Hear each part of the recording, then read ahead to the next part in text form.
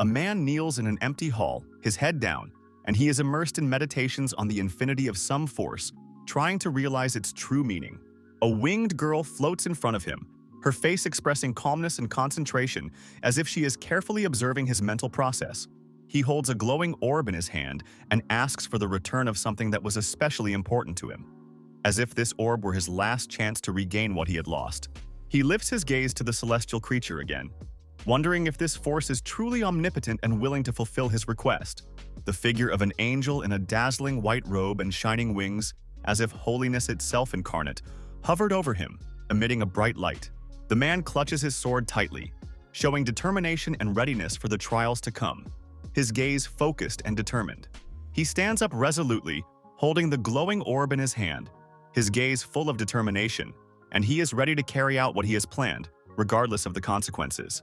A man introduces himself as Kim Soo-hyun and declares his intention to use the code 0, demanding to turn back time and bring it back. The celestial essence's face lit up with realization, her eyes expressing calm understanding. As if she was recalling the moment when he was first here, she interjects with surprise at what he means by that, calling him user Kim Soo-hyun and expressing interest in his intentions. Angel says his name with majestic confidence and calm, her gaze remaining firm and focused. A flow of energy fills the space, and she informs that a return of time is requested, creating a sense of inevitable change and impending reversal of fortune. An unknown terrain appears on the horizon, a dense forest stretching as far as the horizon, immersed in pre-dawn gloom. In the center of the forest clearing stands a group of people, all of them shivering from the cold, their faces expressing confusion and anxiety. The man looks around with irritation and grudgingly declares that he can no longer tolerate the situation. He swears loudly and questions the people around him with aggression, demanding explanations about what happened, how they ended up here, and what this place is. No one understands this man's behavior. They look at him as if they should care. Everyone is confused and depressed. A girl with fiery red hair tensely observes the scene, her gaze sliding over the faces as if she's trying to understand something. The man in the green t-shirt, unable to stand it, snaps out of it and rushes forward, urging everyone to find some clues. Light pierces the darkness of the forest, illuminating a mysterious area where a group of people seemingly randomly find themselves surrounded by gloomy trees. The strangers gather in the clearing, looking around confusedly, and the oppressive silence is broken by their uncertain whispers. The redhead notices with annoyance that the noisy man is acting overly loud, as if he's trying to shout over everyone and attract unnecessary attention. She caustically hints at his age, noting that instead of being a model for youth, he only makes things worse with his behavior. Offended by her words, he interjects indignantly to ask if she is really addressing him specifically, to which the redhead discreetly reminds him. Barely containing his anger, he begins to point out her alleged lack of education and poor upbringing, showing his disdain. The girl doesn't stay in debt and sarcastically remarks that if he wants to be treated like an adult, he should behave accordingly. Offended to the core by her words, the man turns to shouting and starts swearing, even though her arguments were clear and fair. A stranger with a crossbow emerges from the darkness, his appearance attracting the attention of a red-haired girl and a man in a green shirt. He greets the girl, explaining that he's a little nervous, which prompted him to prepare his weapon for possible danger. The red-haired girl notices with a fraction of annoyance that she is the one getting nervous seeing him reload his crossbow in front of a crowd of people. The stranger calmly replies that he has no intention of attacking anyone and is only taking precautions as he doesn't know what to expect in this strange place. He goes on to say that after he came to, he found himself in the middle of this mysterious forest. The stranger says he feels a strange tension and asks if they notice anything unusual, his words making everyone wary. Suddenly, a strange sound comes from the nearby bushes, drawing the attention of the entire group, who freeze in wariness. A guy with a crossbow, watching a red-haired girl and a man who keep fighting, notices that they can keep figuring things out if they want to. He addresses everyone else, saying that those who want to leave can follow him, and adds that if anyone has a weapon. The woman in the black suit, a little tentatively, suggests that everyone follow whoever leaves first. The others, realizing that they need to stick together in this situation, gather themselves and begin to move to follow the guy with the crossbow. A young guy leans over to a helpless girl sitting on the ground and anxiously asks what happened to her. The girl responds with resistance that she does not want to go into the forest, expressing her unwillingness to move on and trying to assert her right to stay where she is. The girl's buddy, concerned for her, tries to talk her down, reminding her that she herself said she wasn't comfortable here. The group, who have already followed the man and are heading into the woods, turn around on the couple and wonder what they are doing and if they are coming with them. He doesn't understand why she's so reluctant to go, and tries to figure out what exactly it is that has her wary and makes her stay put. One member of the group, trembling with fear, suggests that the others leave without the couple, who are delayed. The mysterious man in the suit is quietly contemplating the situation. He is tired of it all. The light blonde guy, who apparently knows the confused girl, turns to her and, surrendering, says she can stay here. He firmly states to the poor girl that he is going to go along with the others, showing his determination to follow the group despite her reluctance.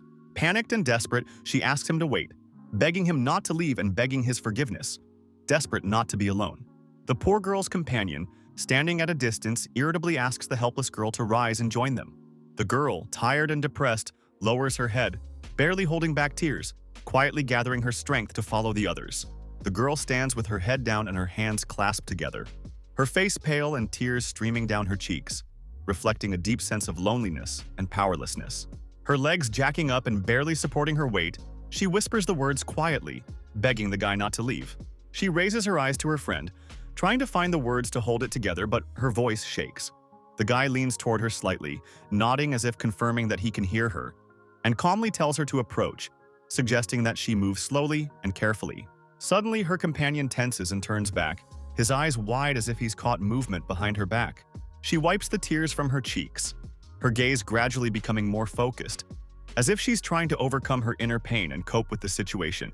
The girl with the brown hair continues to move forward slowly, taking each step with difficulty, her body shaking with nervous tension. But she doesn't stop. Hearing the sound behind her, the girl also freezes in place, her eyes widening with fear, and she turns her head to see the source of the threat. A creepy zombie figure with burning red eyes appears out of the darkness, and the poor girl freezes, feeling her fear become physically tangible. Her gaze meets the zombie's eyes, filled with an ominous light, and she realizes that danger is very close, but she can't bring herself to move. The young girl's face is contorted with terror. She realizes she is trapped, and fear restrains her, making every movement incredibly difficult. The dead man leans forward, his eyes blazing even brighter, emitting a cold, deadening light that seems to penetrate her to the bone. Her instinctive backward movement betrays a desire to escape, but in her eyes, she reads the realization that rescue is impossible because the zombies are too close. The monster rushes forward sharply, its movement swift and ruthless, and it fills the space with an ominous presence preparing to attack. The guy gets off his seat and yells danger to her, his face full of desperation and determination to protect her no matter what it costs him. The barely coherent girl froze before turning around, her body paralyzed with fear as if her strength had left her at that very moment. At that moment, the same guy with the crossbow appears behind them. He takes aim at the zombie. The zombie let out a growl, plunging everything around them into an oppressive silence, its ominous shadow looming over them, heightening the sense of impending doom. The light blonde guy stands paralyzed with shock as he watches the crossbow arrow go straight into the zombie's head. He watches the monster slowly fall to the ground, his eyes filled with a mixture of relief and surprise. The guy with the shield turns back to the one who fired the arrow, his gaze full of gratitude and relief, realizing that he saved them at the most critical moment. The figure of an angel appears against a background of bright light, transporting us to the events of the past in snow-white robes with golden wings. A white-winged creature with a stern but calm expression addresses the man, asking if he is willing to go back in time to pass the test of the infernal path. Guy reaffirms his agreement with determination, telling the angel firmly that he has no intention of changing his mind and asks to be sent back. With a crystal shimmering with magical light, he declares his intention to go back in time 10 years to Hell Valley. An angel with golden wings towers before the man. Her bright light fills the hall, and she informs Hyun that he is the first to be able to fulfill all the tests of the Hell Trail and reach the top. In the center of the scene, a sparkling blue ball appears floating in the air, and an angel explains that by obtaining Code 0. The female angel adds that the angels cannot understand the choices made by this man standing before her, who is only listening intently to her words. Hyun replies to her calmly that she can't understand it, hinting at the depth of her motives, which remain a mystery to the angel. The dark-haired man tells Seraphima discreetly that he's had enough of her sweet speeches and deceptive appearance for 10 years. The girl asks for permission to check something last, her voice sounding calm, but her eyes read wariness. In the man's hand, the glowing orb begins to change, bathed in a mysterious light as if preparing to reveal its essence. Seraphima questions whether user Kim Soo-hyun really intends to repeat those agonizing 10 years of ordeal. He thoughtfully recalls the angel's question, wondering if he is ready to walk that torturous path full of suffering and loss again. Images of the past resurface, and the boy realizes that his older brother's death was caused by his own decisions. A horrible picture appears before his eyes, his comrades, kneeling down and battle-scarred, sacrificing their lives. A sharpened figure appears in the visions, symbolizing the debt and suffering that Soo-hyun has taken on in this cruel journey. He closes his eyes, sighs deeply, and silently agrees, accepting the severity of the consequences and preparing to go through the pain that awaits him again. Opening his eyes, Soo-hyun exhales restrainedly, angrily turning to the angels and recognizing that it was their decisions and powers that had brought him to this unbearable pain. He adds that this pain lasted more than a decade, reflecting all the accumulated suffering that accompanied him along the way. The winged girl's gaze is cold and detached, her face impassive, as if the guy's words are something she doesn't want to hear. Seraphima, floating majestically in the air, illuminated by light, addresses the young man, claiming to understand his feelings and stating that she has a more logical explanation for his actions. Angel calmly explains that Soo-hyun can use the gold points to save his loved ones, and at the moment he has enough to accomplish what he has planned. The hero listens to her words and at first seems puzzled, his face expressing genuine humility and agreement. The girl warns him that if he uses this system, he will waste Code Zero and won't be able to go back in time. The dark-haired young man swings his sword, releasing a powerful stream of energy that breaks the silence of the hall and dazzles everyone around him, emphasizing his determination and strength. Seeing the flash, the angel asks with surprise and a note of disappointment in his voice why he did such an act, as if not understanding his intentions. The man looks at Seraphima with a hard and cold stare, stating that the demon Astaroth did the same thing before his death. The blonde-haired girl with wings confusedly interjects whether he really believes these devilish speeches. The young man says with cold determination that he does not wish to continue this pointless argument and does not intend to engage her any further. He looks at her, and you can see the unwavering determination in his eyes as he declares that he wants to turn back time and take everything back 10 years to the very beginning. Hearing his demand, Seraphima freezes in shock, her bright eyes widening and her face reflecting shock at his determination and unwavering will. Closing her eyes sadly, she says quietly that she can't believe it, as if her heart is breaking at the realization of his desperate desire to return to the past. Soo-hyun stands in a bright stream of energy, surrounded by light as Code Zero confirms acceptance of his will, as if symbolizing submission to the power of his determination. Angel, looking at the hero with respect and slight surprise, recognizes the strength of his will, so powerful that even Code Zero is able to take it, which earns her involuntary respect. Angel tries to deliver an important warning to the determined lad, her intentions readable in the tense atmosphere.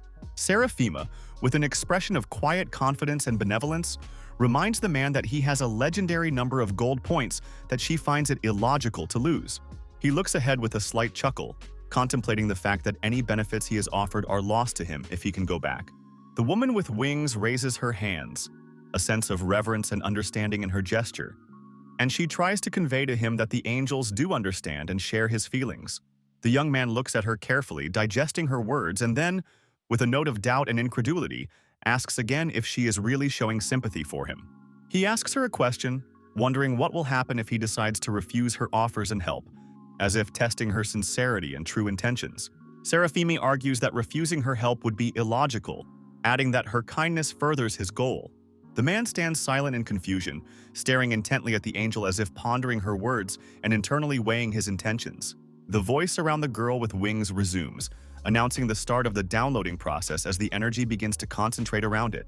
The closing voice calmly announces the completion of the process, stating that from now on, Soo-hyun's codename, Zero, as a symbol of his new path. A voice tells the guy to get ready, and at that moment the light begins to envelop his face, reflecting a calm and determined expression. The explosion of light gradually transformed into an iridescent glow, spreading out smoothly through the space. Flashes and sounds that break the silence illuminate the space, and the surrounding atmosphere is transformed under the incredible power of the strength that Soo-hyun is now gaining. The hero appears in a new guise, calm, collected, and full of power. He stands surrounded by soft light. He stands surrounded by a soft glow, examining himself as if surprised by the change and realizing that he is truly different now. He raises his hands, feeling their emptiness and noting that the orb he had been holding is now gone, leaving only a slight echo of its presence. With a smile on his face and slight disbelief, he notices that neither his former armor is now there, and looking around himself, he thinks that this is the exact outfit he was wearing 10 years ago. The voice announces that his code name is now Zero, as if to confirm his new identity and completed transformation. The angel, shrouded in radiance, congratulates him on the successful activation of Code Zero. With her calm confidence and benevolent tone, addressing the hero, the girl says that her current self should no longer be here, as if realizing the need to leave and give way to a new era. Before leaving, Seraphima leaves instructions and talks about the benefits that will allow the user to increase their gold points. The boy silently stares into the space in front of him, pondering the knowledge he has gained, while the realization of the depth of what is happening is reflected in his calm and focused gaze. Seraphima explains with a soft smile that, according to Tanya's credentials and the approval of all the angels, there are no obstacles. The boy looks at the angel in bewilderment, asking if everything was provided for balance and what she meant by hidden powers. The girl replies that there is not much time left, and they need to hurry so that he has time to take advantage of all the benefits he has been given. Her body begins to dissipate in light particles, and the alarmed man watches anxiously, not sure what this means. Seraphima warns the new boyfriend with a soft but insistent tone that, despite the advantages gained, the winged girl's voice begins to shake, as if dissolving along with her image, and she barely has time to utter the words of farewell. The young man looks at the angel worriedly, not understanding her last words, and asks her to repeat them, trying to catch the meaning of the message. In her final moments, she, translucent and barely audible, faintly whispers the guy's name before finally disappearing, leaving him alone with her unfinished request. Seraphima, realizing that time is passing, smiles with a slight sadness and tells the hero to be happy. Then her image finally begins to dissipate in the shining light. Hyun is left standing alone, surrounded only by the silence of the empty hall, his gaze fixed on the place where the angel girl had been a short while ago. With a muffled echo filling the empty space, he has the thought inside him that he's been given a long-awaited chance to fix the past. The young man lowers his gaze to his hands, realizing that his body is back to what it was 10 years ago, a look of determination on his face. He looks up as he hears an unfamiliar vibrating sound echoing in the void around him, and looks forward warily. His gaze is drawn to the bright light filling the space ahead, and he realizes that it is this light that is the source of the sound. Watching the light flare up with increasing intensity, the young man can't shake the feeling of déjà vu. The light gradually takes shape, and a figure with long flowing hair as if made of light begins to appear in its outline. The angel Seraphima appears before him, taking on her final form, and she looks just as she did when they first met 10 years ago. Hyun sees an angel with huge shining wings in front of her, her figure shrouded in light that seems to come from the sky itself. Her eyes are full of calm and warmth as she turns to greet him, the angel's voice softly penetrating his mind. He realizes he is on Earth, but feels as if he is in a parallel reality where all boundaries between worlds have been erased. The angel girl informs him that his name, age, and origin have been successfully registered, assuring him that she will now be the one to support him. Seraphima, hovering majestically before him, explains that once he has gained all the necessary knowledge, he will be in place for the initiation rite. While under the gaze of an angel, he hears that the qualifications will be confirmed at a place called Hell's Path. Then the scene changes abruptly. A dusky landscape with sparse trees frozen in a cold fog opens before him. We are presented with a picture of a gloomy and empty forest, a mutilated body with a broken head lying on the ground, and a girl standing dazedly beside it. The protagonist is among a group of people in a dark forest, surrounded by strangers, each immersed in his own thoughts and feeling the same anxiety that he does. One of the group, unable to stand the mounting tension, urges the others to leave the forest as soon as possible. Reminders of the Hell Trail, the goal of their journey, heighten the tension in the group as everyone recognizes the dangers. The group decides to take a short rest to gather their strength before continuing on their journey. Seeing a strange outline in the distance, the man with glasses panics and draws the attention of those around him. In a clearing where until recently there was no one, there are now creatures scurrying about that look like nightmares come to life. Terror and bewilderment overwhelm the group, each of them stunned by the sudden appearance of these creatures and unable to understand where they have come from or how to avoid this new threat. The protagonist, with a determined look and burning red eyes, inwardly prepares for action. Guy activates the third eye ability, allowing him to see hidden things around him and perceive reality beyond normal sight. The group of people are surrounded by the darkness of the forest, illuminated by the reddish glow from the information panels hanging in the air in front of each of them. Remembering the ordeal, the protagonist realizes the significance of the rite of initiation, realizing that this ritual will require extreme concentration and fortitude. Hyun reflects on how 10 years ago, angels kidnapped several people and transported them here, leaving everyone unaware of the purpose. In reflection, the hero realizes that they have only 2 ways to save, each of which requires incredible courage and fortitude, because each step may be the last. The first way is to reach the warped gate in 7 days, which opens the possibility of leaving this world. The second way is to try to survive for 7 days, dodging the sinister creatures that dwell here, and hoping that none of them discover their hideout. Even if they manage to find a way out, returning home won't be so easy before they have to go through the hell trail. The protagonist thinks he should take a different path this time, realizing that last time he was the only survivor. Approaching the group, Hyun takes a deep breath and calmly says the words of greeting, carefully observing the reactions to his new allies. A young man with golden hair and a slightly frightened look thanks the man.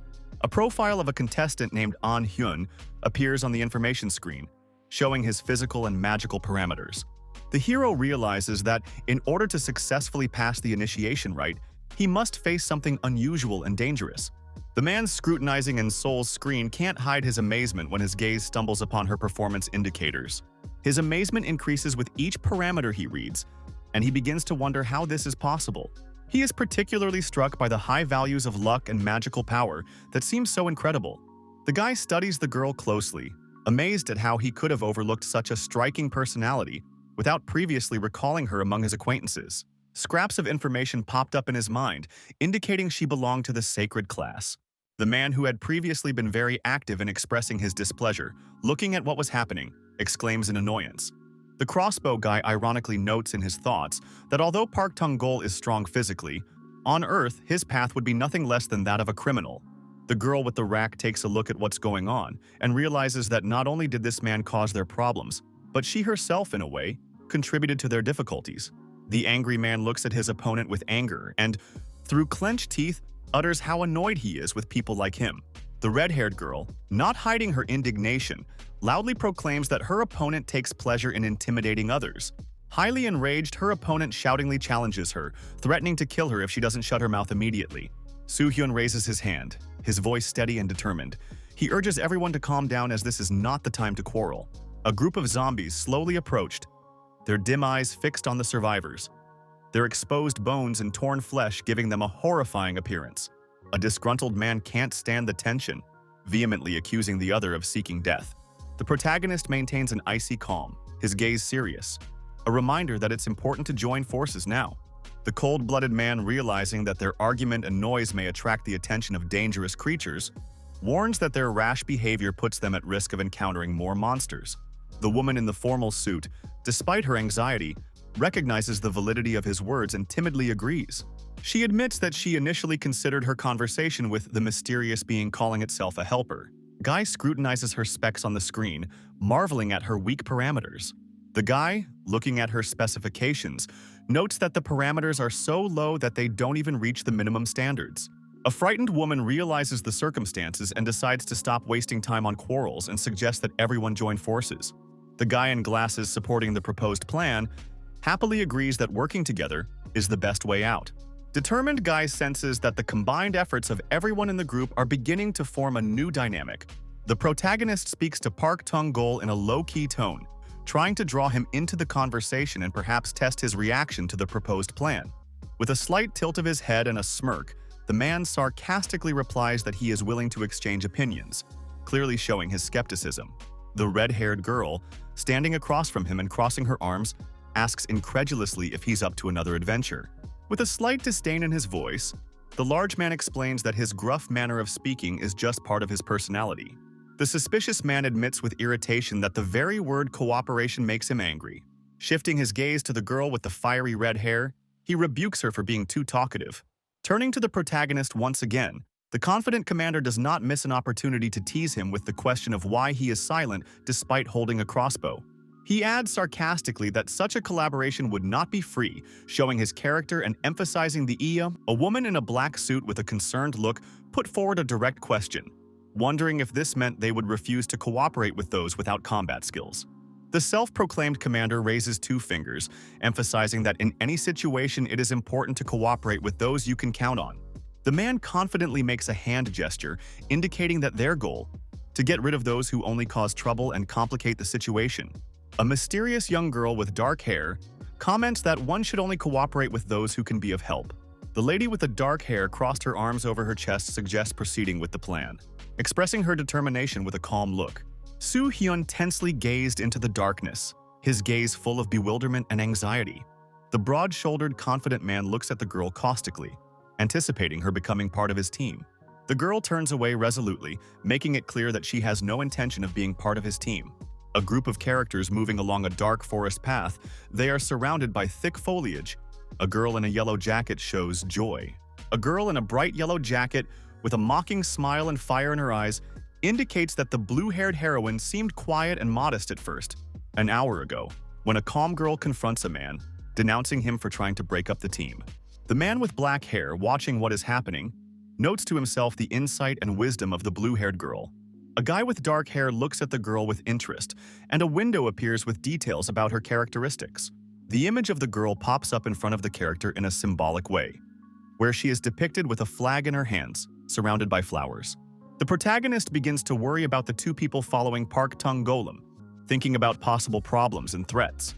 Suddenly, a red-haired girl, Lee Ju, interrupts his thoughts, suggesting that they introduce themselves since they are in the same boat. The hero observes the bright girl and notes that she is honest and did not go to cooperate with the criminal. Hyun introduces himself and his younger sister, Sol, explaining that they ended up here on their way home. Han Bell, slightly embarrassed, mentions her college age, making it clear that her appearance here was accidental. Hyun, in a low-key and brief introduction, mentions that he recently returned from military service. Hearing that their new ally is considerably older, the rest of the group falls silent. They exchange glances in silent confusion, and the man, noticing their reactions, only looks at them reservedly. In the dusky thicket of the forest, fog silently swirls over the trail as the group watches with interest the surprising behavior of the oldest member of their team. On a forest trail, a russet-haired boy anxiously hopes that their situation is not a game of survival, but then his little sister unexpectedly mentions that she knows a safe place to rest. The forest silence is broken when the girl excitedly begins to explain that she herself doesn't know why she knows about this place. The girl excitedly shares the information she received from the angel, explaining that she was pointed to several places to stop and rest.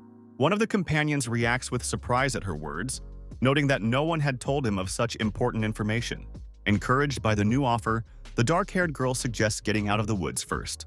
Suddenly, the group stops when one of the participants, standing on an elevated platform, points to something in the distance. Deepening into the forest, the group is suddenly confronted by dead figures that slowly move towards them. Behind the silhouettes of the monsters, a narrow, winding path emerges, as if luring the group in, promising a possible exit. The red-haired guy reacted instantly, taking his shield at the ready and facing the first of the approaching monsters. At that moment, his ally throws him a weapon, urging him to be on guard. The guy with the red hair deftly grabs the sword tossed up, managing to defend himself from the monster's onslaught at the last moment. Turning to his comrade, he confidently asks if he has his back, showing that he needs support to successfully repel the attack. His ally, wasting no time, declares his intention to cover for him, while urging the others to focus on protecting their mutual companion. A girl in a bright yellow sweater, stunned by the unexpected attack, cries out anxiously at the approaching threat. The guy with black eyes, anticipating the monster's every move, deftly dodges its sudden attack. At the sight of the looming monster, a cold certainty pervades his gaze. At this moment, he is maximally focused on the smallest details. The fighter feels that his cognitive abilities allow him to see and anticipate the enemy's moves with accuracy. Taking on the role of a predator, the man patiently waits for a convenient moment for the final blow, ready to take advantage of the slightest mistake of the opponent. The monster's brutal roar, shattering the silence around it, bursts from its mouth, hollow and eerie like a bottomless abyss. With cold determination and an almost automatic calmness, the dark-haired young man raises his crossbow and in an instant releases a deadly arrow. Hen held his shield tensely, feeling the blows of the monsters piercing through his defenses, as if seeking to break down the barrier between him and the looming danger. His comrade nonchalantly suggests that the only way to stop the monsters is to aim straight for the head. Focusing his gaze on the monster's skull, the young man with the shield realizes that this area is his weak point. While two monsters with empty eye sockets and distorted faces rush towards him, their movements seeming chaotic but nevertheless threatening. Raising the shield in front of him, he instinctively hides behind its solid surface, preparing for the next attack. One of the monsters with a blank, dead stare suddenly pauses, slowing its movement and making a strange sound. The character rams the zombie with a determined shout with his shield, putting all his strength into a powerful blow to knock the enemy back and keep them at bay. They, out of breath and exhausted, finish the fight, realizing that the battle is temporarily over, and look around, assessing the post-battle environment. A bewildered member of the group looks around and worriedly notices that the further they go, the more monsters get in their way. The brave guy with the sword holds it out to the owner, but the latter, unexpectedly, refuses and tells him that he already has a crossbow. Mule casts a glance at the guy with the crossbow, pointing in the direction where the road behind the zombies hides, hinting at the need to find a way. The man nods in agreement, mulling over his companion's words and suggesting that it would be wise to move closer to the road. Up ahead, they see several zombies slowly wandering along the forest path, without any purpose or awareness. The heroes watch the zombies' movements carefully, assessing the possibility of passing by while carefully planning each move. The heroes stand at dusk at the edge of the thicket, watching a group of zombies slowly wander into the lowlands. The blue-haired girl, peering at the fortifications ahead, ponders aloud about the fact that there are these monsters everywhere around them. When the girl with the red hair notices movement near the fence, alarm is heard in her voice, but she is immediately reassured by her companion. However, their leader's gaze becomes focused and intense, as if he is listening to his intuition, preparing for any turn of events. The man is surprised to notice his companions begin to emit a powerful and bright aura of determination. The hero's gaze runs over the faces of each of them, and he involuntarily feels a mixture of pleasant surprise and admiration. Gathering his thoughts, he slowly utters that he has a plan, mulling over each word as his idea forms into something more concrete. There is a firmness in his voice as he states that he will take on all the monsters, diverting their attention. The boys, expressing doubt and apprehension, insist that the risk is too great and suggest that they stay in the shelter a little longer. Despite the call for caution, our determined man looks doubtfully at his comrades, noting that while they delay, the zombies may discover them and suddenly attack. The man, assessing their surroundings, notices that the detour will take much longer than they can afford. The girl looks anxiously at the protagonist and, not wanting to leave him alone, suggests finding another way.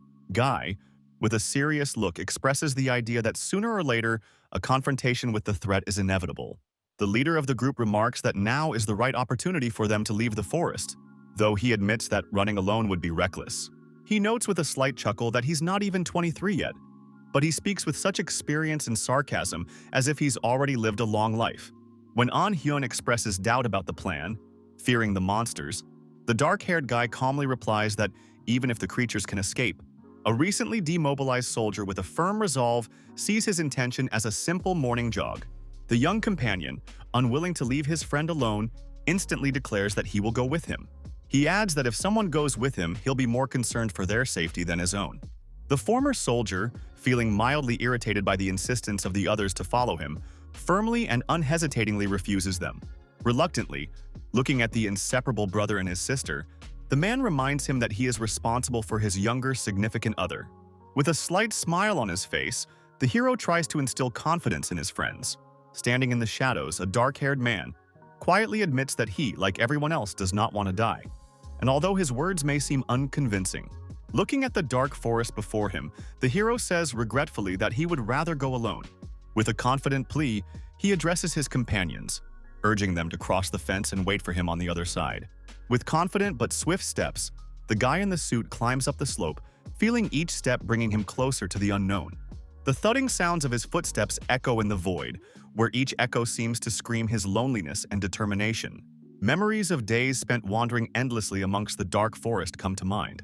He deftly leaps over a pile of rocks, his thoughts returning to his comrades, for whom he is now responsible as protector. The challenged man stands motionless, his gaze fixed on the dying light of day.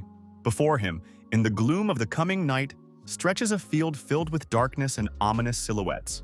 Realizing that it will be impossible to get through this gloomy forest undetected, He realizes that the path ahead is dotted with these slow dead men. Meanwhile, his companions, lurking in the dense foliage, sit in deep silence, each alone with his thoughts. The guy, about to start putting his plan into action, strokes his neck discreetly, as if to give himself confidence and tune up for the upcoming battle.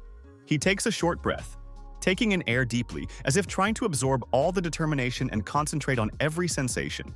Standing on a dais, the daredevil addresses the crowd of zombies with a loud shout, his voice piercing the silence and causing the undead creatures to turn their blank stares in his direction. The monsters begin to move towards him, slowly turning their dim, lifeless eyes. Standing on top of a cliff, the guy shouts defiantly toward the zombies, his voice breaking through the silence, urging the reanimated dead to pay attention to him. The monsters, hearing his call, turn in his direction, their empty eyes like soulless black holes staring at the man. In a whirlwind of rapid movements and deadly blows, the protagonist, as if dancing, fights with a crowd of zombies. In the dense thickets, the group members, holding their breath, watching the scene, anxiously whispering, as if unsure. The golden-haired lad, gathering all his resolve, lifts his comrades up, reminding them of their protector's words. The red-haired girl turns to the guy with a spark of concern in her eyes, wondering how he can stay calm. The young man, sighing slightly, with a confident and composed expression, calmly replies that of course he is worried, but he believes in a savior. He continues, discreetly explaining that Hyun had clearly told them not to do anything stupid, and those words now seem like a kind of reminder to him, not just advice. In the background of this dialogue, the faces of the girls can be seen. One, with a quiet confidence in her eyes, covering them slightly, expressing quiet understanding. Sunset clouds shroud the sky and the shadows of the trees thicken. The young man ponders what if they stay in this forest. The guy with a strained look thinks about his friend's sacrifice, realizing that he is willing to give up his life for them, which causes him to struggle between loyalty and fear of loss. The stone fence in front of them, roughly built and impregnable, seems just one more obstacle for them to overcome. Meanwhile, their companion, immersed in his own thoughts, whistles under his breath, his confident footsteps leaving footprints on the dusty road. The dark-haired guy walks with a confident gait, tilting his head back slightly with a faint smile on his lips, as if whistling a tune. He leaps swiftly off the cliff, touching the ground lightly, his gaze directed forward at the dense wall of dead men. Standing before a vast army of dead monsters, the daredevil looks over the ranks of his enemies with unperturbed calm. His face lights up with a slight grin. His eyes glisten with anticipation, and his tense features betray his inner readiness for battle. Hyun's eyes tensely monitor his surroundings as he scans the area for threats. Suddenly, the zombie grabs his arm, squeezing it with force, and reaches for his shoulder, opening its mouth in an attempt to bite. The beast sinks its teeth in with fierceness, trying to bite through its opponent's sleeve, but its efforts seem futile. Suddenly, a screen pops up in front of us, revealing the true parameters and skills of the protagonist. With a slight sneer in his eyes, Hyun calmly watches the zombie who is vainly trying to bite his hand. The zombie's face is contorted with devastation and anger, its jaws clenching around the human's skin with a deafening grit. The guy, without effort, lightly kicks the large insolent man aside, as if he were nothing more than a clumsy bag of bones. Surrounded by silhouettes of the dead, the hero stands as if in a single duel with the horde, pondering the upcoming encounter with his allies and inwardly preparing to show his strength. The battlefield after a fierce battle looks intimidating, the ground strewn with the torn bodies of the dead. The not at all tired guy, surrounded by this chaos of death and destruction, stands motionless, as if in a daze. Suddenly, his gaze falls on a chain of footprints leading straight down the road, clear prints left as recently as a short time ago. Realizing that his comrades have left without waiting for him, the man feels a wariness rising within him. The guy with the crossbow jumps down from the rocks and finds himself in the place where, judging by the tracks, his comrades were hiding recently. Carefully dropping to one knee, he runs his palm over the cold sidewalk, feeling the texture of the stone beneath his fingers.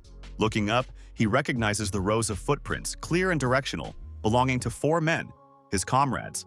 Anxiety builds in the dark-haired boy's chest as he realizes they weren't expecting him, and he has a sickening feeling that something sinister has happened.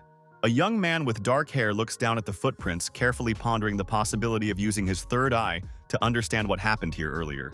Leaning towards the ground, the guy activates his ability, releasing a powerful wave of energy that envelops him in a bright glow.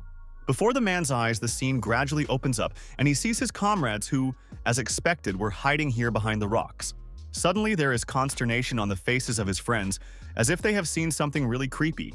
His gaze pierces the darkness, his pupil flaring brightly with scarlet light, as if red-hot flames were ready to burst forth.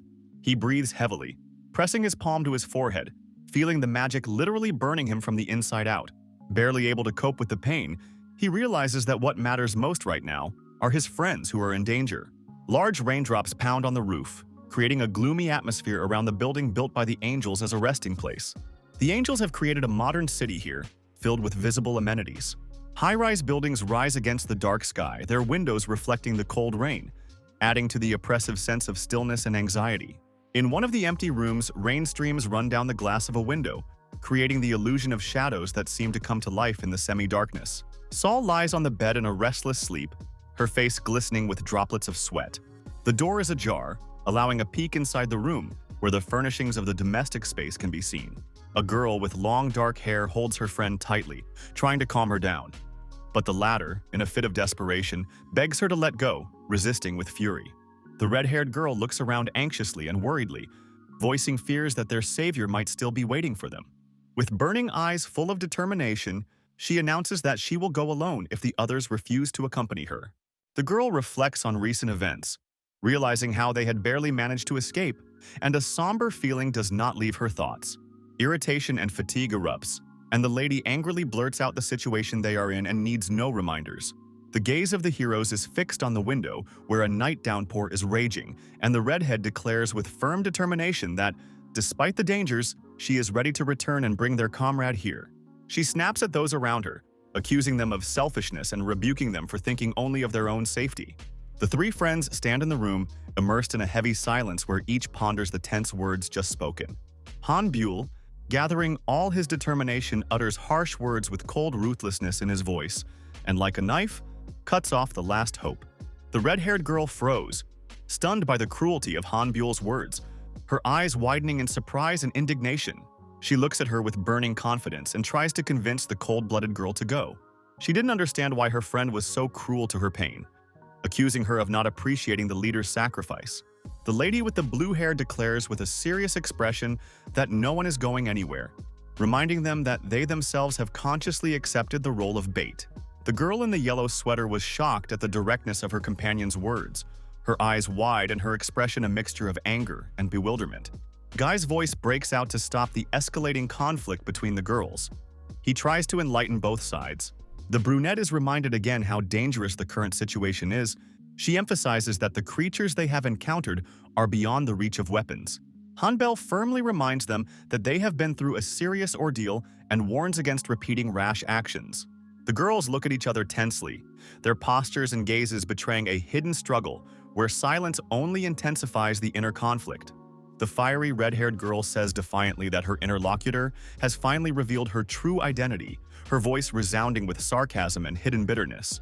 The heated emotions spill out in the accusation that everything they have is the merit of their comrade. Yoo-jun indignantly points out her interlocutor's lack of empathy by reminding her of those who sacrificed themselves to save them. A young man enters the room, attracted by the loud voices, and after assessing the situation, tries to make sense of the situation without hiding his concern.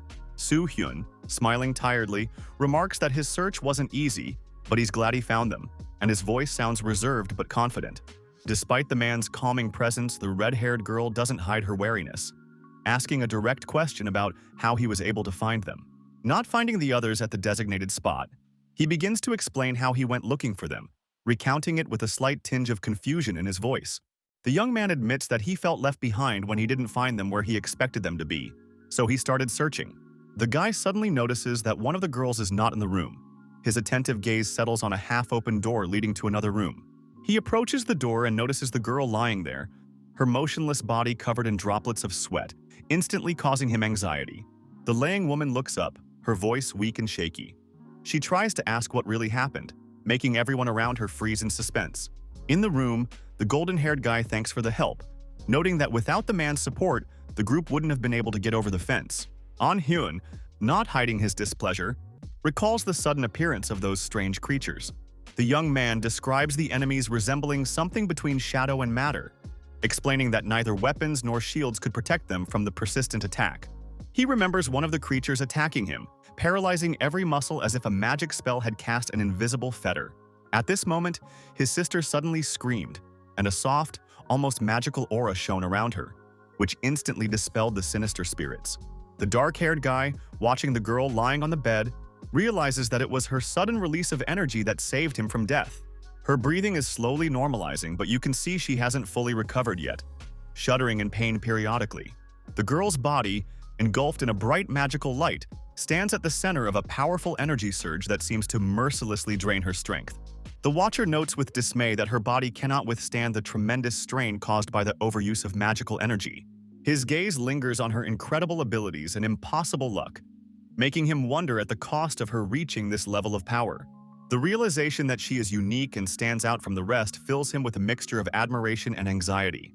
His attention shifts to her condition, which gradually stabilizes, but he decides to distract himself and check something important alone in the room. The hero tells his comrade that he looks painfully pale, as if his strength has completely deserted him. After examining the others, he notes general fatigue and suggests they all get some rest, reminding them that lack of sleep could seriously affect their stamina. The dark-haired woman, staring at a single point, suddenly looks away, feeling an abyss of shame inside, because not so long ago she had thought he was no longer alive. The dark room is plunged into silence, and only the wall clock measures the seconds as the mage's figure approaches the bed. Her hand reaches forward, and a subtle glow is faintly visible in the air around her, as if particles of magic are coming to life, ready to become a bridge between lives. The face leans closer, on it, concentration and a slight glimmer of worry, eyes intently studying every feature. Lying on the bed, immersed in a restless sleep, her face damp with sweat. The magical light begins to spread, enveloping her body in a warm glow that seems both fragile and powerful at the same time. A magic-lit palm gently touches her forehead, transmitting energy, channeling a healing stream of power. The process of power transfer becomes brighter, filling the room with an unnatural glow. The barely perceptible movement of the eyes and the faint sigh of the laying one become the first signs of her awakening, signaling. A glance at the window where the morning light begins to filter through the glass, creating soft rays that illuminate the dim interior of the room. A man stands in the background of the kitchen, immersed in thought, the silence around him emphasizing his tense state as he stares pensively down. A young girl suddenly appears in the doorway, her surprised exclamation breaking the calm. The red-haired boy exclaims with joy upon noticing that his baby sister is alive, his emotions overflowing into the space. The younger one, visibly embarrassed by his reaction, allows herself to be hugged, feeling safe around her brother. Another girl enters the room, her words filled with mild indignation as she talks about how their leader spent the night next to her. The girl with the brown hair lowered her gaze, her slight embarrassment and gestures reflecting her awkwardness, but also her appreciation. The man notices this and looks at her a little more softly, a slight smile appearing on his face, creating an air of understanding and relief. A tall man draws the attention of everyone in the room by standing in the center and talking about his plans to leave the city. The question of means of escape provokes a strong reaction, and one of the group brings up the subject of the mysterious voices heard earlier. Recalling fragments of what he heard, the young man shares details about the warnings and survival conditions. The lady with dark hair listens to his words, her gaze focused and concerned, as if she's trying to make sense of what she's heard and relate it to their current situation. They discuss the mysterious gate and the need to last a certain amount of time. These words add tension to the conversation. The man explains two options. Either everyone goes to the mysterious gate, risking facing the worst, or they try to take cover, avoiding threats. The woman with the brightly colored hair offers to stay in the safe haven, emphasizing its comfort and protection, her voice sounding pleading. The words of the angels about the need to move forward still echo in the minds of the characters, reminding them that it is impossible to linger in place. The red-haired girl voices her doubts, pointing out that their surroundings are too comfortable. She emphasizes that there are no monsters or signs of threat in the city, calling the place an elaborate replica of the real world where danger lurks. With a slight chuckle, Hyun admits that it's just a guess, but adds that one shouldn't blindly trust the angels' words either. The redhead theorizes that the angels may have deliberately misled them, using the warnings as a means of manipulation. Turning to Saul, she turns to ask her if she is sure they need to leave this place. The girl, embarrassed by the sudden attention to herself, cannot immediately find an answer. Feeling the pressure of the surrounding gazes, her voice shakes as she tries to start talking, but there's no way the words form into a sentence, making her even more confused. The girl's brother cuts off the growing argument by addressing the actively expressing girl in an attempt to calm her emotions. Under the stares of those around her, Sis gathers the courage to explain the source of her anxiety. Her voice grows quieter as she describes the details of the nightmare, and her gaze becomes lost in the memories, reinforcing the sense of a vague threat she can't keep quiet about. The little girl lowered her gaze, hesitating to gather her thoughts, and, feeling the stares of those around her, began to recount her dream. She described how, in her dream, a bright light suddenly poured from the sky, filled with an ominous energy. Continuing, she told how the creature methodically searched for them, how everyone, including her brother and the others, were in mortal danger. As she finished her story, Saul struggled to keep the tremor out of her voice, admitting that she didn't understand how any of this was possible. The poor girl lowered her head and continued talking, remembering how everything suddenly went back to the very beginning. She recounted with a tremor in her voice how Orby confidently declared that he would deal with the monster and ordered them to leave the place. Her memories of the dream growing more vivid as they swiftly left the danger zone, she looked back at the city. Finishing her story, the girl looked up at the others, as if seeking support, and quietly admitted that this dream was too real to ignore. The guy shares with restraint and seriousness that, over the years, they have gone through many trials, learning to understand each other without words. In his words is the conviction that to ignore his sister's words would be short-sighted, as her intuition and visions have saved them more than once in critical moments. His musings are confirmed by the tense silence of their group leader, who, observing what is happening, only inwardly agrees with the thought. The final emphasis in the dark-haired man's musings is placed on the girl's incredible abilities. The girl in the yellow sweater expressed doubt as to whether they were going to make decisions based only on a hunch. Everyone present came to the conclusion that if the girl with the care is feeling anxious, it means that something dangerous is coming. After a brief discussion, the group came to a unanimous decision to leave the city as quickly as possible. Narrating the events further, you can learn how they fought their way out of the city, fighting off zombies. The team found an abandoned checkpoint where they were able to arm themselves with everything they needed to continue the fight and protect themselves. And Saul, with her ability to heal with magic, became an indispensable member of the team, helping to heal wounds and maintain strength. Despite the dangers, they fended off the monster's attacks cohesively, relying on the healer's magic and everyone's skills. It had been 3 days since they had left the city, and despite the fatigue and constant battles, the team had continued to survive for 5 days. The girl looks up warily, feeling something cold and unsettling slide across her skin. Her eyes widen when she notices the motionless body under the tree, covered in bloodstains, its limbs twisted. A sharp realization of what was happening flashes through her mind, and a terrified scream bursts from her throat. The red-haired girl, clenching her weapon in her hands, discreetly offers to take a short break.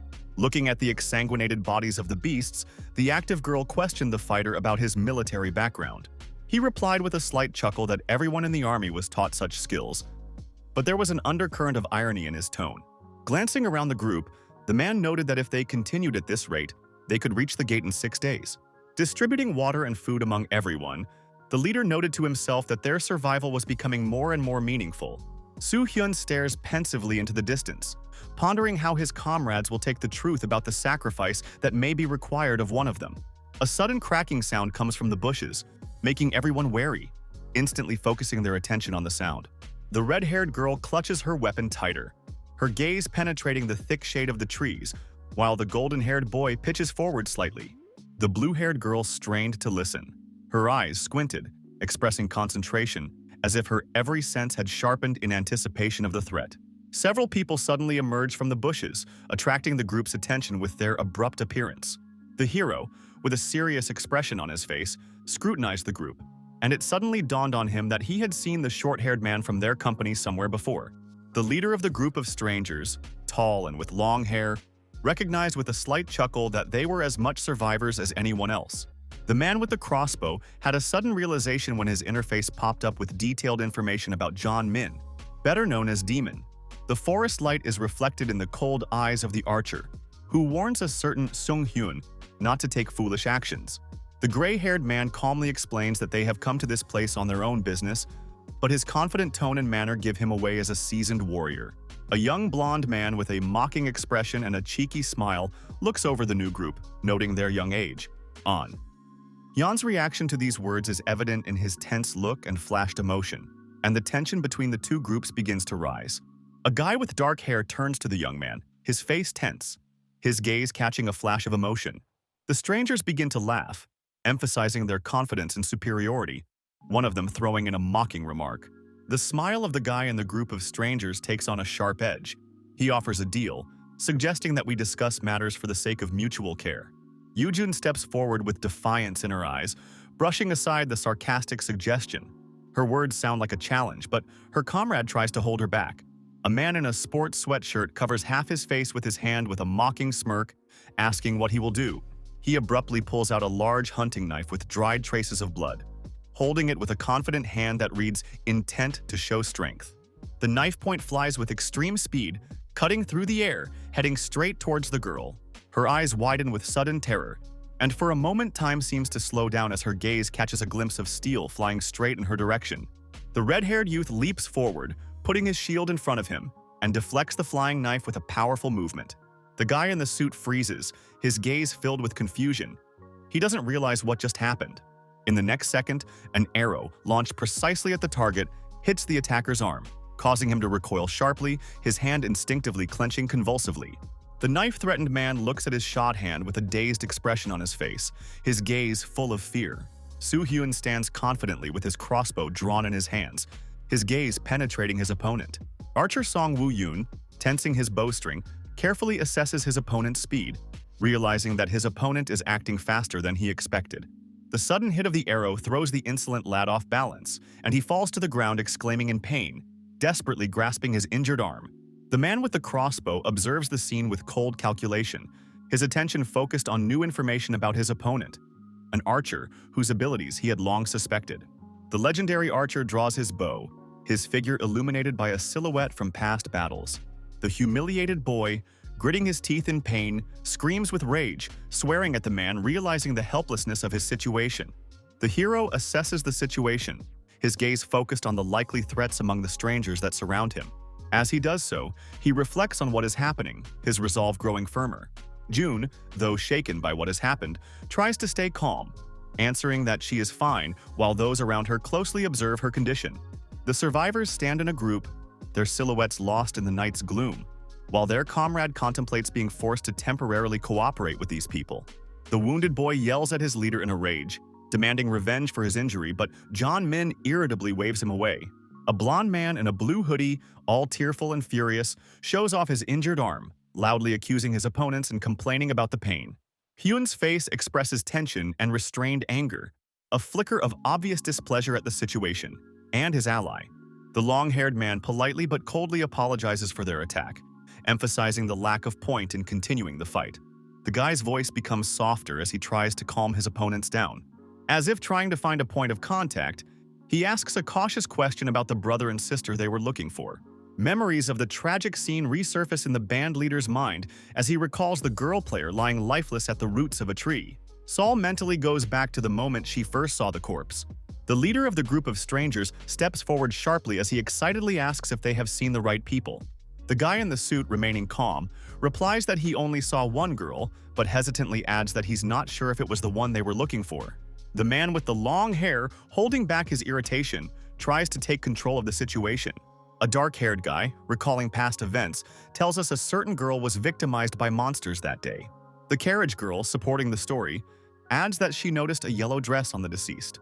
The man in the blue hoodie, seized with disbelief, reacts sharply to these words, demanding proof and unequivocal explanations. The leader firmly asks his companion to calm down, causing him to back away with an expression of displeasure that barely conceals resentment and anger. The guy with dark hair ponders why he initially wanted to hide his suspicions.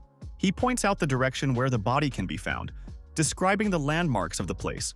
With no grass around and covered with a cloth, it should be easily visible. The leader of the survivor team regretfully states that they had nothing to do with the girl's murder, sincerely expressing their condolences for what happened. The girl, holding a small sack, explains with slight timidity that if they move in the direction indicated. Saul describes a house among thick trees that promises food, room to rest, and a chance to heal wounds, as if granted salvation in this chaos. Her words sound sincere, as if imbued with hope, and she assures in a broken voice that she believes in them. The man, dejected by the loss, silently observes her, showing a rare confusion, as if for the first time he doubted his earlier guesses. The man, looking closely at the people in front of him, begins to realize that their involvement in the death of an acquaintance seems less and less likely. the leader of a group of strangers, decides to speak directly to whoever is considered in charge of their team. The dialogue between the two parties is filled with tension and caution, each side trying to better understand the other's intentions. The long-haired guy, realizing that their interlocutors are actually heading for the gate, decides to warn them of the impending dangers. John's words sound a cold warning when he advises them to abandon the path to the gate if life is precious to them and just wait out the 7 days in safety. He continues with a stern tone, explaining that there may be monsters ahead of them that are far more dangerous than those they have faced before. Night falls and there is silence in the house they have found for shelter. Outside, the forest is plunged into darkness. Inside the restroom, the companions fall into a restless sleep, wrapped in blankets, their faces reflecting a mixture of fatigue and tension. The dark night surrounded the house, where a man with dark hair leaned thoughtfully against the wooden porch railing, trying to collect his thoughts. The warmth of the cup in his hand and the light steam rising from the hot drink reminded him that it was time to change the duty officer, forcing the hero back to reality. Walking up to him, the girl with long blue hair tried to dispel his gloomy thoughts by gently asking what he was thinking about. On the porch, the two characters fell into a quiet conversation where he admitted that he had just blacked out for a moment. In the silence of the night, the boy looked away thoughtfully, taking his time to answer while his companion continued to demand an explanation about the conversation with the stranger. The slight warmth of the cup in his hands was the only thing keeping him in the present. With a slight smile, he raised the cup to his lips, taking a second to remove himself from the uncomfortable dialogue, but pretended none of it mattered. Rising, he dropped a brief phrase assuring her that he could handle any danger, handing over the guard post to her and disappearing into the shadows of the house. At the threshold of the door, the girl stops him. Her voice sounded insistent. She couldn't put off what she wanted to say any longer. He turned around and said tiredly that it was too late for serious talk now. Bull insisted firmly, noting that she would not be able to repeat her question tomorrow. The guy smiled, trying to lighten the atmosphere, but his light joke only emphasized his unwillingness to go into details and postpone the conversation until later. The brunette felt the tension envelope him, and he heard more than a simple question in her voice. The dark-haired girl, staring at him intently, resolutely demands the truth, her tone leaving no room for excuses. His gaze grows somber, his voice trembling slightly with internal struggle. She recalls the moment when he didn't hesitate to shoot a stranger in the arm despite Hyun's attempts to protect others. The girl accuses the man of causing fear among their comrades by his act, and demands an explanation from him as to why he shot the man. The boy, without betraying his emotions, falls silent, but his gaze betrays conflicting feelings. She emphasizes that his silence after talking to the stranger only increased his anxiety. Tensions rise when the lady demands a straight answer from him, insisting that they deserve to know the truth about his motives and plans. The agitated female interlocutor indignantly voices her displeasure, pointing out that the man always makes decisions alone. The interlocutor, remaining calm, states that they ponder the problems together. He admits that today's events have made him very agitated, especially because of the situation with Hyun and Yoo-jun, adding, the girl with the long hair objects, reminding him that they could have just backed off and doesn't understand why he made that decision. The guy looks away, his face expressing doubt and slight tension as he tries to figure out exactly what she wants him to say. His companion points out that from the moment they met, his decisions have always been the right ones. She excitedly wonders why their comrade keeps his distance despite the entire group relying on him. The commander stands on the doorstep, his gaze focused, and he doesn't know what to say to the girl to reassure her. Han Byul, with desperation in his voice, urges the guy to become their leader, take charge, and lead them forward. The dark-haired boy looks confused as he thinks about her words. The next morning, the group huddles together and sets out on their journey through the hilly terrain, where their silhouettes dissolve into the morning light. Hyun, walking behind the group, looks off into the distance, perhaps pondering yesterday's conversation, his face expressing concentration. The brunette walks with her gaze forward, but her eyes read worry and fatigue. The guys walking behind notice the tension in the air and look amongst themselves. A man in a suit stops, calmly informs the group that it's a short distance to the target. The man recalls how he was urged to forget about trying to reach the gate, suggesting that he focus on just surviving. He clearly remembered the long-haired man's words that the sudden appearance of the monsters had caused them to stop a few hundred meters away from their target. Thinking about the mysterious boss suggests that his appearance may be tied to the fulfillment of some sort of conditions. The sudden voice of a team member interrupts the silence, drawing the attention of the whole group, intensifying the interest of the whole group. The heroes, standing before the majestic gate, feel a mixture of elation and anxiety, for their long journey has finally led to this point, but the true goal remains a mystery. The bright light and complex interweaving of symbols on the surface of the gate beckon the eye, emphasizing its alien origin and unknown power. The team, looking at this grandiose construction in surprise, discusses whether this is really the same gate. Encouraged that the gateway could be their key to returning home, the boys are determined to move on. The reflection of the footsteps of the heroes, echoing through the surrounding space, seemed to set the rhythm of their unhurried movement. The guy in the suit looked around carefully, analyzing everything around him, and despite the lack of apparent threat. To test the terrain's reaction, the calm man applied magic, directing energy towards the surface of the ground. The world around him remained the same. No hidden threat, no sudden changes. The guy feels tense and focused, his gaze narrowing sharply, as if he's anticipating something important. The space around fills with bright purple flashes, waves of magic that seem beyond control. The group freezes in bewilderment as they watch a huge magical symbol begin to form in the air. The young men look back at each other anxiously, trying to realize what is happening. Hyun tensely shouts orders to retreat, clearly realizing the gravity of the situation. He sharply warns his group that no doubt or procrastination will be tolerated. The group is confused. A mixture of fear and bewilderment overwhelms them, but Hyun's excitement is transmitted to them. Suddenly, a mysterious figure appears out of the magical vortex, distorting the space around it. Something massive emerges from the darkness of the magic wave with a rumble, the powerful impact of his feet causing the ground beneath his feet to crack. A menacing crunch sounds from the monstrous maw, filled with sharp, curved teeth as if it were ready to devour everything in its path. A tall and creepy monster with an elongated body, sharp limbs, and a long tongue that wriggles like a whip. A picture unfolded in front of the four players. An angel exuding divine light towered before them, calling each one by name. And Soul, who bowed her head, couldn't contain her emotions, her body trembling with the realization of the importance of the moment. Lee Yoo-jun, despite her initial confusion, gained determination in her eyes, her reaction expressing a mixture of excitement and willingness to accept the challenge. When Kim Han-byul's name was called out, the last ritual participant felt something heavy fall from her soul, as if the system itself had recognized her. The spacious map shows the lands of Helltrail divided into 4 continents. The town, with its distinctive architecture, stands out for its vibrancy, and among the buildings is the beginning tavern. The massive wooden door, shrouded in a subtle shimmer, creates a sense of hidden magic. A slight creak of the door ends the scene, foreshadowing new events and the unveiling of secrets. Hyun cautiously opens the door, his wary gaze sliding across the empty room. The group goes inside, scrutinizing the wooden walls and stairs covered in a layer of dust. The young man, stopping at the top of the stairs, voices his observations, emphasizing that the inn is indeed empty. It is not long before their leader turns to the monster, realizing that it is up to him to apprehend this monster.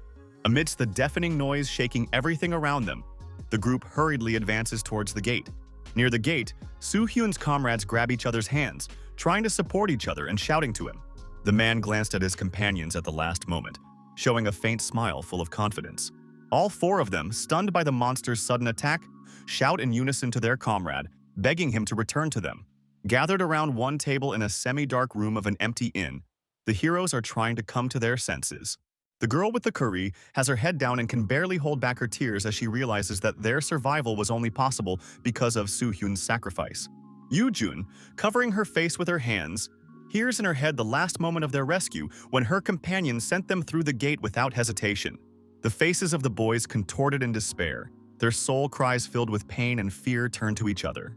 The guy with the blonde hair looking at the others was having a hard time hiding his pain. Sitting at a wooden table in the semi-dark inn, the 4 lowered their heads, and the silence around them made their thoughts of the future even harder. The emptiness of the hall seemed to absorb any sounds, leaving them alone with their thoughts and grief. The young man, hearing the muffled sounds, raises his head warily, his gaze clinging to the faintest movement above. The sound intensifies like a distant echo, breaking through the walls of the tavern and filling the void where calm usually reigns. The young man tries to understand the nature of the sounds, his mind feverishly going over the possibilities. Someone in the audience shares their hunch that they are probably not the only ones who have experienced the rite of passage. Hearing muffled and insistent sounds, the boy, puzzled, raises his head, not realizing where they are coming from. The sound of people's presence echoed in the inn's room, filling the room with tension. As Hyun ponders whether this could be related to their leader, his voice rises in a loud guess, meeting the disbelief and surprise of the others. On the top floor of the inn, the door emits a strange glow, as if trying to attract attention, and the sounds seem to be coming from there. John Min appears in the doorway of the tavern, his stern gaze instantly commanding attention, and his calm but commanding manner of speech breaks the silence of the room when he asks if they are the first to get here. John Min, confidently stepping inside, confirms that their new friends are the first to arrive, adding that he's glad to see they survived. One of his companions asks with interest who these people are, to which the man with long hair calmly replies that they are the same ones they have seen before. The guys are sitting at the table looking exhausted, when a new voice remarks with a slight sneer that he's surprised they're still alive. The guy in the blue hoodie addresses the people around him indignantly, accusing them of being too direct in showing their dislike for him. The red-haired girl stands in the center of the room, listening to the guy apologize for the incident with the blade. The girl abruptly cuts off the guy's apology, letting him know that she doesn't care how he feels, and her gaze expresses a mixture of fatigue and annoyance. A tall man in a cloak looks around the room, concluding that the windows and doors are securely locked. John Min, glancing around the empty hall, notices the absence of one of the team members and questions where the guy in the suit is now. The long-haired man thoughtfully clarifies if it is true that their group went through the crooked gate. The conversation takes a more emotional turn when the girl in the yellow sweater shouts indignantly that the guy with the crossbow couldn't have died. The man in the cloak, observing their reactions, suggests that they have probably encountered a monster at the gate. Seung-hyun relaxes back in his chair, reminiscing about the losses and barely experienced moments. The leader of their group sharply besieges him, telling him to watch his words, to which he only grudgingly covers his mouth, pretending to chuckle. The man in the cloak, with a silent stare at the group at the table, points out their expectations and suggests waiting for someone to show up to avoid futile action. The old wooden door upstairs begins to emit a bright blue light, accompanied by a strange, vibrating sound. The two men, tears rolling down their faces, hug tightly, expressing relief and joy as if they had just escaped mortal danger. A young girl and boy appear on the stairs, cautiously making their way down, surveying their surroundings with obvious wariness. A muffled hum of voices can be heard in the room, and at one of the tables a group of characters are discussing something quietly, giving the impression of a temporary lull. Flags with the lion's coat of arms adorn the walls, and a mysterious light on the staircase adds a touch of mystery to the room. The silence in the room is broken as the massive wooden door slowly opens, emitting a bluish glow that reeks of magic. Park Dong-gol appears in the doorway, his massive figure filling the space. He looks around the table appraisingly, his gaze lingering on each one as he utters a mocking greeting. His tone turns sarcastic as he explains that he thought they were dead after the crossbow guy died. The glowing angel shone brightly, announcing to the whole and unharmed hero that the initiation ritual had been completed. A deep voice, as if calculating every detail, proclaims Soo-hyun's moment as a player ready for the next stage. The guy's gaze becomes cold and focused, as if at this moment he realizes that the real journey is just beginning. Darkness enveloped the space from which the creature, which resembled a hybrid of monster and machine, burst forth, creating ominous sounds with its appearance. The ground shaking from the creature's impact generates a blast wave that scatters dust and rocks to the sides in a chaotic whirlwind. The beast made long, hoarse sounds, bearing sharp teeth from which viscous saliva flowed, emphasizing its primal nature. The giant monster figure froze for a moment, as if assessing its target, preparing for its next deadly maneuver. The monster froze in a purple haze, its huge maw opened, emitting a stinking breath, and the odor of menace lingered in the air. Its blade-sharp claws stabbed into the ground with force, leaving deep cracks that echoed with muffled vibrations. The monster crouched, tensely preparing for another attack, its contorted figure exuding power and chaos. The hero, gathering all his resolve, summoned a shining sword that flashed through the air with a crackling sound, ready to end this fight. The fighter raises the summoned sword, its shiny surface reflecting the rips of energy splintering the space around it. The blade of the sword is exposed, sliding from its sheath with a melodic sound of metal that heightens the tension of the moment, filling it with a sense of inevitability. The monster, with a deafening roar, rushes forward, opening its jaws from which a long tongue bursts out, ready to crush its opponent. The experienced warrior clutches his sword with both hands, his stance becoming firm. He prepares to strike when the monster, advancing heavily, approaches. By activating the Swordmaster ability, the character focuses, feeling each movement become precise and powerful. The polished blade of the sword gleams in his hands, reflecting an inner determination. Using his newfound abilities, his movements confidently break down defenses, turning the fight into a graceful dance. The red light of the sword pierces the monster with grace and speed, creating an explosion of energy. Seraphima, shrouded in soft light, confirmed that everyone in the group had been safely evacuated to a safe area. The dark-haired boy folded his arms on his chest thoughtfully and wondered about the balance of skills, feeling tired from his ordeal. The girl with the white wings tilted her head slightly and with a slight smile assured the hero of the accuracy of the settings. Her calmness did not shake his wariness. The man, reflecting on the injustice of meeting his suddenly appearing boss, realized that without his help, the group would be doomed to total destruction. The massive gate, surrounded by a golden glow, symbolizes the inevitable beginning of a deadly ordeal.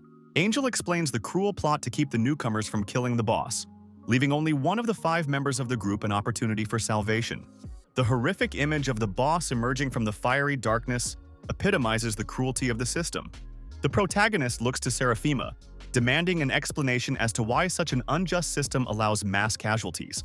The girl calmly states that the rite of passage only the first step of preparation. The man utters his reflections with cold reasoning, recognizing the rigidity of the initiation techniques. When he learns that he is not to be rewarded for completing the ritual, the guy in the suit shows slight irritation. Seraphima turns to the tested man with an apparent rebuke, questioning his reaction to the lack of 2,500 gold. The winged girl explains that this amount is practically negligible compared to the fortune that Hyun already owns. He looks at the angel with a note of surprise and a dose of sarcasm, trying to see if his assumptions about the accumulated gold points are correct. Angel calmly confirms his speculation, explaining that over 3 million gold points do indeed belong to him. Reflecting on the situation, the dark-haired man comes to the conclusion that the angel girl converted his past gold points into privileges. With a note of determination, he asks the lady with the white wings to open a store available exclusively to players. A heartfelt glow fills the space as the girl in the dress, with a slight movement of her hand, confirms the request. Screens of information flash and float around the man, emphasizing the importance of the feat he has achieved, the destruction of the boss. Congratulatory messages about the outstanding achievement appear on the screen. The guy with dark hair daringly analyzes the information he's received, noting the rarity of the attribute glasses. A gold-lit player store interface opens up in front of the hero, displaying his impressive point balance. Hyun calmly informs Seraphima that he intends to spend a certain amount of gold points. Angel inquires, with slight severity, how the hero learned such information. Seraphima warns the player to avoid repeating mistakes, recalling the situation with John Min. The young man narrows his gaze unhappily, interrupting the angel's stream of words and firmly pronouncing that he knows what he's doing, demanding to be shown the list of available items. A description of the hidden shop appears in the text, which only becomes available after the player spends exactly 77,777 gold points. A girl with white hair confirms the completion of the payment, illuminating the space with light, and announces that the store's hidden list will open for one time only.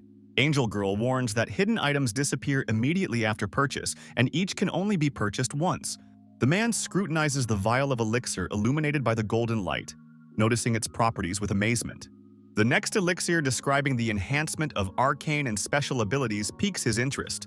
The blonde figure watches the man's actions with slight wariness, her gaze filled with silent anticipation. A determined person confidently points to the next item, preparing for further purchases. The guy's hand gently touches the wish badge, accompanying the action with the quiet sound of magical energy filling the space around.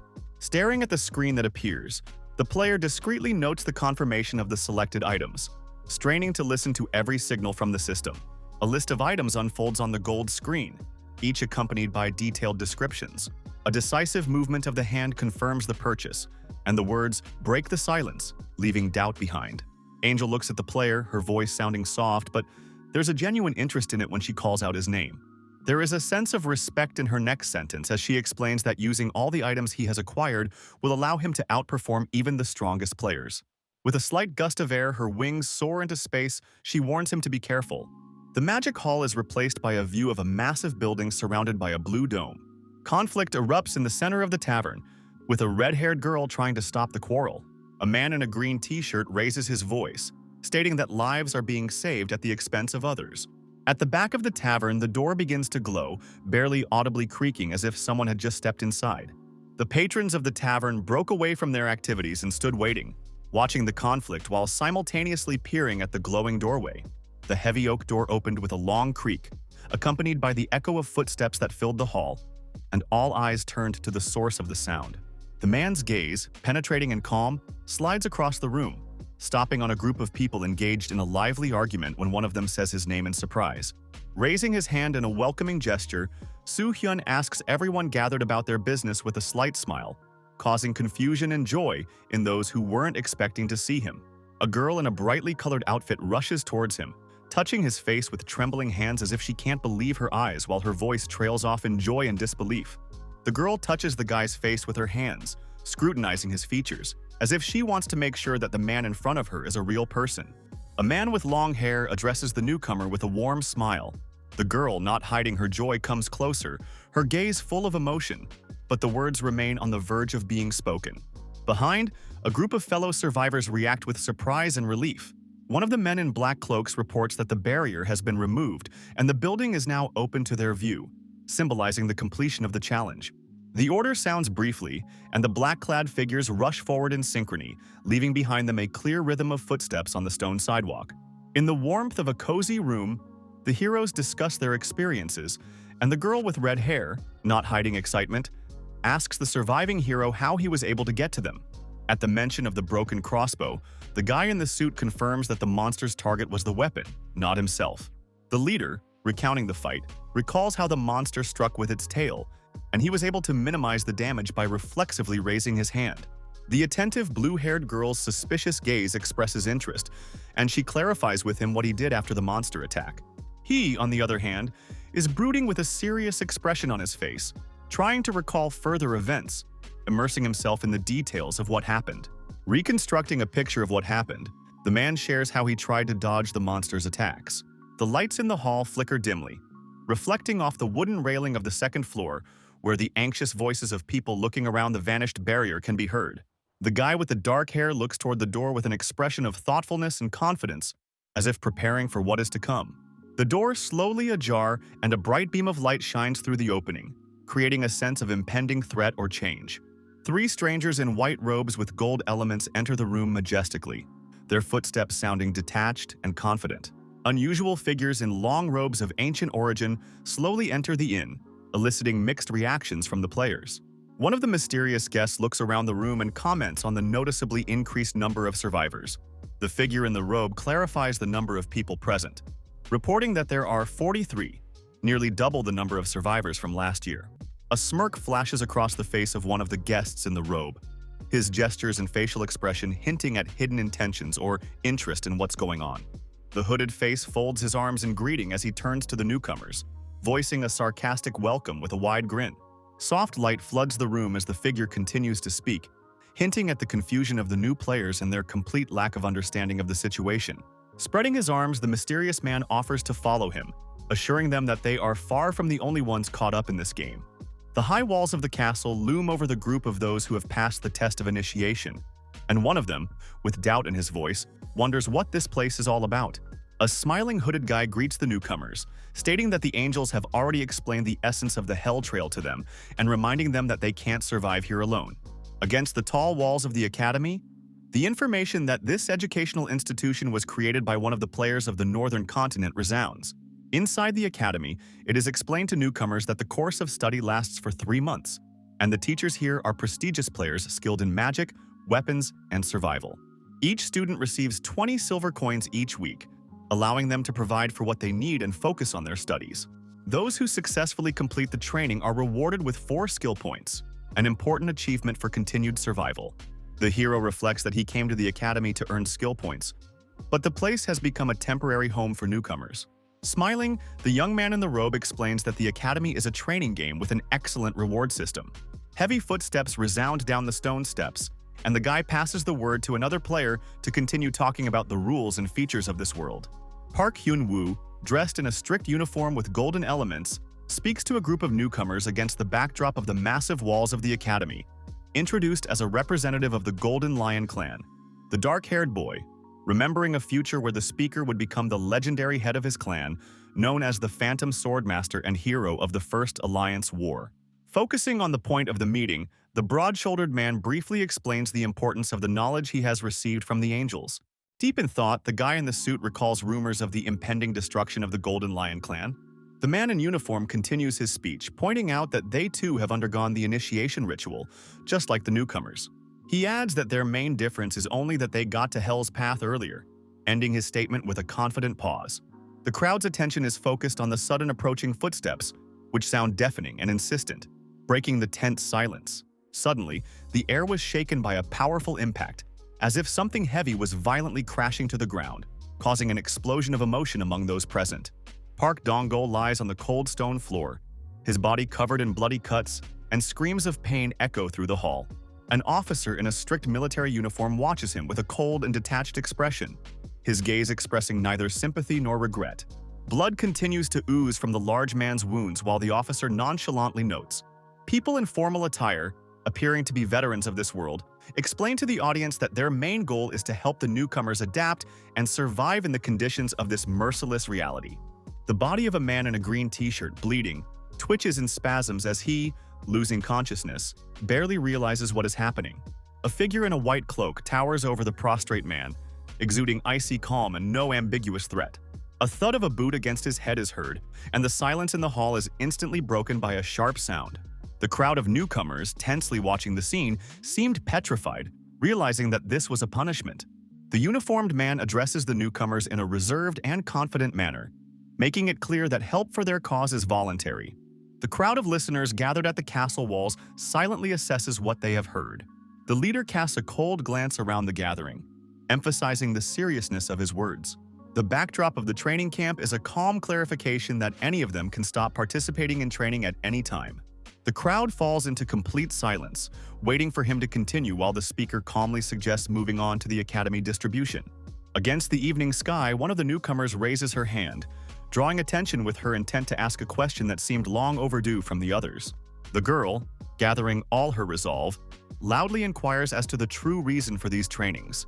Park Hyun-woo takes a moment to think about it and evaluates the question asked, realizing that despite its apparent simplicity, it does require clarification. The blue-haired girl stares straight ahead, pondering the meaning of the training being done. The thoughts of the man with dark hair penetrate to the heart of the matter of why high-level players train rookies. The uniformed man, who left an impression of confidence behind him, calmly clarifies whether those present understand all the benefits of attending the academy. Han Byul answers with clarity, emphasizing that she is not interested in personal gains, but in the true reason behind the training. The girl reflects on the fact that the academy, built ostensibly to help newcomers, looks more like a tool to control experienced players than a place of adaptation. The officer, squinting his eyes and bowing his head slightly, asks thoughtfully if all of this can really be considered a simple favor. He is silent for a moment, then nods confidently, acknowledging that her musings have merit. In a calm but firm voice, he continues, telling us that there are two types of players in Hell, those who seek to return to Earth. The crowd is animatedly discussing how one can voluntarily refuse to go home.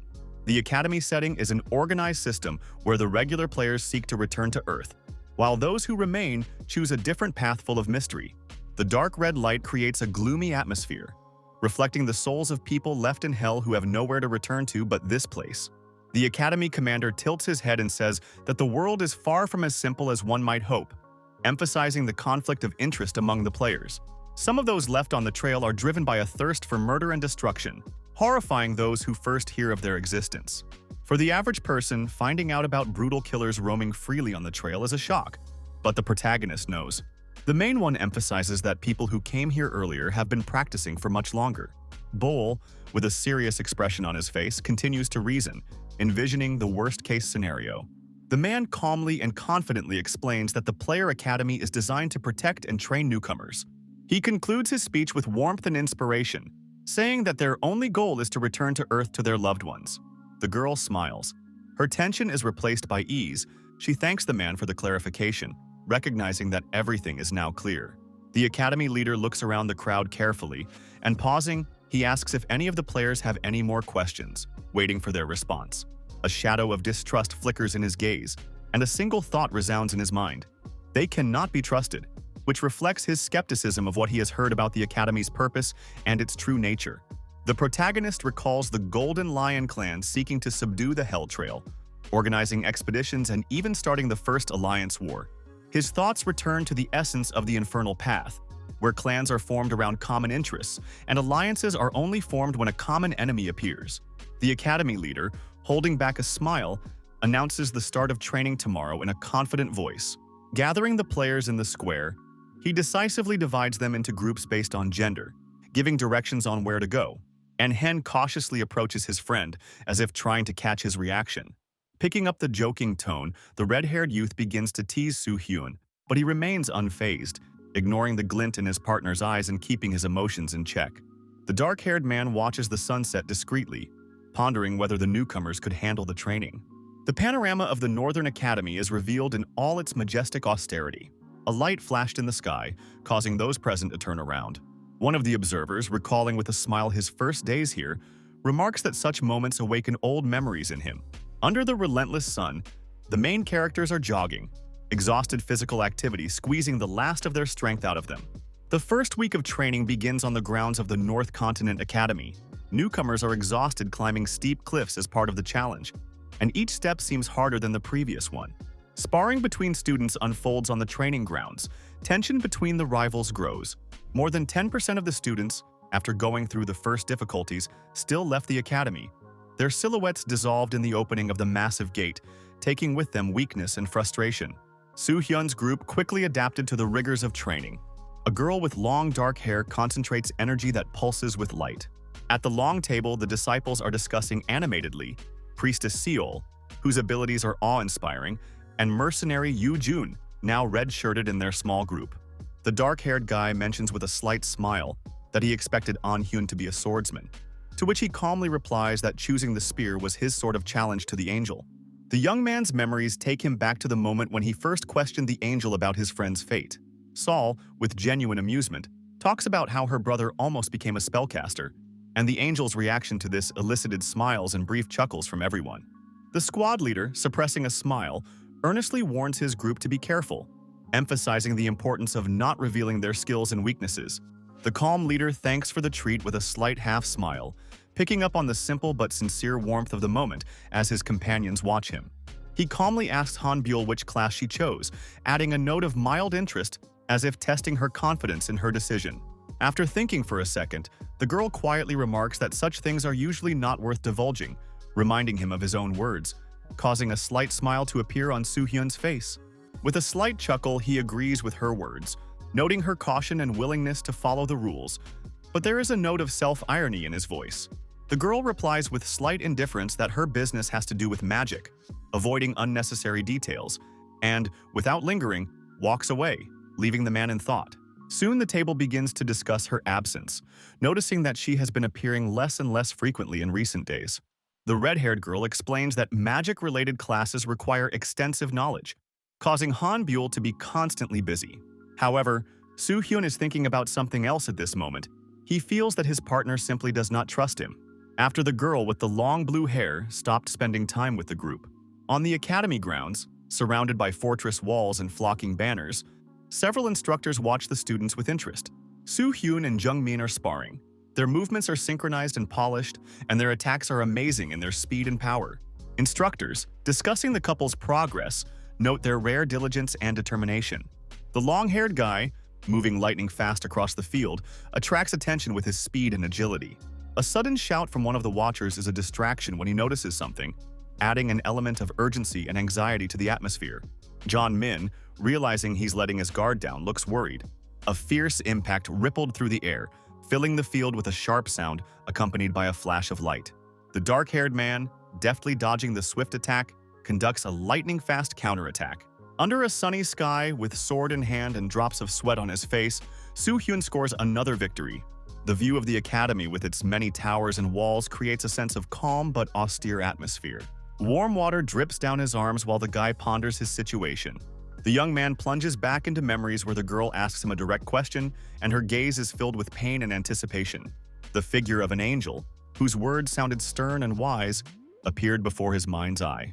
Talking to a comrade, The man in training uniform simultaneously reflects on the fact that past mistakes and tragedies must not be repeated. A girl with long dark hair, keeping her composure, approaches him. The blue-haired girl, frowning her eyebrows slightly, suddenly turns to her comrade, voicing her presence. The man, barely concealing his surprise at her sudden appearance, asks a question, trying to understand what could have brought her here at this moment. The girl, keeping her cool, suggests moving to a more private place where their conversation can take place without prying eyes. Against the backdrop of the tall stone castle, their figures slowly recede, creating a sense of insistence and the importance of the upcoming conversation.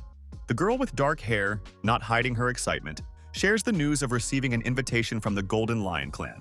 Listening to her words, her interlocutor maintains a calm expression, but internally analyzes how unique her situation is. The lad's inner musings become more and more intense as he tries to figure out what the clan's true motives are behind their proposal. A sudden realization grips Hyun. His eyes, scarlet from the activation of his abilities, widen as he pieced together the disparate details into a coherent picture. The person with the latent ability, looking at the information in the player's status, lingers her gaze on the line that designates her class as a jewel mage. The girl, looking away, feels the intense and testing gaze of the young man on her. His thoughts were starting to get muddled with speculation if the guys from the Golden Lion clan mentioned help and leadership.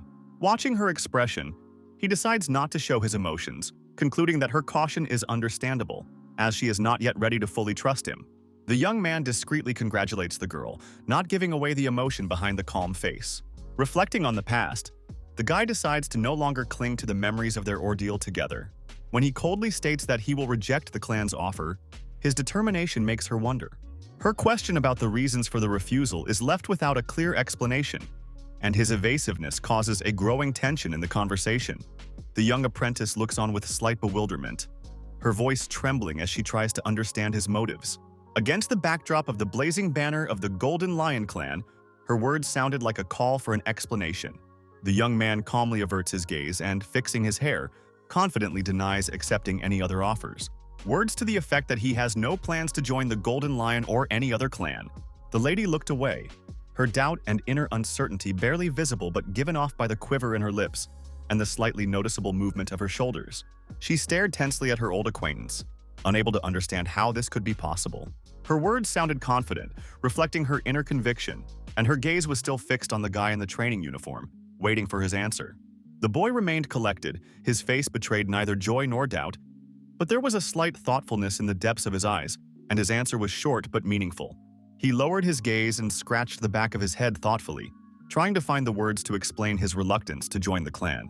Bol, not hiding his concern, is quick to speak his mind, emphasizing the need to find a way for everyone in their group.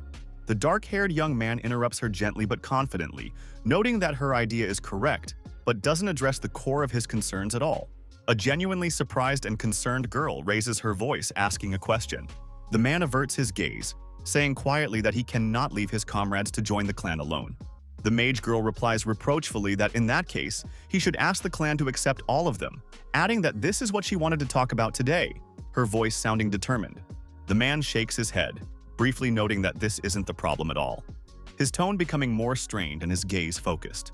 The blue-haired girl, frowning, demands an explanation, insisting to know the real reason for his refusal, her eyes filled with impatience and stubbornness.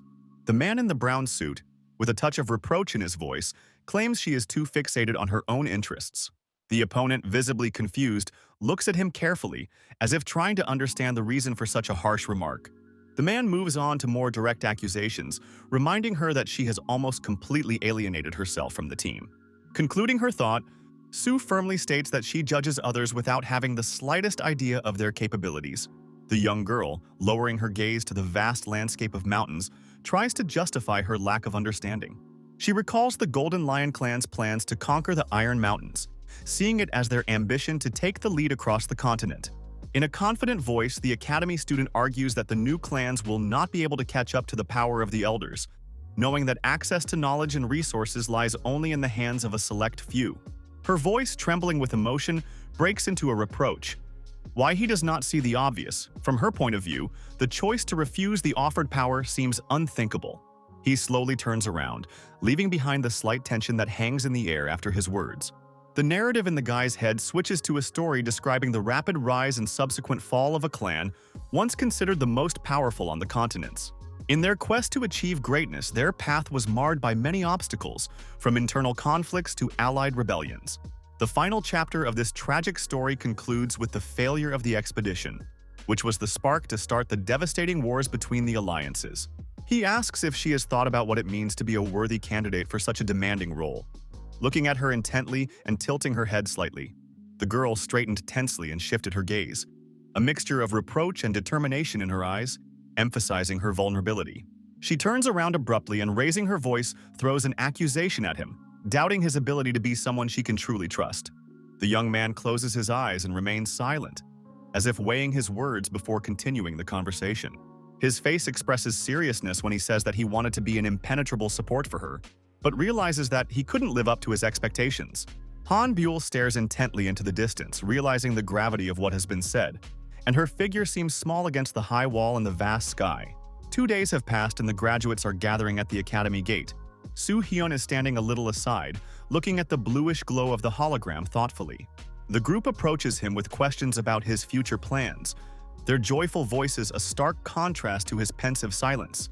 After voicing his plans about declining all invitations, he shifts his gaze to the three companions. Those look at each other, and despite the confusion, their faces gradually show determination, as if this decision had been made long ago. Raising his hand with a confident smile, one of them speaks for the entire group, assuring them that they will follow him. The protagonist freezes for a moment, as if not expecting to hear such words, but his expression becomes more focused.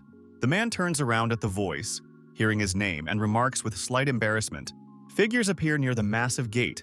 Among them, a familiar silhouette stands out, walking confidently but not hurriedly, as if deliberately giving time to realize its presence. The long-haired man, eyebrows slightly raised, praises the group's efforts in recent weeks. After a brief dialogue, the gaze of the two leaders crosses, and in that silent exchange, a mutual understanding is born. Woo Jong-min's suggestion to linger in the same group seems pretty reasonable. Working together with his team could make the dungeon cleanup much easier, but Hyun is in no hurry to make a decision. Meanwhile, recent comrades in misfortune, as always, do not miss the opportunity to joke with each other. Gradually, a light argument escalates into a noisy altercation that threatens to escalate into a minor scuffle if someone doesn't intervene in time. The man with the long hair smiles demurely, lowering his gaze as if pondering what he has said. But a soft gesture of his hand betrays his peaceful intent. The protagonist replies with a slight smile, clearly expressing his determination to stay true to his group. Their brief conversation ends with a light handshake, accompanied by brief wishes to take care. In the distance, along the road, you can see a glimpse of the group's silhouettes, a girl with blue hair standing in the distance. Mule stands motionless, her gaze directed into the distance, filled with a mixture of disappointment and unspoken longing, as footsteps of approaching clan members sound from behind. She slowly turns around at the call and nods silently at the mention of the meeting, as if all her concentration is slipping away into other thoughts somewhere else. A heavy sigh involuntarily escapes her lips as she tiredly follows her companions, entering the tall gate that leads into the castle's vast hall. Sunlight brightly illuminates the spacious streets of the city, where ancient architecture and life intertwine in harmony. The cities stretching across the map of the continent are divided into major and minor cities, each connected by common paths that keep them connected and in order. Barbara occupies a central location, serving as a crossing point for trade, communications, and routes leading to the other four main settlements. The northern territories belong to the city of Mule, which stands out for its cold weather and strategic location on the edge of the continent. Mule's compact streets and traditional architecture form a cozy atmosphere, retaining a touch of antiquity and mystery. The blonde-haired young man bowed his head thoughtfully, recalling what he had heard in class about the city's borders and the dangers lurking in its vicinity. The dark-haired young man encourages his comrade with a slight smile, patting him on the shoulder, causing the latter to feel embarrassed joy and slight pride. The serious gaze of the protagonist is directed forward, but in the depths of his eyes lurk subtle notes of tension and focus on the journey ahead. The girls, exchanging disgruntled glances, stare intently at the leader of the group, waiting for an explanation and continuing to question their chosen direction. Hyun ponders that going to the big city is pointless since all the useful resources have long since been distributed to the strongest players. His gaze stops on the map, which clearly shows that most of the dungeons in this region have already been cleared, and the remaining ones may not justify the time and effort. Realizing the situation, he concludes that the competition in the city will be too high and it could turn out to be a big problem for their group. The guy with the golden hair suggests waiting for a new expedition, believing it will bring a better chance of success. Hyun talks about how they're rookies and it's wise to stay out of dangerous battles. He gives the example of Barbara, explaining how the city was able to become the center of the continent through hard work. The group leader then concludes that the new territories will be much more dangerous and difficult to survive compared to the current situation. The commander concludes by confidently stating that the city of Mule will be the best place for all of them to start a new chapter of their journey, showing a warm smile. Hyun raised his head with a confident look, as if assessing his determination and inner strength before the coming trials. The man recalled stories of the rare class of Kopjak that could only be obtained in Mule, imagining the prospects that would open up before him. Thinking about how powerful the rare classes were encouraged him to move forward with even more determination. Hyun, listening carefully to his companion's words, nods approvingly, recognizing the reasonableness of the proposed idea. Amidst a bustling marketplace where people's attention is focused on the upcoming expedition, the argument that there would be less competition and more opportunity in a remote location makes sense given the absence of many of the players employed within the city. Inspired by these words, the companions agree to the proposal, expressing their determination to follow their leader. The girl, hearing that it would be highly unwise to walk, looks at the young man in surprise. The dark-haired guy, calmly explaining the situation, points out that getting to Mule will require using a different mode of transportation. The companion pauses in his musings with a brief smirk and then, raising his hand, confidently states that the way lies through the portal. The majestic structure of the curved gate towers before them, emitting a bright light. Hyun cautiously shares his reflections, recalling unpleasant moments from the past and pondering possible complications. The group's commander confidently notes that small settlements like Mule tend to lower their passage prices to attract more travelers. After the question about savings, the group begins to think about their financial situation. Their embarrassed silence turns into a shared moment of realization of limited resources. Hyun notices the sudden silence around him and looks back at his companions in surprise, his soft smile slowly being replaced by a slight worry as he tries to figure out why they were silent. The company of three stands side by side, each immersed in his own thoughts, as if pondering something important. The clear blue sky reflects the silent tension of the group, and despite all past limitations, everyone had savings. The girl holds out a small bag of coins, its contents becoming a symbol of trust and support. The protagonist, slightly puzzled by the unexpected decision of his companions, stares intently at the outstretched bag of money. The red-haired girl, with a slight smile on her face, suggests a more practical approach, saying that it will be easier to avoid unnecessary spending that way. The dark-haired young man, having caught their intentions, thinks for a moment, assessing the advisability of such a decision. The pleasant atmosphere between the comrades against the bright blue sky fills the scene with a sense of unity. Graduates of the academy stand in front of a majestic building rising against a clear sky. They approach the massive gate surrounding the mysterious gate structure. A flash of light fills everything around it, and a metallic voice announces that the teleportation process has begun. The team finds themselves in a new space with a soft glow all around them. Mule's spacious and light air makes travelers smile. Looking up, the young man carefully assesses his surroundings to make sure that the new place does indeed match his descriptions. The group slowly makes their way to an inn whose sign reads, "The Courtly Ladies' Tavern," where they plan to set up a base to rest after their long journey. The warm and welcoming look of the building against the tranquil countryside makes everyone feel relieved. They stop in front of an inn sign, surrounded by the quiet of the small town. Remarks about the modesty of the place and its strange atmosphere quickly turn into a discussion, where everyone tries to hide their concern behind a mask of indifference. The appearance of the building reinforces their doubts, its simplicity and lack of signs of busy life around it, giving the impression that the inn has long been abandoned. With a slight sigh, one of them opens the door, trying to look confident, but you can feel the underlying tension inside. A tall building with a massive sign seems both familiar and distant at the same time. Memories take Hyun to the past, where a dark silhouette with long, waving hair. The look of a woman hiding her emotions behind a veil of hair seems both cold and mysterious. The warm light falling from the windows of the building seems like a friendly invitation inside, making them quicken their steps and cross the threshold, where perhaps a cozy and welcome respite awaits them. The four travelers entered a cozy inn, filled with soft light and the smell of freshly cooked food creating a feeling of warmth and calm. There was a man lying on the floor in the corner, swaying and mumbling something inaudible, his flushed face and awkward movements showing that he had simply gotten too carried away with his drinking. The woman behind the counter watched him indifferently, only occasionally glancing at those who entered, clearly accustomed to such scenes and not giving them much thought. The young guests, having quickly assessed the situation, exchanged glances in which they could read a slight confusion and a question whether they should stay in this place or move on. The woman with the long curls tilted her head slightly, looking intently in the direction of the guests who had appeared, her lips pressed together in a barely perceptible, thoughtful smile. She lifts her head as if she's just noticed the noise at the entrance, her gaze becoming lively and surprised as her hand continues to hold the broom. A slight note of curiosity colors her voice as she looks appraisingly at the arrivals, noticing their neat uniforms and distinctive academy uniforms. The young man steps forward and calmly replies, briefly and confidently stating the need for food and temporary rest, while his comrade, slightly embarrassed, furtively glances at the woman. A woman with long dark hair tilts her head slightly, radiating mild curiosity.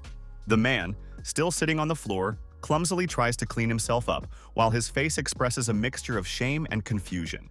Her eyes glow with genuine warmth, her voice sounding steady and friendly as she turns her head slightly toward the man on the floor. The man continues to sit on the floor, afraid of looking even more ridiculous.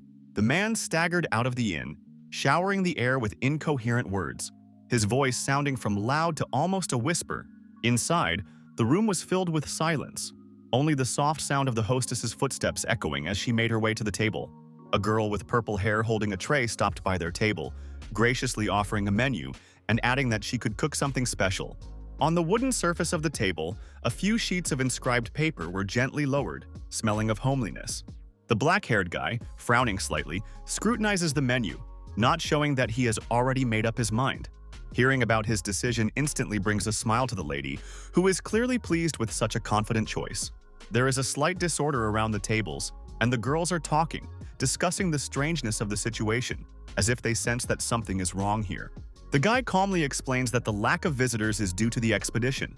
The golden-haired young man turned around slightly and bewilderedly stated that he liked everything here.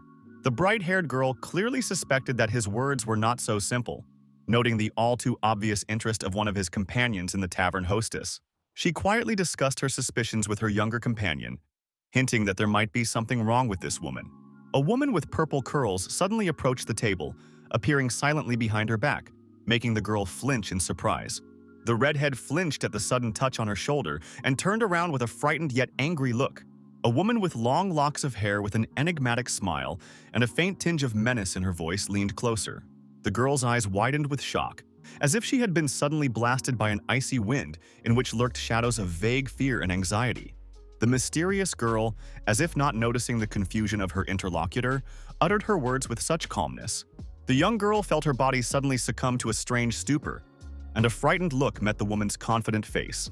There was a mysterious movement behind him, and the air was filled with a thick purple glow. At the table, the atmosphere became increasingly tense. A reddish light emanated from the magical energy. The man's gaze was full of incredulity and caution as he silently assessed the situation. The red-haired girl felt the touch of thin fingers that held her motionless in panic. The violet-haired woman, possessing grace and cold confidence, leaned closer. Nearby at the table, a man with dark hair watched with slight indifference. The stranger suddenly felt a vague uneasiness, catching a movement or a glance. The man's strong hand sets the glass down on the table, accompanying the gesture with determination, as if foreshadowing the imminent conclusion of what is happening. In a room filled with a tense atmosphere, each participant froze, absorbed in their perception of what was happening. The woman says with a mysterious smile that she'll bring their order now, leaning closer to the red-haired girl. The man with black hair maintains an outward calm, but inside he is evaluating all possible courses of action. A simple but appetizing treat appeared on the table, emanating a light aroma of freshness that beckoned the hungry gathered at the meal. Plates of bread, eggs, and vegetable salad reminded one of the comforts of home, and the sight of them immediately caught the eye of one of the young men. The red-haired girl, not recovering from the recent event, sat a little to the side. Hyun, remaining outwardly unperturbed, carefully watched the woman's every movement. The woman with wavy purple hair turned around, exhaling with slight annoyance. The empty plates on the table were a reminder of the meal they had just finished, and the thought that such an experience would become the norm for everyone. The young man was eager and excited to propose a new plan of action that included exploring the dungeons. The guy with black hair stares coldly at his interlocutor, wondering how seriously he is taking their conversation. The three friends discuss possible names for the clan, bouncing ideas around. A girl who enthusiastically suggests name options faces disapproval from one of the guys. The black-haired guy's final remark about the impossibility of forming a clan is accompanied by his calm voice. The heroes sat around the table, immersed in discussion, and with each word it became clear that their current makeup was not suitable for the creation of a clan. The young man explained with a determined look on his face that mere desire or numbers were not enough to establish a clan. He also shared a memory where he clearly visualized how caravans were formed. The conversation ended with slight awkwardness and laughter, prompted by comments from one of the participants. His gaze, full of focus and tension, betrays an underlying anxiety. The girl sits with her head down, as if hiding her confused look from the others, and her shoulders slump slightly, emphasizing her inner uncertainty. At the table, the tense silence is interrupted when they try to engage her in conversation. She barely moves her lips as if about to say something, but instead of words, only a silent movement of her head. Yujin quietly answers the tense question, but there's an underlying anger in her words and gestures that she no longer tries to contain. At the table, tension builds as the red-haired girl, still stunned by what has happened. Sensei thoughtfully utters what might happen if her intentions were indeed murderous.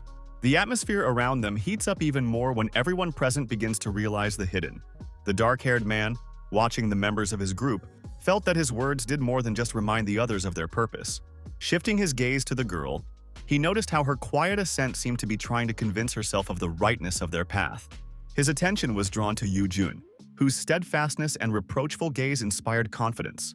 Hyun saw in her gestures and gaze an inner struggle, her desire to prove herself and the others. The hero watched with slight wariness the behavior of the red-haired woman, who seemed to reflect on her weaknesses. The boy's gaze lingered briefly on her face, and he noticed a mixture of desperation and determination in her eyes. Inside, the leader remained calm, but he couldn't help but wonder how far his companions were willing to go for the sake of their power. When the red-haired woman looked up at him with a quiet question, he felt the tension building. The guy calmly explained that mana discharge was an internal ability available for everyone to develop. His gaze remained focused when he mentioned that the innkeeper had used the skill. The girl with fiery red hair listened to him with growing enthusiasm, wondering if she too could master this ability. Sensei, noticing the genuine interest in her eyes, briefly assured her that with proper training, each of them could develop this technique. The trainer calmly explained that magical discharges were categorized into 5 types, each with its own unique properties. His voice sounded smooth and confident as he listed the categories, starting with sensitive and exciting. He turned to his companions, calling them by name to get their attention and assign tasks. After making sure everyone was focused, the man motioned for them to disperse around the room to create an illusion that could hide their energy. Hyun slowed down a bit and took a few steps back. His movements were cautious and smooth.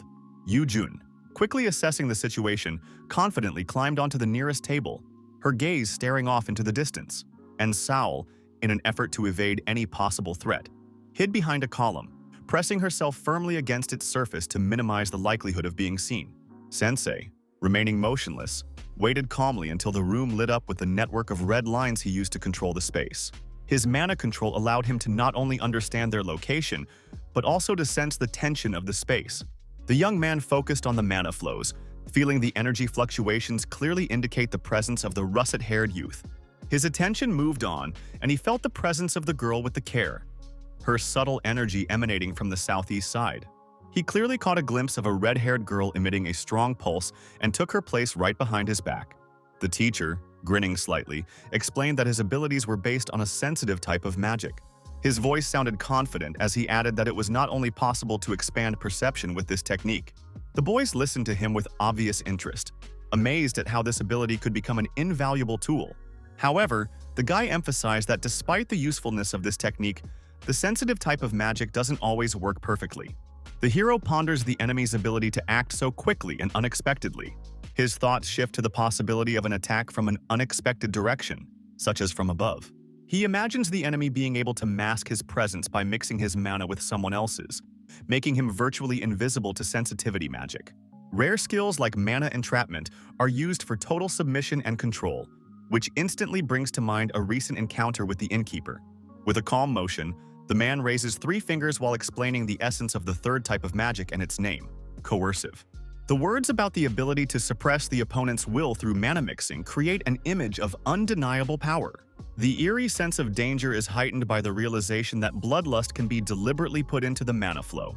Reflecting on the importance of mastering this technique emphasizes that without the skill of taking hold, it is impossible to resist coercion. The dark-haired young man coldly explains that mastering coercion is impossible without thorough training. He reminds everyone present of the importance of being able to maintain mana sensitivity for long periods of time. One of the listeners clarifies with obvious disbelief how long it will take to master the basic level. Citing his own experience, the lad mentions how he devoted night hours to training at the academy, under the keen supervision of an instructor. Coach, tilting his head slightly, says his words confidently. The 3 friends are standing close to him, listening attentively with different emotions on their faces, some of them thinking about what they have heard with interest. The guy with the golden hair smirks, squinting his eyes and tilting his head slightly sideways. A girl with bright red hair squints her eyes and replies with a slight chuckle. The girl with brown hair clenched her fists and spoke her resolve quietly but confidently. Sunlight softly illuminates the group standing at the entrance to the new room, and the leader confidently offers to get to work. A heavy weariness hangs in the room as the young man and girls fall exhausted on the wooden beds and floor. Amidst the sounds of complaining and moaning, the young girl sitting on the floor can no longer seem to hold herself up and struggles to fight the coming nausea. Warm sunlight softly illuminates the village, making the roofs of the houses and the crowns of the trees sparkle with golden hues. Hyun gazes at the skyline, pondering where the people might have gone. His attention is drawn to the idea of a player vault, which he thinks is the first place to look. With confident steps, the guy in the academy uniform heads towards one of the buildings, convinced that the place he's looking for is somewhere very close by. As he approaches the glowing portal, the dark-haired boy feels a soft flicker of magic flowing from it. His figure disappears in the swirl of light surrounding the passage, and the thin lines of magical symbols seem to welcome him into uncharted space. Once inside the vault, the hero looks around, noticing the futuristic interface elements. Remembering the potions he had bought, the man activates the panel to check their status. A man immersed in a stream of bright blue light extends both hands toward the shimmering symbols. Taking a deep breath, he activates the item, and a glowing text informs him that he has received a significant amount of points, as if a reward for his work. Applying the next elixir, the mage watches his stamina index grow, filling his body with new strength and confident resilience. The last action is completed by using a mysterious elixir that adds 1 skill point.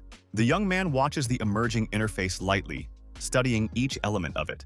Frowning his eyebrows slightly, he pauses at the line listing his current parameters, realizing how much there is still to improve.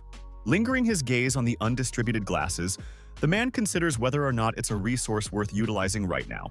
A barely perceptible smile runs across his face as he contemplates whether or not to take the remaining items from the vault.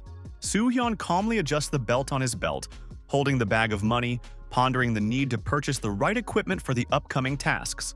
His thoughts are centered on the fact that an order placed today will avoid delays and get everything he needs on time.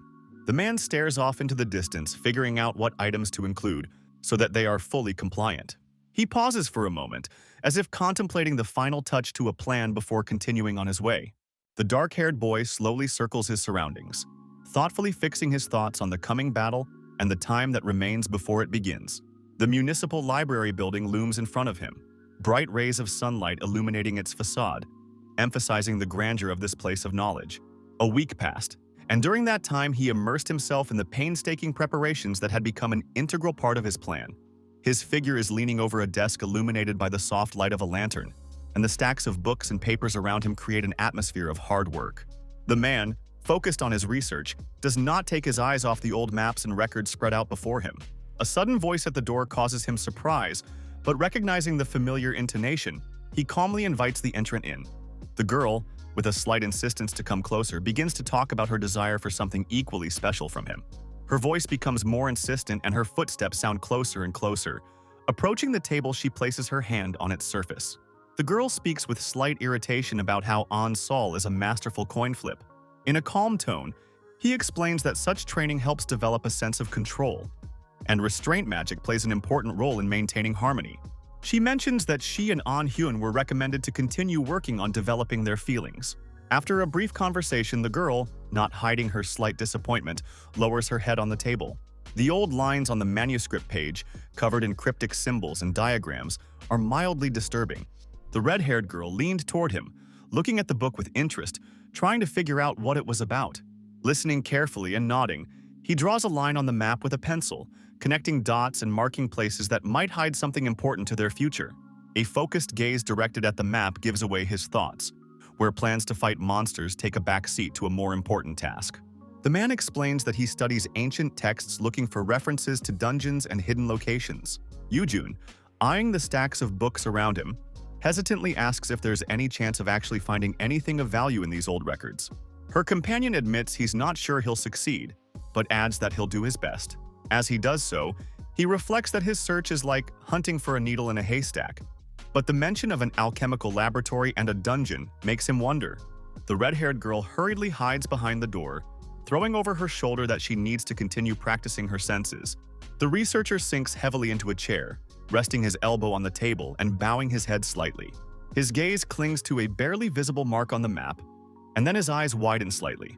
Carefully studying the map with red lines crisscrossing the mountains and forests, Hyun confidently pronounces that he has finally hit the trail. The man looks at the map and squints slightly as he ponders that he needs to verify for himself the veracity of the information he has found. Running his finger over the old map, the guy stops at the marked spot, noting that it matches the description of an ancient alchemist's dungeon. His attention moves to another corner of the map, detailing ruins that he thinks might belong to a forgotten laboratory. The man quietly decides that more data about the dungeon will need to be gathered first. The space around him fills with an alien energy, and there is a hum in the air. A mysterious red glow spills behind the massive wooden door, and her silhouette, shrouded in gloom, stands motionless against it. The dark-haired man turns his head toward the door, sensing the change in atmosphere. The door slowly ajar, letting a streak of light onto the floor, and he hears a muffled female voice discreetly asserting her presence. The sound of the lady's footsteps echoed down the corridor, echoing off the walls and adding to the tension in the surrounding silence as she steadily approached her target. The mysterious woman's voice sounded calm and even soft, but there was a hidden power and superiority in every word. A name that was impossible to forget suddenly popped up in his thoughts. The Shadow Queen Go Yong Ju, who was among the most powerful players of the Infernal Path. Images of 10 legendary figures, each of whom had earned the title of the greatest master of their respective realm, appeared before the boy's eyes. There is a flicker of detachment in the young man's gaze as his thoughts begin to piece together. The girl with purple hair remains motionless, allowing time to pass through her image. Her presence seems strangely ordinary, but memories of the past make him recall the shadows of her role in their shared history. Hyun can't understand how a woman who will one day become strong and cuddly could find a place in such a quiet corner. The man frowns and asks a question that sounds strained and perplexed, as if he's trying to understand her true motives for appearing at this moment. Her gaze, full of a mysterious glow, stops on her interlocutor. The expression on the dark-haired man's face changed with every passing moment. The uninvited guest's gaze stops on an ancient book surrounded by a slight glow. The woman, looking attentively at the interlocutor, unobtrusively touches his shoulder.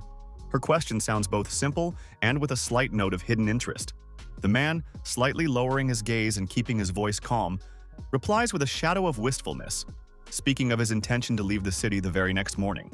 An old table, illuminated by the soft light of a lamp, reveals a map with dots and lines marked on it. The mysterious girl, silently pondering what she has heard, looks away. In tense silence, she spoke his name, emphasizing the freshness of his experience and undeniable talent. The surprise in the boy's gaze was almost immediately replaced by confusion, as he tried to figure out how the girl knew so many details about his life. Her eyes flashed a bright violet hue, reminding her of some hidden ability she had used back then. Thinking back to the events at the table, noting how the newcomers reacted to the force, their leader was suddenly able to apply the rupture. The innkeeper recalled watching his actions closely for days. The young man, as if struggling with his own thoughts, froze for a moment before turning away discreetly. He stopped abruptly as if about to say something, but froze, pressing his lips together nervously, as if trying to suppress emotion. The violet-haired girl's lips curved into a slight smile, almost imperceptible, but it read superiority. The woman leaned her head closer to him and noted with a soft chuckle that he was hiding something. Hyun felt her palms encircle his face, making it impossible to look away. Her smile became even more penetrating when she offered to tell him about her secret. The dark-haired boy's attempt to say something was cut short. The woman's deep gaze, filled with easy warmth and understanding, penetrates his soul. Words begin to tumble from his lips, as if an unseen force is pushing to reveal what he's been hiding for so long. But doubt still struggles inside. The lady's eyes, glowing purple, scrutinized his every move. The guy's facial expression changes dramatically, becoming cold and confident as he talks about how much he adores shadows. Go Yong Ju's gaze instantly changes, and a shadow of surprise appears in her eyes as she realizes that her influence has been suddenly and unceremoniously cut off. The surprise on the woman's face becomes even more obvious, as if she believes that someone could so easily disrupt her plans and take away her control. Suddenly, the surroundings react to an internal pulse, reporting the activation of a unique skill. The message of turning on the third eye and the eye of temptation confirms the seriousness of the situation and the readiness for action. The guy in workout clothes notes the beauty of the shadow with a slight smile, thus causing her to have an instant reaction mixed of surprise and slight confusion. The woman, hearing his unexpected words, freezes, her gaze expressing an inner struggle. She takes a step back, as if trying to distance herself from his words and regain control of the situation. Her eyes go wide, filled with determination and denial, as if she's about to refute everything that's been said. The innkeeper looked at the young man tensely, realizing that any resistance could lead to disastrous consequences. Su Heng slowly lowered his hand as if giving her a chance to catch her breath, but the tension in the air did not dissipate. Her status information was displayed on the table in front of him, where her attributes and unique abilities confirmed her power and danger. The guy who activated the ability was taken by surprise when he realized that the player's stats were almost reaching the limit of what was possible. The man's look changes. There is a confidence in him, accompanied by a realization of his power. His hand clenched into a fist, awakening an inner strength and confidence in his ability to withstand it, regardless of the outcome. Thoughts are replaced by strategy. The player assesses her potential as an ally, but admits that the Shadow Lord could become a serious threat if she refuses to cooperate. The Shadow Queen, amazed by his knowledge of her, stiffens in mild confusion. The dark-haired man with a slight chuckle on his face notes the girl's resemblance to the shadows. The hero slowly brings his hand to her hair, as if to say something in her ear, while her gaze remains wary and slightly anxious. Go Yong Ju faintly lowers her eyes as if assessing her situation. The man, with barely concealed menace in his voice, asks her to avoid mistakes, hinting that her future actions could lead to undesirable consequences. The spacious courtyard is flooded with soft sunlight, amidst which the sight of wooden roofs stands out. The young men, dressed in simple uniforms, look at the gift with genuine interest. One of them reaches out and gingerly takes the weapon, constructed of wood and metal, as if trying on its weight and comfort. The last gift turns out to be a finely shaped sword, its steel gleaming in the light. The group's attention is drawn to the staff, which the girl with the rack is turning in her hands with interest. The red-haired guy holding the spear enthusiastically shows how it fits perfectly in his palm. The dark-haired guy calmly explains with a slight smile that he spent the money previously entrusted to him to buy equipment. Three young warriors, armed with the weapons they received, stand shoulder to shoulder. The inn building, with its solid wooden walls and sturdy doors, looks quiet. Sensei glances at his charges with a confident smile, his facial expression indicating that he knows where they are headed. The leader of the group calmly announces that today, their journey lies into a forest that hides darkness and danger. Under a bright sky where clouds slowly floated on the horizon, the caravan of heroes was confirmed and set off. The road, winding through green hills and shady trees, took them farther and farther away. An unfolded map, riddled with markings and notations, indicated their route. Su Hyun gazed intently at the map, thinking about the path and the obstacles they would have to overcome. Tall trees intertwined with their crowns create a thick, almost impenetrable veil in which sunlight dissolves. The companions, looking around, notice the greenery around them becoming more intense. One of them observes that in this place the night seems especially gloomy, as if the darkness itself were thicker and denser. The man stops and points forward with a raised hand, signaling for everyone to stand by and remain calm despite the growing sense of danger. Human footprints are visible underfoot, and the trampled grass seems a clear sign that someone has recently passed through here.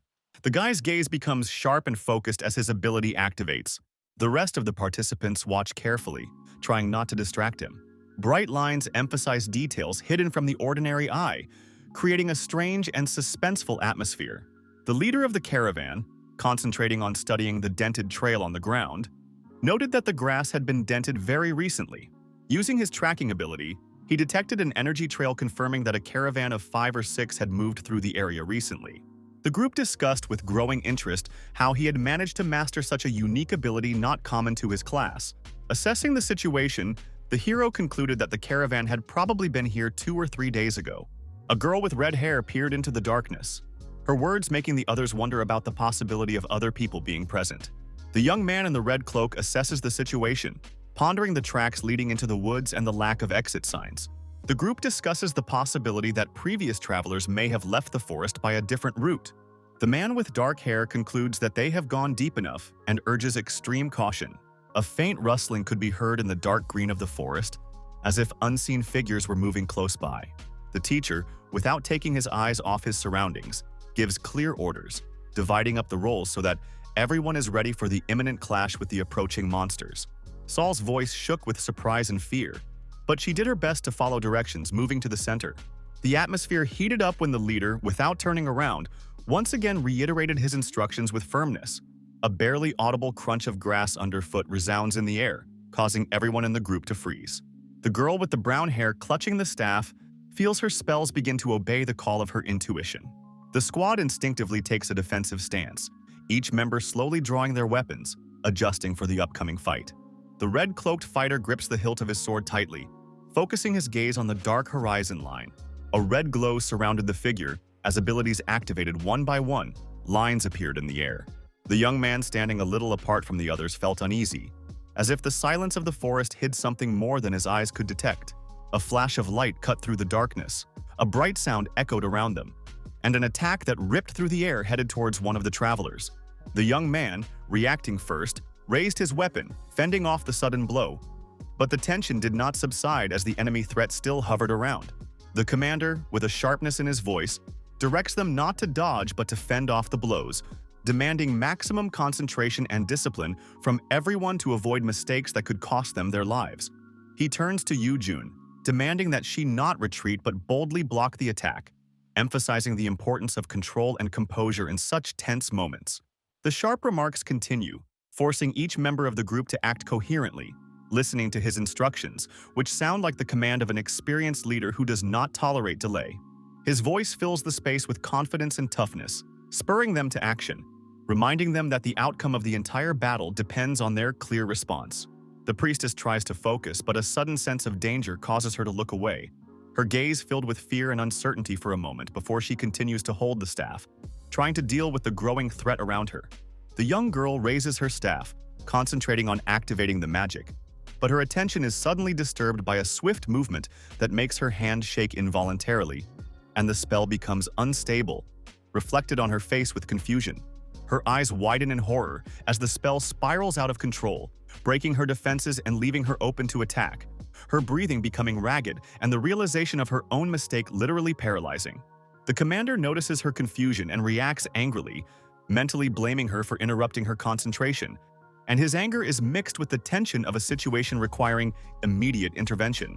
A bright flash of energy is accompanied by a deafening sound, destroying the nearest monsters and enveloping everything around it in a scarlet-purple glow that blinds everyone in the area for a moment. The hero, clutching the hilt of his sword, examines the tattered remains of the huge scorpions whose poisonous tails still make an ominous hissing sound, poisoning the air. The chief among the group recalls lessons at the academy, mentioning the deadly poison contained in the tails of these monsters, and warns the others to be careful to avoid direct contact.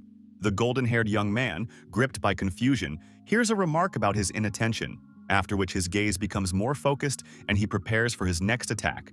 Soo-hyun looks reproachfully at Lee Yoo-jun, rebuking her for trying to dodge instead of blocking the blows and protecting the others.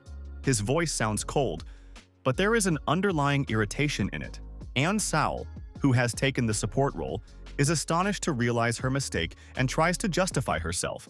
But the commander is quick to cut off any explanation, ordering her to immediately return to her defensive formation and restore order. Darkness thickens around the heroes, surrounded by dense trees, and strange rustles and sounds warn them that the monsters do not act alone, but seek to use their forces together to attack. The experienced player recognizes to himself that underestimation of the opponent and inattention in building a strategy led to such consequences. His face becomes focused, and tense muscles show readiness for further struggle. The golden-haired lanceman's hair mussed slightly as he desperately tried to explain his actions. But the tense expression on his face only emphasized his inner conflict and confusion. The red-haired girl bit her lip, feeling an agonizing sense of guilt, and her eyes glazed over in a mixture of fear and determination, as if she was trying to find the right words to justify her decision. The mage girl's gaze was full of despair as she thought about the possible consequences of her mistake, her mind scrolling through scraps of thoughts that rang like alarm bells. Torn scorpion shells, soaked in poisonous fumes, lay in the grass as a silent reminder of the deadly danger barely avoided. In front of them lay the wreckage of the destroyed creatures, from which emanated a faint but ominous purple haze that hinted at mortal danger. The realization of their blunders caused him shock mixed with anger, for their actions jeopardized not only the success of the mission, but the safety of the entire group. They looked at him with downcast eyes, realizing their guilt, and almost chorally uttered an apology that didn't seem to sound sincere enough. The leader held back his emotions with an effort, trying to keep his composure, but in his gaze he read a mixture of reproach and the weight of forced responsibility. The man, looking into the faces of his companions, tensely explains that his concern for them has been constant since they entrusted him with the role of mentor, but he is frustrated by their inability to realize the ideals he had hoped to see. His every word hits them like a whip, reminding them that their behavior was not only disgraceful, but completely unacceptable to those who dared to call themselves part of his team. His voice gets harsher as he lists their mistakes, blaming it on the broken formation and the sudden stopping of the spell that nearly got them all killed, and adds that it borders on treachery. The man, not hiding his anger, continues to berate them for being distracted by little things and looking around instead of cohesion, creating chaos instead of coordination, which only made an already hard fight more difficult. The leader bitterly admits that their behavior in this battle raises doubts about their training, as if they hadn't even completed their training at the academy, adding that if more opponents were here, they would all be doomed. By directing his gaze at them, the hero explicitly asks if they realize how catastrophic their performance was, and emphasizes that their actions could have led to the death of the entire team. All three, shoulders slumped and slumped, only silently admit their guilt, trying not to meet his stern gaze, which continues to burn through them with his judgmental words.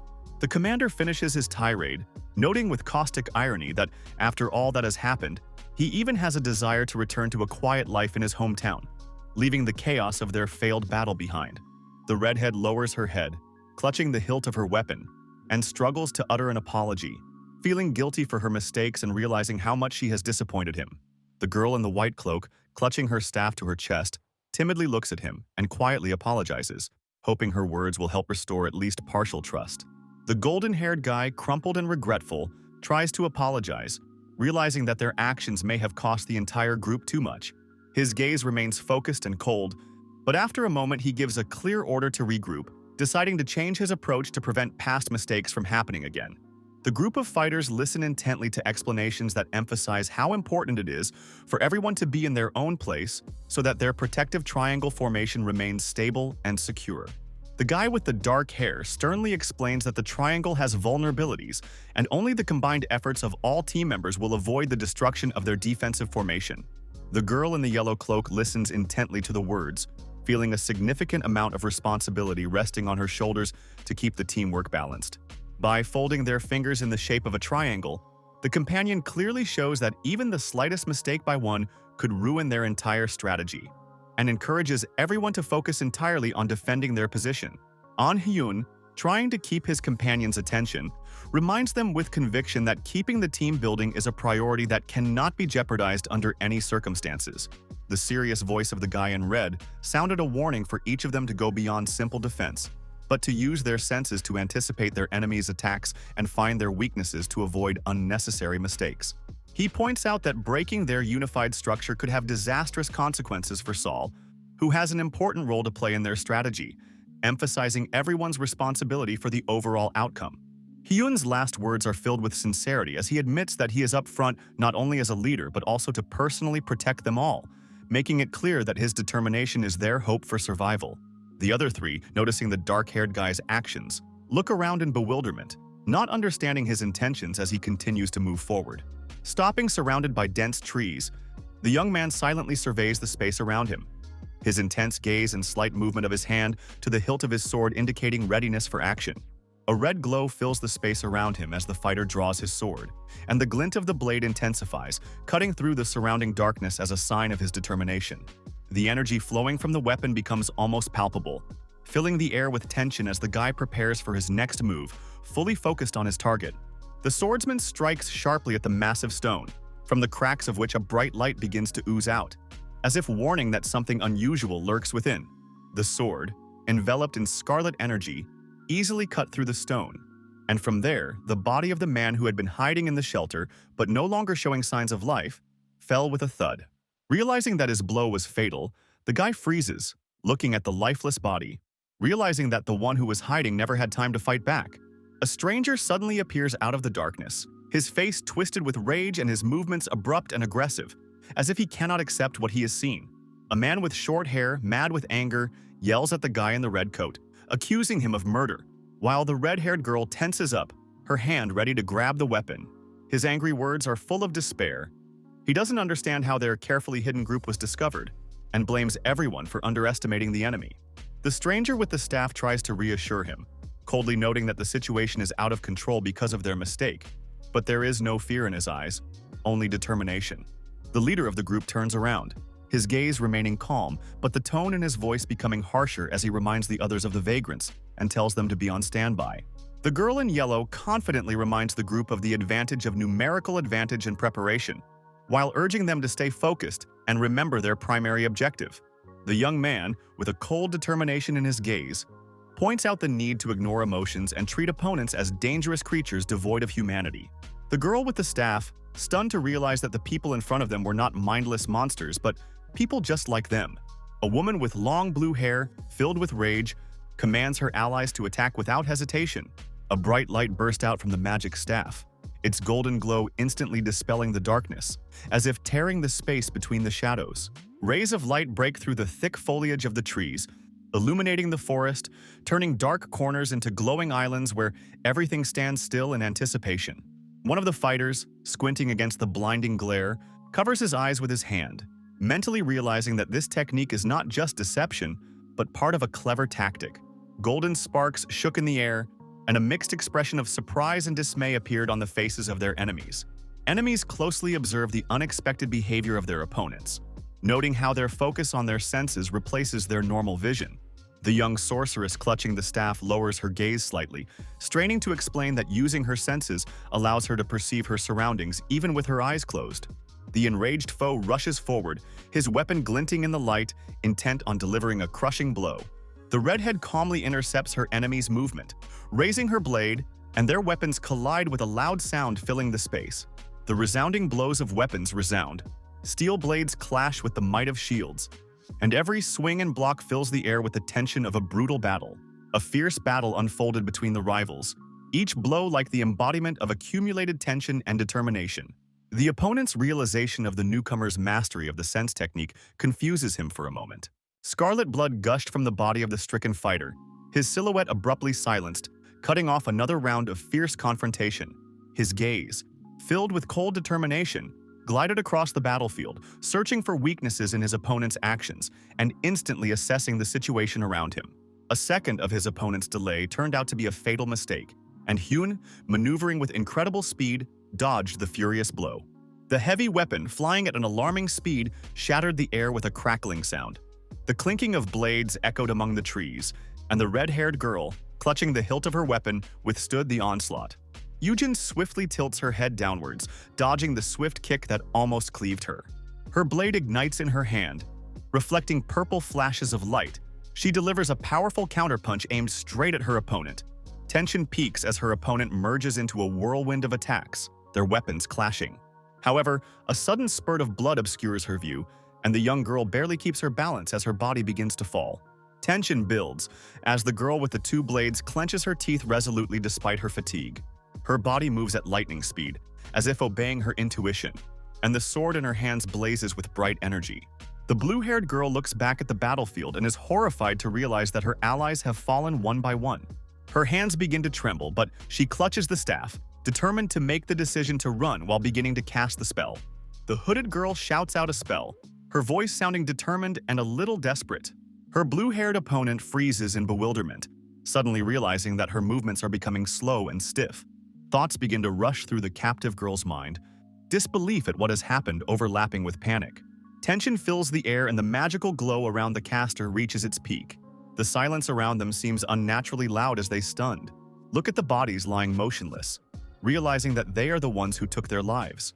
The golden-haired warrior breathed heavily, and there was a flicker of fear in his eyes, mixed with incomprehension of how they had gotten to this point, forcing themselves to become assassins.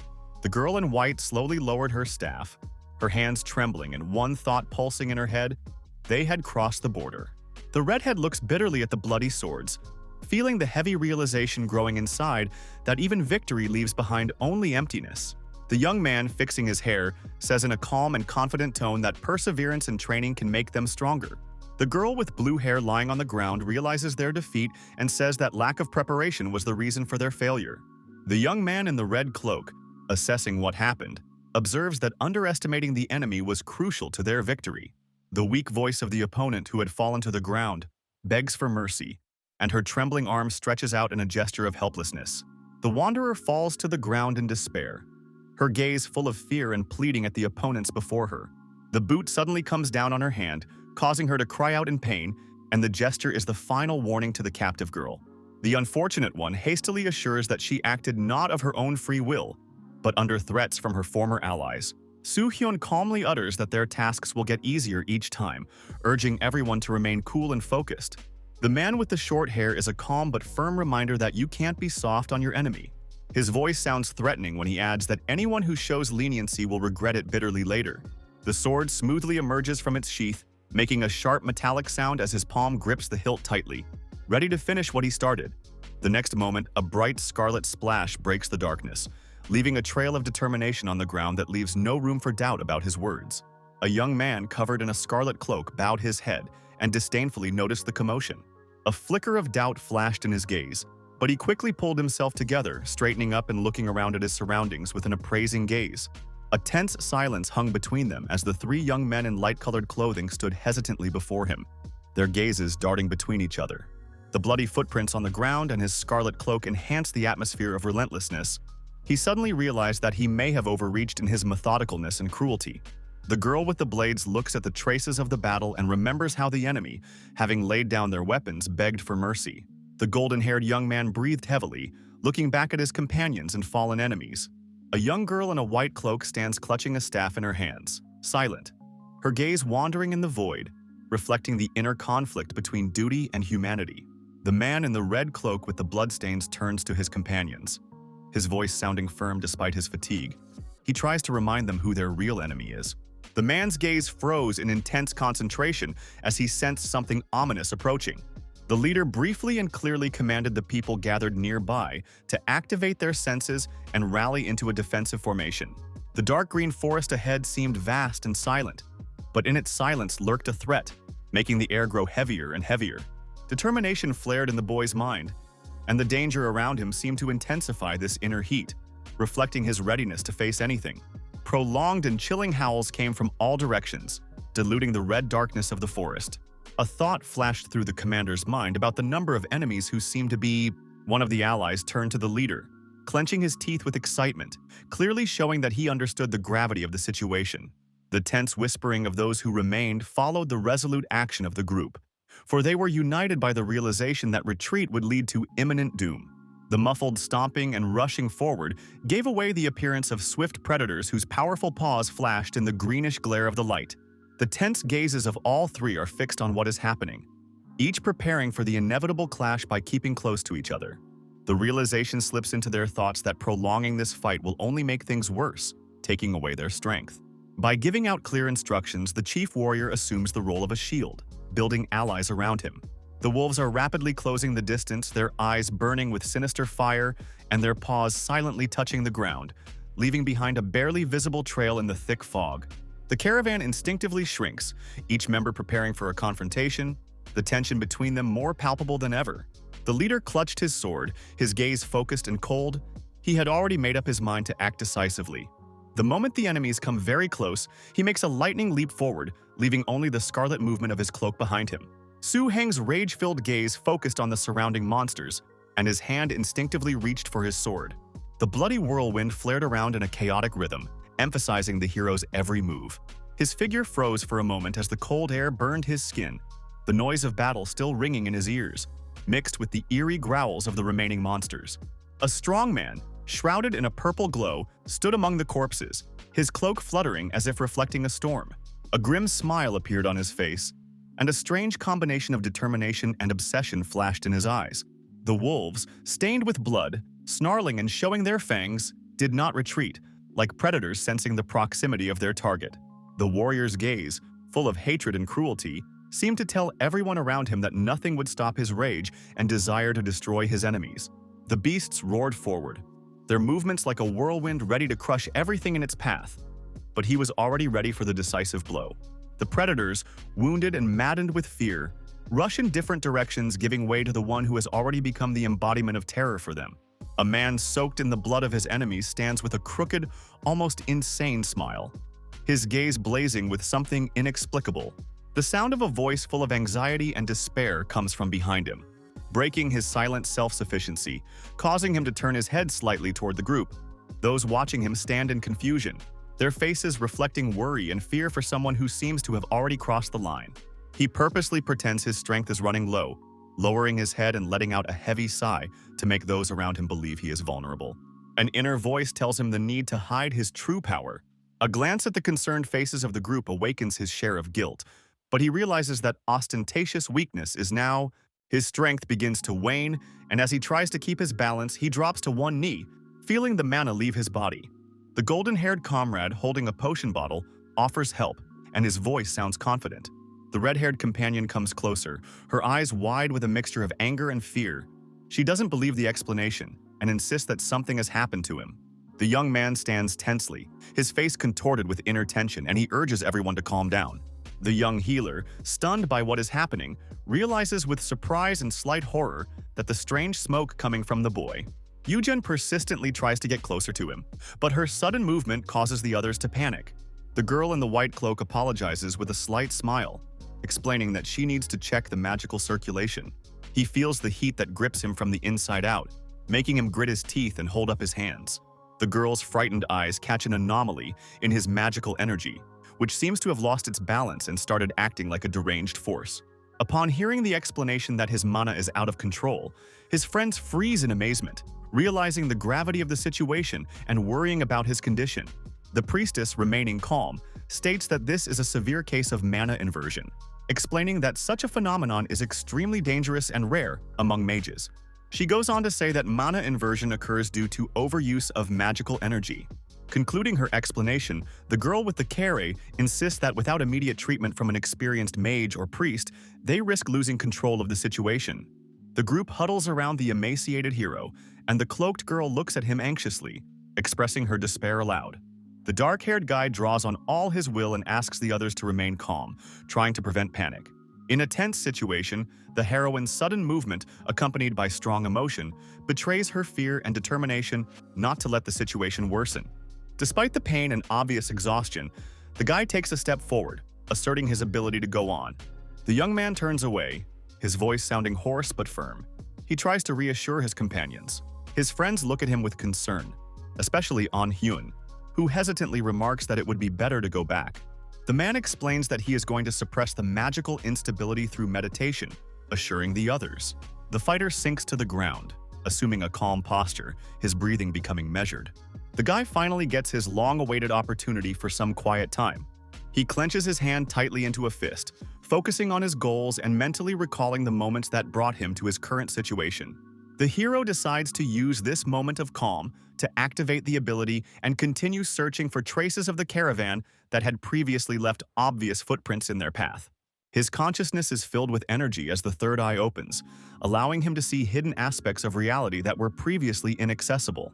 Red threads of mana swirled between the trees, filling the air with tension and reflecting its ominous breath. The swaying energy became more and more intense, making the leaves tremble as if in foreboding of impending calamity. Dark streams filled the space around them, mixing with flashes of fire, turning the forest into a mystical and frightening sight. The figures folded into a circle froze in anticipation, scrutinizing the surroundings while he was immersed in meditation and hidden by a veil of energy. The red-haired girl quietly reflects on how he drained his magic to protect them. His actions, which at first seemed unacceptable, now make sense, for it was his determination that made them survive that brutal ambush. A heavy silence accompanied the realization that, without his quick reactions and ability to act decisively, they wouldn't have made it. The redhead is adamant that from now on they must be stronger and stand on their feet confidently to be a worthy support for each other. The young man with the golden hair discreetly analyzes his conflicting emotions as he recalls recent events. The red-haired girl looks down at her trembling hands and ponders how her brother's depleted magic saved them all. The girl's inner monologue is gradually replaced by determination, her face coming alive with the realization that she must learn to be useful to those she cares about. Concentrating, she touches the ground, feeling the flow of magic around her, and channels her energy with effort. A wave of golden light slowly fills the space, turning the familiar forest into a shimmering fantasy. In amazement, the mage girl clutched her staff tighter, watching as patterns began to form around her. Suddenly, the magical traces disappear as if held against an invisible barrier, leaving a sense of mystery. The young man's gaze grows cold and focused as an obstacle looms ahead. The gazes of the two characters cross, their silence filling the air with a tension that guesses a mixture of understatement and realization of the importance of the current moment. The young man's dark eyes studied the expression on the girl's face intently, as if trying to catch her thoughts or understand the hidden emotions behind the outward calm. The auburn-haired girl holds the staff tighter, not averting her gaze, and her slightly worried face is replaced by an expression of slight surprise. The man maintains his outward composure, but the soft light in his eyes reflects a slight relief. The silence of the forest was broken by a quiet dialogue, in which sounded the alarm for the well-being of the companion, who sat with a wounded and tired look. The tension of the moment was heightened, as everyone present began to realize the need to move on, despite the general exhaustion. The red-haired girl, scrutinizing his every movement, noticed the slightest change in his condition. He looked up, trying to reassure her with words of his self-control, but fatigue and a shadow of pain still gave away his true state. Hyun, sensing the tension, squeezes his interlocutor's hand, his confidence permeating every word. Turning back to his companions, he utters a question, and his gaze seeks confirmation or denial of the fact. The group gaze into the night's greenery, trying to realize the hidden threats, their quiet interaction emphasizing the trust that has been formed. Their figures, illuminated by the flickering light, disappear deep into the dense foliage. The caravan commander, looking tensely deep into the dark forest, feels an inexplicable heaviness, as if some force is blocking access to his abilities and making him wonder about the nature of this place. The girl in yellow, trying to make sense of what is happening, notices that a sense of unease is mixed with curiosity. Pondering the words of his companion, the man ponders the existence of an obstacle in their path. Despite the general uncertainty, the squad continues to move forward, focusing on feeling and interacting with their surroundings.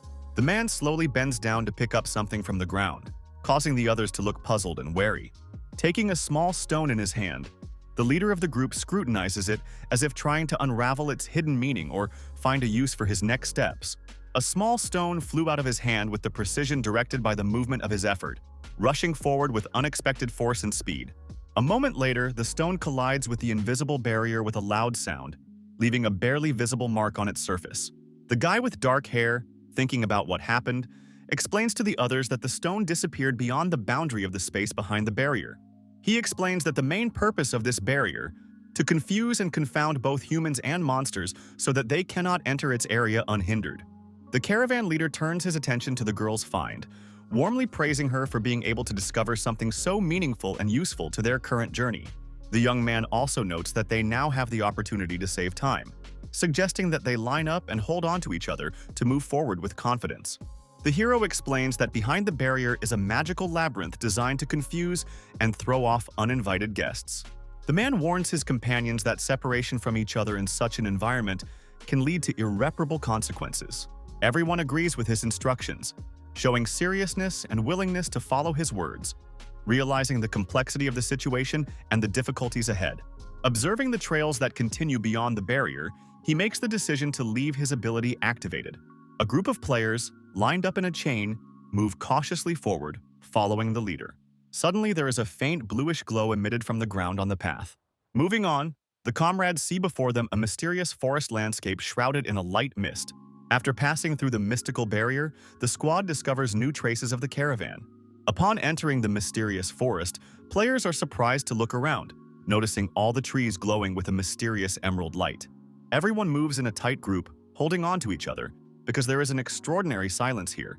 You can hear neither the sounds of birds nor the footsteps of animals. As they look around, they realize that this forest seems unnatural. After walking a few steps, one of the group notices the grass underfoot shimmering with a blue light. The forest light remained soft and mysterious, as the shadows of the leaves intertwined to hide the path from view. The question of how much further to go remained unanswered, but the tension grew until doubt began to echo in every movement. The feeling of fatigue was becoming more and more noticeable, especially in the young mage girl, whose steps were losing confidence and slowing down. Nervousness filled everyone's thoughts. Doubts about the correctness of the chosen path only grew stronger with each passing second, until the sounds of nature were completely silent. Hyun confidently moves forward, his hand gently pushing back the strange glow left behind by the magic barrier. His gaze becomes attentive and focused as he stops and notices something ahead. The companions, holding their breath, follow him and gradually realize that they have finally reached the place they were talking about. Quiet footsteps on the soft grass break the silence of the surrounding forest, accompanied by a sense of hidden menace. The heroes are surprised to see a tall structure surrounded by forest that seems to have suddenly appeared in the middle of their path. The boys speculate that there may be a dungeon inside, created by an ancient alchemist whose traces may have been preserved in this place. They conclude that before them is an ancient dungeon connected to an alchemist named Vivian. There is a sense of slight anxiety and surprise, because for beginners, such a find can be a real challenge. The girl with red hair jokes cheerfully, trying to cheer up her companion, but there's a sense of sincerity in her words. A young man standing with his back to the castle calmly explains that despite all the effort and preparation, finding the dungeon was largely down to luck.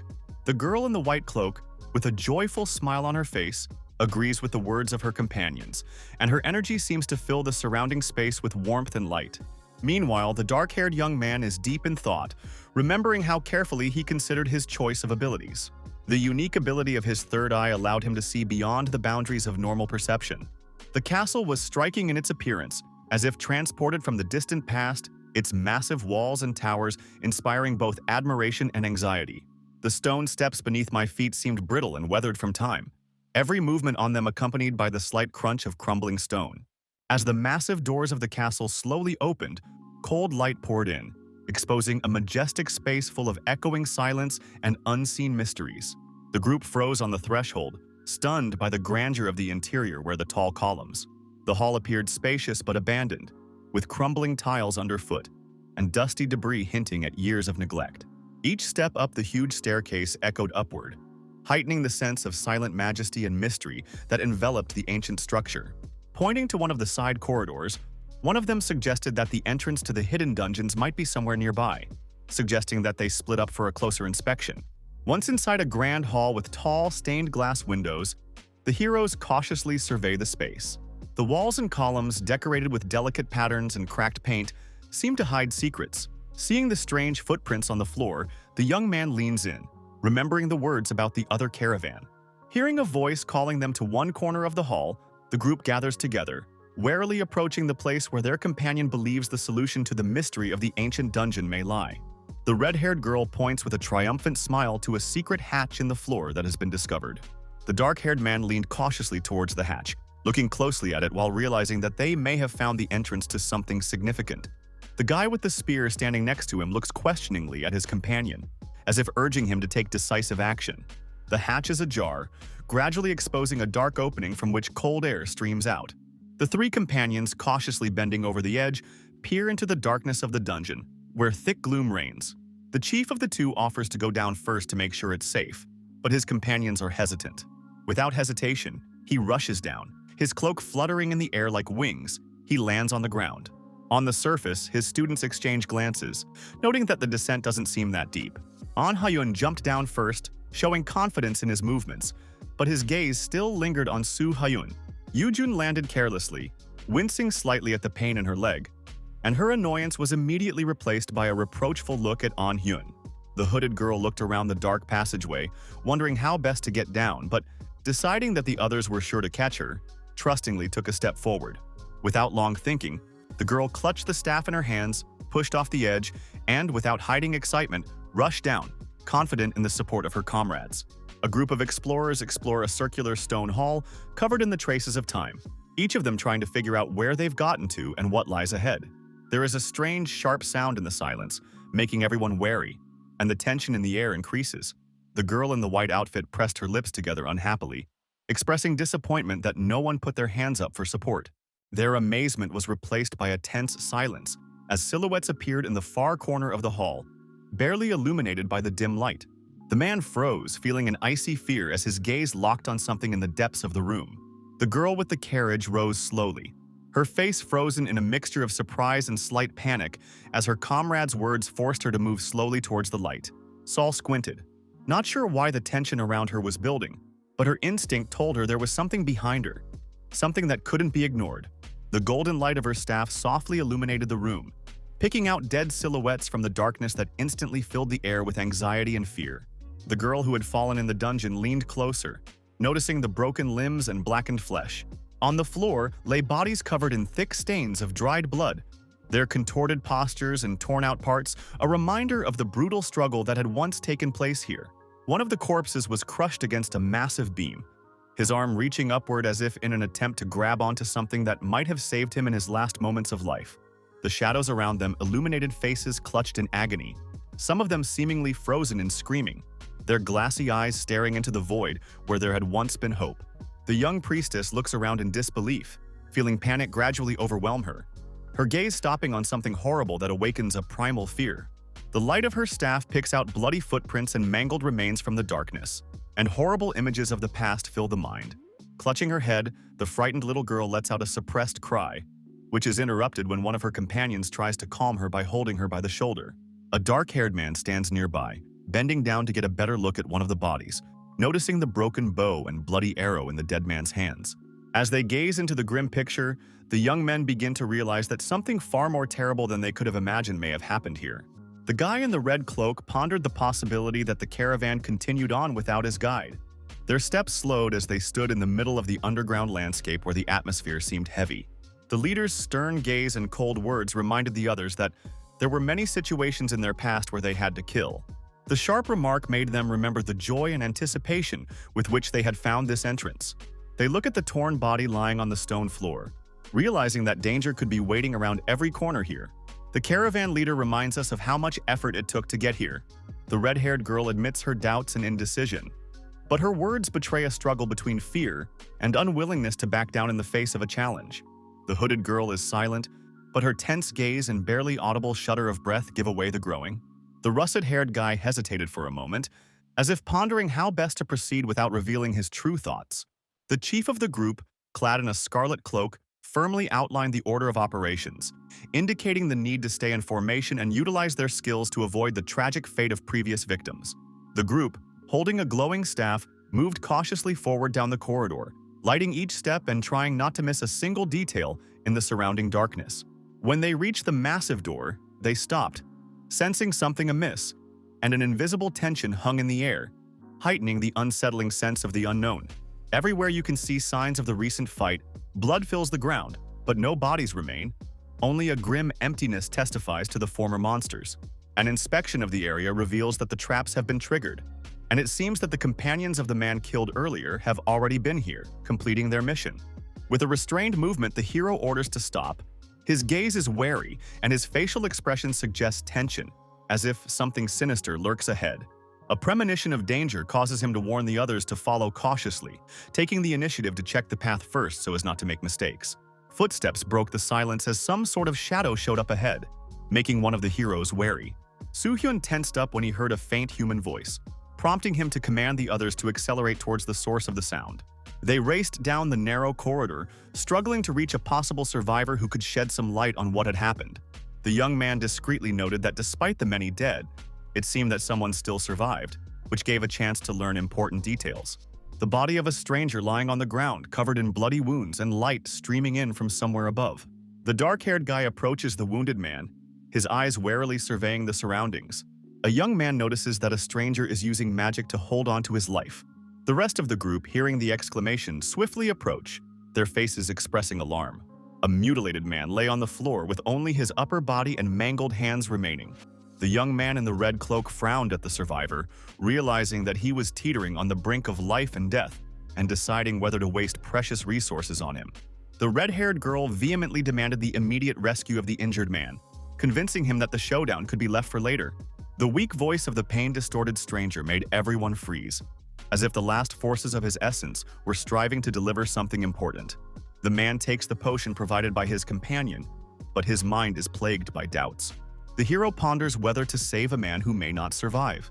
Crouching next to the wounded man, he orders his mouth open, preparing to pour in the elixir, but realizes that the time for rescue may be lost. Holding his breath, the guy in red watches the wounded man's agonizing attempts to swallow the potion.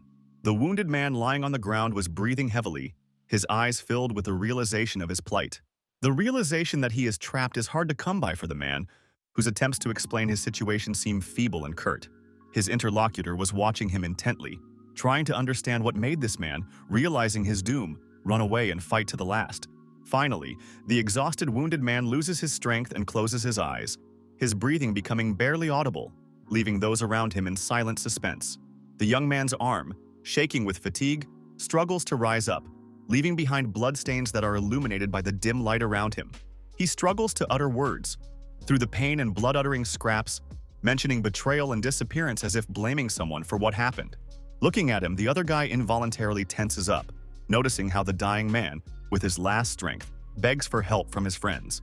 The bleeding young man's head drops helplessly, and his eyes reflect sorrow, turning to emptiness before closing. The silence around them grows heavy as the group tensely stands near the body, realizing that the blood on the floor is only part of the grim picture. The cloth hid the mutilated body, leaving only dark bloodstains, a reminder of the horror he had experienced and the pain he had faced. The leader's thoughts are filled with an unsettling whirlwind of speculation about betrayal, escape, and possible entrapment, each of which heightens his suspicions and forces him to focus on the details. He ponders that the dungeon master could have used the trap as a way to lure them into a desperate situation. The girl fighter throws a barb at her companion with irritation, marveling at his ignorance of the essence of dungeons. The swordsman concentrates on explaining what's going on, carefully putting the pieces of the puzzle together, mentioning betrayal. The dead man's body is hidden under a cloth with traces of blood on it, creating a grim focus on the tragedy that happened to him and his comrades. The group of young men freeze as they listen to their comrades' words about the dead man's possible connection to the caravan. Guy suggests that entering uncharted dungeons without a guide could be deadly. The covered body left at the entrance suggests that the deceased tried to get out on his own, but his attempt ended tragically. Following the logic, the other members of the group could have fallen victim to numerous traps or fallen into the hands of an unknown dungeon master. Speculation about the fate of the kidnapped men fills the group with anxiety, but the commander coldly suggests that they may have been part of sinister experiments. Confusion grips the girl with her tail on her head, as she is shaken by the idea that the dungeon master is capable of using the players as lab rats. Her comrade calmly answers her startled question, pointing out that such horrors are not at all uncommon on the Hell Trail. A blurry silhouette of a monster suddenly appears in front of her face. Leaping overhead at an incredible speed, its clawed paws rushing towards its prey. She glances up, instantly assessing the direction of the threat, her body tensing and the blade in her hand ready to strike. A light stream of magical energy bursts from the priestess' hands, surrounding the enemy and sealing their movements, creating a barrier that no monster can break through. Under the spell of the glowing staff, the huge wolf slows down and finds itself surrounded by brightly colored symbols. The girl raises her staff and a stream of light bursts out of it, blinding and disarming the wolves. A beam of light shoots off the staff and incinerates the enemies in a blinding flash, their figures disappearing in the glow. The spearman cleaved his opponent, forcefully colliding with the massive body, making the tension of the battle peak for a moment. The ground around was cracked and covered with the marks of battle, and the remains of the enemies were turning into smoking piles of ash, testament to the power of the abilities used. The Blade Girl clenched her fist and proudly pointed at the results of her battle, claiming that her skills and attack radius far surpassed her companions. The battle leader, in turn, chuckled slightly and pointed out that their successes were no cause for complacency, but acknowledged that they had indeed done decently this time.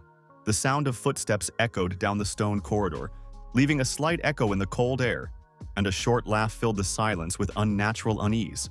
The discussion of loot degenerates into an assessment of the latest adventure, mentioning rangers and minor trophies, while the goblin chest proved far more valuable. Remembering the leader's warning forces them to remain vigilant, scrutinizing the narrow passage, every detail of which seems like a potential trap.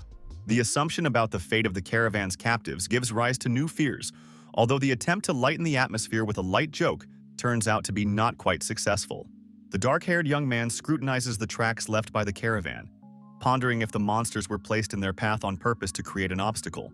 Next to him, a red-haired girl looks up in amazement, unable to believe that they were this close to unraveling the mysteries of this place. The group comes across a fork in a dark corridor where the stone walls outline 4 possible paths, hiding unknowns and dangers. All members of the team warily survey their surroundings, trying to determine where they should go next, realizing that every choice could be crucial. The man feels his ability being activated, and the third eye, which allows him to see hidden paths, begins to guide his thoughts and decisions. He confidently concludes that the second passage is the safest and most suitable for their onward progress. The red-haired companion, noticing his musings, asks a question with a slight chuckle, hinting at a possible indecision in his choice of direction. Suddenly, her face lights up with an expression of inspiration, and she happily declares that she has an interesting idea that can help her find the right path. He watches the people around him warily, trying to figure out what his companion might be up to, and looking decidedly skeptical. The young girl brushes off his doubts, showing confidence in her plan and continuing to convince him to trust her. She makes an attempt to cheer up her comrade, pointing out that her suggestion has a hidden meaning that he just hasn't had time to grasp.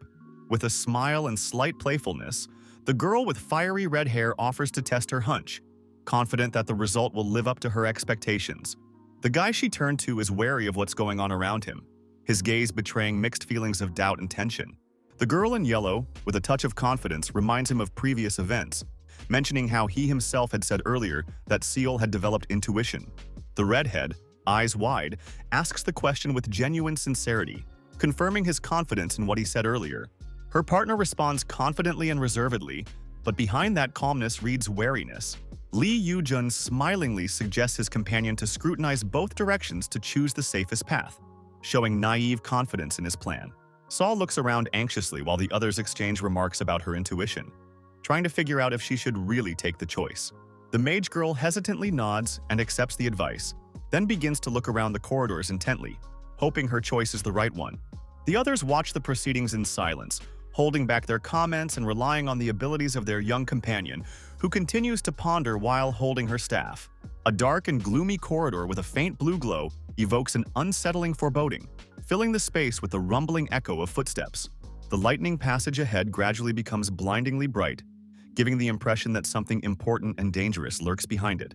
Her eyes widen as she notices a flicker of movement, and the tension in the air becomes almost palpable. The red-haired woman reacts to her startled cry with a slight chuckle, suggesting she skip this passage and continue exploring the others. The girl, pointing to herself, tries to explain that she is not confident in her abilities, but gets the answer that she is the only one capable of handling the task.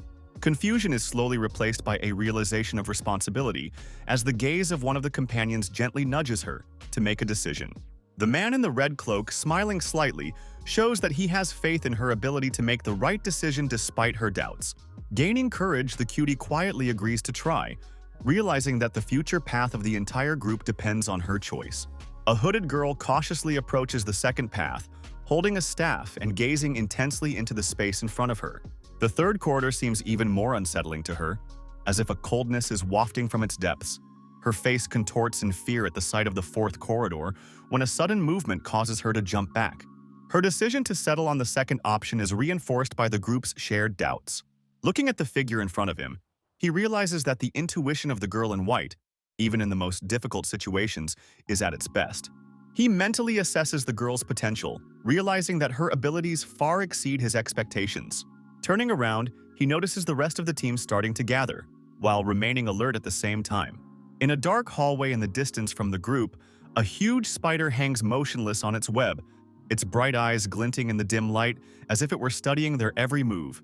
The creature's glowing eyes became visible in the depths of the tunnel, emitting a cold red light that created an ominous atmosphere around it. Thinking about how far they had come caused anxiety in the hero's mind. Suddenly, he caught the presence of a single living form, but its nature was so foreign. A voice full of desperation and terror broke through the silence of the tunnels, causing everyone to stop and look in the direction the call for help seemed to be coming from. From the dark passage comes a loud scream filled with a plea for help, punctuated by a harsh and frightening sound like someone fighting for their life. The red-haired girl's voice breaks out with anxious surprise, and her companion assumes someone is trapped. The golden-haired man addresses the leader, insisting that the scream belongs to one of the caravan's victims, and urges him not to delay in getting to help. The man quickly unsheathes his sword, emitting a faint reddish light, and orders everyone to take a step back, showing that he is ready for any surprises ahead. A flash of bright red light illuminates the space, reflecting in the eyes of everyone present. A thin line of tension stretches between the figure holding the weapon and the others. A focused gaze full of determination stared forward, as if the wielder of the power was ready to engage in battle with an unseen foe. The mesmerizing movement of the cloak, illuminated by an electric glow. With a powerful swing of his weapon, the fighter releases a devastating stream of energy that rushes forward with a deafening sound. A bright flash of energy rapidly rips through the space ahead, leaving a trail of destructive force that is frightening in its scale. A young man with dark hair turns around sharply at the sudden sound behind him, clearly wary of the incomprehensible threat. One of the companions recalls a creepy monster he'd heard of before, a mutant named Remig, able to imitate voices but unable to fully replicate appearances. The red-haired girl explains to the others that their stalker may not be able to fully mimic the appearance of their victims, but copies their voices perfectly, tricking their instincts. The monster, though lacking significant physical abilities, makes up for it with an unusual ability to change shape. The girl recalls numerous instances where this creature skillfully played on the feelings of its victims. Hyun, analyzing the situation, realizes that the knowledge gained at the academy is not enough to deeply understand the nature of these creatures. He concludes that the voice coming from the dark tunnel most likely belongs to the creature. The young man is concentrating his thoughts as he watches the events unfold. The golden-haired boy thoughtfully notes the strangeness of what is happening, assuming that this creature has the ability to mimic voices. His attention shifts abruptly to the action, his hands gripping the weapon confidently. The yellow-clad girl turns around in response to his movement, and their gazes meet, filled with both anxiety and determination. The red-haired girl clearly didn't expect to be attacked by anyone. The golden-haired guy, watching intently, trying to find an explanation for his strange behavior, the tension in his gaze increasing. The light illuminates the dark space, its source appearing unnaturally bright, which for a moment blinds those standing closer to the center. Everyone in the group stands at the ready, their attention focused on what may follow. The fear of the unknown overwhelms them, but no one dares to back down. The man in the red cloak stares intently at the guilty man, his voice sounding cold and demanding as he questions what the man has just done. The young man begins to justify himself, saying that he thought his companion was acting strangely and decided to check on her. The dark-haired man, barely containing his irritation, interjects, clarifying what kind of joke it was. The tense atmosphere intensifies when he notices that attacking allies in a confined space, even as a joke, is inappropriate. A quiet but commanding voice reminded him that this world had long since ceased to be a game, and reality demanded constant focus and responsibility for one's actions. Bowing his head, the guy with the russet hair uttered a short apology, in which there was a note of sincere remorse for his frivolous act. In a reserved tone, the man made it clear that he was willing to turn a blind eye to the incident, but only because of his request, and would not allow such incidents to happen again in the future. In front of them was the body of a Ramek and two statues, which he called a trap, ordering it to be destroyed before it was activated and demanding an answer. A dim light diffusely illuminates the winding tunnel in which the muffled response of assent is heard, confirming understanding of what has been said. The vast cave in front of the heroes looks intimidating. Imposing stalactites descend from the ceiling. Mysterious eggs are scattered around, emitting a dim green glow. One of the caravan members, holding his weapon at the ready, slowly looks around while the others remain alert, tensely assessing the space. Shadows appear against the gloomy walls and weaves of cobwebs, reinforcing the sense of danger and lurking menace. One of the group suggests that the creature may be lurking somewhere deep in these parts, as it probably lives in the heart of this strange cave, obeying some unknown instinct. Yujin suddenly notices a strange odor, covering her nose with her hand, and draws the others' attention to the fact that there is something up ahead that makes her vaguely uneasy. They go deeper into the cave, illuminated by a greenish light, and notice huge, strange eggs. The heroes scrutinize the dark passage ahead, and one of them notices that the tracks of the other members of the caravan are disappearing. The brother beside his sister asks in bewilderment what has happened, but his very gaze slides down to where something disturbing is trying to break through his understanding. Attention is drawn to the strange movement at his feet, as a green creature that looks like a strange lump of slime appears out of nowhere. The devastated cry from the girl's mouth reflects her fear and confusion in the face of the unknown. The surprised silence is suddenly broken, making everyone wary and raise their heads and look up. The young man silently surveys the space, noting how slime intertwined with cobwebs filled the walls and ceiling, creating the feeling of a sticky trap. A flickering greenish glow enhances the ominous atmosphere, and the fibers of the web stretch out to the sides as if hiding something important in its depths. The surrounding area becomes more and more threatening, and Hyun realizes that he should have engaged his sense of area perception beforehand. A sudden movement deep within the slime net makes him wary, and an inner voice tells him that the threat is too close.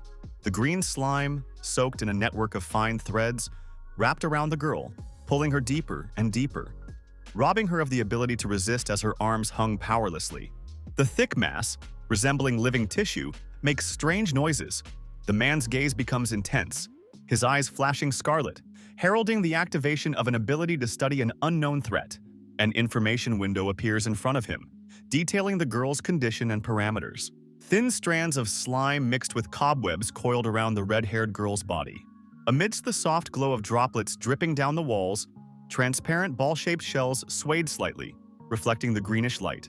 The characters standing nearby are tensely scrutinizing their surroundings, their gazes fixed on the unusual substance. Saul looks closely at the glowing orb and asks incredulously if it is ordinary marble, trying to understand the nature of the strange object. The greenish orbs on the floor begin to move, as if something inside them is coming to life, giving the whole room a sense of menace and impending danger. One of the balls bursts with a wet sound, releasing a long and sharply angled limb covered in slime and fine hairs. The heroes realize they have spider eggs in front of them, and the realization that they are about to face a brood of predators puts them in a tense state. Huge spiders with shiny green shells and intimidating claws begin to emerge from the eggs, and their menacing movement leaves little time for thought. An unsettling atmosphere thickens over the players, with numerous spiders visible in the thick darkness. The red-haired girl turns to her companion and notices that all these creatures are emerging from the body of the suspended man. The golden-haired warrior turns to his comrade in the red cloak, preparing for the upcoming battle. The girl's suspended body looks haggard, her mutilated flesh as if it has become an incubator for eggs from which parasites emerge, adding to the overall sense of doom. The girl with the tail tensely looks around the space emitting a green glow, trying to comprehend the words about the ancient alchemist and the dangers of his trap. Her gaze turns fierce, her lips press together, and she barely holds back a scream as she remembers the injustice. The rest of the group look at her with a degree of caution, but remain vigilant. In the distance, you can see the remains of giant spiders covered in slime and green spots. The young man explains that he coped with the attack due to his increased resilience. He shows off his damaged cloak, proving that the blow he took left no marks on his body.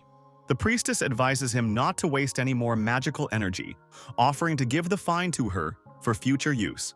His comrade, noticing his friend's condition, decides to clarify his well-being as he prepares to discuss a future plan of action for the group.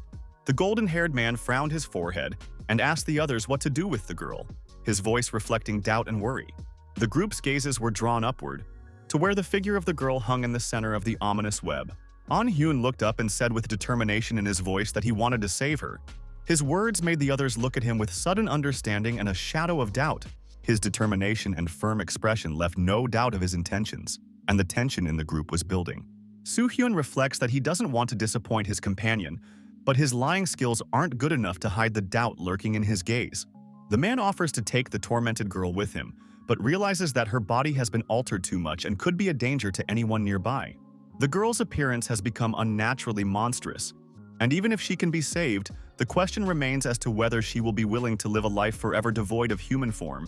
Everyone in the group stares at each other in silence as the tension rises, and the question of who will take responsibility for all possible consequences hangs in the air. A voice echoed in the semi-darkness, filling the silence with sarcastic notes that seemed to be deliberately trying to shake everyone's confidence. Anxiety grew as the unseen interlocutor took his time to show himself. The words about the number of men and women sounded strangely mocking, as if the hidden observer was deliberately playing on the group's nerves. Annoyed by this strange greeting, Yoo-jun raised her dagger, her posture expressing her readiness to attack. Muffled laughter echoed in the darkness, making the air vibrate as something unseen slowly approached, filling the space with a sense of danger. The players cautiously clutched their weapons, wary of the sounds that grew louder and louder, as if something huge was coming to life in the shadows. An unknown voice greeted them mockingly, calling them toys, and the tension in the group increased as the outline of a figure in the back of the hall became visible. The light from the faint greenish glow revealed a mysterious enemy that had claimed dominance in this place. An eerie image of Vivian appears before the hero, encased in a strange green plexus, her smile reeking of madness.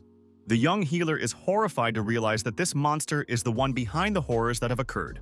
The Spider-Woman explains with contorted joy that not only was she holding not only someone else's magic, but the girl's very life. The monster's tale of hunters and mages meeting her relentless fury sounds like a twisted game. The woman frantically parries the accusation, citing a defense of the group's actions, blaming them for the destruction and loss of her children. Shattered shells of green cocoons, like echoes of a lost life, lie around, and her grief-filled voice shakes with rage and pain.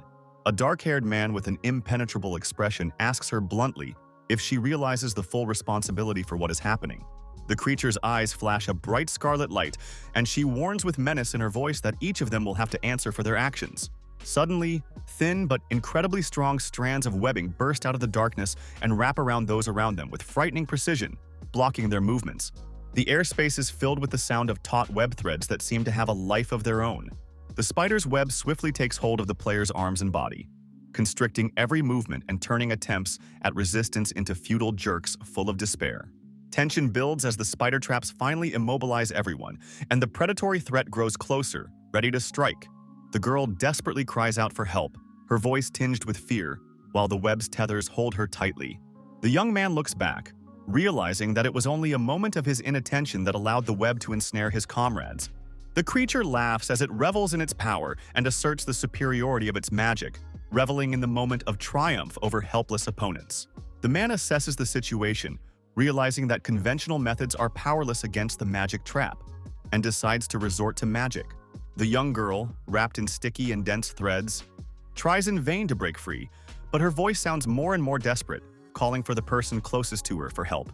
The leader, realizing the danger, realizes with irritation that his second distraction has led to this situation, and his gaze is pierced with determination despite the limitations of movement.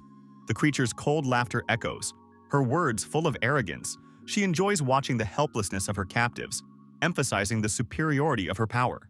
Realizing that physical force is useless in this situation, he decides to use magic, realizing all the possible risks and consequences of his choice. The hero ponders that it might be better to let the enemy take him to the lab to then find her hideout and end this once and for all, while a hard expression appears in his eyes. A woman entangled in a web soothes the captives with promises that their eyes, ears, and mouths will be closed, but she will try to keep them alive so she can use them for her experiments. The cunning entity continues to play with words, saying they can keep their sense of smell to enjoy the flavor of her lab, smirking merrily at the same time. She concludes her speech with a triumphant laugh, declaring that it is time for action, emphasizing her confidence in her victory and capture of the captives. Wrapped in cocoons, the travelers are now neither seen nor heard, and this gives her complete freedom of action, leaving no opportunity to reveal her plans. The smile on her face grew wider and wider, and there was a note of schadenfreude in her voice, emphasizing her enjoyment of the moment of total power. An unexpected sound caught the Spider-Girl's attention, causing her to turn around and tense up, as if sensing a threat that had previously eluded her control. A bright fire flared up, enveloping one of the cocoons, and the torturer's laughter broke off, replaced by a surprised and annoyed exclamation. In a room filled with a bright glow, the invocation ended, leaving only the presence of an angel and a man surrounded by an almost holy atmosphere full of tranquility and weightlessness. A young man watches the information on the screens, annoyed by the difficulty of choosing from the many options. His gaze, full of cold calm and hidden determination, is directed into the void, as if he is immersed in thinking about what is to be done. The figure of an angel appears before him, surrounded by a radiant halo, whose presence fills the space with awe-inspiring silence and a sense of supreme power. The hall with the radiant girl is filled with light, and it seems that even the walls are imbued with this divine energy. It carefully analyzes the available settings, comparing player and sword specialist parameters to arrive at the most informed and optimal solution. The hero keeps a calm expression on his face.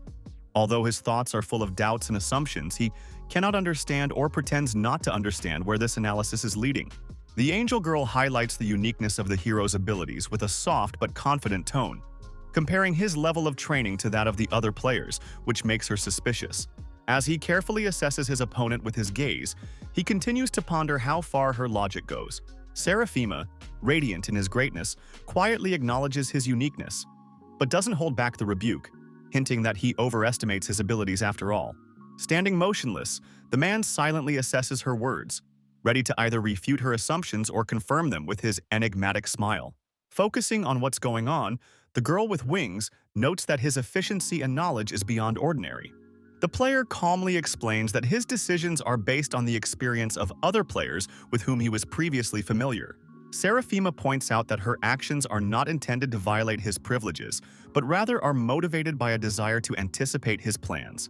The man expresses his displeasure at her attempts to interfere with his choices, making it clear that his plans require absolute freedom of action and complete control over the situation. In his reflections, he emphasizes the importance of the forthcoming body modification, considering it crucial to the realization of his plan. An experienced man says he wants to choose a simple tattoo for himself instead of complex or flashy elements, emphasizing the confidence in his decision. He calmly states his choice, clearly stating its name and adding that he prefers to place it on his heart, highlighting the symbolism of his decision. Her face reflects a momentary reaction to his statement, where a slight thoughtfulness can be seen as she ponders his request, confirming the player's choice. The winged creature specifies that this decision is unique to it, emphasizing that the seal it chooses will not only improve mana flow, but also stabilize it, preventing potential problems. The angel's hands moved gracefully, activating the process of change, and the formula named Seal of the Ancient Shaman began to materialize. The player's face reflected slight confusion as he felt a strange warmth begin to encompass his body. A bright, magical ring appeared around him, with energy swirling in the center, connecting his essence with his new power. The boy's heart seemed to freeze for a moment, engulfed by the pulsing energy that pulsed through him from within, anchoring the ancient seal at the very center of his essence. His hand fills with a soft golden light that slowly fades away, leaving behind a feeling of warmth and a slight tingling sensation. The young man oovers as the mana, suddenly increased, instantly stabilizes due to the strength of the mark received. His gaze becomes serious and focused as he turns to Seraphima. The lady with the wings watches him with unwavering calm, her soft gaze conveying confidence in his decisions and willingness to continue. His choice of the latter privilege elicits a silent appraisal from his interlocutor, but his words about Hwajung Fire definitively shape her understanding of his strategy. The calm stance and focused gaze hint at readiness for any further development. The young man inwardly wondered, realizing that her pause could either be due to a realization of his intent. Her words, reserved and unemotional, indicate her respect for his choice. The golden glow around Seraphima intensifies as she turns to the hero and asks a question about the knowledge of the ancient flame, and her hands emphasize the significance of the question. The hero maintains his composure. His gaze becomes sharper, and he responds, showing his realization that this flame is capable of destroying anything in its path. Winged goes on to explain that its middle name is the endlessly burning flame, and it is known as the most dangerous fire in existence, emphasized by its bright and unquenchable light. The green creature becomes enraged and screams that her web is destroyed, while bright tongues of fire erupted around her and continues to consume her braids, burning everything to the ground. Ribbons of bright flames coiled around as if to engulf the space and fill it with heat, destroying everything they touched with unrelenting force. The man reflects on the superiority of this fire over all known human sources of energy, emphasizing its unique power. The destructive nature of fire is so powerful that even the deities associated with the flames of the end feel fear of this absolute display of power. The threads of the web, enveloped in a golden glow, reflect the purity and power of this destructive phenomenon that is beyond the control of even the strongest of beings. Bright fire encompasses the figure, emphasizing his confidence and determination, and the blazing flames around him seem to emphasize the power that he intends to summon. His gaze fills with unwavering fury as he realizes the power of the fire he is about to use, and that power can only be compared to his inner fortitude. The girl with the white hair, with a touch of doubt in her eyes, assesses the chances of success, reminds you of the risk.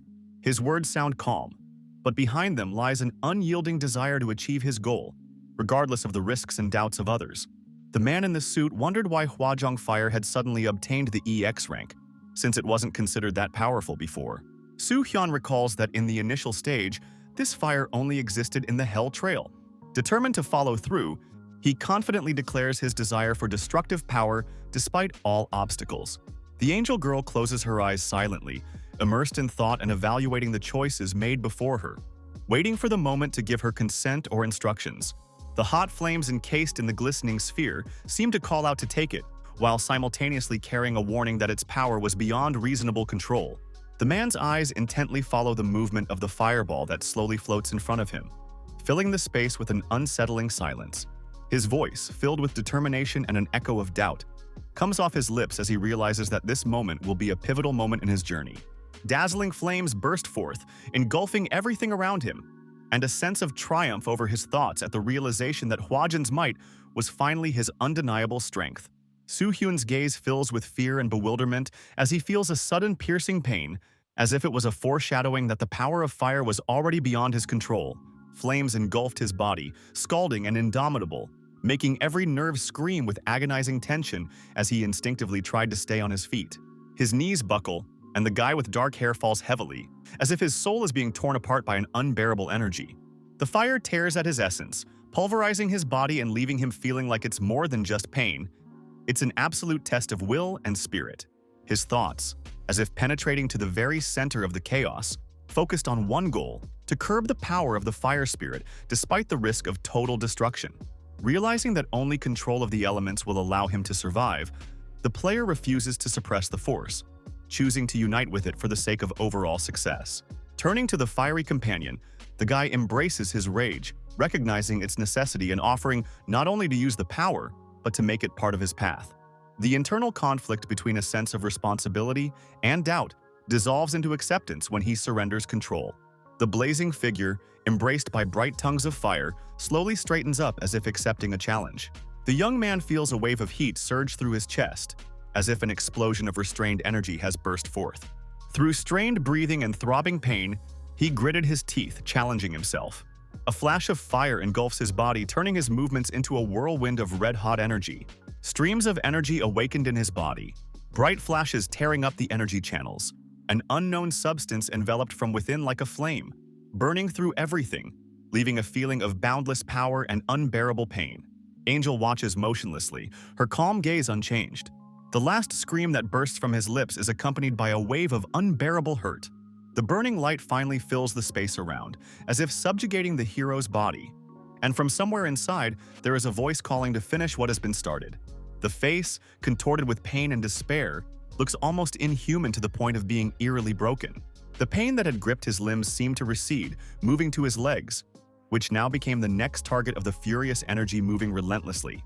The figure of the hero, floating in space, seems absolutely subordinate to the bright stream, which seems to dictate its terms and does not tolerate weakness. The silence is suddenly replaced by a sudden burst of light as a voice warns and suggests we stop.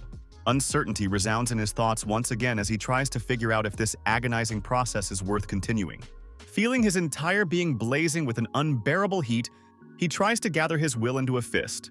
The guy's body seemed to become a vessel for invisible fire, a bright light bursting from every cell of his body. The hot blast from within peaks, blood rushes to his face and begins to ooze from his nose, as if his very body could no longer take the strain. Blood streamed down his face, covering his eyes and mixing with the chaotic breathing that rumbled from deep within his chest. Every breath is labored, and a faint gleam of rage, damped by pain, peeks through her caked lashes. His hand involuntarily clenched, as if seeking to grasp an invisible thread that could pull him out of this state, but his strength was leaving him with every passing second. The dizziness gives way to a vague clarity, and the renewed player raises his head to look ahead. The update flashes before your eyes, notifying you that the user's information has been updated. The moment realization returns, my fingers instinctively touch my chest, feeling a slight tingling sensation. Information stating that the assimilation and destruction of impurities had been completed. Gradually returning to reality, the fighter realizes that the streams of magic have become much faster. His body trembles under the weight of pain and shock, responding with every muscle to the system's warning, confirming the inevitable effects of overstretching. Lines of characterizations flashed before his eyes, recording the changes that would be permanently imprinted on his body.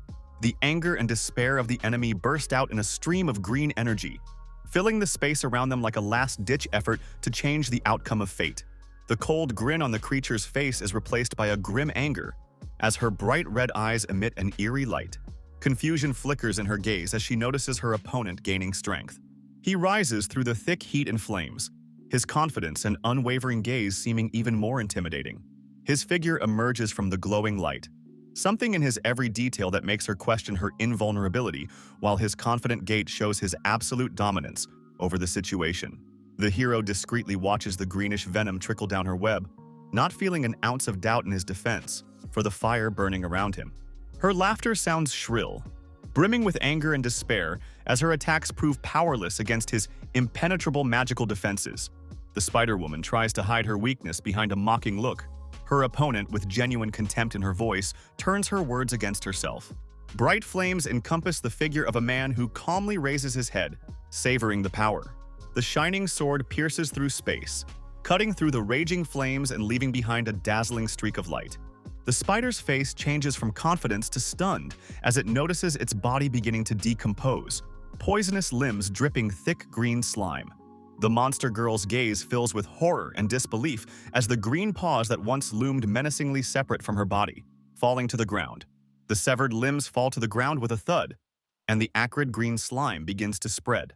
The fire raging around the dark-haired man is reflected in the cold eyes. The monster's disfigured body trembles with rage and pain, streams of green liquid flowing from her wounds as she shrieks curses at him without hiding her hatred. With the last remnants of the woman's strength, the monster soars into the air, letting out a piercing scream. The flames enveloping the sword flare even brighter as the man strikes, cutting off another attack of spider legs. The webs of the web are torn as his confident footsteps tear the mask of fearlessness from the dungeon mistress. With horror in her eyes, the Spider-Woman notices her attacks becoming futile, and the confusion in her gaze betrays her fear. Watching her reactions coldly, he observes that her strength is only an illusion, her monotonous attacks predictable. The smirk on his face grows colder as he says her name Riley, as if mocking her claims to ancient wisdom and superiority. A vicious wheeze escapes her mouth, mixed with unnatural sounds, until her gaze is revealed to her own weakness. A bright green-colored liquid drips down the monster's body, as if to symbolize loss and decay, leaving behind a trail of her defeat. The enemy watches silently as the remnants slowly lose their form, recalling the spectacle of a shattered pride that will forever be etched in his memory. The man noticed with a slight chuckle that her strength had already run out, asking questions that felt more like mockery than interest. The girl, breathing heavily, realized that this man's magic was beyond her expectations, forcing her to search for the cause of her weakness. Her eyes went wide with a mixture of fear and anger as she began to realize that not even her rage could break that confidence. Paws jerked sharply, trying to intercept his movement, but the energy of those attempts quickly faded into futile attacks. The giant spider, emitting a screech, backs away abruptly, its movement becoming uncertain due to its damaged limbs. The creature is gripped by panic, its thoughts muddled in fear of an enemy whose power seems unfathomably superior to all. The dark-haired man cuts the distance with ease, his movements precise and quick. The web fails to withstand the pressure, tearing under the weight of the creature, which finds itself completely immobilized. The creature with spidery limbs lies on the ground, trying her best to get up, but her movements seem increasingly slow. The player holding the sword looks down at the defeated one, pondering how many similar creatures he has seen in his life. The man watches her agony without taking his eyes off her, pondering how often he'd met someone like this. Underneath the dying monster lies that girl with red hair, helplessly collapsed. With a graceful movement of his blade, he fended off another lunge from the massive limb. The monster, realizing its powerlessness, mentally searched for ways to retreat, trying to find a way to slip out of this deadly battle. The mutated girl's body suddenly gave a sign of life, her faint movement causing the surrounding scene to take on new shades of tension. The monster's malevolent gaze sought to take advantage of the fact that her opponent was also human like her victim, picking up on his vulnerability. The man with the sword calmly continued to approach, his equanimity rendering the mutant's threats meaningless, as if her words had no weight. In fear and desperation, the woman clutched her captive even tighter, her voice trembling and the threat seeming like a last-ditch attempt to maintain control of the situation. His gaze was cold and focused. He ignored any of her advances, and the light blow only strengthened his resolve. The red-haired girl remained immovable, her gaze blank and lifeless, as if she had no strength or hope left in her. The young man's gaze remains calm and firm, but in the depths of his eyes there is a regret invisible to an outsider's reproach, as if every action carries an invisible weight for him. The red-haired captive, despite her fatigue and despair, can't hide the overwhelming sense of shame. There was a tone filled with venomous mockery and madness in the voice of the mutated entity that held the girl. The hero, hesitating slightly, slowly puts down his sword as if preparing to give in, but his expression remains steadfastly impenetrable. The man's gaze becomes colder and more focused, as if he is assessing every detail of the situation without losing sight of his opponent. A sinister chuckle erupts from the mutated creature, who tries to maintain his arrogance. The red-haired girl who was hanging motionless was struggling to breathe, but the sudden attack of weakness made her body shake even more. The man's inner musings reveal the guy's ruthless attitude towards what is going on. The red-haired girl hanging in the cocoon lowered her head as if her strength had completely left her, and her body was barely holding back a shiver. His hand tensed in anticipation of action to reach for his victim. The slight movement of his fingers was like a portent of a hidden threat. The white-haired creature froze, sensing something amiss, and a sharp fear echoed in the monster's voice.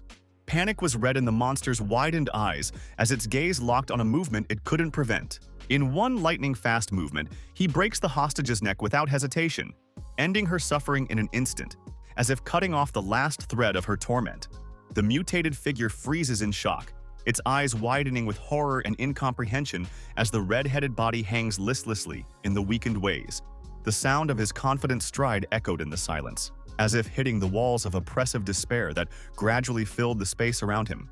Her gaze, full of panic, swings around, but no way out is in sight. The man's hand rests confidently on his opponent's head, as if cementing his superiority over him, and at that moment her scream breaks the silence, reflecting impotent rage and despair. His calm seems unwavering as he points out the absurdity of the mutated girl's actions. The hero's words, filled with cynical indifference, penetrate her mind. The guy's cold smile accompanies cruel remarks about how useless a hostage would be to him. His cold gaze settled on his enemy, causing him to shake nervously under the weight of tension and fear. The fire in his hand blazed brighter, as if emphasizing his superiority over his opponent. The Spider-Woman's mind desperately searched for a way to escape, but fear stiffened her movements, and the stranger's words became a reflection of her own inner despair. The strength he felt gave him a clear sense of his power, and this sense of superiority made him act even more confidently, ignoring weak attempts at resistance. The creature, gripped by despair, begged for rescue, its trembling voice evoking a sense of hopelessness and complete lack of strength to resist. The hero standing over the defeated monster kept his cool, his calm but mocking words making it clear that he saw nothing worthy of fear in his opponent. The monster's pleading gaze reflected the fear of the inevitable, for even the remnants of his pride could not hide the brokenness and the realization of his own insignificance. The monster spider, realizing his powerlessness, began to beg, promising to let the captives go and live alone. The man, holding back his strength, considered his opponent's words, but his disbelief and cold stare made it clear that such promises could not convince him. The words about continuing the battle sounded with a sneer, but the true intent was hidden behind a mask of calm. In the monster's offer to give up something of value to end the fight, there was a last hope lurking, but its failure was becoming evident with every step the enemy took. The boy deftly lowers himself to the ground, a sense of relief in his actions and anticipation of the Spider-Woman's further explanation. A green building with tall spires and a mysterious glow, surrounded by unfathomable space. The creature panics and offers the man everything she has and vows not to touch his companions. The narrow space, illuminated by a mysterious green light, seems both inviting and dangerous. A man enters a large room with a massive spider-like figure standing out in the center. As he looks around at the ancient columns and massive shelves of books, he notices that the furnishings, despite the grandeur. The lad's thoughts are interrupted by a strange feeling that the castle's exterior remodeling might have affected the interior atmosphere. His attention is drawn to the cocoons scattered along the walls, which appear to belong to the previous group. She happily points to the place where she has collected everything that could be of use to him. The man looks at her smile, marveling at the naivety with which she so generously hands over her goodness, as if trusting the first person she meets. He speculates that the ancient alchemist's mental faculties may have degraded significantly over time. The question flashes through my mind as to whether this kind of transformation, which strips away the remnants of common sense, happens to everyone who turns into a monster. The green-haired figure excitedly lays out bags of goodies, declaring that it can all be useful and valuable to people. The man is wary of the treasure, his thoughts occupied with disbelief at such sudden generosity and her true intentions. She excitedly tells me that back in the day, as a human being, she loved shiny things. His gaze becomes thoughtful. He ponders how such an illustrious individual could have turned into such a naive and carefree creature. The man thoughtfully considers the glowing crystal in his palm, assessing its value. He gets thoughts of how the highest grade stones are often used in magical rituals, and that mages no doubt realize their true value. The idea that even for Mule receiving support from her clan, such stones might be useful slipped into her mind. Watching the creature's strange delight, he ponders why simple things, such as these stones, can bring joy to someone who seemed to have long since lost touch with human nature. The hero examines the sack, noticing the gold coins in it, which glisten in the light, emphasizing their value. The woman in a panic tries to justify herself by listing the exact number of coins, as if she wants to convince her interlocutor of her honesty. The man with the sword indifferently explains that collecting coins gives him no pleasure. She tries to remedy the situation by showing off another bag with mysterious contents. The guy with dark hair, frowning slightly, unravels the drawstring on his sack, feeling impatient. Inside reveals a mound of assorted bottles, their glass surfaces shimmering in the light. The alchemist, not hiding his pride, begins to describe the contents, mentioning that home-brewed potions are rare and valuable. The young man, having no trouble determining their purpose and noting that some of them could restore mana, neutralize poison. The swordsman carefully examines the vial of red liquid, pondering the fact that the poison must necessarily be accompanied by a neutralizer. Guy, activating his third eye, focuses on examining the bubbles and is surprised that one of them is capable of causing an explosion. The woman asks curiously if he is an alchemist or a mage, to which the man replies discreetly that he does not fall into either category. As he answers her questions, he notices a bag of stones and potions, realizing that it's not just treasure, but something much more significant. The dark-haired man watchfully unties the rope encompassing the box to find out what lurks inside. Opening the box, the player notices a book lying on a soft cloth, its antique appearance with gold embossing causing mild surprise. At this point, his gaze becomes more attentive, as if he's trying to read what's written inside. Finally, a notice appears in front of him informing him that the book offers a chance to learn a rare craft. He looks at the box with interest, pulls out an ancient book and notices an elegant ornament on it that hints at its magical origin. His gaze lingers on the description on the pages that talk about being able to create chimeras and summon beings from other dimensions. Taking the book in his hands, the young man is amazed at how a rare artifact he had only heard of before turns up in his possession so unexpectedly and easily. Glancing at the cover, he realizes that the book is far more valuable than any potions and stones. Convinced of the book's importance, the guy notes that it should be used with extreme caution. With a slight smile on his face, he decides that this book should definitely become part of his collection.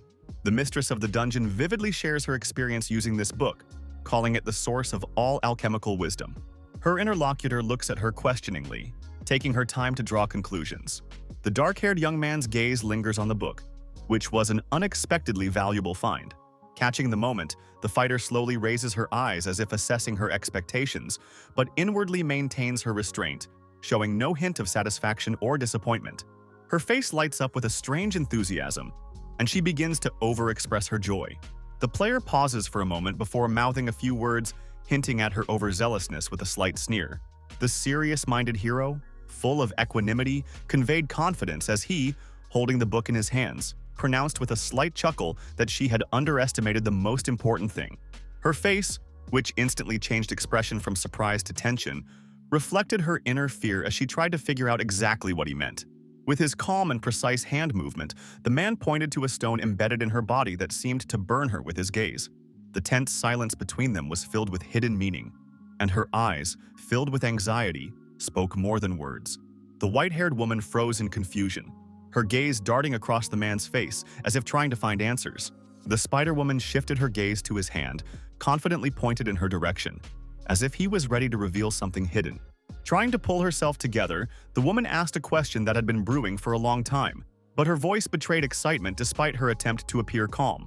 The man raised an eyebrow with a barely perceptible chuckle, and, ignoring her alarm, spoke a single word.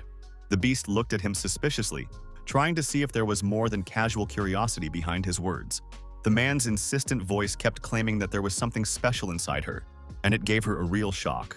The young man calmly reminded her of her human origins, pointing out that her transformation into a spider might have left a mark in the form of a magical artifact.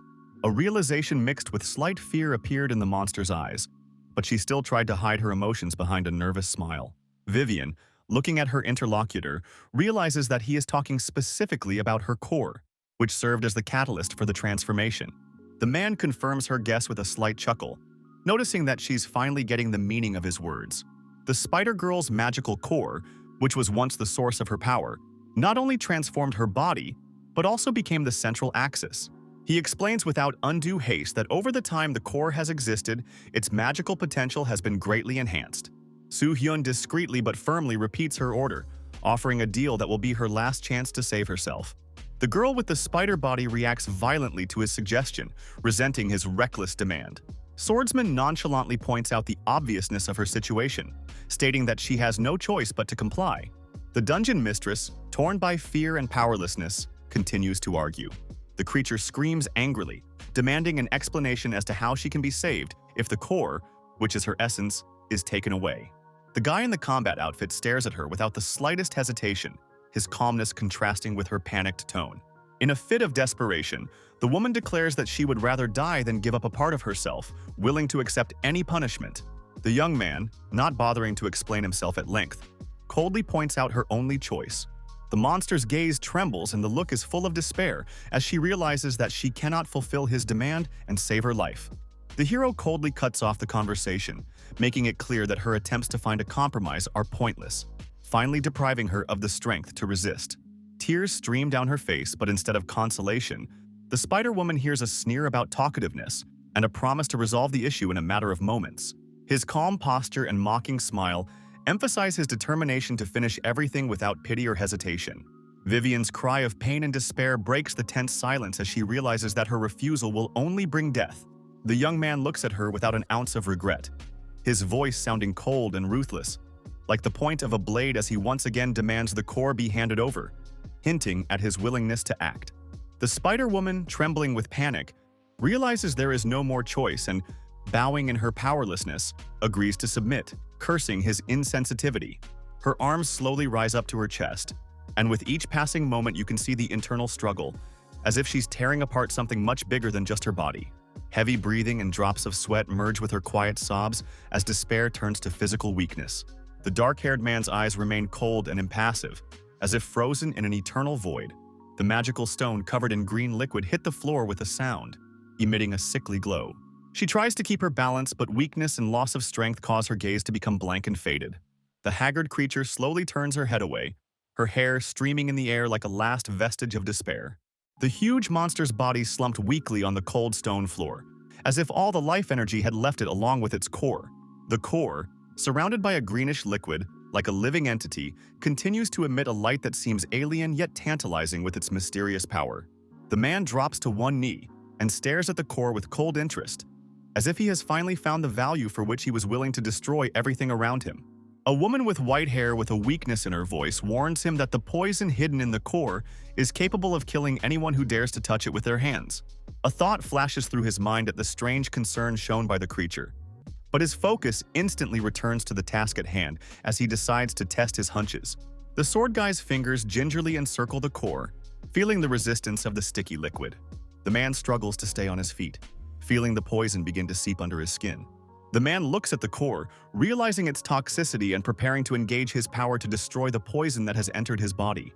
Concentrating all the energy, he activates the purification process and the core begins to burn with flames, alternately shimmering with bright blue and orange hues. The flame engulfs the core, transforming its structure, and soon the core glows with a pure blue radiance, completely cleansed of toxic influence. The dark-haired guy holds up the purified core, observing its new state with confidence. The young man, carelessly straightening up, utters with a slight chuckle that everything that happened was just a joke. With a slight squint, he activates his ability, feeling the hidden details of reality slowly begin to reveal themselves to him. The man concentrates on reading the description of the core, which reveals it to be an artifact that stores magical power and is only suitable for experienced mages. With a sly smile, the hero recalls his promise, showing his willingness to save his opponent. Realizing the limited use of the artifact, he mentally notes its usefulness only for healing, which causes mild disappointment. The creature tiredly says that without the core, her life is already meaningless, and warns of the imminent arrival of the inspection squad. He discreetly agrees with her words, realizing the inevitability of her fate, but maintains a cold composure. The monster's huge body shuddered in pain, its limbs twitching in different directions, letting out jagged sounds as if something inside it was changing or breaking. With each passing second, the monster loses its former form, its body beginning to bubble and twist. The woman's face contorted with horror and anguish, his huge eyes flashed with a fierce light. He watches this transformation carefully, his gaze becoming intense and focused. He stares intently at the subtle change in front of him, saying the name in surprise. Her withered hands rise slowly, as if trying to grasp at something invisible, and her voice sounds wistful and faintly reproachful. The mutilated human body sank heavily to the floor, green liquid spreading over the stones. The girl's face twisted with rage and helplessness, her thoughts filled with hatred and bitterness towards the one who had caused her end. The man folds his arms across his chest and asks his interlocutor, ironically, if her current appearance is really human. Tilting his head to the side, he notices with mild surprise that he hadn't expected to see her back in her human form, and she's hugging her shoulders as if trying to keep warm. The man's heavy footsteps echoed across the stone floor as his every thought became firmer and firmer. Quickly being very close by, he abruptly grabs the newfound girl by the shoulder, to which she exhales in fright and confusion. He squeezes her shoulder lightly, as if assessing her fragility, and her face reflects the obvious pain she can't hide even in this moment. The white-haired girl's shrill cry sounds like a mixture of pain and despair, and his gaze clings to the slowly crumbling bits of skin left on his arm. He lifts his hand slightly, peering at his own fingers, stained with the remnants of her decaying flesh. Vivian's body slides down exhaustedly. She no longer tries to break free, realizing that any movement will only aggravate her condition.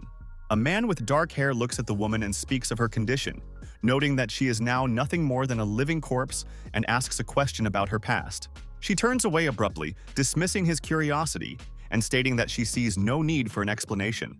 The guy, nodding slightly, coldly agrees with her words, his gaze becoming detached. He turns back to his business, pretending to have lost interest in the conversation, but reserving the option to continue if she dares to speak first. Hyun confidently states that there's no point in listening to unnecessary explanations, adding that he's taken everything he needs and is going to leave. The pale girl, frightened by his words, desperately tries to stop him, begging him to listen to her and not to leave until she says what she thinks is important. The hero turns around and reminds her with cold calmness that she herself said it was none of his business. The unhappy woman in a rage reproaches him for his indifference, declaring with defiance that he must be interested in her story. The poor girl froze in surprise as her voice became hoarse and trembling, her body giving in to despair. The cold man, showing no reaction to her attempts, calmly held the bag. His calm and cold gaze stopped on her, conveying the simple but undeniable thought that to him she remained only a temporary part of his journey. Her voice trembled with pain and despair, her words full of bitterness and reproach, torn between attempts to prove importance. The girl with blonde hair breaks down into a scream, unleashing all the anger and despair she has accumulated. Vivian admits that she can hardly survive even a few days in this condition. Tears roll down the mistress's face, and choking with emotion, she cries out that she gave up everything for a chance to stay alive. The player watches her desperate attempt to cling to life, amazed that even in such a pathetic state she still wants to survive. The man realizes that her body is ruined and her strength is depleted, a fact that eats away at her hope of recovery, making her voice sound increasingly desperate. He, remaining calm, analyzes the current situation and sees it not only as a tragedy but also as a chance for salvation, pondering the methods that could cure it. Hearing his words, a spark of hope flashes in the broken girl's eyes, and without wasting a moment, she scrambles to try to figure out what exactly can help bring her back to her old life. His actions come as a surprise, and as she watches his approach, the woman freezes for a moment, amazed by his determination and hidden intentions. The girl in tattered clothes sat on her knees in front of him, while her own words about the equivalence of the path forward and backward resounded in her head, as if this was some kind of lesson she must understand based on her knowledge of alchemy. Beneath the green light, dark, tree root-like weaves became discernible, going deep into something immense, as if it were a portal or the source of an alien force that held the entire world in a subtle dependence. In the deafening silence through the fibers of this mysterious structure, the lying figure of a dead man covered by a dense cloth was revealed.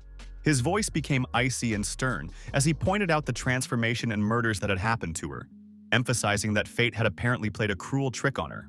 The girl remembers Hyun with gratitude, explaining to the guys how his actions helped her get her core back and become herself again. The young man expresses puzzlement as to why she, having retained her memories even in the guise of a spider, did not attempt to seek help. She explains that her monster appearance prevented her from going outside, as she would have been attacked before she could explain the situation. The shabby-looking girl is pained to note that if she wasn't driven, she would never harm others. Vivian bitterly admits that her existence in the body of a spider has led to a multitude of crimes that she has not willingly committed.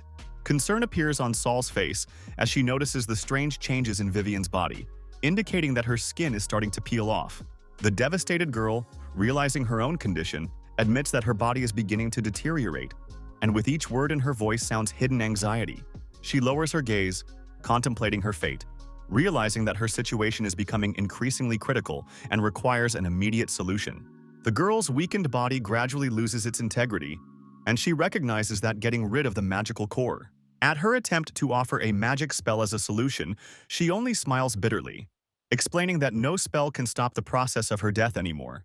The leader confidently tells the others that they are uniting with Vivian for the time being, clearly taking responsibility for her fate.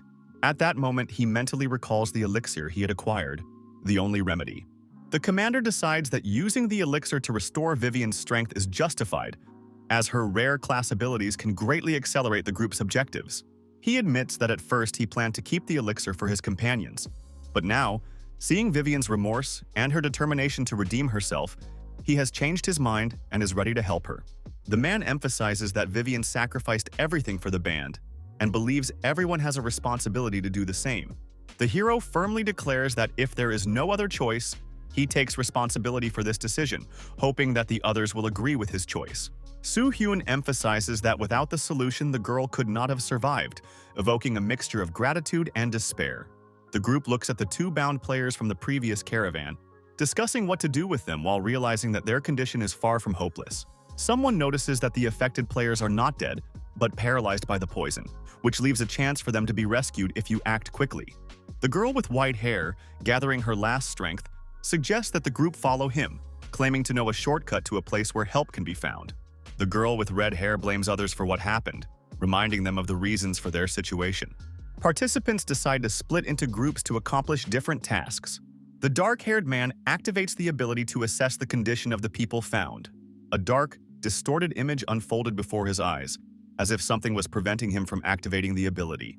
Saul stares intently at the commander, noticing something odd about his behavior, and there is a sense of confusion mixed with anxiety in her gaze. He covers his face with his hand, trying to hide a sudden bout of weakness as the cluttered thoughts in his head are replaced by mounting tension. The young man feels a sudden onset of weakness, as if something inside his body is out of control. His eyes flash with an ominous red light, as if indicating the inclusion of a mysterious ability. A man's weakness becomes noticeable to others when he loses his balance for a moment. The angel inside the hero's mind warns of the high danger of using hidden abilities. Activated latent abilities are suddenly unleashed, confirming their power, but accompanied by the anxiety of the rest of the group. The boy struggles to come back to reality, realizing that arcane skills were his only salvation, but mentally chides himself for his weakness and the possible threat he could have posed to his comrades. He turns to the rescued woman, trying to hide the concern behind his restraint. A majestic castle with tall towers rises against the golden sunset. In the distance is a view of Mule, where cozy houses and mills peacefully coexist with winding lanes filled with the barely noticeable bustle of residents. The narrow streets of the city gradually come alive with the figures of passers-by hurrying about their business. The characters walk slowly through the streets of the village, their attention drawn to the lively scenes of everyday life. Yoo-jun celebrates the success of the first reconnaissance mission with a mischievous smile, adding that everyone did their best. The commander hands the companions the man they carried out of the cave. He asks the others to head to the tavern, assuring them that he will take care of the restrooms. A guy with dark hair hands a small bag of money to a companion. He explains to the others the need for exploration, noting that the process will take a long time. After pointing out the lack of communication with the rest of the group, the leader urges everyone to take care of themselves. The girl in the white cloak looks after the departing Hyun, seeing him off with words of hope for his imminent return and remaining on the doorstep of the inn. The white-haired girl looks at her companion, her gaze full of thoughtfulness and slight irritation. The dark-haired guy turns around at her words with an expression of slight bewilderment, inwardly surprised. In the girl's imagination, the images of the companions take the form of defenseless chicks sitting cozily in a nest. She notes that despite his irritation, he continues to care for them, keeping his irritation at bay and protecting them like a caring bird protects its babies. The man calmly explains that his soft attitude towards his mates is just a reflection of his true nature, seeing no point in pretending to be anything different in their relationship. The girl in tattered clothes suddenly feels the touch of his hand on her head, which causes her confusion, but her look betrays slight embarrassment and genuine surprise. She tries to figure out the true meaning of his words and recalls his recent actions, which makes her question his motives and sincerity. The guy turns around to the portal and says he's leaving for a bit, while urging her to stay put, which gives her mixed feelings.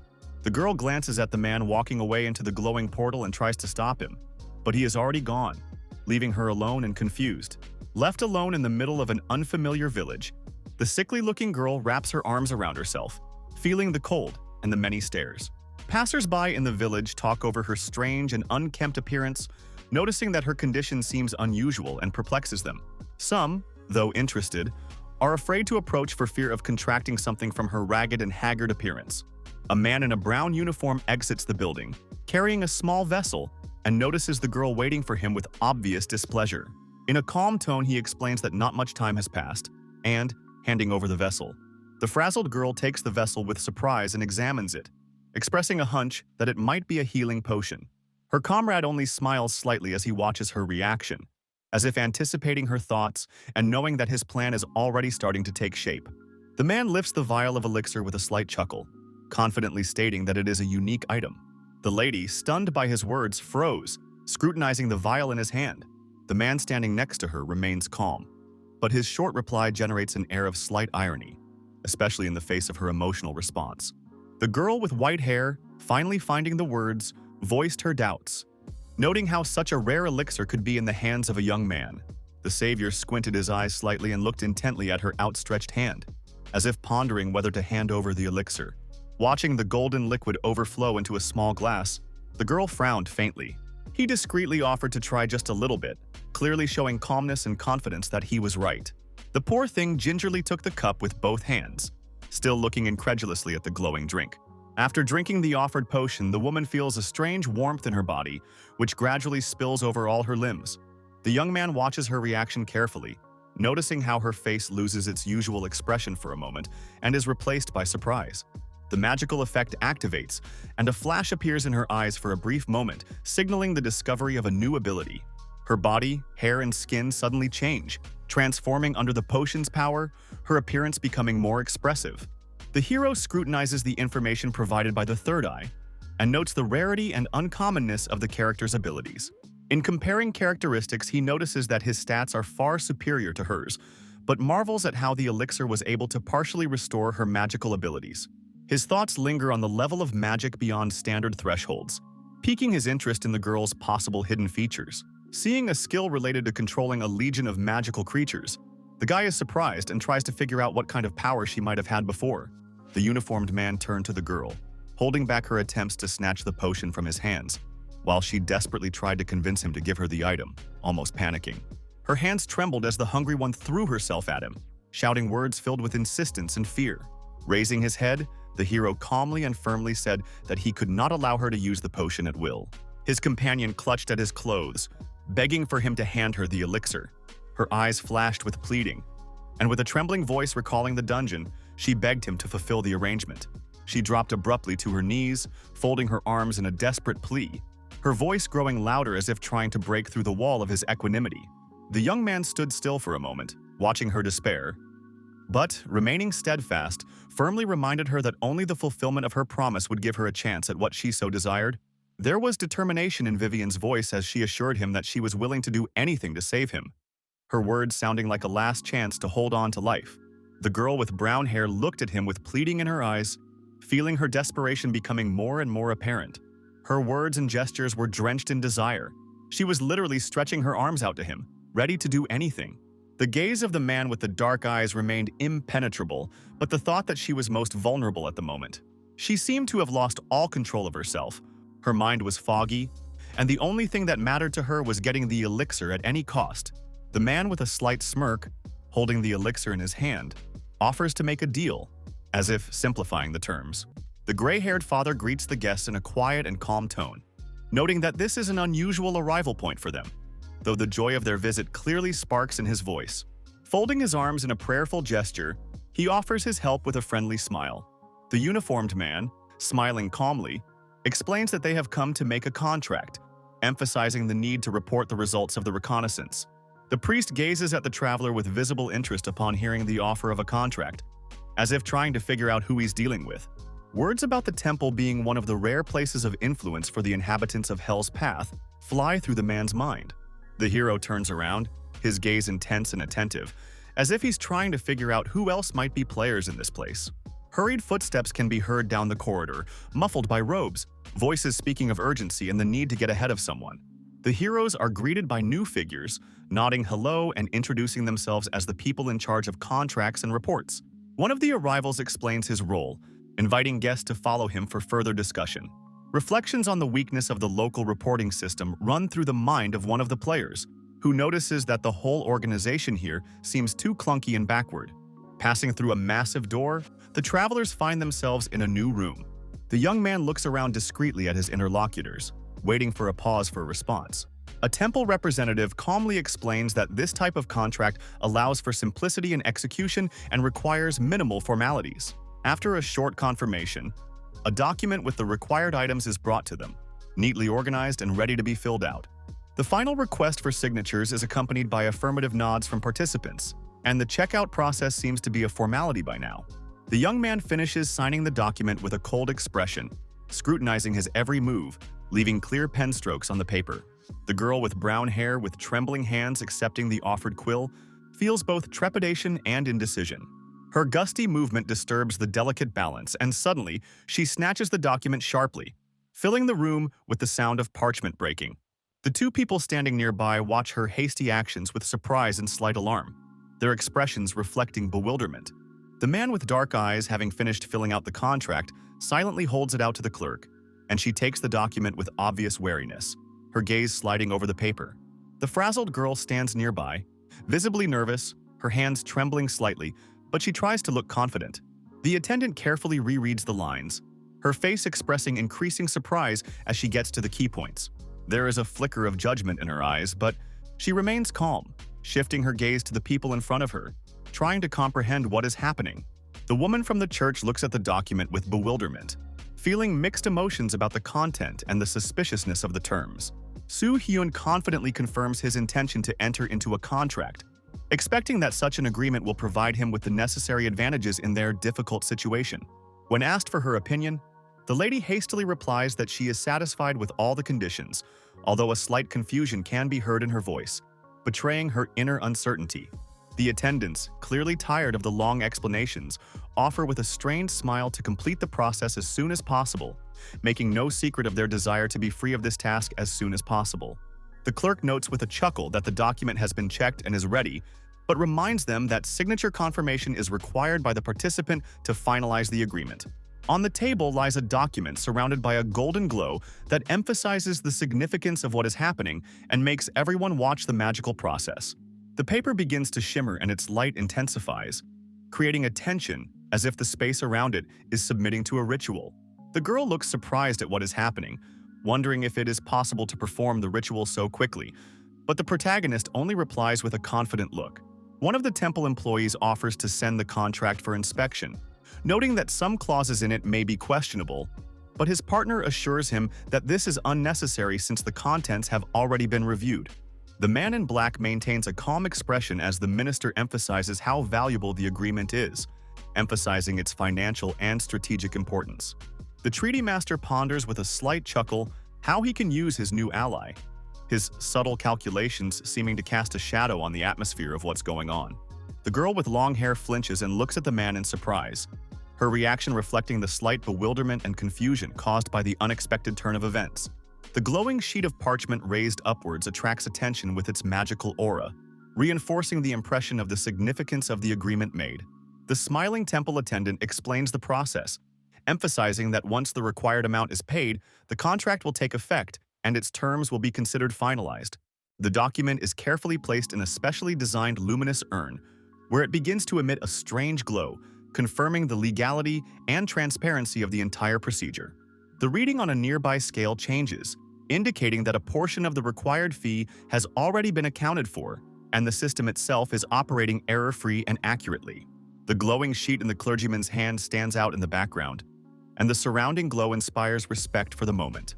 The young minister's smile and his calm voice explain the procedure, assuring that the calculations will determine the amount for the temple, after which the contract will be finalized. The document is placed on a scale accompanied by a magical light, and the words about the honesty of the procedure only add credibility to this stage of the ritual. The sound of moving scales attracts attention, and the amount fixed makes the girl wonder if she can pay all at once or in installments. The man calmly explains that the contract imposes many restrictions, taking away the resident's control over certain aspects, but he understands this perfectly and agrees to the terms. The minister confirms his point with a slight smile, emphasizing that the framework of the contract reinforces mutual obligations, making them inviolable. The bright light envelops the girl, and the magical chains symbolize the power of the contract, which affects not only her actions but also her mind. The attendants clarify the amount, congratulate her on completing the transaction, and wish her success, officially confirming her entry into her new commitment. The man accepts the handed item with a slight smile, his calmness seeming to emphasize the completion of a meaningful transaction that now casts a shadow over the recent tension. The dusk of the nighttime city sinks into silence, illuminated by the flickering light of the windows, while a voice somewhere in the background demands that the transmission of an important item be expedited. A hand shrouded in the fabric of a glove reaches for a small vial, handed over in silent agreement. The girl clenched the received vial in her palms and took a deep sip, making her features relax for a moment. Clutching the bottle in her hands, the long-haired girl greedily drank the potion, feeling the thick liquid burn her throat and fill her body with warmth, gradually dispelling the weakness. A hot wave of electricity coursed through her body, making the shivering disappear, replaced by a vigor as if a new energy had awakened inside her. The man standing next to her watches her condition carefully, as if assessing the effects of the potion, but doesn't say a word. The bright glow emanating from her hands grew more and more intense, as if the potion had activated hidden powers, overflowing her body with life-giving power. A golden light encompassed her body, streaming from within and creating a sense of complete harmony, as if nature itself was striving to restore the lost balance. The elixir begins to take effect instantly, transforming her tired and weakened state into an energy that fills her every breath with lightness and strength. The young girl feels the energy reviving her forgotten powers, as if the memories of that lost power are reawakening within her. The lightness she feels reminds her of long-forgotten moments, as if she is coming back from the darkness into life again. The girl with blue eyes, swept by a wave of unexpected emotion, stares intently at her hands, feeling the returned strength. She addresses the man by name as if trying to find confirmation of her feelings in his reaction. Repeating his name over and over, the glowing girl seemed to be trying to realize what was happening. Unable to withstand the influx of feelings, she rushes to him and hugs him tightly, finding comfort and support in his presence. Vivian snuggles up to the man, with a tremor in her voice, sincerely thanking him for the opportunity to feel human again, as if her fears had dissolved. The guy calmly reminds her of the contract, making it clear that their bond is still binding. But there's a slight confusion in his voice. Realizing the significance of what has happened, the long-haired girl promises to listen to him, admitting that she didn't believe it was possible to regain her human form. The hero notices her sincerity and tenderness, smiling involuntarily at how cute this unexpected impulse seems. The girl addresses the man by name, clearly wanting to clarify if she is still on his team. With a slight shadow of concern, the companion clarifies that she saw mention of it in the contract. The dark-haired guy, slightly annoyed, urges her not to beat around the bush and to express her concerns right away so that the problem can be resolved more quickly. The heroine, after a bit of thought, admits that she may just be imagining it, but she gets the impression that his companions don't like her, which makes her uncomfortable. She tried to hide the awkwardness of noticing that his words made her wonder about her own actions, and as she looked away, she strained to realize the rightness of what he had said. With a slight smile, the savior assured her that her efforts would definitely bring results because there are no bad people around him. Her gratitude sounded a little stilted but sincere. She realized how much she owed him and still mustered up the courage to ask for one more small thing. Slightly embarrassed, her interlocutor spoke quietly about needing clothes, feeling how ridiculous her request sounded, but couldn't help but pay attention to her current appearance. The warm light from the tavern's windows makes it a cozy island amidst the dark night city, and the aroma of the food invites you to dine. The people around the table look at each other, discussing the girl who has entered with their leader, and do not hide their curiosity. When they call her Vivian, faces freeze in surprise, and it seems as if the name doesn't match their expectations. Remembering her former appearance, the players can't believe that the same person is in front of them, completely transformed. The characters discuss what happened, and the girl thanks for her help, mentioning that Hyun gave her an elixir, after which they went to the temple to finally solve her problem. The partner is surprised to learn that the temple has such abilities, and clarifies if intelligence reports have been passed on. It turns out that during the healing, an arrangement was made whereby the girl formerly a spider is now no longer an enemy.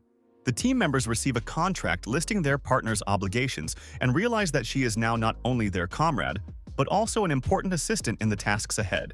The hero remarked that the discussion should end as there were too many bystanders around, but reminded that the new ally had important magical abilities. He calmly explained that it wasn't easy to accept a former enemy on the team, but asked her not to jump to conclusions and give it a chance. The blue-eyed girl, noticing the incredulous looks, lowered her head and tried to hide her feelings at the table, feeling uncomfortable. The commander suggested that the team support her so she could get used to her new life and become a full member of the group. The red-haired girl studies the contract, concentrating on the terms and trying to make sense of them. The leader assures that he will keep order and support his allies, his calmness lightening the atmosphere a bit. Those present note that the rescued are still unconscious but are showing signs of life, which is encouraging. Thinking about the magical skills of the new team members brings cautious optimism and confidence in their usefulness. A man's body lies motionless on the cold ground, and nearby a girl with long hair hangs lifelessly from a metal structure. Vivian lowered her eyes and quietly explains to Hyun the reason for her actions, her voice sounding unsure and her hands trembling slightly. The table discusses a contingency plan in case the two victims don't regain consciousness by morning. The silence of the night is replaced by a bright morning that lights up the house, symbolizing the beginning of a new day where decisions are yet to be made. The girl in the inn reflects on the Golden Lion clan with a wistful gaze, noting their persistence in moving towards their cherished goal. She realizes that sooner or later these people will get their way, but her glance at the empty hall of the inn room makes her think of those left behind. With a kind of surprise mixed with slight fatigue, she inwardly notes how much the atmosphere around her has changed. When asked about the changes that have occurred in recent days, Hyun calmly replies that many players have chosen to follow the clan. The woman behind the counter, with a slight smile, turns her attention to the customers, emphasizing that they are the only guests in the inn. She wonders which of the new guests they brought yesterday, noticing that all three look like mages, and wonders how they could have gotten such talented allies. The innkeeper, smiling mischievously, notes that their leader skills are top-notch. The man with dark hair, noticing the hint of team affiliation in the words, asks with slight surprise if it sounded accidental. The hero was distracted from his meal when he heard soft footsteps coming from somewhere nearby, and turning his head in the direction of the sound, he tried to catch their source. Focusing on the sounds, he noted that their rhythm was too quiet to belong to anyone in his group. The sound of footsteps became more and more distinct as the stranger began to descend the stairs, each step echoing quietly in the room. The young man tensed, watching the approaching figure while his thoughts wavered between anticipation and relief. The guy notices movement, barely perceptible on the stairs, and freezes, sensing someone's awakening. The sounds of footsteps seem foreign and unfamiliar to him, and he continues to eat, trying to hide his wariness. His gaze is drawn to a figure appearing on the stairs, where light-colored clothing and fluid movements create a fragile contrast. Their gazes meet, and the dark-haired man carefully assesses the one who has appeared, trying to figure out his purpose. His calm gaze is directed at his new interlocutor, with a sense of sincerity in his words. The girl, making no secret of her gratitude, speaks of salvation, adding that she spent 2 years in that place. Her mannerisms, despite the ordinariness of her words, attract attention with their sophistication. Mentally analyzing what he heard, he fixes the details, noticing the simplicity of her behavior, but at the same time wondering about the lady's future plans and possible actions. A deep gaze focused on activating the ability instantly awakens his intuition and allows him to sense the hidden power around him. A status bar opens up in front of your eyes, showing details about the mage girl, including her title, characteristics, and unique skills. Realizing that even with 2 years on the path, her parameters are quite impressive, he realizes that she is quite capable of handling the challenges of this world. An easy smile and quiet confidence accompany his introduction as a swordsman. The girl with blue hair looked at her interlocutor carefully, surprised that he had mentioned year 0. The man explained that he was not acting alone, but accompanied by his team, who had arrived here recently and expected it to take longer to recover. His offer of food was gratefully received, and the woman nearby smilingly supported the idea. The lady's gaze became detached, and looking at the plate in front of her, she sank into her thoughts, as if trying to make sense of something important. The heroine, worried about her comrades, cautiously asks a question, trying to understand what has happened to them, and receives a confident but succinct answer. Guy ponders that discussing such topics over a meal might be inappropriate, so he suggests that we postpone the conversation until after the meal. Her slender fingers hesitantly lowered the spoon into the hot plate, creating a quiet sound that echoed around the room. The quiet girl bites her lips slightly, working up the courage to ask another question, feeling the excitement building up inside. The poor girl realizes everything, barely holding back tears, covers her mouth with her hands. The shock of what she has heard prevents her from accepting the reality of what is happening. The young man, looking at her sympathetically, says quietly that for the moment one of her comrades is still alive. She lowers her gaze, breathing a sigh of relief, and thanks for the news of the surviving comrade who was saved. Shifting her gaze to the plate in front of her, the girl with the carriage declares emphatically that she is ready to hear the whole truth. Her companion stiffens, her eyes wide with surprise, and for a moment she seems unable to believe what she has heard. The innkeeper, standing off to the side, covers her mouth with her hand, listening intently to their conversation, clearly shocked by what she has just heard. Hyun calmly and coherently recounts everything that happened in the dungeon, describing their journey, the dangers, and how they ended up in such a dire situation. Concluding his story, he adds that in the depths of the dungeon they discovered another girl whose fate seems to have become part of their shared history. His words, full of regret and guilt, echoed in her mind, as if confirming the worst assumptions she was afraid to accept. Her hands trembled, clenching her fingers to the point of pain as despair and disbelief intertwined in her gaze, fixed on the table in front of her. The young man described how the changes that occurred to the girl's body rendered her helpless. With a heavy heart, he admitted that he had taken the moment to put her out of her misery when the monster boss's distraction had given him the opportunity. The girl sitting opposite was shocked by what she heard, her hands trembling, and she could hardly contain her growing excitement.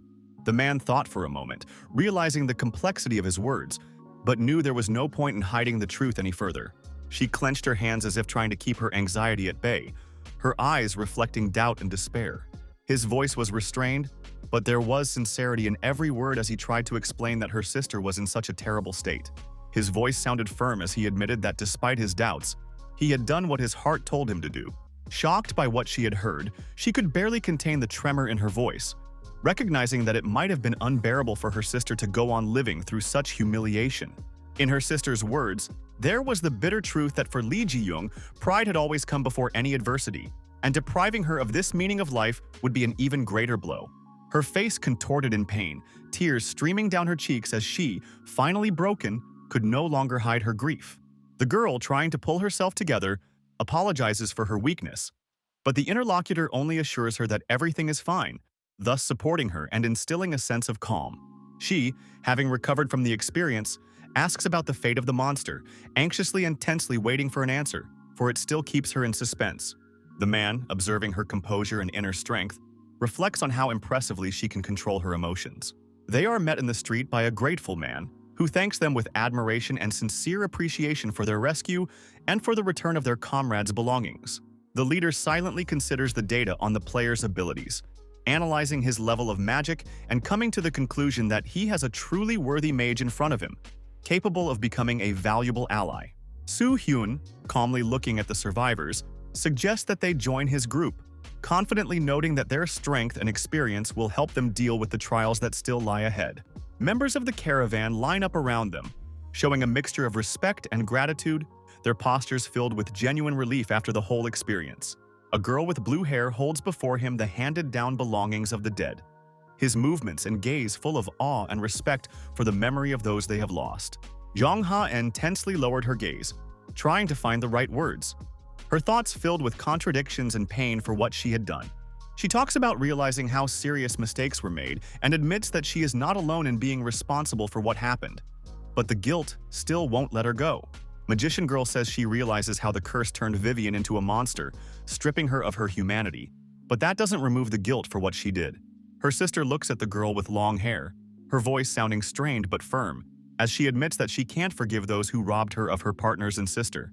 The girl, clutching the bundle in her hands, sincerely expresses her gratitude to her rescuer and the rest of the group for their help and rescue, recognizing that she is having a hard time getting rid of her bias despite her best efforts. The caravan leader discreetly informs us that the group plans to linger at this guest house to recuperate. Shin San-young and his companion begin to slowly back away, their figures gradually dissolving amongst the surrounding scenery. Yoo-jun, watching what's going on, notices that she wouldn't be able to keep her composure if she were the player's girlfriend. The older brother expresses his doubts about how he would cope if he lost his sister. The dark-haired man, observing the situation, ponders the girl's moral fortitude and how quickly rumors of her actions would have spread among the people. His thoughts dive into comparing her fortitude to his, remembering his own losses in the past. The redhead and his companions discuss their well-being, noting the fatigue that has given way to a new vigor, and continuing to seek reassurance about their next steps. The commander, turning to his companions, suggests that they return to training, now that they have had some time to rest. The player explains his goal to use Vivian's vast knowledge to explore a new dungeon. Emphasizing the importance of thorough preparation before the next step, he assured that by working together, they would be able to maximize the opportunities ahead. Memories of a past dungeon found near Mule fill him with determination, for the abandoned laboratory may still hold rare magical artifacts. Hyun explains that after the first exploration, everyone was able to see their weaknesses that need to be worked on. After the group members agree with what he says, he states that the next step is to practice. The Shadow Queen, observing what is happening, begins to ponder the leader of the group. Inspired by his words, the group enthusiastically embarks on the training session, showing determination and readiness for the challenges ahead. In the library, shrouded in a soft golden glow, a man, concentrating on studying a book, delving into the depths of ancient knowledge that could be the key to their future adventures. The two girls, standing in the middle of the forest corner, are immersed in the process of exchanging magical techniques, their gestures smoothly repeating the patterns of glowing spells. On the training ground, the two men merge in the rhythm of battle, their movements swift and precise. In the warm light of the desk lamps, the man is deep in work on old records. His attention is focused on the pages of books. The days fly by unnoticed. A few days passed, and the quiet village was once again enveloped in its usual routine, while the band of heroes finalized the last preparations for their new quest. The young mage girls were happily examining their new staffs, testing them for ease and comfort, while the others watched their enthusiasm with interest. The combat equipment had been upgraded, and its lightness due to magical enhancements surprised even the most skeptical members of the group. With the training completed, the team leader confidently declared himself ready to explore the mysterious laboratory. The girl with the fiery hair suggests that the man show emotion and even cry, but he only looks at her with bewilderment. She laughs, comparing him to a parent who is proud of his children's success, to which her companion supports the joke with a smile. The mentor's sudden call makes them quiet, his calm voice letting them know that they have made progress, but there is still a lot of work ahead of them. His gaze is full of austerity, but behind it lies a contentment that inspires the rest of us to make new efforts and strive to be better. Kim Soo-hyun watches as the team enthusiastically picks up their weapons and prepares for the upcoming test, analyzing their mindset and how prepared they are for the actual fight. After activating his magic ability, Lee Yoo-jun uses a deft maneuver to paralyze his opponent, showing confidence and good coordination with his partner. From afar, the hero, carefully assessing the group's movements, reflects on how effectively they work as a team, noting the need to test them under even more challenging conditions. Turning to the girl alchemist, he briefly and focusedly points to the next stage of training, preparing for the test that will reveal their weaknesses. The girl recoiled in surprise upon hearing the unexpected offer to show off her alchemist skills and create a chimera. Transparent magical lines began to form into an intricate figure, flashing with bright light. The staff with the scarlet stone in her hands pulsed with energy, each jolt of light increasing the tension.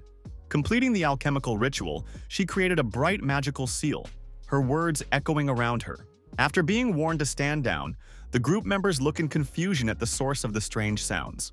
A huge spider-like creature emerges from the shadows on the battlefield, with a mage perched on its back with a confident look. The giant spider, moving with incredible speed, begins to mercilessly attack enemies, scattering them in the sides. The other observers are amazed at the art of controlling this magical creature, realizing that it is more than just a tool. Vivian, straining all her strength, demonstrates incredible magical power, surprising even those accustomed to her unique abilities.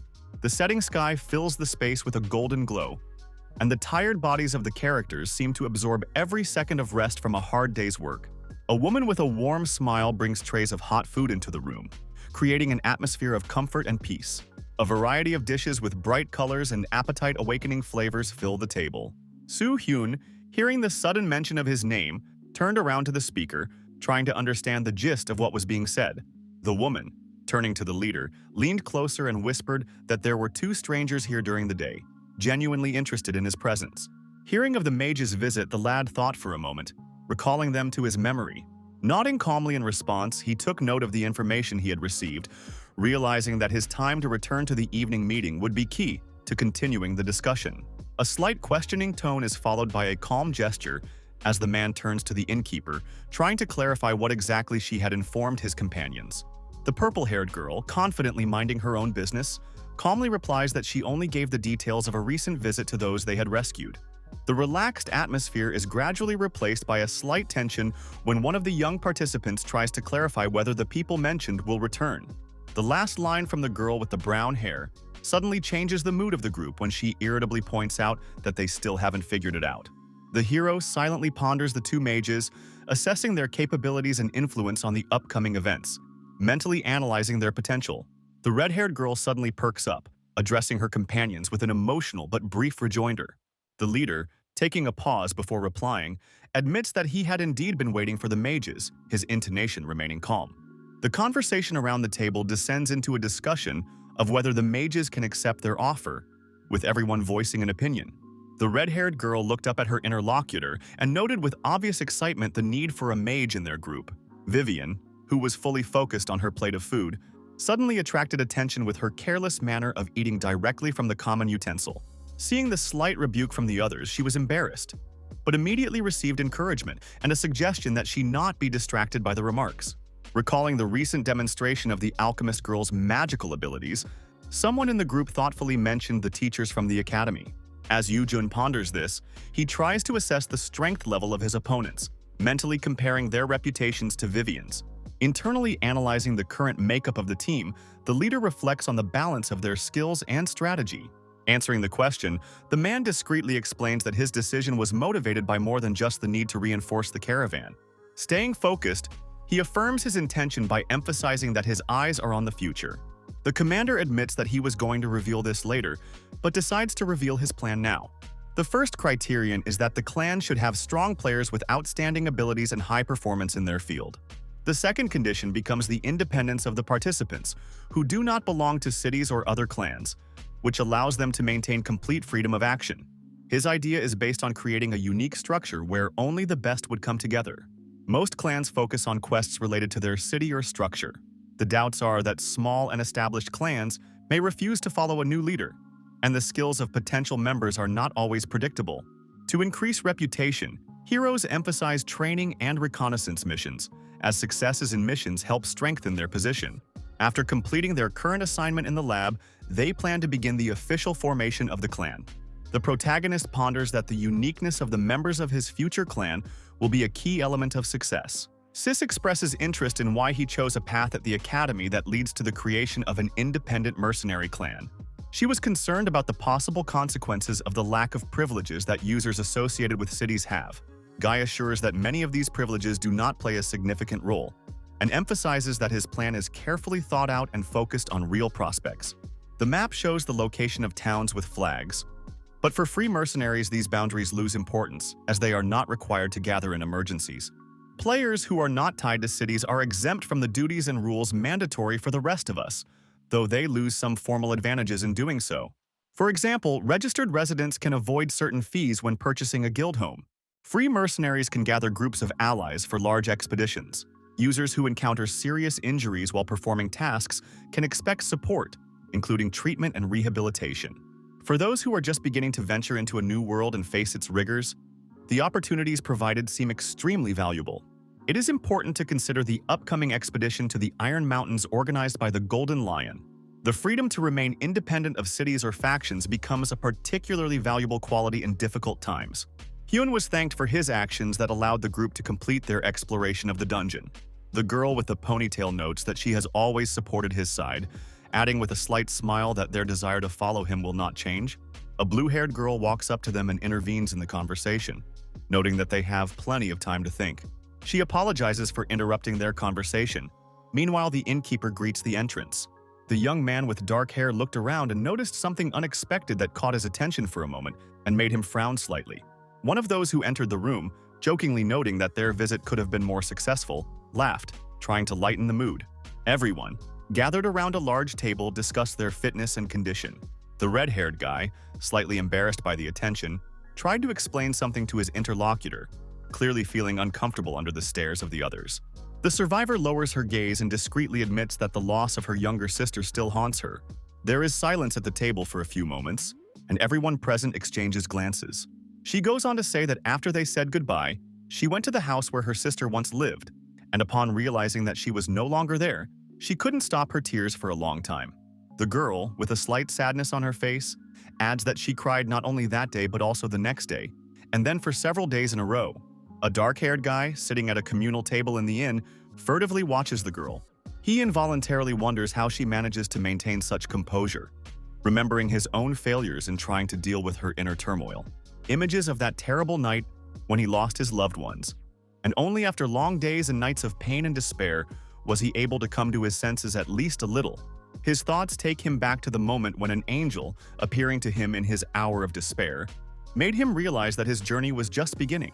Hyun, sitting at the wooden table, watched the blue-haired girl carefully, trying to understand how she managed to remain unperturbed after all her experiences. The girl with heavenly hair firmly stated that she would not apologize for destroying those who served the woman in the green cloak.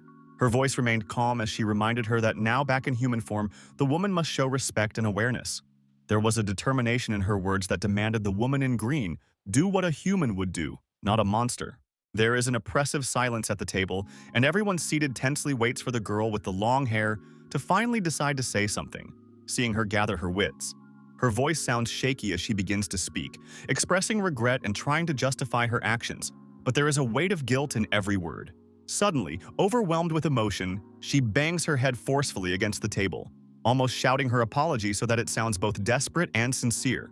The girl with short hair looks at her with slight surprise, but her calm reply fills the atmosphere with sympathy, and in her words there is a desire to understand and let go. The brown-haired girl struggles to continue her apology, her voice growing quieter and slower.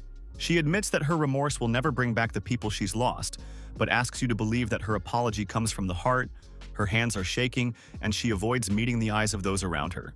The girl with short hair raises her eyes to the speaker, sighs deeply, and looks thoughtfully in front of her, frowning slightly. The victim observes her actions thoughtfully, assessing whether her emotions and behavior are consistent with true remorse. The man with brown hair calmly apologizes for what happened, trying to show respect and understanding of the other team members' feelings. The survivor casts a thoughtful glance at her interlocutor, her expression changing to one of slight confusion and hidden relief. Everyone at the table is silent, as if pondering what they have heard, and the red-haired girl sighs heavily, trying to hide her confusion. The honey-haired man tells how he accidentally learned about the alchemist's dungeon and shared it with his sisters, regretting the consequences of his choices. The blue-haired girl, looking intently before her, quietly ponders her words, realizing the weight of responsibility that lay upon their group. The young man with red hair lowered his gaze, writhing his hands tensely, shivering faintly. The voice of one of the group, slowly and confidently laying out the harsh realities of their world, clarifies that salvation in this hellish path is rarely about mercy. The gazes of the assembled audience freeze on the narrator, and the brief flashes of incomprehension in their expressions are replaced by the realization of a harsh truth. The young man with golden hair expresses his gratitude sincerely, noting that in their world of violence and chaos, the team's help has been a real favor to them. He emphasizes that the rescue and return of the gear exceeded their expectations, as such acts are almost unheard of here. The calm guy calmly admits that their actions may have seemed overly ostentatious to some, though there is a genuine sincerity in his gaze. He, rising and stepping forward, informs them that their visit is not only to thank them, but also to make a request, the importance of which may be guessed from his tone. Hyun, immersed in his thoughts, looks away, fatigue and determination evident in his gaze, as if he's digesting the words that are important to him. The man suddenly kneels down, his voice loud and sincere, expressing a strong desire to convey his request to those gathered. The others look at him with obvious surprise, someone clearly confused, but he continues, not holding out hope for an answer that could change everything. The silence is broken by a surprised exclamation filled with a mixture of shock and bewilderment, the expression on the speaker's face reflecting the surprise of what is happening. Shin Sun-young, after hesitating for a bit, still stood up as he continued to explain that his research on ancient alchemy started by accident. He recalls how uncertainty gripped him after completing the initiation rites, but turning the pages of ancient writings. His voice becomes calm as he admits that among the denizens of the Hell Path, alchemy was considered something marginal and disrespected.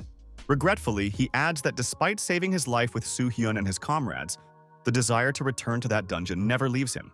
The young man looked up at the girl, declaring with deep excitement that now he had no further need to search. There was a sincerity and desperation in his words that had accumulated over months of doubt, when every step seemed wrong and the future murky. Kneeling down, he passionately begged her to let him become her apprentice, seeing it as the only path to the light he had sought for so long. The others at the table watched this moment in silence, amazed at his determination and how much this confession meant to him. The girl with blue hair sighs heavily, putting a hand to her face as if trying to realize the absurdity of what is happening and find the right words. The opponent stands dumbfounded by his interlocutor's action, his gaze filled with slight confusion, as if he did not expect such seriousness and pressure in the request. Maintaining his restraint, he asks Shin Sang-young to get off his knees and calm down. Explaining carefully, the man points out Vivian's important role in their team's current plans. The bronze-haired man with a slight smile on his face assures those present that he fully understands their surprise. The group goes outside under the night sky where, under the soft light of the moon, a man notices that he doesn't know all their capabilities. He is reticent to say that his power lies in the development of a unique skill that he has amplified to a level that can astound. Realizing the gravity of his request, he decides to open up to them to prove the seriousness of his intentions. Hyun scrutinizes the indicators that opened before him after activating the third eye, and notices that the young man's abilities seem quite ordinary. The hero's attention is focused on describing hidden skills, among which are deciphering an ancient language and alchemy. Hearing the guy's question about the magic square, the friends look around, clearly trying to remember anything about such a term. One suggests that the magic square may be something like a Sudoku game. The honey-haired man begins to explain the essence of the magic square, showing a table of numbers in which each row and column has the same sum. Believing the description to be insufficient for a full understanding, he offers to show his ability Magic Square of Balance. Spreading his hands, he opens his palms, from which burst forth two energies, orange and blue, embodying the balance of opposites and their harmony. Hyun, gazing intently at this spectacle, feels respect and admiration awaken in him as he realizes how exceptional this ability is. The flow of energy in the mage's hands suddenly intensifies, uniting the two opposing elements into a single whole. The girls are amazed at what is happening, their faces expressing surprise and disbelief that the joining of such incompatible forces is possible. In the palm of his hand, complex processes begin to occur that defy simple understanding. The wizard concentrates the energy in the center of his hands, creating a bright glow that reflects his complete control of the power. Hyun watches with slight confusion, his thoughts clinging to the incredible action as he tries to comprehend what he's seen. The blue-haired girl with unusual powers remains calm, though her gaze reads a slight brooding and hidden strength. A tense silence hangs around her as she carefully observes the actions of those around her without giving away her inner thoughts. His partner's palms complete the formation of the spell, creating a sparkling magical pattern that exudes power. The partner completes the activation of the ability, saying that this magic spell is his unique feature. He calmly explains that this is his ability while a soft, shimmering glow appears behind him, emphasizing the power and uniqueness of what he said. The shining symbol in his hands grows brighter, filling the space with a sense of powerful energy aligned in strict balance. He recalls how, as a researcher, he used to study the nature of magic squares with fascination, seeing them as a source of hidden possibilities and power. The hero tells us that the logic of the magic square can be useful even in real life, although not everyone knows or understands it. A slightly embarrassed man with brown hair explains that his choice of a magical path had a lot to do with his past profession as a researcher. The young man emphasizes that despite his abilities, his unique approach to magic has often caused misunderstanding. Reflecting on his hidden skills, he recalls how his desire to study alchemy was met with resistance. The mage ponders how his skills could enhance abilities in another profession, allowing him to achieve greater efficiency. A guy with red hair realizes that his innate talents have helped him survive in this world, causing both pride and regret for his chosen path. With a slight irony, he admits that his actions may seem ridiculous, but the pursuit of ideals and curiosity are more important to him. Speaking of alchemy, the enthusiast admits that research has stalled despite his best efforts and is now looking for new avenues. The mage explains that without the ancient knowledge of alchemy, he cannot hold on to this world and will lose his chance to return to reality. Recognizing their capabilities, the talented person asks to be accepted into the group, offering their knowledge and dedication. The young man points to the magic square of balance as proof of his unique abilities and potential. Despite his superiority in traditional magic, he abandoned all clans to maintain his independence. Shin-san reflected that his time spent in Hell Trail had allowed him to gain more than just experience.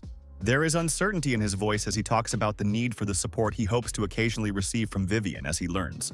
With apparent sincerity, he expresses his willingness to work for a common goal, emphasizing that his contribution will not be burdensome, but only beneficial. At the same time, others ponder how much value an alchemist girl has if a young man is so insistent on working with her. The leader of the group ponders that the proposed terms are almost perfect, as having Vivian by their side would provide their team with more than just a useful ally. Looking at the displayed information, he notes that the new team member's lack of fully developed latent abilities could be his weakness. The idea of using a rare manuscript meant for high-level alchemists to unlock hidden abilities and strengthen the skills of a new ally comes to mind. Vivian points out with a slight note of sarcasm that her opinion, unexpectedly sought after, is unlikely to change anything. Hyun continues to ponder, noting to himself how absurd the whole situation with the contract and interaction with Vivian seems. His pensive gaze betrays an internal analysis where he assesses how strange things seem to be. Despite the unusual nature of his current circumstances, he decides that his combination of abilities. His thoughts return to the known rumors of the difficulty of transitioning between levels, where abilities rarely develop beyond that. As if weighing the pros and cons, the team leader decides to only observe the new ally for now. He notes that even one magical square of balance is enough to make Shin Sang-young a valuable member of their group, and that already outweighs any doubts. Confirming his decision, the dark-haired commander signaled that he was ready to accept him into the team. A slight grin flashes across the ex-military man's face as he mentally concludes that their group is now stronger. Activating the ability, the dark-haired leader assesses his new ally's skills with a focused gaze, analyzing their potential and possible future application. The pleasant light of the morning sky illuminates the village, awakening its inhabitants to a new day and adding an air of tranquility to the usual bustle. Inside the house, a warm exchange of greetings is heard, and the two men exchange brief glances, showing respect and ease of communication. When asked about the training, the red-haired boy nods slightly, confirming his plans, and there's a slight note of confidence and readiness for action in his reply. The man in uniform remarks with a slight smile that it is not necessary to call him leader, adding that he is embarrassed to hear it every time. But the interlocutor jokingly replies that a leader will always remain a leader. The conversation turns to training, and the ally wonders if it's going well, mentioning that lately he feels as if the apprentice hasn't been sleeping well. Sang-hyun replies that there is too much to do, including studying, and although there is no time to rest, he is pleased that he has noticed significant progress. As they wrap up, the leader reminds them of the importance of taking care of their health with a high workload and informs them that their group will be leaving the city tomorrow. A young man with dark hair walking down the stairs, trying to concentrate on his thoughts. He notices a girl with silver hair downstairs who greets him with a soft smile.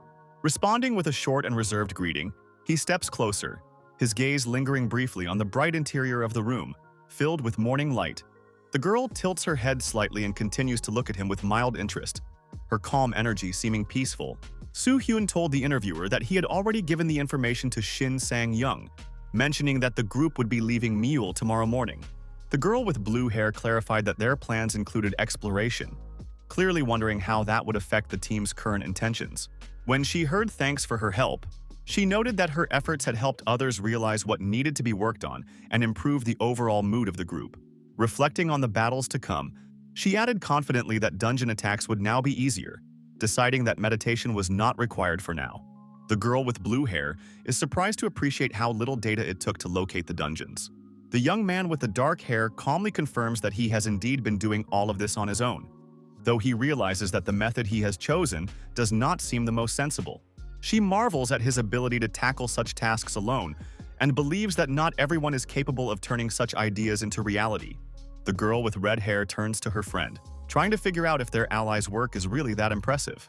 The silver-haired girl listens attentively to the red-headed interlocutor. The red-haired girl continues enthusiastically, her energetic words and lively gestures bringing a slight smile to the listening audience. Over the conversation, the heroine's attention slides to the ancient books that stand on the shelf, their appearance reminding her of recent endeavors and secrets revealed. A woman with purple hair sees the characters off with a friendly wish of good luck, her confident voice filling the parting moment with warmth and lightness. The northern edge of the small town appeared before the group's eyes, its serenity contrasting with the drudgery that awaited them ahead. The red-haired girl shared her concerns, remembering the joint monster hunt with the others. The leader's gaze grew tense for a moment as he considered the fact that the process of getting used to their tactics might take longer than he had bargained for. The silver-haired girl looked back at her companion, nodding demurely as if considering her words, and spoke softly, confident of a favorable outcome. A light breeze moved the leaves in the rays of the morning sun, while the white-haired girl, listening to her red-headed companion, pondered her experiences and smiled sincerely at her touching sincerity. Hyun, watching the girls from the sidelines, felt slightly embarrassed by their friendly casualness. Jun, feeling confident in her words, looked at her friend, counting on her support. The space around them was flooded with warm light reflected in the green of the trees. Hyun pulled the girl away from her occupation, drawing her into the conversation, and his serious gaze made it clear that the question was about something important, despite her bewilderment. She reluctantly agreed to join the conversation, leaving a disgruntled comment about being interrupted when she was busy. The young man apologized for the intrusion, explaining that he wanted to discuss an event from the past related to her unique transformation. In response to his question about the lab north of Mule, her expression became thoughtful and she began to pick up the words. The girl in green, nervously averting her gaze, agrees, but her uncertain tone and strange smile betray hidden doubts. The man with dark hair clarifies if she knows the exact location, and though her answer sounds confident, his internal reflections confirm that the direction is correct. But the problem lies in the fact that they still don't know the exact coordinates. The solution comes quickly. He remembers his ability to use an ability that allows him to see what is hidden from normal sight. Hyun ponders how his sudden discovery of a second dungeon might be perceived by those around him. He concludes that such suspicions may affect Jeon Ha-yeon's decision to join their group. A light touch on his shoulder brings him back to reality, and he turns around, meeting the warm gaze of his companion, who calls his name softly. The girl with the brown hair assures him with a soft smile that all is well, filling the moment with warmth and reminding him of the importance of their mutual support. Hyun pondered how much what was happening seemed suspicious, especially when a player with zero experience suddenly displayed unusual abilities. Looking at the desert, he realized that the chosen path was clearly different from the previous ones, as if the ancient dungeon was hiding completely different secrets. Moving forward, the boy kept in mind the possible dangers, trying to remain alert and not to overlook the details of the surroundings. The mysterious sparks in the sand reminded him that every little thing here could be both a clue and a hidden threat. Hyun's gaze became somber and focused, as his thoughts instantly turned to the organization of the group, demanding immediate formation and readiness to attack. On command, everyone began to stand up and take up positions while the deafening sounds of the ground shaking grew louder and louder. The ground beneath his feet shook violently, showering rocks and dust that for a moment gave the impression of an earthquake. A huge claw that belonged to a giant digger, a monster that no one expected to encounter in this place, suddenly erupted from the ground. The monster bursts out of the ground, scattering rocks and dust in all directions, its ugly body topped with tentacles. The swordsman focuses on his opponent, recognizing that he has appeared sooner than he expected. The young girl magician uses her power, unleashing a powerful stream of water that rushes forward. Waves of water crash down on the monster, eroding the ground around it and temporarily suppressing its movements. A reddish glow suddenly illuminates the space, causing the hero to turn around, sensing an unusual presence behind him. The girl with blue hair confidently directs the magical flows, her hands moving gracefully, creating brightly colored water swirls around her. The spell she activated demonstrates an amazing level of skill. The water currents begin to form a deadly power. Mule, protected by solid armor, becomes a serious threat to the group, forcing them to work together. The man in the dark robe calmly explains that in order to fight the Mule, you must saturate the weapon with magical energy. Continuing his explanation, he notes that there is a more economical way to defeat the monster. The group observes the movements of the land moles as they swarm the ground, demonstrating their large numbers. Sang-en and his companion preparing a powerful spell, while her ally, charging magical power, prepares for a joint attack by combining their abilities. The hero evaluates the prowess of his allies, noting their speed of reaction and high skill level that exceeded his expectations. The girl with brown hair responds quickly to the instructions, showing her willingness to use protective magic. The energy of the spell begins to form, and the sorceress expresses surprise at her comrade's unexpected strategy. The atmosphere heats up when the group of heroes realizes the approach of new adversaries, and the leader, taking the initiative, admits aloud the need to join forces. The girl's face lights up with a manic smile, madness sparkling in her eyes as she exclaims. With a graceful motion, she activates a giant spider, dazzling purple, which rushes forward furiously. The blinding light of magic flashes, revealing a gruesome scene, the mutilated bodies of monsters wrapped in cobwebs. Mysterious symbols begin to pulse light in the air, heralding the coming of an even more destructive force. Seeing the flash of magic, the copper-haired guy concentrates the energy, creating a sleek, magical net around him. The girl, clutching the staff tightly, accepts her mentor's words with a slight hesitation, her eyes filled with determination. A moment later, the mage creates a circle of sparkling energy that flashes with bright lightning. The monster trapped by the chain, lightning shuddered from the powerful discharge, its body twitching in convulsions.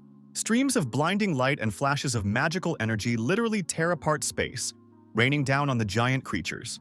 With one hand, the mage holds up a shining symbol that emits a dazzling light, his gaze full of concentration. The protagonist watches in a daze, his thoughts filled with wonder and anxiety. A glowing sphere arising in the palm of the mage's hand begins to emit a strange tension. A web of magical discharges entangles the monsters, plunging them into a frenzied state, making harsh sounds. The man in the yellow garb urges his ally to take immediate action. The girl with golden hair hesitated, pondering the implications of using protective charms on enemies. The man with the blazing gaze assures the others of his plan, asking only that they trust him and work together. The girl's determination, despite her doubts, fills her eyes with a bright light and her voice resounds with sincere determination. The staff in her hands begins to glow, filling with a golden radiance, as if gathering all the energy of the surrounding space.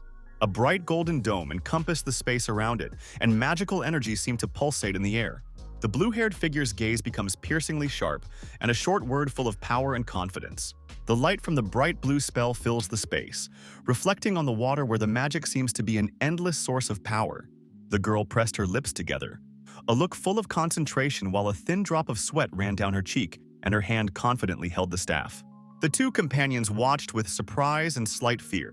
The dark-haired swordsman looked forward with a slight chuckle and a note of surprise, realizing that something more than he could have expected was playing out before him. Glowing lines of magic penetrate the monsters, restraining them from the inside and forcing them to spew the last remnants of energy outward. The young sorceress lowers her gaze, realizing that their defenses have temporarily given an advantage. But inside her, a sense of responsibility for everyone grows stronger. Tension builds as the mage surveys the battlefield, his gaze lingering on the immobilized bodies of the monsters. Despite the temporary success, the sense of menace does not leave the young warrior, who watches in silence as the remaining enemies move. Glowing lines of magic penetrate the monsters, restraining them from the inside and forcing them to spew the last remnants of energy outward. The faces of the two observers express confusion and tension, their gazes staring ahead. The young sorceress lowers her gaze, realizing that their defenses have temporarily given an advantage. Despite the temporary success, the sense of menace does not leave the young warrior, who watches in silence as the remaining enemies move. Hyun and the red-haired girl stand side by side, their attention drawn to the words of the protagonist, who urges them to take action. A young man with dark hair, confidently observing those around him, reminds them that the mages have done their part. Yujun turns to her companion, her gaze full of determination, and the tension in her posture reveals her readiness to rush into battle at any moment. The girl rushes forward with determination in her eyes, her companion following her. The white-clothed girl holding a staff in her hand turns around with a slight smile, as if enjoying the recent demonstration of her skills. Her inner thoughts are intertwined with genuine smugness, and the slight glow around her emphasizes a sense of pride in her abilities. A man in a black uniform with scarlet elements observes the scene with a slight smile, his gaze remaining calm. The hand that confidently clutched the hilt of the sword instantly activated, and the swift movement was accompanied by a sound expressing the power of the attack.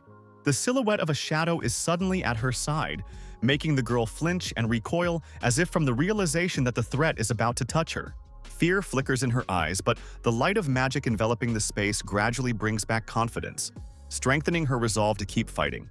The bright blade crashes into the ground with a loud sound, and scarlet flashes erupted from it, as if symbolizing the completion of a powerful attack. She breathes heavily, realizing that the threat has passed, and her frightened gaze regains its calm and focus. The blue-haired girl froze, her gaze darting to the sword thrust into the ground, and the air around her seemed to grow thick with tension and uncertainty. The blood seeping from the wounded earth seemed to enliven the grim picture, leaving the feeling that the man knew several steps ahead of the enemy's actions. She tried to manage her excitement by expressing gratitude, but her quiet voice gave away the slight confusion and the heavy burden of the experience. The one standing next to her only nodded in response to her words, but his gaze told her that their journey was far from over. A young man with dark hair, looking calmly at his companion, responds to her thanks. The sky above the field is covered with thick clouds, which are only slightly illuminated by the dim light of the stars. The girl with fiery red hair, clutching her weapon irritably, complains about the enemies who won't let her rest.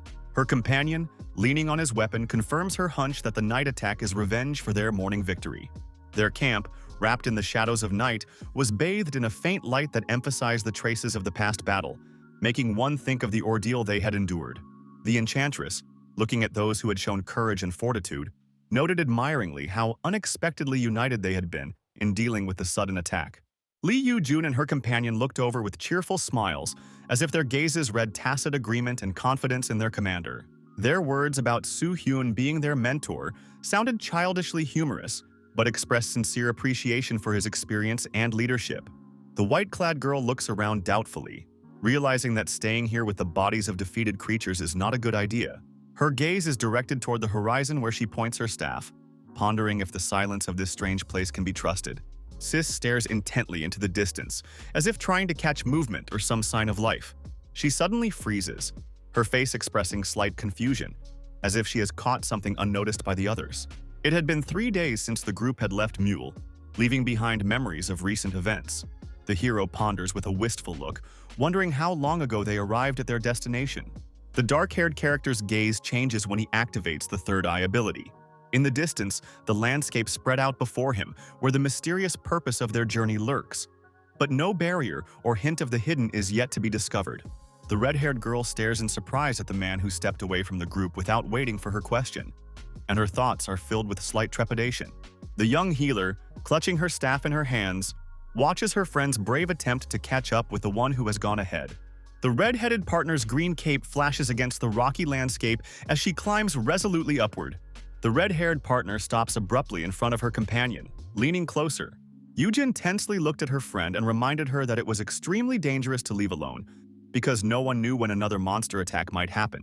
And Sol was embarrassed under her companion's gaze, hastily assuring her that she had no intention of leaving alone at all, but was merely contemplating her choice of path. The voice of the girl with blue hair sounded calm and soft to calm the tension between the companions, explaining that there was only concern behind the redhead's worry. Hyun, trusting the younger one's intuition, suggested following the direction she pointed out, deciding to rely on her extraordinary instinct to find the right path.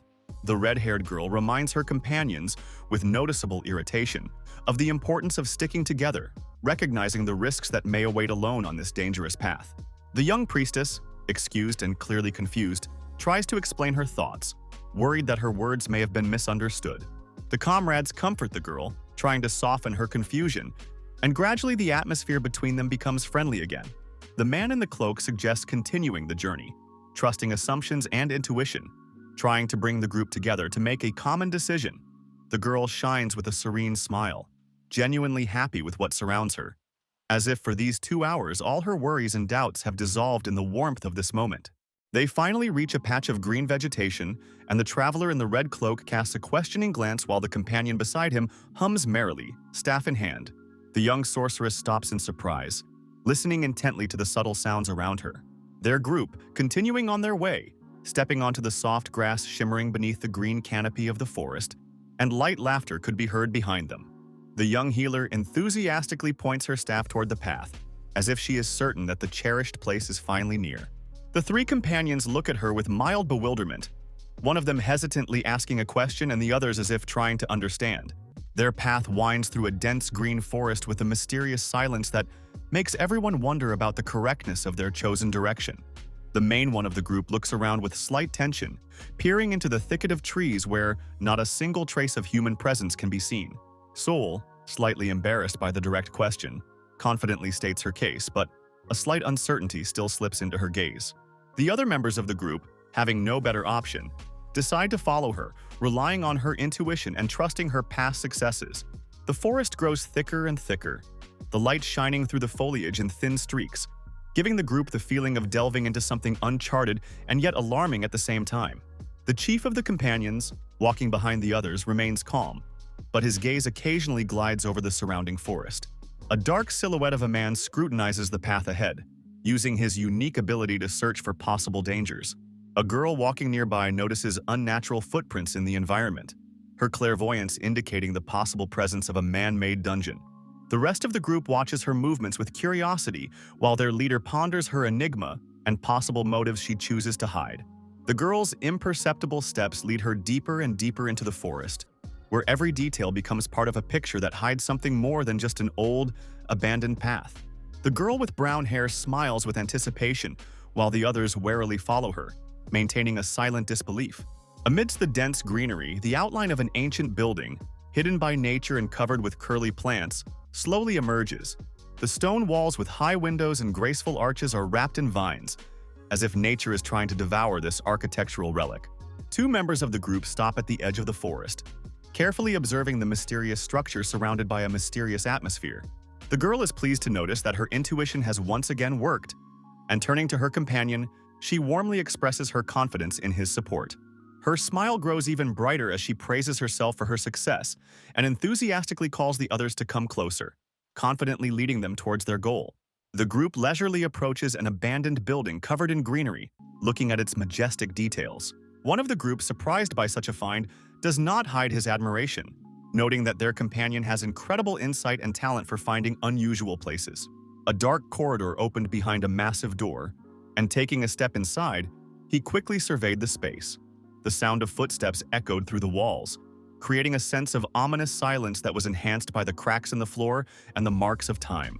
The rest of the party froze for a moment, peering at the dark silhouettes ahead and trying to realize. Light streamed in through cracks and shattered windows, creating a ghostly effect, and the feeling that this place had long been home to something.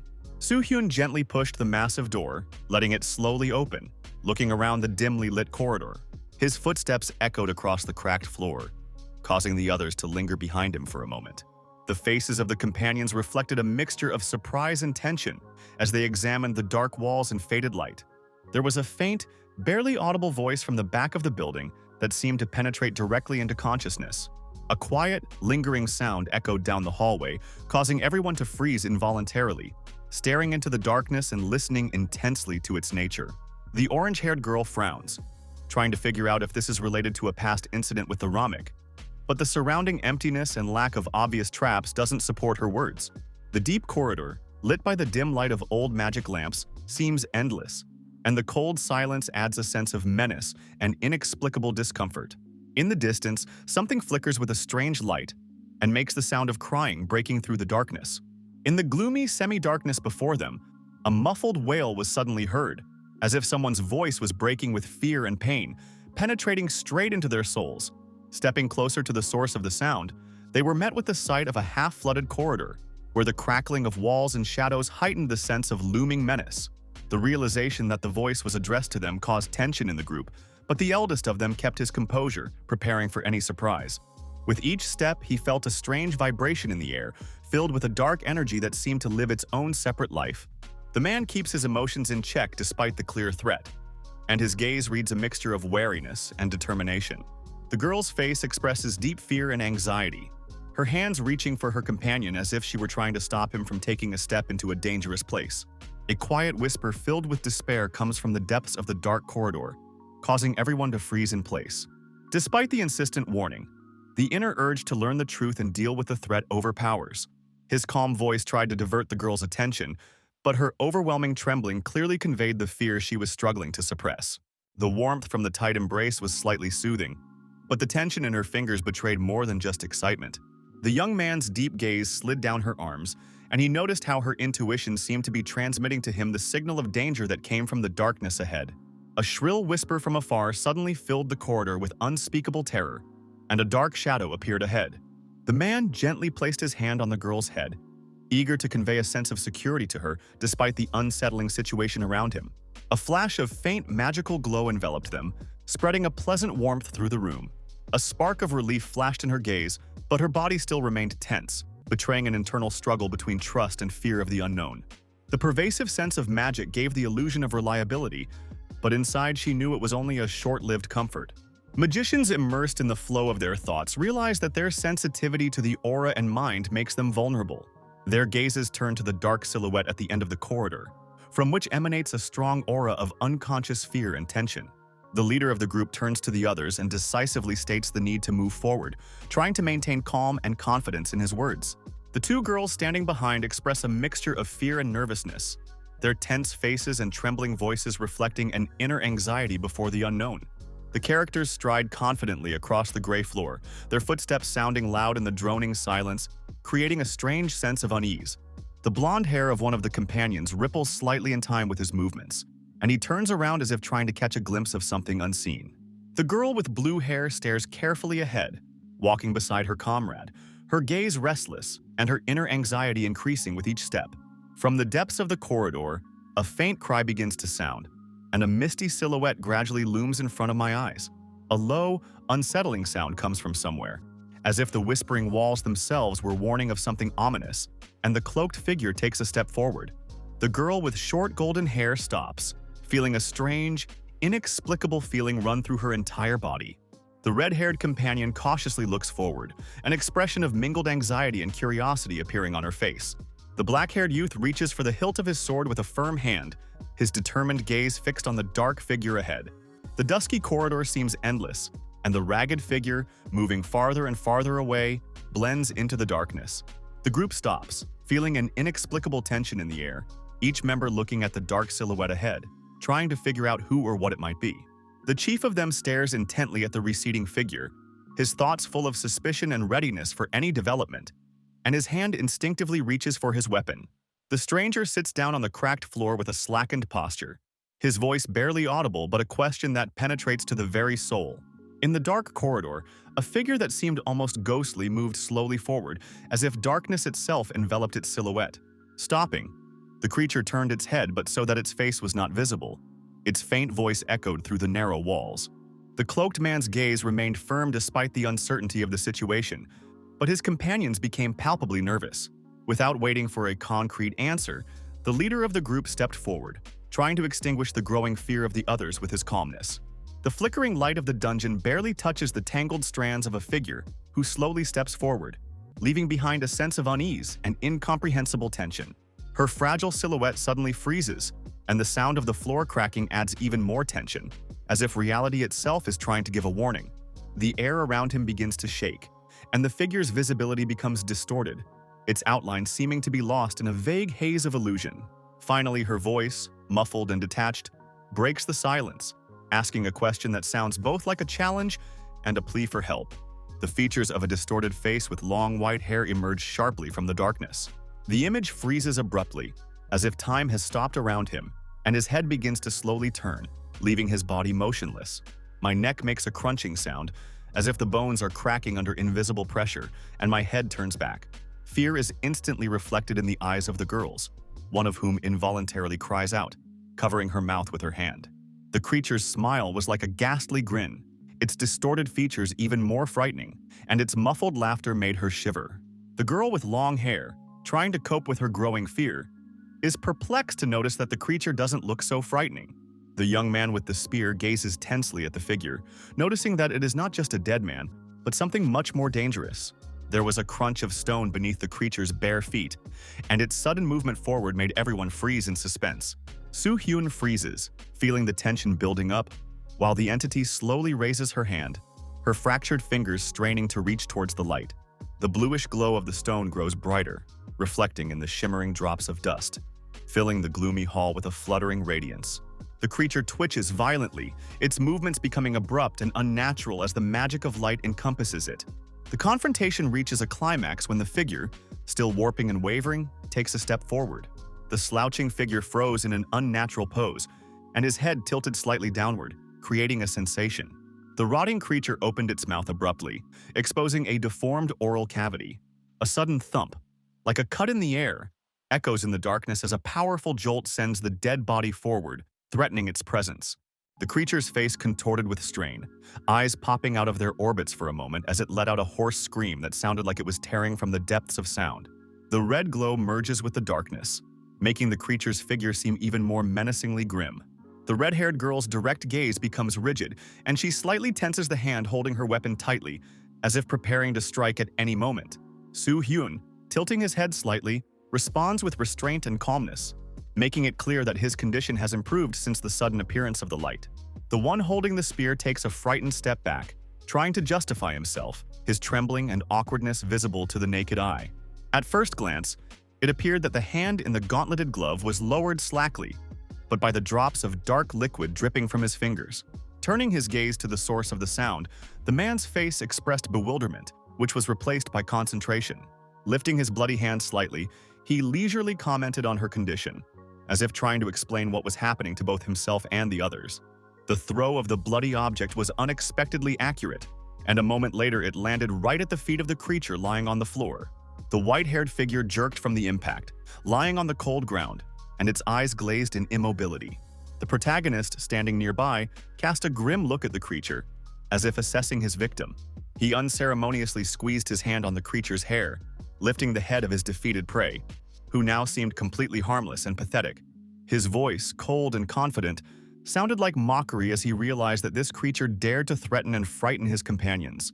The protagonist lifted the white-haired creature by its hair, its lifeless body dangling and a dark hole gaping in place of its jaw. The young man, calmly reflecting on what happened, examines the monster with slight irritation. He lowers his hand, clutching in it a thin strand of long white hair of a creature that still looks menacing despite its defeat. His gaze remains focused, and his thoughts are filled with a plan on how to use this strange specimen.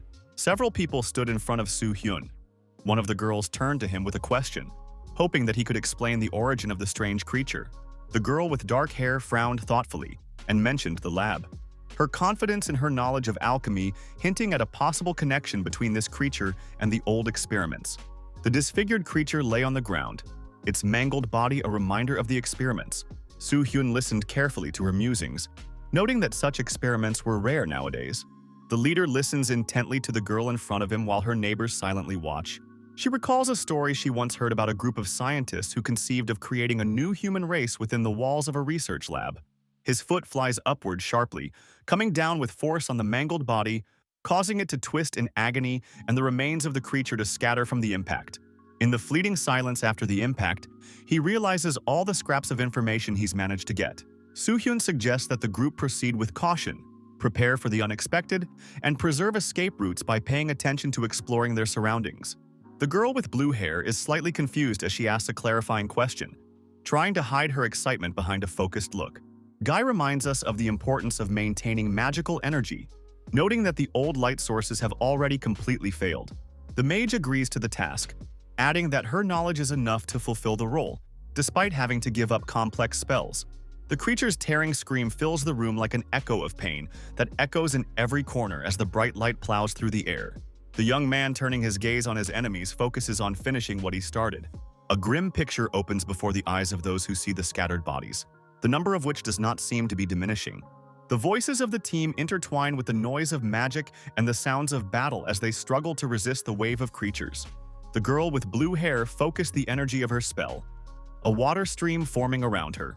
In the hands of a girl with dark hair, a magical staff surrounded by a purple glow flashes brightly. A thud and a flash of blood fills the air as a powerful burst of force shatters one of the monsters, leaving behind a chaotic scarlet trail. The sword swept through the body of another enemy with incredible speed, splitting it in two and clearing the space for a new attack. The red sword swiftly chops the monster, causing its body to fall apart, but the protagonist is not impressed. A few more steps forward across the bloody floor, and the heavy strike of the red blade delivers another lightning-fast series of blows. In the long line of disintegrating figures and bloody flashes from the attacks, his feeling that this whole battle was not the least bit satisfying only intensified. Hyun, observing the number of enemies and their monotonous attacks, realizes that even this dangerous mission is not up to his expectations. Hyun deftly dodges another attack. His movements remain smooth and confident. He notices that the enemies are beginning to weaken. One swing of the blade is enough to clear the way, and his expression remains cold. The player keeps a close eye on the enemies, assessing their actions and wondering why they have started to gradually retreat. Among the shadows, you can distinguish the figures of the opponents, who, although they look intimidating, no longer dare to come closer. The dark-haired man clutched the hilt of his sword and stared at the bodies of his enemies, pondering the sudden change in their behavior. A light sweat ran down his temple as he realized he had momentarily blacked out from what was happening. The girl confidently held her blades and proudly noted that the monsters retreated in terror before Vivian's servant, whom she had successfully summoned. The appearance of a huge monster with a ghastly appearance surrounded by a purple glow, for it was the screaming martyr himself. He watched as the creatures that had surrounded them began to slowly back away, as if obeying an invisible order. The woman in the green robe approached him, holding herself confidently, but her gaze was focused, as if she was preparing the next step in the battle. With staff in hand, she paused for a moment, considering her opponents thoughtfully, and then, with a slight smirk, she offered to destroy them without waiting for further instructions. Her confidence left no doubt, and he only nodded, preparing for the next phase of the fight. Keeping his eyes on the retreating enemy, the hero realizes that their powers could have instantly solved the problem, but consciously chooses to give others a chance to prove themselves and develop skills. The girl gets annoyed at the complexity of the request, but quickly comes to her senses and agrees to support the common goal. The thought that they could have lasted longer is replaced by the realization that the magical creature cannot be brought back without using it. The girl with long hair contentedly makes a decision and orders the creature to finish the battle by destroying all enemies. The girl with the magic staff, confidently ordering the destruction of all enemies, filled the atmosphere with a bright purple glow. The magical creature created by her spell rushed to attack the crowd of enemies, mercilessly massacring each of them. The man and his blue-haired companion cautiously opened the door and entered a room where light barely penetrated. The woman was perplexed to notice how such strange creatures could come from this place. In a small room surrounded by the cold light of a blue fire, the group decides to make a stop. Walking into the next room, the two men look around curiously for clues or valuable finds. One of them admits that he only found a few gold coins, showing the notebook he found.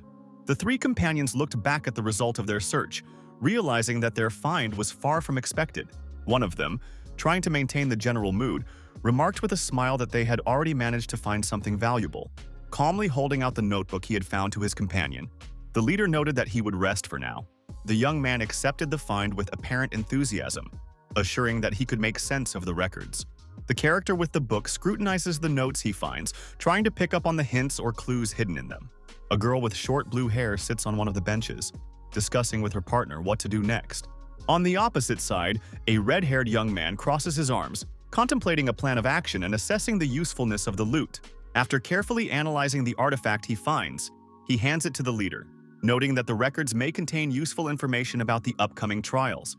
A researcher perusing the book notes that it looks more like a personal diary than a useful artifact. He mentions that no special or valuable information about the laboratory or important information could be found in the records. One of the recorded episodes describes the room owner's daily activities with a spear, which leads the researcher to think. This find piques the group leader's unexpected interest, as it may be related to a clue to a unique class. The laboratory mentioned in the diary did serve as a place for experiments, and its building is divided into 3 floors. It is highly likely that those who attacked earlier are the experimental subjects described in the records found. In order to avoid unnecessary risks, it is decided to first completely sweep the first floor before moving higher. Judging by the scale of the floors, it will take a lot of time to clear them, and even more dangerous enemies may be lurking on the next levels. Tired and worried, The heroes reflect that it will take longer than they bargained for to successfully complete the task. One of the participants suggests a compromise. After clearing the first level, return to the city to recuperate. However, the proposal would meet with objection, as the constant movement between the city and the dungeon would require a significant time investment. As they discuss, they realize that their success in discovering the dungeon and completing the task was possible due to a lucky coincidence. The heroes come to the conclusion that it's better to stay in the lab and complete the sweep completely, even if it takes longer than expected. The leader notices that the two of them and Vivian would have done it faster, but realizes the importance of the whole group working together for success. The others agree, noting that their skills are enough to handle any surprises in this place. The girl with long hair confidently assures the others that with her support, the sweep will go easily and quickly, giving the team optimism. The characters are puzzled as they survey the empty space where the bodies used to lie, each pondering possible reasons for their disappearance. One of the companions feels there are 3 possible directions for further exploration. The decision is made to start exploring from the western corridor. The team concentrates and cautiously heads forward. The lead players reason that not having a pathfinder with scouting skills makes their task more difficult. Hyun turns to the girl with blue hair, feeling her interested gaze, and nods slowly, waiting for her words. She asks with slight hesitation if he was really a first-year participant, adding a note of covert respect and caution to her voice.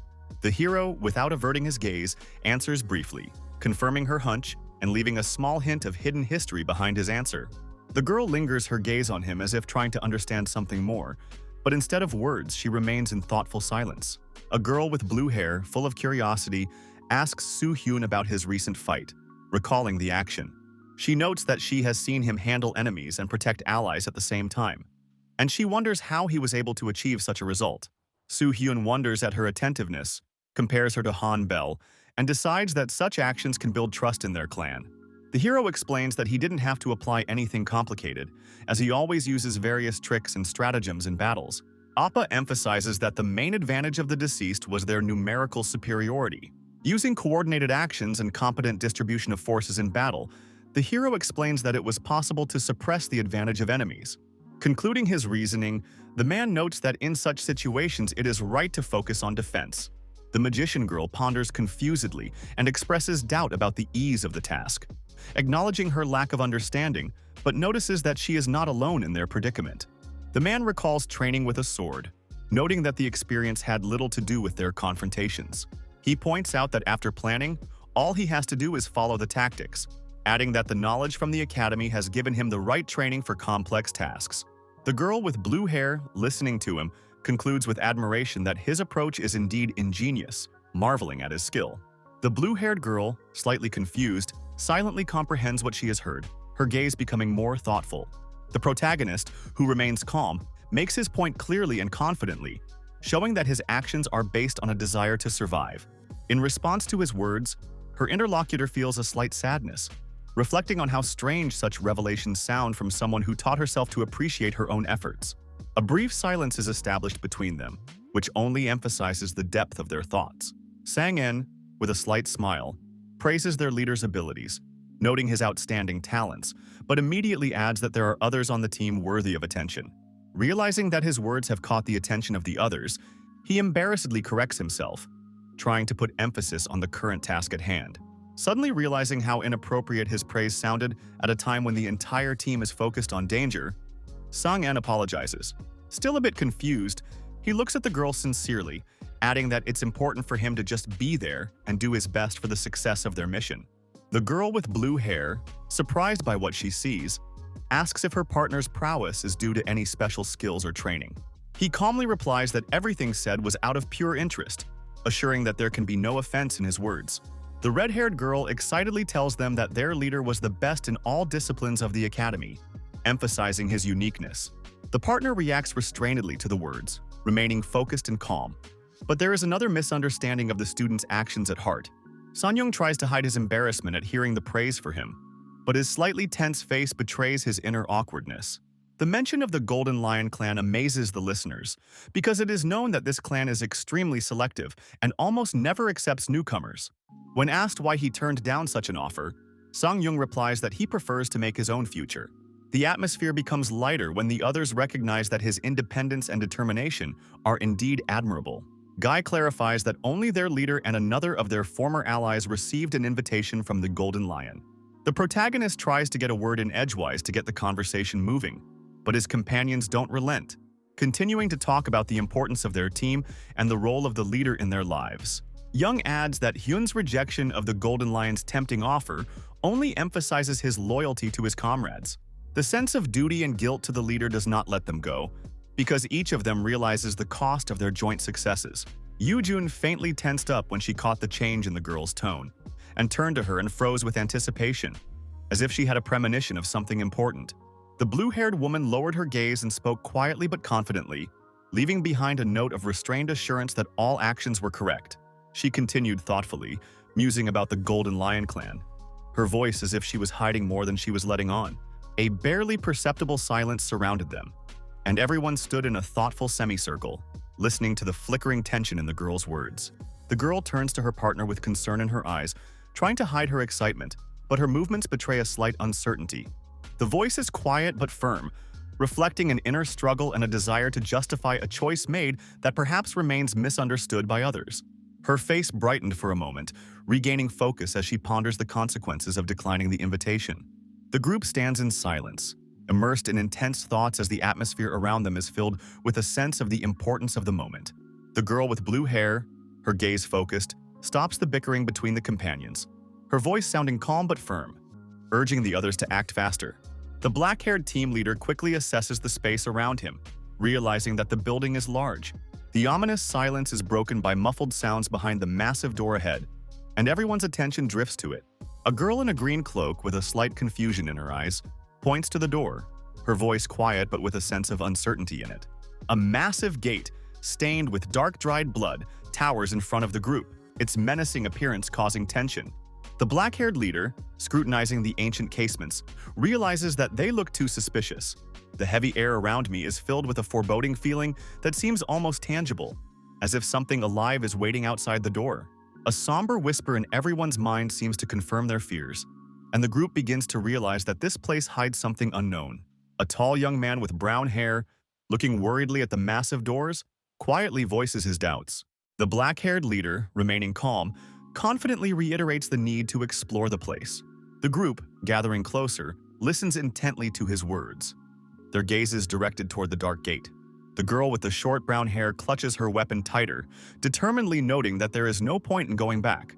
The girl in the green cloak, looking around her companions in a collected manner, reminds them of the importance of remaining calm when the gate will be opened.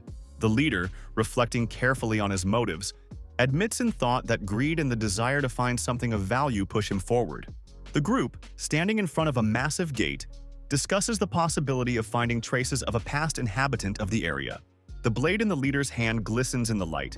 He grips the hilt tightly, realizing that the next step is inevitable and involves an acceptance of fate. The black-haired leader recalls his fall in a past life, mentally recognizing that once at rock bottom, one can endlessly sink even lower. His thoughts reflect the idea that falling and rising are two sides of the same coin.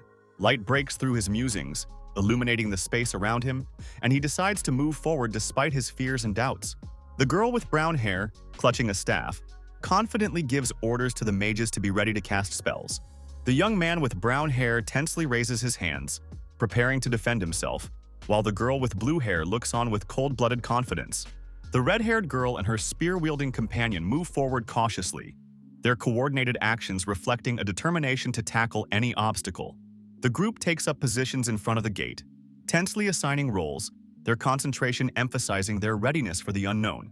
The leader clutches the mechanism tightly and, turning it with effort, slowly opens the door, behind which hides the unknown.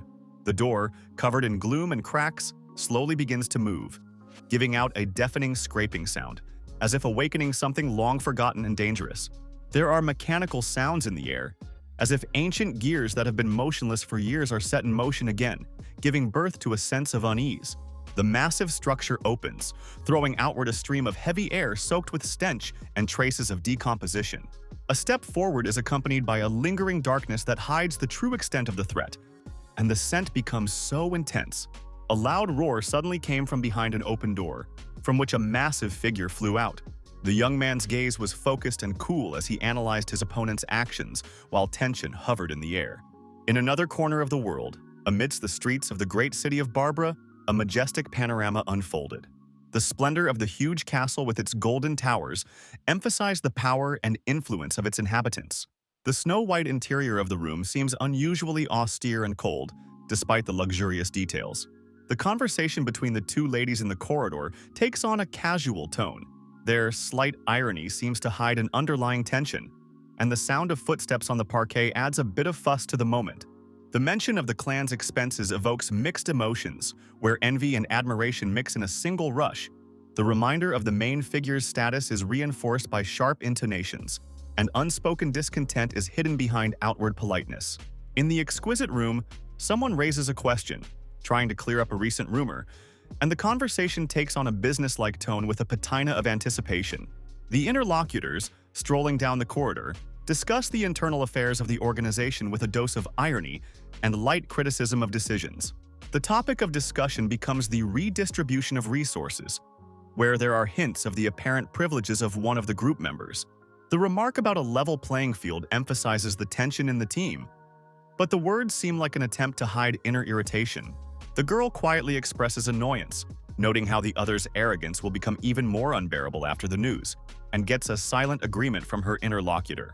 Silence fills the room for a moment as the receding silhouette leaves behind the faint sound of footsteps, and Han Buell's hand clenches into a fist. Barely visible light emphasizes her austere silhouette, highlighting the fragility of her facial features and the firmness of her forward-looking gaze. In her eyes, you can read not only pride, but also hidden disappointment mixed with a sense of duty, which she carries with a cold calmness. A girl with long blue hair standing by the doorway looks down, immersed in her thoughts while her restrained gaze hides a deep inner struggle.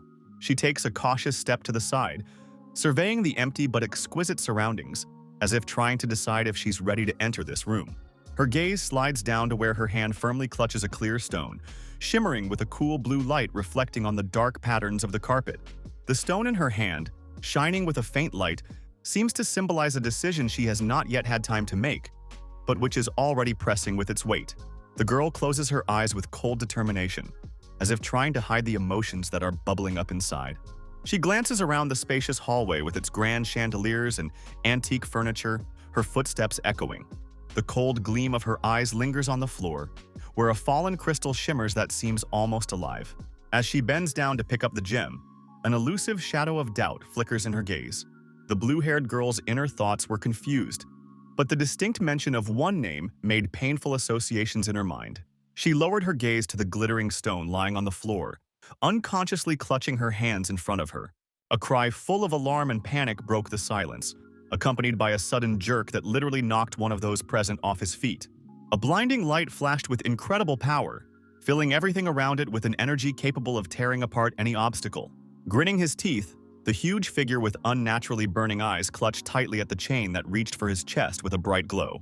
A deep, low growl bursts from his throat, red eyes glittering with hatred, and his fingers tightly gripping the magical bond that restrained him. The chain tightens with such force that the sounds of straining metal echoed, and its magical glow became even brighter. The huge body shakes with rage, and with a roar that seems to tear through space. The monster's face disappears behind the blinding light of the magical chain it is vainly trying to break.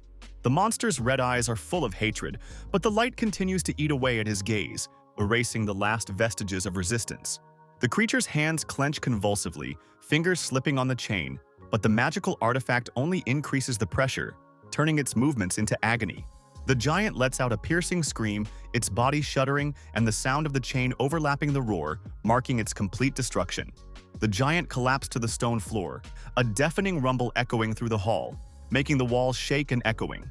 Letting out a piercing shriek, the creature clutched its head, its awkward movements betraying the pain and confusion that replaced the rage in its scarlet eyes. One of the observers realized the reason for the failure of the magic, explaining that the resistance of the giant's blood had weakened the effect of the spell. At the leader's signal, the mages retreated, leaving room for those who moved forward, preparing to confront the awakened enemy. Hyun cautiously looks around the lab. His attention is caught by a massive figure whose features resemble a mixture of human and monster. A huge creature with stone skin and long hair crouched down and let out a low growl as if realizing the presence of someone. The malevolent gaze of a creature with blazing red eyes pierces the silence. awakening in the hero's mind images of past battles with similar creatures. Thoughts of a possible alliance with this monster make him despise it, as memories of the ruthless experiments conducted in such places fuel his determination to prevent a repeat of the past. The creature's burning eyes poured more scarlet light, reflecting only determination to strike the next blow from which there would be no escape.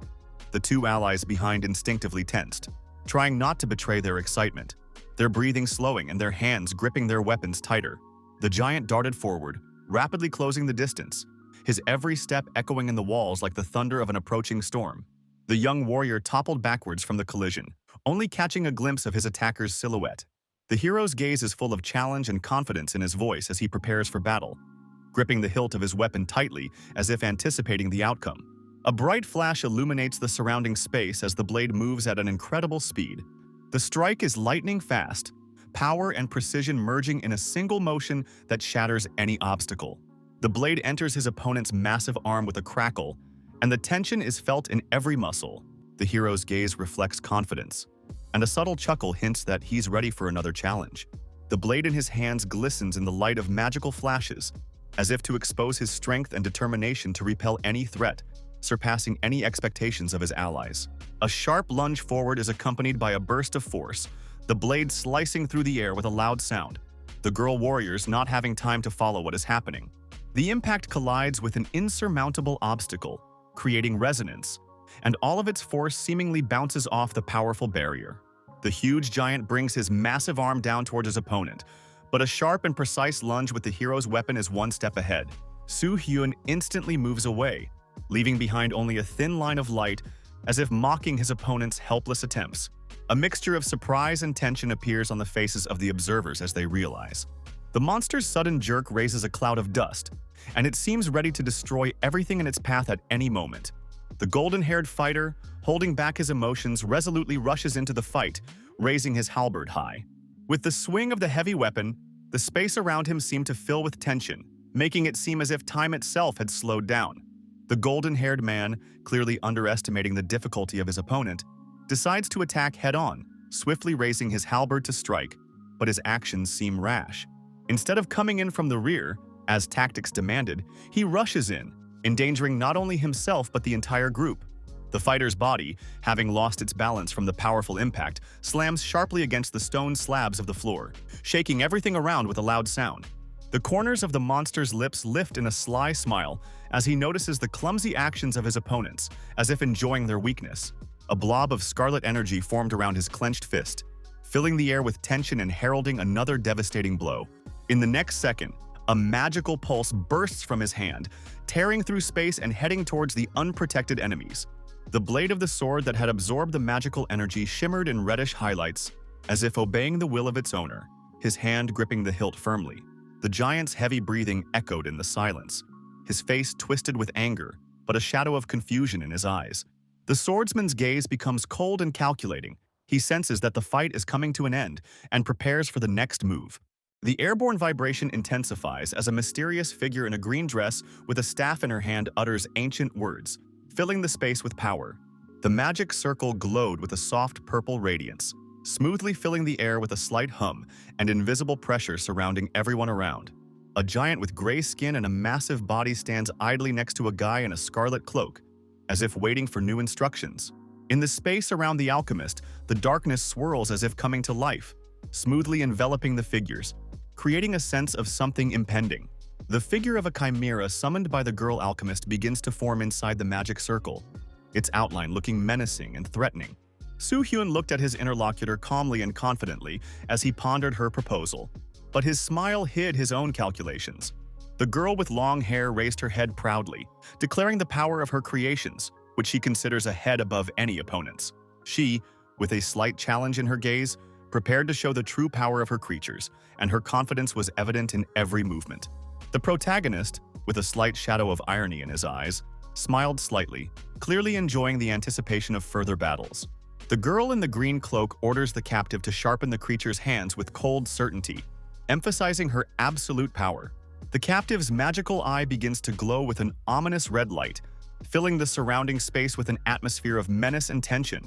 Heavy chains clanked taut as if alive, and magical energy vibrated around the creature's body, filling the air with a hum.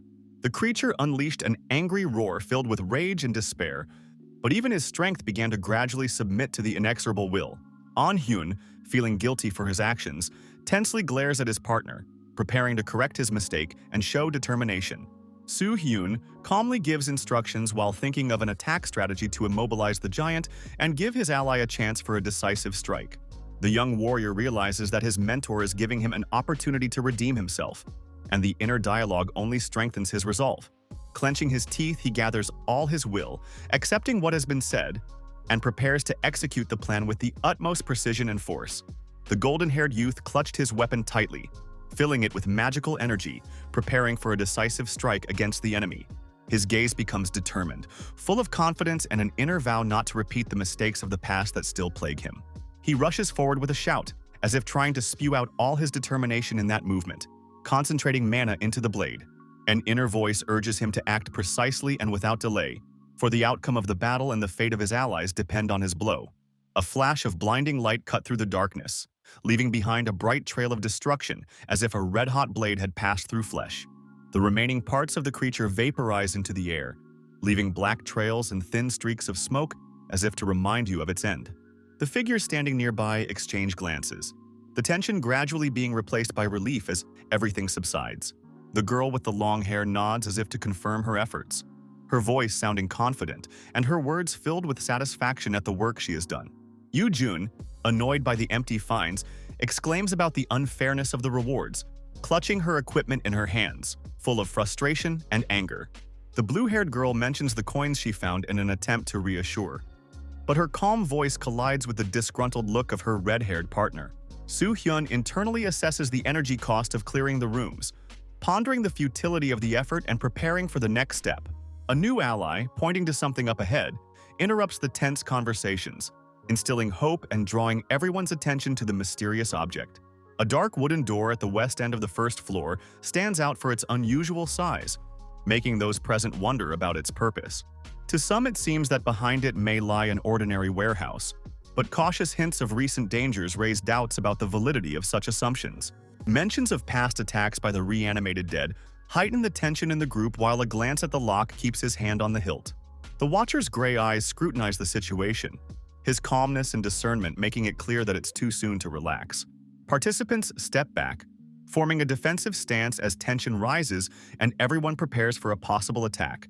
The heavy doors slowly open, creaking on their hinges, and the darkness inside gradually absorbs the faint light of the corridor. Only outlines can be seen from the depths of the dark room, but no sound or movement, as if the place has long been abandoned. The mage girl with short blue hair activates her spell, and a bright light fills the space, dispelling the thick haze. Surprise grips the blue-haired girl when she notices something unusual up ahead. But her partner's calm gaze doesn't portend any threat. The group stops in utter amazement as they contemplate the strange discovery, their gazes full of bewilderment and admiration. An armory opens before them, filled with a variety of weapons and shields, hiding the smell of old metal and mystery. Attention is drawn to the massive drawers against the wall, as if guarding their secrets, raising questions about what lurks inside. Noticing the light reflecting off the gold coins lying on the floor, the heroes instantly tense up, anticipating that this is only the beginning of their find. Pondering the purpose of the vault, one of the group suggested that the weapons here were prepared for special situations, probably long abandoned. With a blue-haired mage analyzing the magical aura of surrounding objects, they discuss the possibility of finding a unique artifact. Inspecting the vault, the group divides up duties, some examining the gold finds, others sorting through usable weapons while remaining wary. The heroes feel lucky for the first time in a long time as they explore a warehouse filled with useful finds and weapons that can strengthen their team. The leader keeps emotions in check by suggesting a division of duties, while trying not to miss a single detail among the items around them. One of the companions decides to volunteer to take on the role of a watchman to keep the others safe while they explore. The leader gratefully notes the initiative, promising to thank the man later, continuing to keep a close eye on the team's findings. The red-haired girl looks around her surroundings questioningly, pondering how old and fragile things have been preserved in this place. The girl with the rack suddenly notices something on the floor and picks up the find with undisguised surprise, drawing the others' attention to the strange object. A glowing stream of energy emanating from her magical staff gradually enveloped the bracelet, restoring the lost elegance of its forms. Surrounded by interested stares, she focuses on her task, her power filling the room with a soft glow, reflecting on the weapons around her. As she completes the recovery process, she confidently declares completion, handing over the artifact for further study, drawing slight admiration from those around her. Yong Ha-eun, having completed the spell, looks at the recovered artifact with a concentrated gaze as it begins to emit a soft light. Her magic exposes the hidden properties of the bracelet, causing her surprise as the material it is made of turns out to be far more valuable than she realized. Handing over the bracelet with slight uncertainty, she shares her guess about the rare composition, causing the others to wonder about its possible value. The young mage cheerfully supports the discovery, praising the find and noting that mithril, one of the rarest and most valuable materials, which adds to the significance of the find. Explaining the features of mithril, the blue-haired girl mentions its amazing properties, including its lightness and high strength, comparing it to iron. Her musings continue, and she notes that the material aids in the efficient use of mana, but it is not suitable for creating weapons.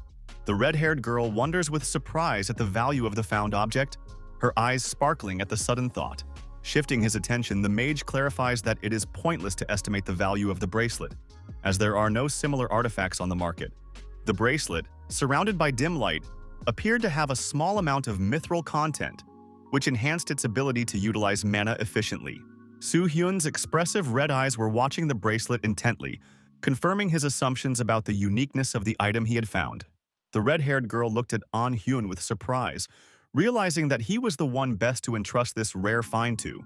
The group unanimously decided to give the bracelet to the young man with the least magical potential to enhance his ability to control mana. Hyun hesitantly accepts the bracelet, trying to pass it on to someone else, but gets a confident reminder of his role in the group. Yoo-jun insists with a smile that the bracelet stays with Hyun, using friendly arguments to back up his point. The young man with blonde hair, realizing the responsibility, reluctantly puts on the bracelet, at which point a faint surge of magical energy can be felt around him. The rest of the participants watch with interest, waiting to see the result and test how the bracelet affects its new owner. A young man with dark hair looking at the bracelet on his arm notices a built-in feature that can automatically adjust to the wearer's size, and appreciates this as an added benefit of the find. The golden-haired lad feels a sudden surge of strength, noticing that the flow of mana in his body has accelerated, and ponders the possibilities of finding an equally valuable artifact. A treasure trove of gold coins and gems opens before them, dazzling in their brilliance, forcing them to consider how best to allocate such a rich resource. Looking at the treasure, the lad calculates its value, realizing that the rubies he has found will save him from having to use the jewels provided by others. The space is filled with a blue glow emanating from the mysterious mechanism around which the heroes are gathered, scrutinizing its details. The man in the red coat calmly suggests that one of the participants come closer and assess the find, expressing confidence in the safety of the site. The girl with blue hair pulls her strands back slightly, as if trying to focus, while her gaze remains confident and collected. There is a joyful animation on the faces of the characters standing in a semicircle. Their expectations have been met, and they eagerly discuss the next steps. The heroine with short blue hair speaks with a slight smile, noting that the presence of a real goddess of luck might explain their incredible findings. The group discusses the treasures they found, including a bracelet, weapons, and other ancient items that were a real discovery. One of the artifacts found, a thin blade, stands out for its magical power that can greatly increase the speed of attacks. The character in the red cape reflects on the importance of their efforts and recognizes that all the work done has met the group's expectations. The blue-haired girl examines the blade, noting that its graceful shape is more suited for decoration or ceremony than combat. The young red-headed partner is perplexed, questioning the practical uses of a blade that looks more like an antique. The girl explains that despite its limited combat value, the item still has a unique magical aura, making it special. The redhead vigorously agrees, confidently stating that such a find is definitely worth using or keeping. The protagonist takes a look at the sword, ponders its value, and eventually decides to hand it over to his red-haired partner, smiling satisfied. A girl with short blue hair holds a red robe in her hands, studying its properties and pondering its magical protection and potential. The hero admits that the description was sufficient, but he deliberately lets his partner go on to clarify details and avoid confusion.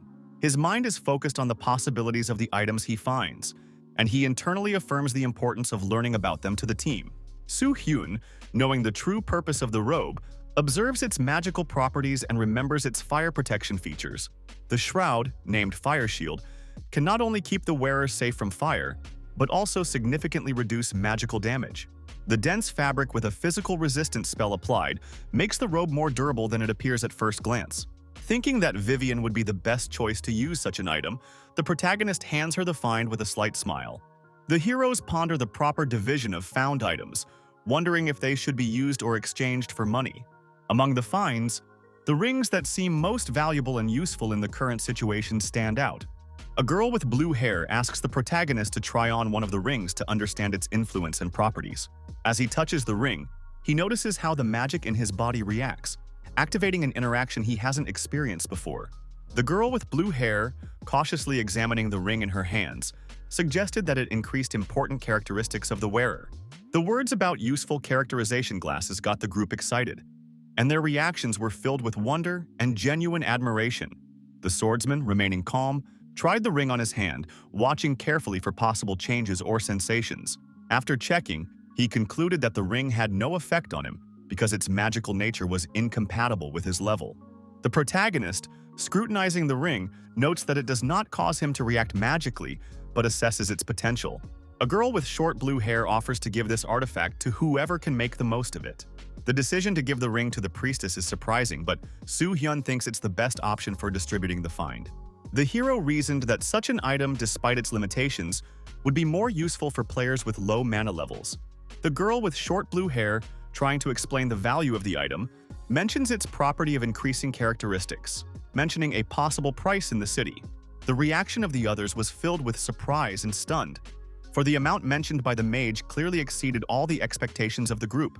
The man with the red cloak, keeping his cool, convinces his companions that using the rare artifact now would do more good than selling it.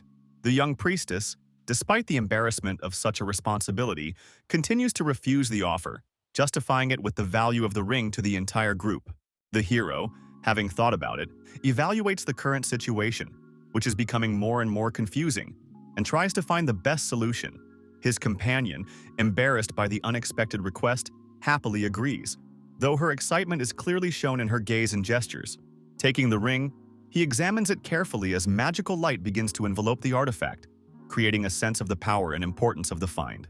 In a subdued tone, he offers his companion the use of the ring, while also noting her hesitancy and childlike insecurity. The girl with red hair, feeling suddenly awkward, takes a timid step back, blushing with embarrassment and uncertainty. The man, holding back a slight smile, reaches out to touch her palm, clearly intending to help her through her doubts. His decisive motion squeezed her fingers in a soft but confident gesture, causing the girl to freeze at the unexpected touch. Silence envelops them for a moment before he takes the next step with a slight sternness, nudging her to make a decision. The young girl with the brown hair, embarrassed by the question, points her finger uncertainly, and her gaze is full of not only embarrassment but also slight irritation. The hand holding the ring gently approaches, and a moment later, it is easily slipped onto the slender finger as if it was made for this purpose. A slight chuckle accompanies the action as the warm light of the ring flares up, drawing everyone's attention to its unexpected activation. The rest of the group watches in amazement, their faces reflecting genuine amazement and even slight admiration. The girl with short hair admiringly examines the ring on her hand, not hiding her joy and amazement at its beauty and significance. The leader, in a calm and confident tone, explains the need for judicious use of artifacts, emphasizing the overall goal.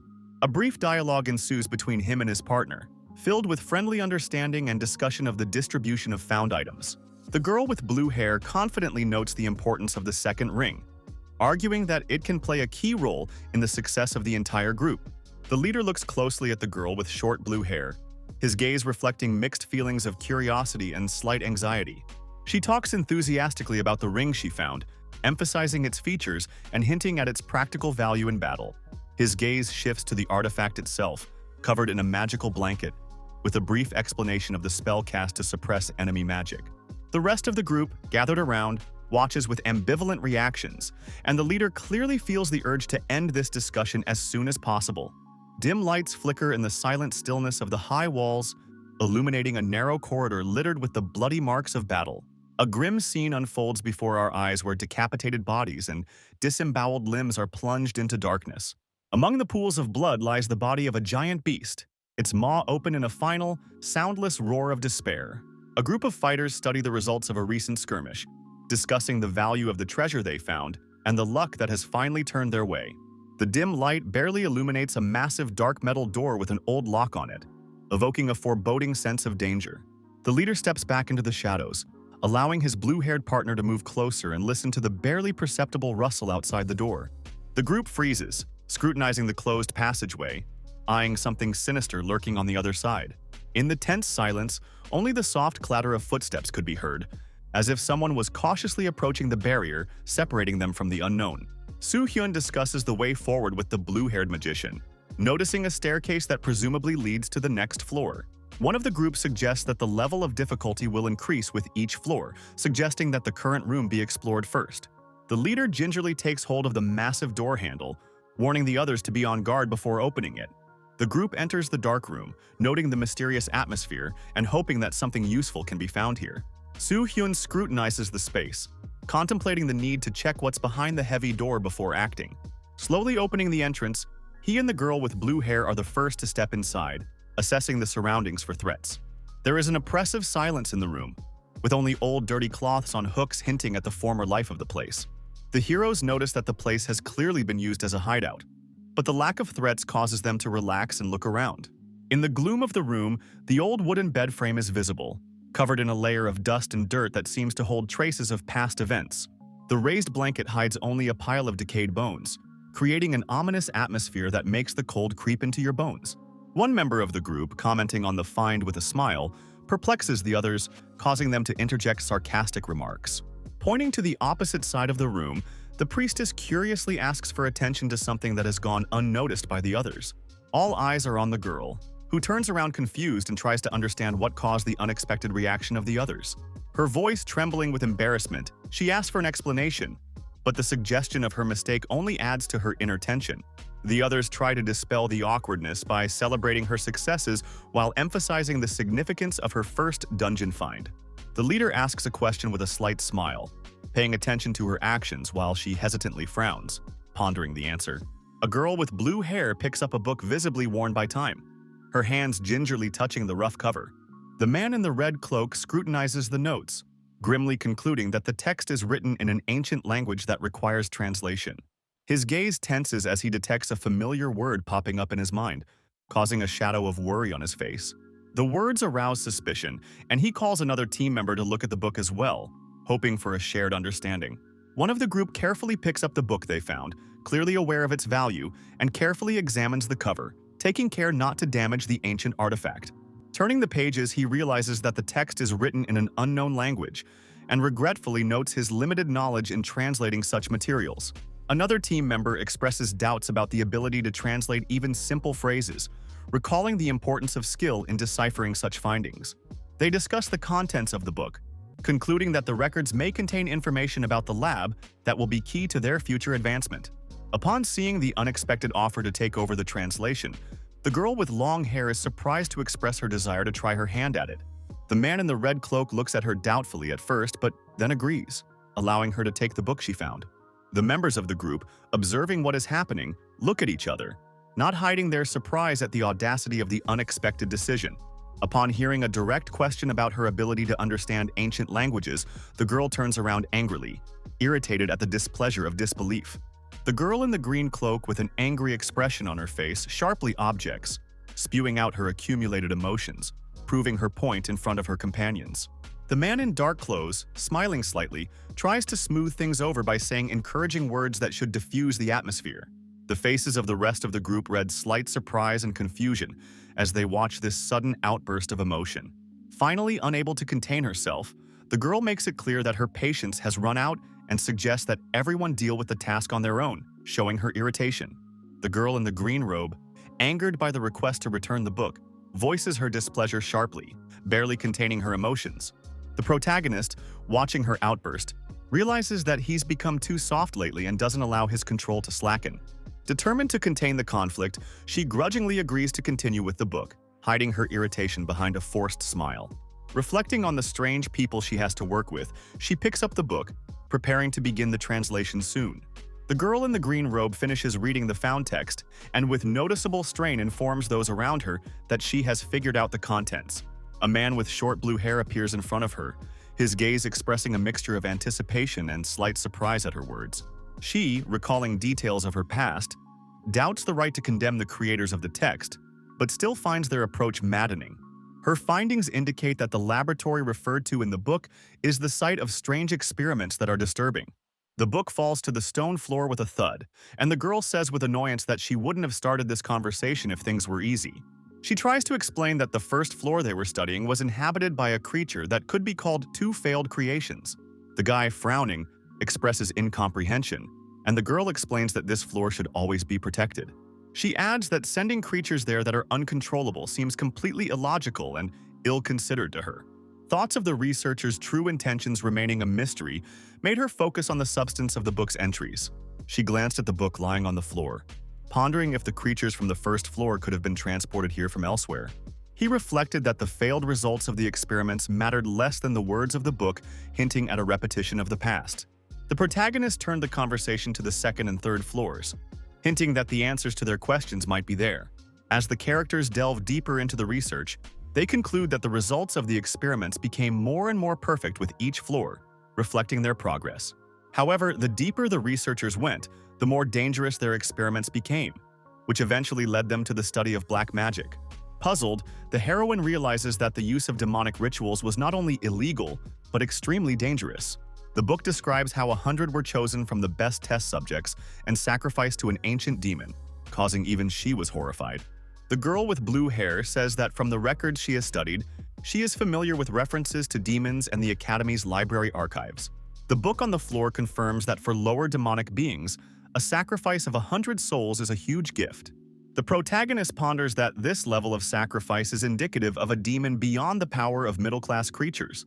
There are restrictions on demons and angels in hell space, but indirect interference is still allowed despite the prohibitions. One of the members of the group, looking into the book, remembers mentions of demons in the Academy library, trying to recall the details. Records in the book specify that there are 100 victims per demon, emphasizing the enormous scale of the ritual. Looking at the lines, he concludes that the said demon was an upper-middle-class creature, raising the seriousness of the situation. It is discussed that demons may be in the Valley of Hell, but their interference is limited to strictly defined conditions. John Ha-eun reflects on how even 100 ordinary people, an incredible price to pay for summoning a middle-class demon. The girl asks her companion a question, assuming that he has already encountered demonic beings and has experience fighting them. In response, it is explained to her that lower-class demons, while inferior in strength, require considerable effort to contain, especially if their abilities are partially sealed. Memories of one of the battles come to life, showing how the combined efforts of a multitude of people using holy magic could only temporarily hold back the power of the enemy. The girl's hands trembled with tension as she gripped the stick tightly. Her thoughts were on the sacrifices made to summon the demons. The gaze of everyone present was focused on the girl with blue hair, whose calmness seemed to balance the entire group. The guy in the green outfit brought up the issue of ancient demons, claiming that their true nature was hidden behind the darkness of Hell Valley. The ex-military man watched thoughtfully, his thoughts plunged into contemplating the possible consequences of meeting these creatures. The hand clutching the edge of the cloak expresses anxiety and uncertainty, as if trying to attract attention and support. The long-haired, green-haired girl firmly dismisses any doubts, emphasizing her negative attitude towards forbidden magical rituals. Her vivid emotions are amplified by her confident declaration that not even demonic creatures can break her resolve and strength. The group begins to discuss the purpose of their presence here, reminding each other that they are not here to fight demons, but to scout. Rubbing the collar of her partner's cloak lightly, the girl cautiously caught his attention, her gaze expressing quiet insistence. The woman in the green cloak averted her eyes and tried to justify herself, explaining that her disdain was solely for the methods of summoning. The confident and even slightly defiant gesture of her hand emphasized her determination, and the gleam in her eyes spoke of her faith in her own strength. The sounds of their discussion died down, giving way to quiet as the group members prepared to rest in their chosen room. The group, warm under their thick cloaks, shortened the night in silence, only the occasional spark of magic breaking the stillness of the darkness. The young man leaned against the cold stone wall and scrutinized the flickering status, checking the details of his new path. His thoughts, full of tension, returned to memories of the power lost in the past years. which he was now about to regain. The secrets of the past, evidenced by the devastating fire, opened paths for him to confront those who posed the ultimate threat. A bright gaze filled with determination expressed the confidence and strength within herself that was looking for an outlet in this moment of realization. The outstretched hand, framed by a luminous glow, seemed to encapsulate the entire essence of an unwavering spirit and hidden power. The slight movement of fingers clutching his palm hinted at the awakening of a power that could change the course of any fight. His internal monologue about overcoming past failures underscored his confidence in a new potential to face even the greatest threats. The gloomy morning light filtering through gaps in the walls emphasizes the sterility and coldness of the stone hall where the group slept. The girl with blue hair, wrapped in a warm cloak, carefully rises from her seat, careful not to disturb the others who are immersed in sleep. Yoo-jun, along with the other two squad members, are animatedly discussing something while standing close to the fading light source. The ambiance of the room, filled with silence and a cold glow, creates the illusion of a temporary hideaway that fails to offer the hope of a long rest. The leader responds confidently when asked about the group's plans, making it clear that the climb to the next floor is inevitable, despite possible doubts. His calm and slightly mocking tone provokes a slight embarrassment for one of the participants, which manifests itself in an awkward smile and awkward excuses. The leader subtly hints at their fears, but does so with restraint, emphasizing the need to prepare for more dangerous monsters than before. The reminder of the seriousness of the task involved in the sacrifices to summon the demon makes everyone think of the complexity of the challenge ahead. The young man listens carefully to the question, taking his time to consider the answer, and then confidently confirms that their plan to go up today still stands. His gaze reads calmness and a slight irony as he notes that the nervousness of his interlocutor gives away more than his words. His interlocutor, trying to hide his excitement, smiles awkwardly and explains that stuttering is just a habit, but gives himself away with fidgety movements. Recalling the complexities and dangers of the second floor, Hyun turns his attention to the entries in the book, talking about the necessary sacrifices to summon a demon. He silently watched the actions of the others while the vague candle lights flickered nearby, illuminating the dark walls. As they climbed the steps, each of them gazed wistfully into the dim light ahead, feeling the coldness soaking into the old stone. A girl with short blue hair walked beside him, her gaze focused and confident despite the strange silence around her. Smiling demurely, the woman in the green cloak suggested a plan for the day, hoping that their efforts would succeed tomorrow. Soo-hyun silently stops in front of the group, carefully observing the people around him and waiting for the rest of the group to follow. The staircase upward seems endless, but determines their next goal, to clear the second floor and move deeper into the unknown. The girl in white timidly approaches the leader, her voice full of uncertainty but her eyes betraying a determination to offer help. The carriage girl, sensing the appeal, clutches her wand tightly, preparing to cast a spell to protect Soo-hyun from possible danger. In front of a mighty figure surrounded by shimmering gold, a girl with a staff of hair is concentrating on preparing a magic spell. Her calm breathing and smooth movements emphasize determination, and the magic staff she holds begins to glow with a soft radiance. Suddenly, the magic came to life, creating bright blue flashes that danced around her hand, heralding the birth of a powerful spell. Completing the formula, the magic folds into a glowing shield that envelops the space around it, and the power of the spell seems tangible. A light sheen of protective spell slowly settles on the figure of a man who is watching the scene around him with a nonchalant face. The girl mage completes the magical ritual, concentrating on every movement of energy in the air. A protective shield forms around the man, emitting a bright blue glow, symbolizing the completion of the spellcast. The man, remaining calm, nods slightly in acknowledgement, making it clear that he accepted the help without further ado. The heavy door, covered in subtle glints of magic, slowly opens, emitting a sharp click that echoes through the gloomy corridor. The dark hall beyond the threshold seems lifeless, its cold stone walls reflecting the faint light, creating a sense of ominous emptiness. The leader of the team, tensely looking ahead, silently looks around the space, and the others, following him, trying not to lose vigilance. A sense of relief replaces the tension for a moment when one of the participants notices the absence of enemies, but the leader clearly has other thoughts. He squinted, activating an ability that allowed him to discern the smallest details of his surroundings, hidden from the eyes of others. The space of the second level opened up in front of him, presenting two corridors divided into left and right directions. Glancing over the map of the area, the boy marked 3 doors on each wall, each leading to a different part of the maze. The quiet footsteps of the group echoed down the hallway as they picked a direction, relying on his intuition and plan. The girl with brown hair, clutching the staff in her hands, exhibits anxiety, her voice trembling as if to confirm the uncertainty of her feelings. She tries to explain her anxiety, sensing danger ahead, but there is more doubt than certainty in her words. The protagonist notices an unusually strong energy around him with a cold expression, mentally linking it to the events on the previous floor. Their companion concludes the likely difficulty of their journey, musing on the lack of stable results and urging everyone to remain cautious.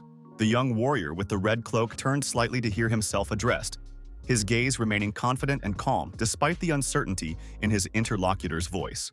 A thoughtful companion questioned the advisability of examining all the doors on the second floor, suggesting that a full inspection could be dispensed with. After listening to his partner's doubts, the leader patiently explained that the purpose of their trek required meticulousness, and missing details could cost them too much. Convinced of the reasonableness of the decision, the companion admitted his mistake and agreed to the plan, apologizing for being too hasty, to which he received a confident affirmation from the leader. The dark-haired warrior turned his head to listen to his interlocutor, his gaze remaining calm despite his hidden musings. The partner in the blue coat, frowning slightly, questioned the need to examine all the doors, expressing doubts about the advisability of a full inspection. Calmly and confidently, the group leader reminded us that every door can hide both danger and a possible advantage that should not be missed. Realizing his haste, the comrade regretfully apologized, acknowledging the importance of attention to detail, to which he received an approving response. The commander, placing his hand on his partner's shoulder, reminds him of the importance of discipline, hinting at the need to maintain clarity of action in any situation. Hearing the warning, the young man nods in response, recognizing the significance of the older man's words and accepting his instructions with some inner tension. A group of characters gather in front of a massive door. The setting is filled with an eerie silence that emphasizes the importance of the next step. The young man cautiously reaches for the door, sensing the presence of something alien behind it, his focus indicating a readiness for any threat. The heavy door, yielding to the pressure of the hero's hand, began to creak slowly, opening the way into a hall shrouded in a strange gloom and ominous foreboding. A massive, giant-like figure looms in the semi-darkness, whose deafening roar echoes through the corridors, filling the atmosphere with menace. What they see causes the companions to freeze with horror, each of them mentally trying to realize how to fight a creature of such size and power. Speculation about the nature of the monster rages in their minds. Some call it a giant. Others suggest it is the ancient mythical Gigas, inscrutable in its essence. A huge figure looms in the dim light, its red eyes glittering and its massive body resembling a statue roughly carved out of stone. The team's gaze is fixed on the giant foe, and thoughts of its origins and purpose awaken a sense of unease in each of them. The lips of one of the warriors faintly moved, expressing surprise and fear, while the monster let out something resembling a sinister smile. Holding back his anger, the protagonist concentrates on watching the creature's movements while preparing the team for the upcoming fight. The young man in the red robe listens intently to the musings of his companion, who tries to make sense of the giant's nature, suggesting a mix of different creatures. The wizards and the girl with the staff prepare to support from afar, realizing that the giant's physical power only makes him vulnerable to spells. The player gives orders to his partners, making it clear that this time the strategy will be devoid of the previous restrictions and rely only on their wits. The dark-haired guy accepts the challenge, stating that he will go ahead and the others will stay behind to act together at the decisive moment. The red-haired girl listens to the leader's instructions, holding back her emotions, and prepares for action, concentrating on spreading the monster's attention. The group, led by the dark-haired warrior, is cohesively forming a battle formation and listening to his decisive orders. He turns to the others, making a suggestion to change strategy, confident that such a formation will give an advantage in battle. The blue-haired lady hesitantly tries to ask a question, but is interrupted by the leader's harsh voice calling attention to something ahead. Hyun instantly rushes forward, his movement shooting out like lightning, leaving behind only a trail in the air and an explosion of energy from the decisive strike. The huge monster towers over him, displaying its massive strength, while the hero prepares for the first blow, tensing all his muscles and concentrating his power. The members of the group remain behind, tensely watching the fight, realizing that their leader has taken all the risk to protect them from a deadly threat. The creature raises a huge hand with an intimidating smile, about to deliver a crushing blow, but the agile man doesn't look away, remaining firm and ready to respond. A red cloak swiftly flashed through the air as the figure, confidence incarnate, aimed the first blow, charged with fury and precision. The look of determination emphasized the superiority of the situation, as if revealing the true nature of the fighter's hidden potential. A power that reached the limits of human nature took shape in every movement, turning every opponent into a doomed man in this clash. The girl with the short hair gazed at the leader with confusion, wondering if his recklessness and abruptness had always been part of his character. She never ceased to marvel at his abilities, noting how confidently he combined logical decisions with equanimity even in tense moments. The decision to leave the mages out seemed odd, but someone who had such outstanding leadership skills must have seen the sense in it. The girl wondered if the enemy's magical resistance could really have created such serious obstacles that their help had become unnecessary. A cry of alarm interrupted her thoughts, causing her to instinctively tense up and peer into the darkness for the source of danger. A huge creature with fiery eyes cast a shadow over his opponent, threatening to crush him with a powerful blow. But the scarlet-cloaked figure remains motionless. The blue-haired girl pondered anxiously in her eyes, wondering if the leader had really decided to act so straightforwardly, forgetting his tactics. The sword flashes a bright red light as the cloaked warrior, exerting all his strength, meets the beast's toothy maw with a precise and powerful blow. The rest of the team is feverishly preparing for support, their movements full of tension and their defense spells ready to be summoned at any moment. The young priestess struggled to concentrate, but her gaze expressed genuine surprise and fear of the raging darkness coming closer and closer. A thick fog, like a living thing, began to engulf the space, muffling sounds and depriving those remaining inside of their bearings and ability to see. The three wizards stood in a daze, stunned by what had previously seemed impossible, but was happening right before their eyes. The creature with a massive body struck, making the ground shudder, and blood stained the space around it, reflecting the fierce heat of the battle. The alchemist, concentrating on activating her spell, her wand blazing with magical light, awakening the power. The creature she summoned begins to form within the glowing circle, purple lines of magic encompassing the space, emphasizing the power of her art. Vivian utters the last words of the spell, her confident gaze fixed on the magical figure that completes its appearance in the world. The essence of the imprisoned power takes shape, surrounded by energy chains, its aura radiating overwhelming power, emphasizing the success of the experienced girl. Vivian, determined to support Hyun, activates her powers, directing a bright light deep into the room where magical tension flares up. The girl with blue hair, feeling the pressure of the situation, ponders the summoning, assessing which spell would be most effective under the circumstances. Her resolve grows as she remembers that any action now is important, and begins to pick up the right formulas for defense and attack. Meanwhile, the allies in the back, worried about the outcome, prepare their magic wands, hoping to support the overall effort with their intervention. Anseol, hearing the instructions, tries to cope with her excitement, her determination showing in her willingness to act for a common goal. John Ha-yeon firmly instructs the allies to focus on preparing the coercion spell, emphasizing its importance in deterring the enemy. Shin Sun-young quickly responds to the girl's order, confirming his readiness to begin creating a magical containment plan. The monster continues to fiercely resist the magical shackles, threatening to destroy the balance if the allies do not complete the spell in time. Shin San-young, trusting the instructions, tries to figure out in which area to apply the connection magic, hoping that the girl's words weren't said for nothing. The priestess, sensing her uncertainty, is surprised to realize that there are expectations placed on her as well, and she will have to participate in the overall spell. The blue-haired mage focused her gaze on the situation at hand, preparing to combine her spells despite the danger of combining such different energies. With determination in her eyes, she says that she will be able to cope despite the risks, instilling confidence in her companions. Massive glowing chains wrapped around the creature's giant arm, absorbing its power as if the energy of the universe was closing in on it, robbing it of its freedom of action. A glint of scarlet light is accompanied by a swift movement as the blade snaps into place, leaving behind a bright plume as if foreshadowing the inevitable strike. The flying silhouette with the fluttering cloak seems one with the weapon. Its movement is perfectly precise, and the blade cuts through the flesh of the enemy, collapsing him into a fury. The energy from the blows spread out in different directions, giving the impression that the very darkness around it becomes lighter as the creature loses control of itself. Jong Ha-young, concentrating, clearly explains how to distribute spells to confine the monster, causing the team to have doubts but also determination. Her instructions are to use fire and water magic to restrict the creature's left hand, which should give it a chance at a successful attack.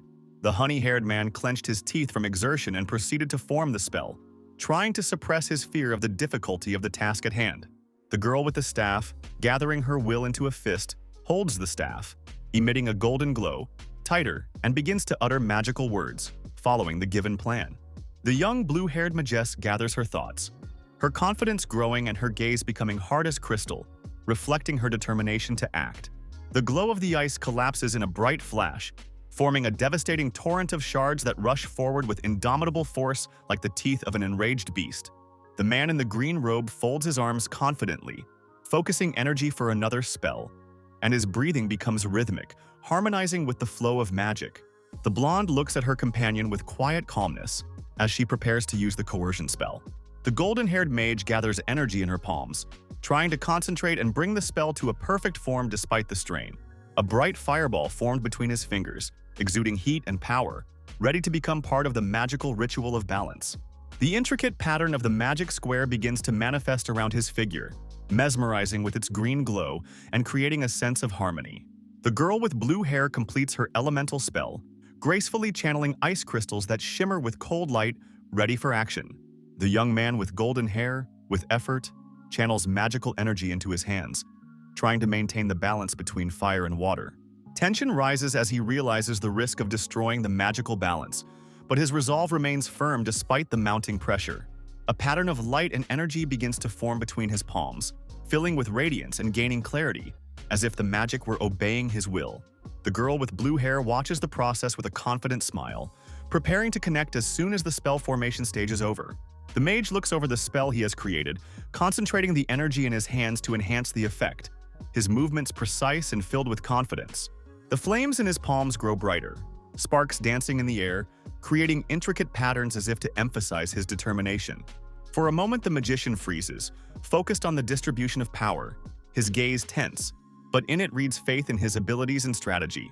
Holding her concentration, she directs the energy of the spell at the target, the stream of light and magic rushing forward, leaving a shimmering trail behind her. The girl with blue hair gathers the rest of her strength, clenching her teeth from fatigue, and lets out a powerful stream of energy, filling the air with sparkling light. The magical vortex under her control begins to glow brightly, creating the illusion of an infinite space where the forces of light and darkness intertwine. The wave of energy from the flash explodes, illuminating everything around her with a glow, and her determination and calmness remain unwavering despite the strain. An ally appears beside her with a staff, setting up a magical barrier to contain unstable mana and prevent destruction. The girl with blue hair, gathering her will in a fist, directs streams of energy into the glowing object, around which a bright magical aura hovers, intensifying her actions. Her ally, watching in awe, notes how the flames penetrate the ice structure, creating a sense of instability and power. The resulting magical sphere begins to disperse glowing lines that intertwine to form a complex pattern, causing delight and wonder. The young Magus, looking at the result of their work together, ponders her own abilities, wondering if she can achieve such mastery. The golden-eyed girl's gaze fills with tension as she notices the power emanating from the magic around her, her breathing slowing with excitement. A powerful glow unites the power of the three mages, creating a bright explosion of energy that reflects in the glass-stained glass windows of the temple and fills the space. The young priestess's face expresses surprise and fear as she prepares to create a spell. A magical dome bursts in the sky, emitting a blinding light that makes her wonder if she'll ever be able to wield the same power. The bright light dazzles the space, exuding a powerful magical energy that seems restrained only by the thin thread of control and effort of the wand's wielder. The girl with blue hair is watching carefully, concentrating on assessing the state of the magical energy and inwardly hoping for Anseol's resilience. A warm glow encompasses the young priestess, who struggles to hold back the flow of magic as she feels the tension building in her hands. The magical flow merges into a dazzling flash, seemingly bringing all the elements together in a single final chord that will either complete everything or destroy the balance. The girl looked anxiously at the glowing magical charge, realizing that this was her first attempt at such a complex spell, and confidence in success was leaving her. Thoughts of possible failure and the consequences of a mistake weighed on her mind. and she could not shake off the fear that her efforts would be in vain. Her partner turned her head and watched her actions carefully, trying to figure out what was going on and waiting for any indication that things were going according to plan. Feeling the scrutiny, she gathered all her will, trying to hide her confusion and show a confidence she didn't really feel. Hyun, feeling responsible for the outcome of the battle, quickly analyzes what is happening and confidently gives the order to continue the attack. Realizing the risk of breaking the spell, the priestess, inwardly doubting her abilities, still tries to hide her anxiety. But her look betrays uncertainty, though she realizes that procrastination could ruin everything. The giant continues to fight back despite the powerful blows, his attacks intensifying, but the magical flow around him becoming increasingly unstable. A stream of light merging with the power of the spell rained down on the enemy, each magical flash becoming part of the overall rhythm of the battle, gradually weakening the monster. She gripped the staff tightly, realizing that the success of the entire team depended on her determination, and with a deep breath, she focused on the magic spell. The gigantic figure of the enemy stepped heavily, the red glow of his aura intensifying, creating a tense feeling of unrelenting threat. A red cloak flashed in the darkness, and the young man deftly dodged the powerful blow, managing to cordon off his opponent with chains of magical origin. His eyes, cold and focused, met the threat face to face, and he noted to himself the tenacity of an enemy worthy of the ominous title. The dark-haired warrior assesses his opponent, noting that it is not a living giant, but an artificially created monster that would be the perfect warm-up before battle. The rest of the group cohesively contained the enemy, attacking him from different directions while the chains continued to restrict his movements. Noticing the successes of his allies, the leader evaluates their skills, noting that one of the partners intuitively worked the way she needed to without too much guidance. Embracing his weapon, he sets up with determination to finish the fight, preparing for the final attack that should end the fierce clash.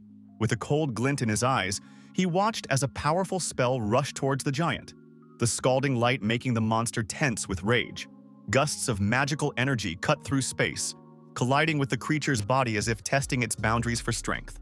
The swordsman realized that the spell had penetrated his blood, but it didn't have the proper effect. The monster's resistance was much higher than expected.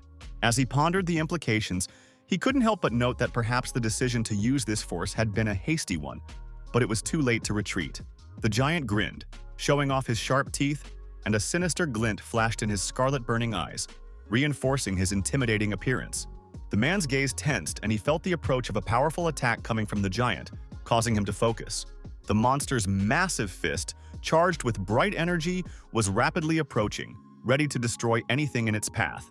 The dark-haired boy stared at the crystal, pondering its unusual reaction and the dangers that might follow. A bright flash of light rips through space, reflecting off crystalline facets that instantly enveloped the massive body, freezing it in motion. The angry expression on the monster's face is replaced by amazement as the icy shackles begin to take over his entire being, robbing him of his freedom and strength. A powerful explosion shatters the crystalline shell, releasing a wave of heat and energy that scatters around in multicolored sparks. Streams of fiery magic collide, intertwining in a blinding vortex, giving birth to a destructive force that sizzles everything in its path. Crystal magic explodes inside the giant's body, crystals growing and tearing the flesh from within, filling his form with bright light and destructive energy. The monster's naked muscles shudder under the onslaught of ice, but the fire in its veins begins to spread, as if trying to burn everything around it. The giant emits a loud roar, shaking the walls around it, magical powers colliding, generating an explosion of bright sparks and heat, destroying the remaining crystals. The explosion wraps everything around it in a whirlwind of fire that throws the defenders back, leaving behind a trail of ash and destroyed magical structure. The magical pattern flashes in the air with a scarlet glow, creating the illusion of a fiery spiral, as if pulsing with excessive power and burning everything around it. A girl with short blue hair watches the process carefully, her gaze radiating confidence and slight approval of her comrade's efforts. The green-clad young man nods with a note of acknowledgement, noting the skill of his allies and their ability to combine magical flows with precision. The monster, embraced by the glowing chains, lets out a furious roar as it tries to free itself, but the magical restraints only tighten their grip, crushing the resistance. The girl with the short blue hair looks at her partner, her gaze expressing a mixture of curiosity and slight anxiety, as if expecting him to respond. Her partner smiles demurely as he raises his cane, gesturing to her confidence and determination to continue with what she has planned. The man with the red cloak drops a cryptic remark, hinting that everything is ready and his actions are in perfect harmony with his plan. His steps are firm and sure, each footprint leaving behind a scarlet glow, emphasizing the power and responsibility he carries to himself and those around him. A figure in a scarlet cloak swiftly pierced the air, rushing towards the huge monster whose golden chains seemed to hold back all its anger. The enemy's face contorted with rage, his scarlet eyes burning with hatred, and his mouth open in a furious roar, blocking out the sounds of battle. The silhouette of the attacker hides in the thick darkness, from where only his eyes gleam, and the weapon clutched tightly in his hand, filling the air with an ominous light. A blade erupts from his raised hand, bright and purple, reflecting a red light that envelops the entire horizon with frightening determination. A blinding light illuminates everything around it, creating a sense of incandescent energy concentrated into one devastating blow. The group of observers freeze in awe and admiration, their gazes fixed on what is happening and their faces betraying the growing tension. The girl with blue hair tenses up, her confused expression matching the drops of sweat running down her skin, reflecting her inner conflict. The red-haired partner cautiously supports her ally, her gaze focused and her hands clutching her weapon tightly in anticipation of her next move. A red blade splits the giant body of the enemy with a bright flash, leaving a trail of weaponry that cuts through the smoke and shattered stone slabs. Words of encouragement and admiration are heard from one of the allies as Hyun's gaze remains calm and his shattered armor testifies to the battle he survived. Hyun smiles genuinely as he expresses his delight at his friend's action, his excitement emphasizing the strength and determination of the entire team in this battle. The victory is complemented by a moment of recognition that the magician's help was key, and the efforts of each participant ensured a success that did not come easily. A majestic beam of light cut through the darkness, leaving behind a shattered trail where the magical blade completed its destructive trajectory. The young man in the scarlet cloak turned to his allies, assessing their efforts and defeats, noting in his tone of thought that their support made victory possible. One of the warriors enthusiastically remarked how agility and power had become crucial to the battle, despite the chaos that accompanied each blow. The girl with short blue hair noted thoughtfully that such a combination of magic and strategy was rarely so perfectly executed. The dark-haired warrior looks at the girl with the short blue hair with slight displeasure, as if catching a hidden subtext in her words that requires clarification. She tenses as she notices his gaze, but restrains herself, her tone becoming more cautious and her eyes reflecting genuine concern. The warrior remains silent, his expression cold, but in the depths of his eyes you can see a hidden wariness and a slight shadow of doubt. The girl cautiously continues the conversation, trying to understand his reaction, but her inner tension is betrayed by a slight tremor in her voice. The silver-haired girl, barely concealing her suspicions, pays attention to fleeting inconsistencies in her partner's behavior, tensely analyzing what she's heard. A spacious hall decorated with snowy patterns spread out before them, with magical figures emphasizing their contributions to what had happened. The dark-haired man, chin slightly raised, confidently emphasizes the importance of strategy even against creatures of incredible resilience. The girl's smile, filled with sincere gratitude, conveys the lightness of the moment, as if reminding us that together they can do anything. The young man's confident look speaks to his ability to control the situation despite the questions and disbelief caused by his unexpected strength and behavior. Chong Ha-young smiles gratefully, trying to distract herself from the questions plaguing her because of the recent battle, and shows her desire to move forward. The group members take a moment of respite to regain their strength, the light of the magic staff surrounding them in a soft glow, strengthening their bodies and spirits. The distant figure of the guy remains motionless, watching the remnants of the disappearing monster, while those around him prepare for the next leg of the journey. His gaze settled on her cold face, as if trying to determine her true intentions, but his doubt still gripped him with renewed vigor. The blue-haired girl turned to him with a slight smile, eager to get her point across, but her words caused only internal reflection. The young man's gaze darkened, his thoughts drifted in a dangerous direction, and the shadow of doubt eclipsed the light of reason, carrying him into the depths of grim decisions. A slight tension between the gathered people grew as everyone analyzed what was happening, assessing the situation and their future actions. The protagonist ponders his strategy, assessing the need to bring in those who can strengthen the clan, including new allies whose loyalty seems likely. The girl with blue hair remains calm and confident despite the surrounding tension, showing that her communication skills help to endear her to those around her.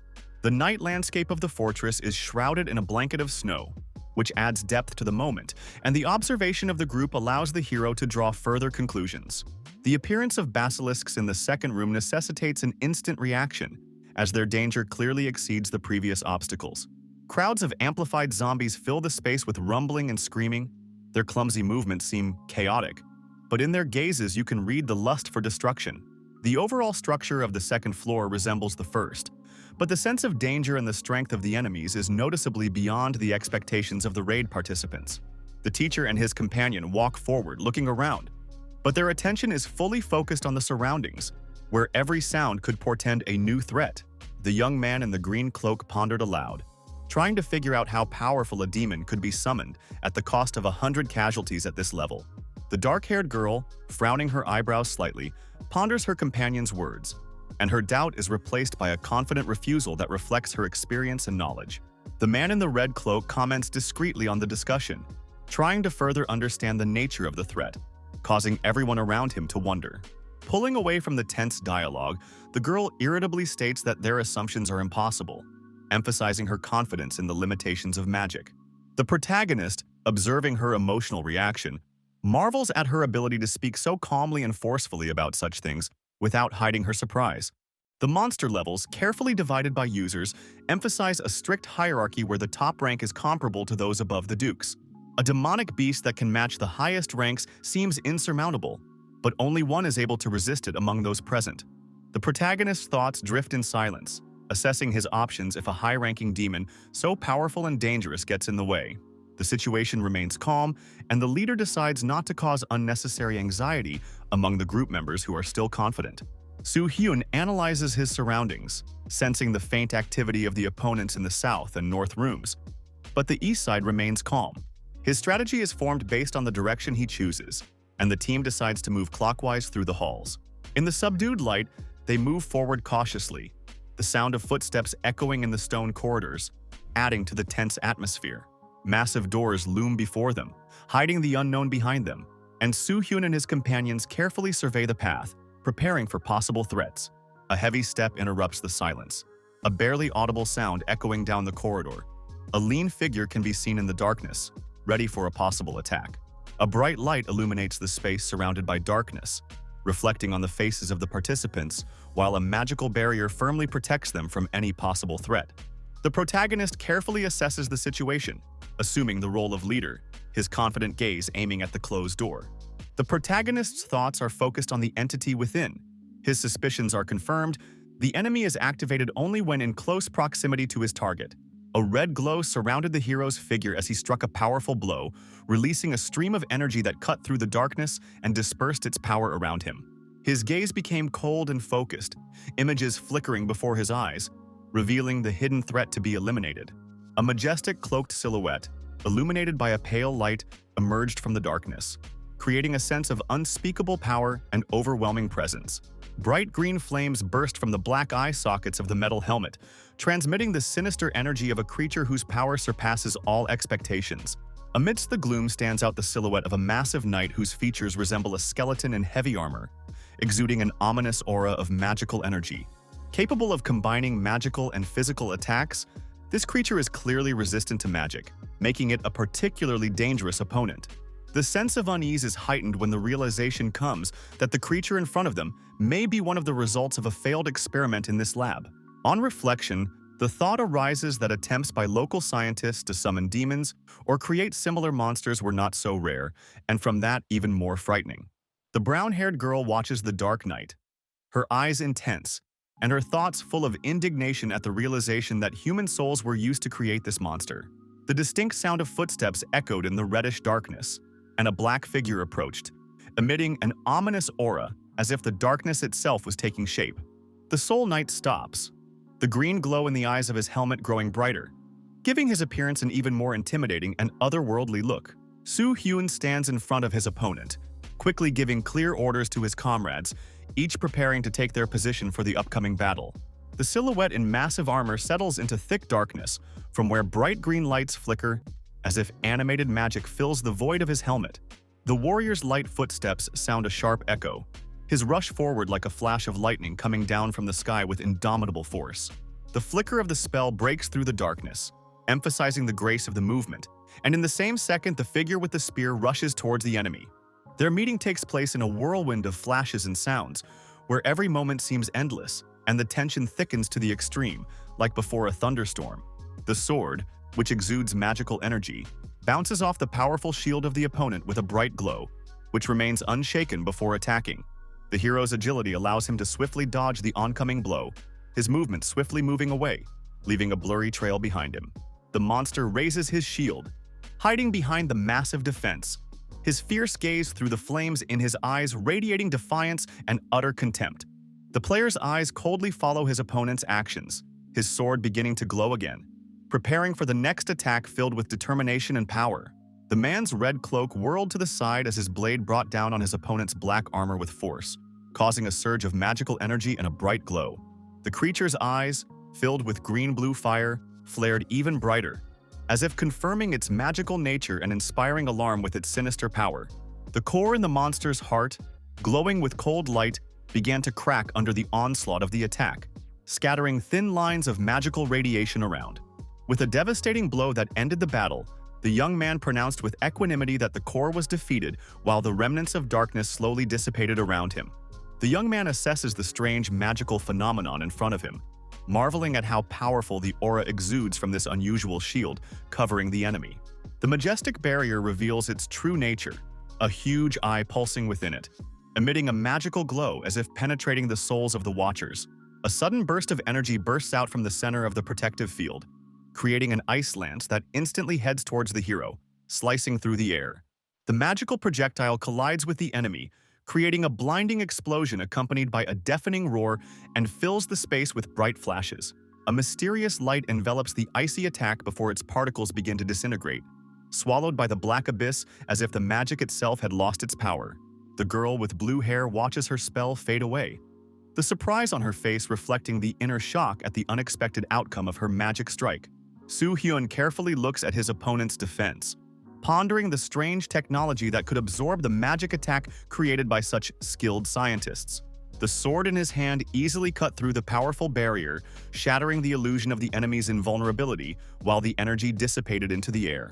A sinister helmet with a bright green glow that fills the darkness casts a flash of light as the enemy prepares his next attack, showing his thirst for destruction. A dark point with a purple glow flies upward as if it were a lightning bolt tearing through the air, swiftly targeting a new opponent in a ruthless duel. A whirlwind of dazzling flashes ran across the rounded shield, repelling the magical attack with frightening power, as if the energy of two opposing forces were being reconciled. The hero's cold-blooded gaze is fixed on his attacker as he realizes the enemy's cunning attempt to repel his own weapon by pointing it against its true owner. The flame on the blade flared brighter, its glow cutting through the darkness of the hall as the swordsman gathered all his strength into one precise and decisive blow. The hostile figure recoiled back, weakened by the fierce attack, and its green glow began to fade, losing its sinister energy. The shock pulse pierced the air. A powerful wave tossed the enemy aside, causing his silhouette to dissolve into a chaotic swirl of light and shadow. The man controlled the flying body of the enemy, his movements precise and purposeful, as if not allowing the enemy to recover and respond. The tip of the sword flashes in the air, glinting with a cold gleam, and a moment later the blade with a clang reflects a fierce attack aimed at the hero. The red-haired girl tensely watches the scene, her gaze fixed on her opponent, whose dark figure slowly disappears into the gloomy archway. The redhead swiftly approaching the monster, her movements like a whirlwind and determination burning in her eyes, ready to break through the darkness. She raises her blade, and its glow reflects the ominous green light emanating from the enemy who is preparing to meet her onslaught. Yujun, with a gleam in her eyes, rushes forward, striking with lightning speed, her movements smooth and deadly, her sword glittering in a whirlwind of glare and the clinking of steel. Like a dance, her attacks follow one after another, piercing through her opponent's defenses, and in her gaze sparkles the excitement that gives birth to a fire of indomitable power. The Reaper, desperately defending himself, tries to counterattack, but his attacks seem useless before the swiftness and fury of his red-haired partner. Sensei, watching her actions from afar, notes her confidence and joy in battle, deciding to trust her to finish off the enemy to complete it on her own wave. The man returns the blade to its scabbard in a confident motion, as if completing his part of the mission and signaling that the fight is over for him. The group cautiously begins to look around the room, keeping their weapons at the ready and listening carefully to every sound to make sure they don't miss any possible threat. One of the caravan members anxiously notices something amiss, his words reflecting doubt and hinting that the danger may not yet be over. The dark-haired man looks at his interlocutor with slight irritation, confidently assuring him with a look that their task is now complete and further alarm is misplaced. The heavy step of armored feet echoes deafeningly, and the figure's slow gait creates an ominous tension around her, heightening the sense of menace. The girl with the blades approaches confidently, clutching her blades, her movements betraying determination and readiness to deliver the final blow to her opponent. The monster's shattered shadow settles, seemingly disintegrating from within, while a powerful energy release marks the final destruction of its core. The dark-haired guy watches the scene with cool calm, his gaze lingering on his partner's battle axe, awakening a slight smile. On. Hyun turns around abruptly, the tension in his gaze and voice reflecting his surprise, something clearly beyond his expectations. Hyun maintains his equanimity, but his calm question sounds with a clear interest in what's going on, and his gaze penetrates deep into the events. The golden-haired man points out the contradiction, expressing doubt about the red-haired girl's merit, his tone sounding like he's trying to clarify. The protagonist, remaining focused, asks a rhetorical question, clearly not giving a damn about the argument, showing his indifferent confidence. The young man looks in front of him with a confident smile on his face, as if enjoying the moment, feeling his superiority and waiting for a reaction from his companions. The red-haired girl throws her head up in irritation, her eyes flashing with anger, and her opponent's words only adding fuel to the fire. The dark-haired young man observes the scene discreetly, his calm face betraying only a slight shadow of weariness, while his thoughts cross about the foolishness of this argument. The group continues to move forward through the spacious hall, snowflakes settling smoothly on their clothes, creating a sense of silent winter peace among the ancient walls. The young warrior with golden hair looks at his interlocutor with a slight smirk, emphasizing his confidence and desire to prove his point. The red-haired girl answers him pointedly, raising her head in a gesture of stubbornness, her eyes sparkling with defiance and a hint of resentment. Their older companion, remaining calm, watches the altercation with a slight smile, realizing how much this situation fits their personalities. The two disputants continue their verbal battle, each trying to convince the others of their own importance and rightness, even if the argument becomes pointless. The guy recalls how his own weapon was ripped from his hands and hit him with a powerful wave, knocking him back a few meters, leaving him feeling humiliated. The silence is broken by an incomprehensible rumble of voices, among which are heard angry exclamations mixed with unintelligible words, causing confusion and alarm to all present. The black-haired man, clearly trying to calm his heated emotions, slowly raises his hand, but his attempt to interrupt the flow of aggression turns into a new outburst of indignation. A young girl with determination frozen in her eyes loudly urges the others to stop, her voice sounding harsh and emphatic, suddenly drawing everyone's attention. The red-haired girl and her partner look at each other in surprise, realizing that their words and actions have reached unexpected consequences. The black-haired man is reserved in his reaction, his face reflecting a mixture of slight confusion and trying to make sense of what's going on. A girl with white robes and a staff, acting as a leader, stares intently at her comrades, her determination and authority emphasizing the importance of the moment. The footsteps sounding against the tense silence create a sense of impending change, making everyone think about their next actions. The girl with the red hair looks at her companion reproachfully, her gaze a desire for an explanation, and the man tries to answer but the words get stuck. The tension between them grows. The redhead suddenly turns to the other girl, who no longer hides the slight smile at the corner of her lips. Suddenly the attention shifts to the leader of the group, whose serious face remains unmoved, his stern gaze directed at the confusion in the ranks of the companions. The priestess reproachfully reminds her comrades of the importance of the mission, her voice sounding confident, emphasizing the seriousness of the consequences of their behavior. The red-haired girl with a surge of emotion on her face angrily excuses herself, pointing at the golden-haired young man as if shifting the blame for what happened onto him. The black-haired young man watches the argument with bewilderment in his eyes, mentally marveling at the girl's determination, who usually keeps quiet and inconspicuous. The young priestess points at her opponent with obvious irritation on her face, reminding him of the consequences of his actions and unfair treatment with a slight rebuke. Her eyes shine with determination, her voice growing firmer as she addresses her older brother, noting that his actions were too impulsive and could have been more deliberate. The guy with golden hair irritably tries to justify his actions, assuring that the reason for the disagreement is not in him at all, but in the people around him, hoping to find support. The girl with the soft gaze calmly but confidently reminds her older brother of his excessive temper, forcing him to think about the consequences. The red-haired companion sighs unhappily as she continues to rebuke the young man for his unwillingness to recognize another's efforts, which causes him internal conflict. The younger sister's remarks cause the young warrior to freeze, his thoughts confused and his face reflecting a mixture of confusion and hidden irritation. The girl with short blonde hair was trying to convey a simple thought to the others, her voice sounding with a particular conviction and rebuke. The couple standing nearby exchanged perplexed glances, as if trying to understand the hidden meaning of her words or find a logical justification for her emotions. The brutal silence was broken when she held out her hands, touching them palm to palm, her sincerity literally felt through this simple action. The soft smile on her face made both of them wince in surprise, not understanding how such a simple gesture could evoke so many warm feelings. The girl confidently began to speak, but suddenly stammered, realizing that she had forgotten the proverb she was so eager to utter. Confusion flashed in her eyes for a moment, but she quickly hid it behind a slight smile as she tried to continue her thought. Awkwardness fills the space, but is quickly replaced by surprise as she continues to speak, trying to convey the importance of sincerity to everyone. The listeners, noticing her confusion, exchanged glances, but no one dared to interrupt, expecting her to find a way out of the situation.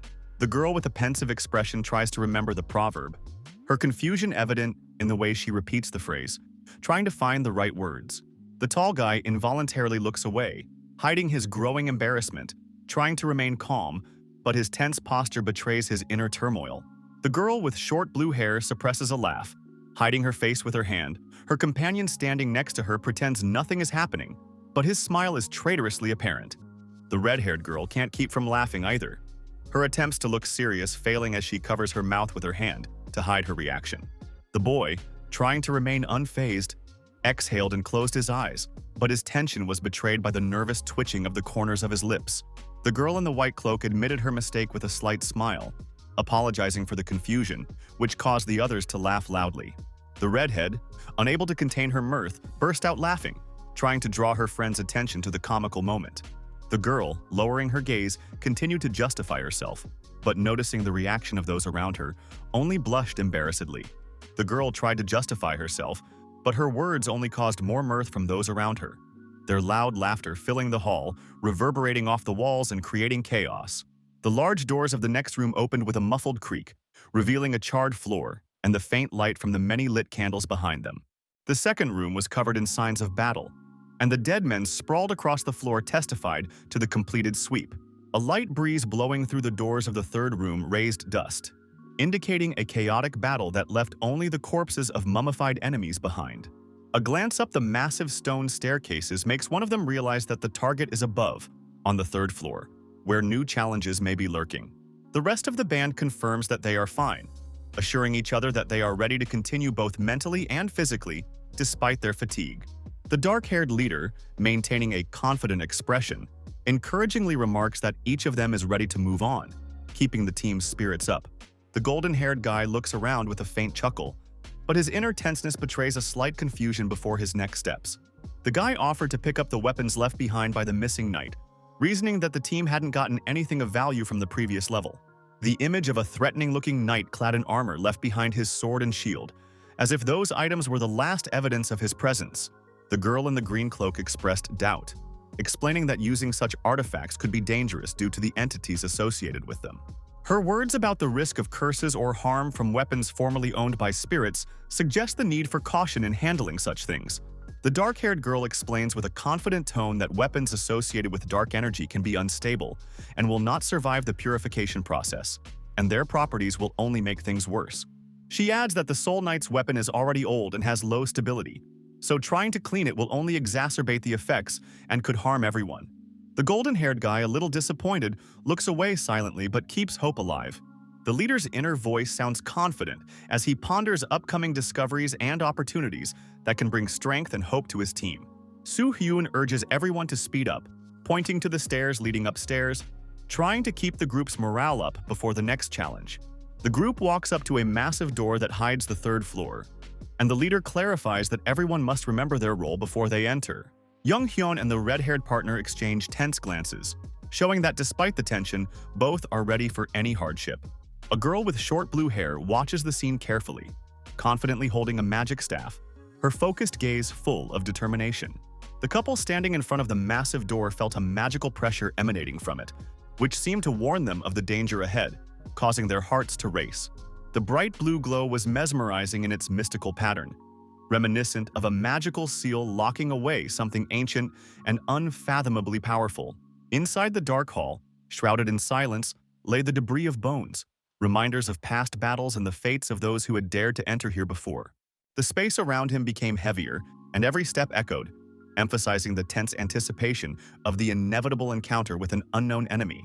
A dark silhouette with wings looms in the distance, its figure seeming menacing, and the light of a faint blue aura emphasizing its inhuman nature. The sword-wielding hero froze when he heard the familiar voice. His gaze darkened, and his heart sank as memories from the past suddenly came flooding back. The demon's voice sounded commanding and mocking, awakening in him not only memories but also the hidden pain of a former defeat. Turning toward the light, the creature displays two sharp horns, and its long hair ripples gently in time with the ominous movement of the air.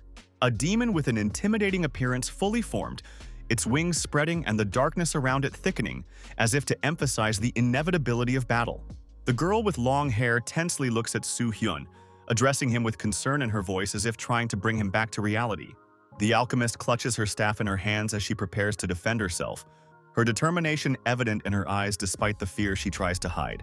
The young man, frozen in place, as if immersed in a fog of memories, does not react to those around him. His gaze is empty and full of internal struggle. A dark figure, shrouded in swirling shadows, moved slowly forward, its voice muffled and mocking, breaking the silence of the musty hall. Memories of the past flash through his mind, where he clearly sees that insolent face with a contemptuous look, still hateful. The demon grinned at the familiar word, recalling former torments as if enjoying its power over helpless opponents.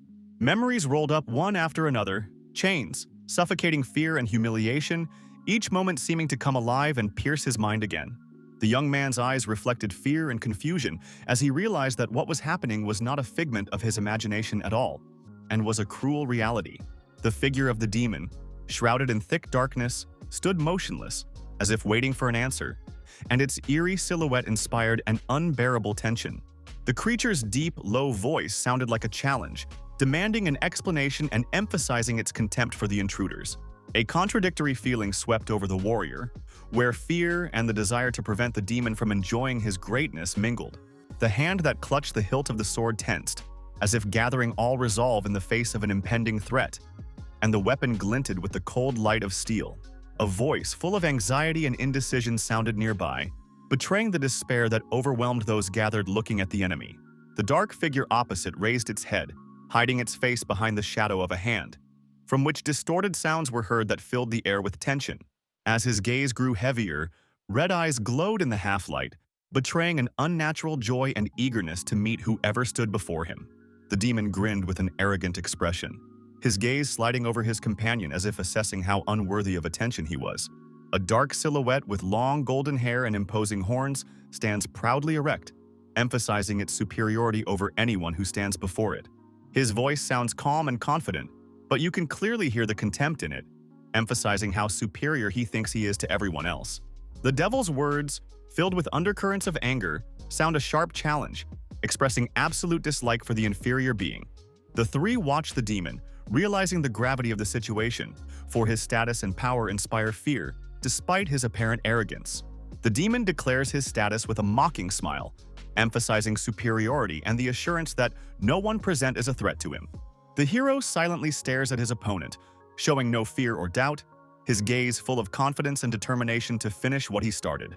The blue-skinned creature, though acting carelessly as if bored, nevertheless senses the atmosphere of merriment and, grinning indulgently, makes a move to provoke.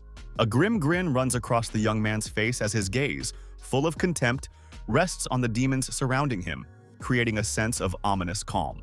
Memories of the past come before his mind's eye, where arrogant and cruel demons destroyed everything he held dear, feeding his hatred. His deep-seated hatred for these creatures resurfaces as he remembers how their insidious tricks led to the loss of loved ones, leaving him alone with the pain. In the darkness, the sinister face of the demon that is forever imprinted in his memory, the face of the very one who caused his misery and anger, resurfaces. The hero slowly clutches the hilt of his sword, his concentration and anger conveyed in every movement, as if everything around him is coming to naught before the impending conflict. His words sound like a sentence filled with rage and contempt. He promises to destroy his enemy, leaving him no chance for salvation or forgiveness. The demon smirked and looked at his opponent defiantly, his calmness indicating complete confidence in his strength. But a slight shadow of doubt still appeared in his eyes.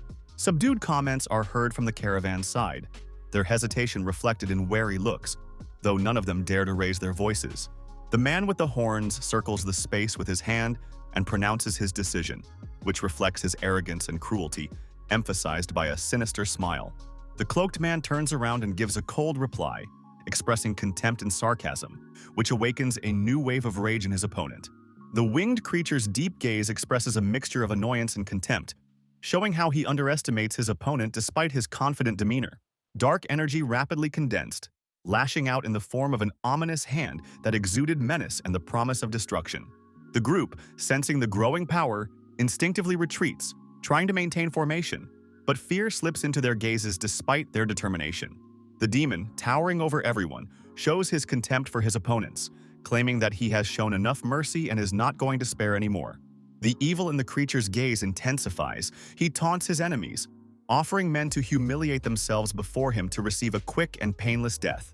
The enemy, proudly turned around before the enemy, proclaims his intention not to kill him until the end, wanting to turn his enemy into a humiliating trophy. The creature raised its hand with a smug smile, gesturing to emphasize its superiority, its voice full of mockery, sounding like a reminder of the insignificance of mortals. The demon's words opened up a new layer of information before the gathering. They were forced to think about the ancient intrigues that had led to their current situation. The two girls stood side by side, one with an expression of fortitude, the other with a note of anxiety, and their tense figures seemed determined to meet the coming challenge. The man's lips curved into an arrogant smile, radiating obvious pleasure in his power, especially after mentioning the girls who clearly amused him. The blue-haired girl, straining all her senses, notes the strange uneasiness of what is happening, her mind telling her that it is pointless to continue listening. The player, assessing the situation, takes a step forward, giving his movements confidence. His voice sounds decisive, giving the command to prepare for battle. Belphegor smirks at the human tendency to first boast of their power and then shut up when they are overestimated, his gaze full of sarcasm. Spreading his wings against a mesmerizing blue glow, he radiates irritation, not hiding his weariness at the annoyance of his opponents. The creature, with wings, engulfed in a bluish glow, towers over the empty hall, remembering his arrival in this world and the paltry sacrifices made to summon him. The warrior points out the incompleteness of the summoning ritual with a confident smile, claiming that it only makes their confrontation easier and hastens his inevitable victory. The winged interlocutor assesses his opponent's statement with a smirk, his gaze cold but not without a fraction of interest, as if the words have sparked excitement in him. The creature confirms the man's hunch, recognizing that the sacrifices were indeed insufficient, but his tone and look remain full of irony and hidden contempt. The inhabitant of this place states with cold calmness that his strength in this body is still far from full, thus trying to demonstrate his superiority. With a wave of his hand, he clearly expresses his displeasure, indicating that his patience is running out and that his opponent's behavior has become too intrusive. Clots of magical energy with blue flames burst out, filling the entire space around and giving the impression of absolute and overwhelming power. The young man with the sword in front of him calmly observes the scene, ready to engage and capitalize on his opponent's every mistake. The count's face contorted with a mad grimace. He mocks his opponent and urges him to drown in pain, breaking into a loud, sinister laughter.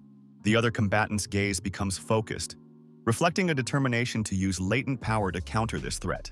His hand begins to glow, and there is a certainty in its movement, as if in this moment an energy is born that can destroy everything dark. The bright beam exuded by his power dispels the darkness around him, as if illuminating the path to salvation and bringing the confrontation to a climax.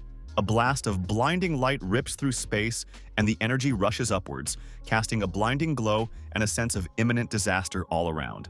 The long-haired figure with wings froze in suspense, her face expressing confusion and fear at the sudden display of power she had clearly underestimated. With disdain and pride, the creature accuses his opponent of naivety, assuring him that no magic can stop the power born of darkness. The blue flames continue to grow rapidly, surrounding the figure, and unleashing a torrent of energy that seems ready to consume everything around it. Belphegor explains with cold pride that the eternal flame, available only to those with the title of Duke and above, was his birthright. The opponent dismisses the pathos speeches with a condescending chuckle, accusing him of twaddle and showing confidence in his strategy. Outrage turns to anger, and the winged ruler rushes into battle, unleashing torrents of fierce flame to destroy his defiant rival. The sword in the warrior's hands flashes with blinding light, and he summons hidden power to meet the might of the enemy and prove his steadfastness. The face with closed eyes expresses calmness and concentration, despite the red glow covering the space around it. Streams of fierce flames soar upward, embodying an indomitable force that seems to want to burn everything in its path. A bright flash in the palm of his hand reflects a concentration of energy ready to tear through space, transforming into a death blow. The sweep of the sword is accompanied by a whirlwind of fire, where every movement carries destructive power behind it, glowing with scarlet light. The blade, engulfed in fiery light, cuts through the flames with force, leaving behind a dazzling line as if tearing the very fabric of reality. A bright explosion of light fills everything around it, causing sparks to fly off in a chaotic whirlwind, like a starburst destroying everything in its path. The group of people watching froze in awe and admiration, their eyes fixed on what was happening, and a mixture of anxiety and hope beginning to brew in their souls. The creature with long golden hair clutched its clawed hand furiously, its eyes full of rage and incomprehension at the force it was facing. The guy in red points out his opponent's weakness with a slight sneer, reminding him that even his power, when sealed, doesn't seem all that impressive. With a chuckle on his lips, he notes that the enemy has clearly overestimated his capabilities and mocks his claims of 70% strength, calling him a pathetic weakling. The Count, unable to hide his anger, fiercely questions how his opponent dared to humiliate him so easily, forgetting his unbreakable pride. In despair, he doesn't understand how humans were able to resist such a powerful energy available only to higher beings, which undermines his confidence. The swordsman spreads his arms and declares his superior strength with a confident smirk, claiming to be significantly more powerful than the higher-ranked demons. His opponent's face contorted in anger and rage, a yellow glint emanating from his eyes, and the tension of his clenched fists indicating a heated situation. The dark silhouette of the enemy is surrounded by a huge blue sphere of flame, which is growing and ready to unleash a powerful strike filled with destructive energy. The demon's voice becomes harsh and whip-smart as he promises to silence the hero, assuring him that his luck will no longer save him from inevitable punishment. The young warrior, with a slight smile, continues to mockingly remind his enemy that the powers he had so counted on were powerless and useless. He points out the obviousness of failure with a graceful gesture, suggesting that his opponent come up with something new to avoid repeating the same thing, doing so with mocking confidence. Contrary to his calmness, the devil violently releases a powerful blast of blue flame filled with his anger, which floods the space with raging energy for a moment. However, the figure of the enemy remains unshaken. Surrounded by the remnants of the flames, he confidently emerges from the shadows, emphasizing his absolute strength and dominance. The Blade Master concentrates, displaying his power to shatter any obstacle, and the flames that accompany him burn everything in his path. The impact of the blade rips through the air, mixing fire and magic, creating a blinding flash that causes the enemy to retreat in confusion. The horned demon with golden hair looks on with genuine horror, his confidence crumbling as he realizes he's losing control of the situation. Looking at his opponent, the cloaked man straightens up, his confidence and steadfastness making his enemy doubt his own strength. The creature's thoughts filled with chaos as it realized the situation was spiraling out of control, and the tension within it was replaced with panic and confusion. A heated hatred fills the mind of the enemy, who dreams of tearing his enemy to pieces and making him experience overwhelming fear. The grim smile and cold stare evoke a sense of impending doom, turning his fear into despair and powerlessness before his opponent's strength. Terror grips the demon as he begins to realize the true power of his enemy, who continues to control the situation without strain. The red-cloaked hero turns calmly, casting a mocking glance at the demon and waiting for him to show something more impressive.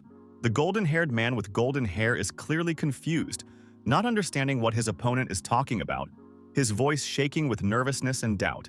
With a slight smirk, the warrior recites the names of legendary artifacts, mentioning the sword and the destructive colossus, causing the enemy to freeze in indecision. The horny man's threatening tone begins to give way, his gaze showing inner conflict and his voice losing its former confidence. The hero's red cloak ripples slightly as he confidently pronounces that the enemy may try to use any of his dark abilities. The enemy is desperate to realize how his secrets have been revealed, his face contorted with a mixture of fear and anger, and his thoughts racing at breakneck speed. The reminder of Lilith's instruction knocks the ground out from under the demon's feet, his gaze filled with bewilderment mixed with memories of past lessons. The hero mentions Lilith's name with a slight sneer, making his opponent feel the weight of his helplessness before the inexorable certainty of his opponent. With a slight chuckle, he voices the truth that can bring out the enemy, alluding to the scandalous reputation of her name as if it were an insignificant remark.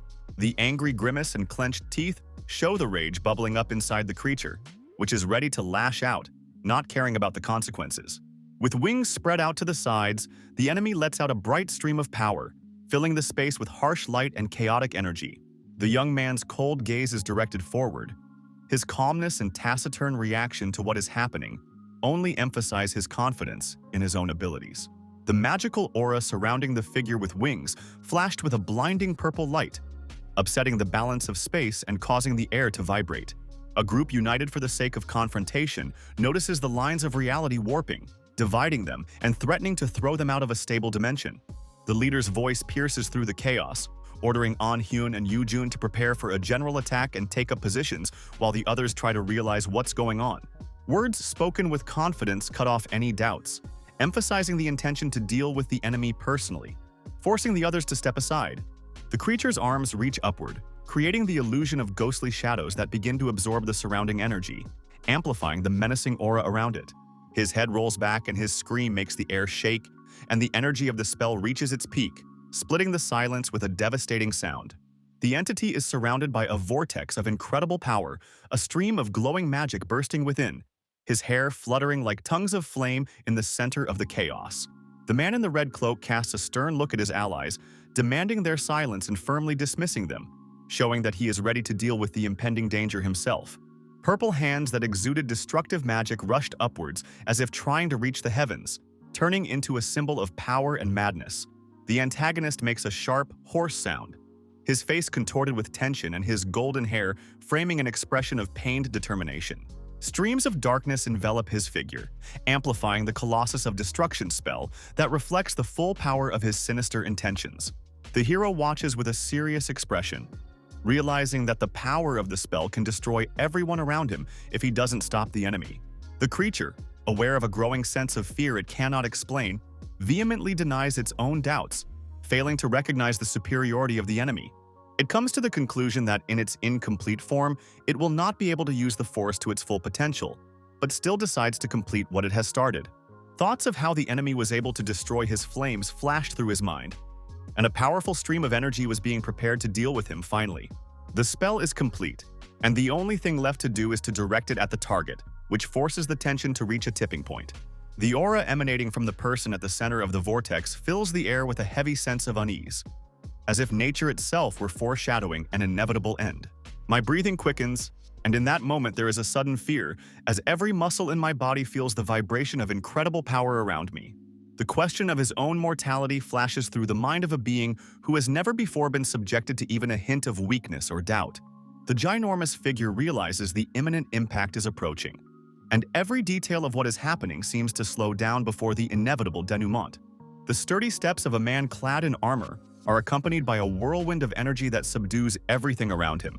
His presence carries an overwhelming confidence. Shrouded in streams of fire, he soars through the air, his red cloak fluttering under the force that explodes around him, threatening to destroy everything in its path. The purple energy condensed into a massive ball above the demon's head, whose gaze filled with panic and incomprehension at how this power could overpower him. The amazement and rage on the monster's face is replaced by despair. He feels his victorious plan begin to crumble, and his voice resounds in a cry of summons. A bright glow flashes in the background, emphasizing the concentrated energy that gradually forms a plasma ball ready to crash down. A majestic figure with wings remains at the center of the event, surrounded by fiery purple swirls, enhancing the atmosphere of impending destruction. A look of triumph appears on the demon's face, mixed with sudden relief as his magical power peaks. The golden glow of the sword reflected softly in the swordsman's palm, as if emphasizing the determination and inevitability of the approaching confrontation. Bright flashes of magical flames fill the space, creating a sense of tension as the magical power gathers in one place, taking the form of a meteoric stream. A thunderclap of magical energy shakes the air, illuminating the entire hall with a pink glow, in the center of which appears a figure shrouded in flickering fire. The expression on the enemy's face is distorted with a mixture of horror and disbelief, as he realizes that his efforts cannot contain the power ready to destroy everything around him. The glowing blade soars through the air, shrouded in magical flashes as the flames flare even brighter, threatening to consume everything in its path. The blazing swords, like meteors, swiftly flew downwards, leaving behind a bright trail that permeated the space with streams of heat and light. The hero, surrounded by a firestorm, wields fire swords with absolute confidence. His figure embodies power and authority. The demon, sensing the oppressive force before him, laughs, but his voice trembles, betraying fear of the inevitable outcome of this confrontation. The creature's gaze is full of confusion as its confidence begins to crumble, and cries of despair tear through the heated atmosphere. His confident smile seemed to emphasize his indifference to the fierce bursts of energy that surrounded him, penetrating deep into other people's gazes. The moment his eyes filled with fear, bright lines of light reflected in them like harbingers of an imminent end. Raising his hand with grace, he made the glowing blades rush downward, leaving behind a feeling of desperation and power. The snap of fingers spread like the last chord of a symphony of horror, completing the preparation for what already seemed inevitable. In rage and fear, the demon's gaze rests on his opponent, his dilated pupils reflecting what is happening like a stormy night inside his mind. Streams of energy and fire collide in a whirlwind of destruction, blowing walls apart and turning them to dust. The demon tries to dodge, but the forces are clearly unequal. The player, filled with vengeance, walks confidently forward through the streams of fire blades. His focus and control seem unwavering, the surrounding flames only emphasizing his strength. His opponent rushes forward, gathering the last of his strength for a decisive attack, his wings opening up, filling the space with a thick glow of purple light. A bright flash of fire illuminates the space, consuming everything around it, breaking the magical flows and scattering them in all directions. The red-haired figure backs away in shock, his eyes widened with incomprehension, and he trembles palpably under the onslaught of an unknown force. The man in the red cloak stands confidently, his calmness a stark contrast to the chaos unfolding around him, his gaze fixed on the enemy. The demon, clenched his teeth, strains his strength, realizing that he cannot retreat. His determination is evident in every movement, but the inner fear begins to take over. A powerful explosion rips the space around it, enveloping everything in dazzling flashes of blue and gold, as if the destructive energy was consuming reality. The demon with the bright red hair sees his magic begin to work, a smug smile lighting up his face as his confidence grows.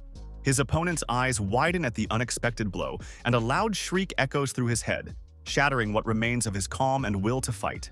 The purple ball of energy at the center of the demon's body begins to distort, increasing the pressure inside until exhaustion and fear overwhelm him. His gaze is full of disbelief as the hot streams of light tear at his confidence in his own power, making him doubt the inevitability of victory. A fireball like the sun expands and threatens to engulf the space around it, blinding and overwhelming in its fury and majesty. Despair grips his mind as he realizes that his opponent's strength is not just equal, but exceeds his own ambitions. The blood gushing from his body seems to symbolize his lost pride and inability to keep his balance in a battle in which he loses control. His opponent's eyes filled with blank terror as his body began to disintegrate into a chaotic glow, as if the magic was devouring his very essence. A barely perceptible sense of helplessness swept over him as his hands began to disappear, losing their outline and dissolving into the surrounding light. The devastating effect of the magic created flashes of destruction, as if an ancient barrier long forgotten had awakened from its slumber, activating with terrifying force. A seething stream of energy and a blinding explosion finally wiped out the enemy's hope, leaving behind only sprawling chaos and destruction. The streams of fire and the fury of the flames are reflected in the eyes of one who refuses to surrender, his inner resolve growing stronger with each thought of possible defeat. A roaring light bursts from his hand, consuming everything around him, and his voice, full of rage and power, sounds like a final challenge to fate. The violet orb, hidden in the darkness, pulsed with bright light, heralding destruction, making only one thought ring in my mind: escape at all costs. In desperation, the demon tries to push the fear away, but the destructive heat around him becomes more and more unbearable, and he feels the strength leaving his body. His last spells dissolve into the air, consumed by an unknown power, and bright tongues of flame erupt in response, enveloping the entire space. The creature's golden hair faintly ripples as his gaze desperately searches for a way out of the hopeless situation, and only a muffled echo answers him. Exhausted and devastated, he realizes the inevitability of what is happening, but there is more pain than humility in his cry, and the echoes of his emotions break the silence. A wave of magic fills the space, turning it into a seething mixture of fire and light, where each flash is like a lightning strike and the air is saturated with the power of the spell. The dark-haired opponent, full of determination, takes one last step forward, casting a look full of confidence and hidden menace, as if bidding farewell to the past. The explosion shakes everything around it, scattering debris and sparks to the sides, engulfing the silence with a deafening rumble where there seems to be no room for escape. The girl with long hair holds the rod tightly, her gaze full of tension and concentration, as if in her hands is concentrated the last hope for the outcome of the battle. Against the backdrop of flickering flames, two mages with a determined look clutch magical staffs, their movements full of concentration and readiness for battle. The two allies standing side by side exchange glances, their faces expressing a mixture of anxiety and determination, as if they were preparing for an inevitable battle. The group, joining forces, strides forward confidently, their figures illuminated by a golden glow, as if magic was enveloping them in a protective cocoon. The man in the red robe observes the scene with cold confidence, his gaze staring off into the distance, radiating an implicit threat and a willingness to act. The explosion blows apart the walls, raising a dense, billowing smoke that completely obscures the battle site, leaving behind only chaos and destruction. The dark corridor gradually begins to fill with the echo of footsteps that send a shiver through me. Distorted silhouettes moving into the depths. The ragged monster gropes his wounds, barely containing his anger, realizing that his strength is beginning to fade and his hope for salvation is becoming more and more elusive. The fire seemed to devour him from within, forcing him to quicken his steps in an attempt to avoid total annihilation while the walls continued to hum menacingly. A little earlier, flames engulfed the space, tearing the air with waves of heat as the demon thrashed about in an attempt to escape the inevitable. Realizing the hopelessness of its situation, the destructive energy ripped through the barrier, blinding with flashes of bright light, causing the enemy to retreat in a desperate attempt to find cover.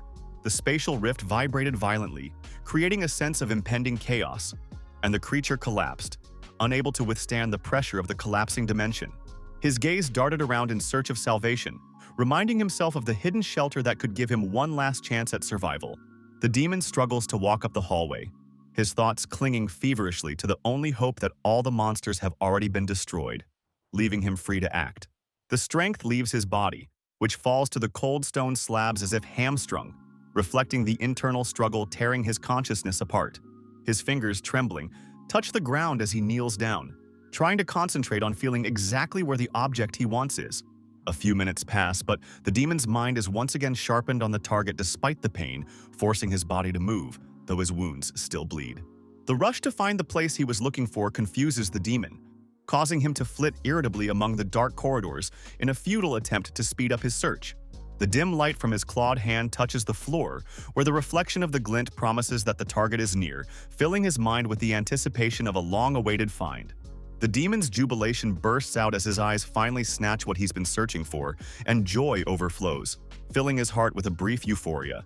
But once he turned around, he was overwhelmed by the realization his pursuers might be close too, and the anticipation of triumph was replaced by an anxious tension. Hyun walks closer with a slight chuckle, his voice sounding mocking, as if he is enjoying the moment and already anticipating the outcome of this chase. The demon flinches upon hearing the words that sounded more like a taunt, his expression changing abruptly from rage to surprise and inner panic. Her body instinctively recoils, wings trembling, but her gaze betrays a desperate attempt to maintain at least a semblance of control over the situation. Hyun continues to watch her reaction, his calmness and mocking tone further emphasizing the contrast with her chaotic, frightened nature. The guy is confidently heading toward his opponent, quickly closing the distance, his voice a mixed tone of mockery and defiance reflecting his playful attitude. A sharp blow interrupts Belphegor's attempt to turn around, the red light of the sword dissipating with each movement, hinting at the young warrior's strength and determination. A shockwave cuts through the air, echoing through the corridors, and energy fills the space, hinting at the irreversibility of the decision. Caught off guard, the Count turns around with rage and fear, realizing he's faced an enemy that will not give him any more time to escape. The dark-haired man looks down with a slight sneer as he stands over his defeated foe, as if toying with his hope and hopelessness. The hero's red cloak flutters behind his back, emphasizing his strength and confidence as he offers the captive a chance to beg for mercy. The golden-haired opponent, depressed and crushed, refuses to be humiliated, wanting to end his existence, but his voice sounds weak and broken. With a smirk on his lips, the dark-haired man watches his enemies pleading, as if savoring the moment when the power is entirely his own.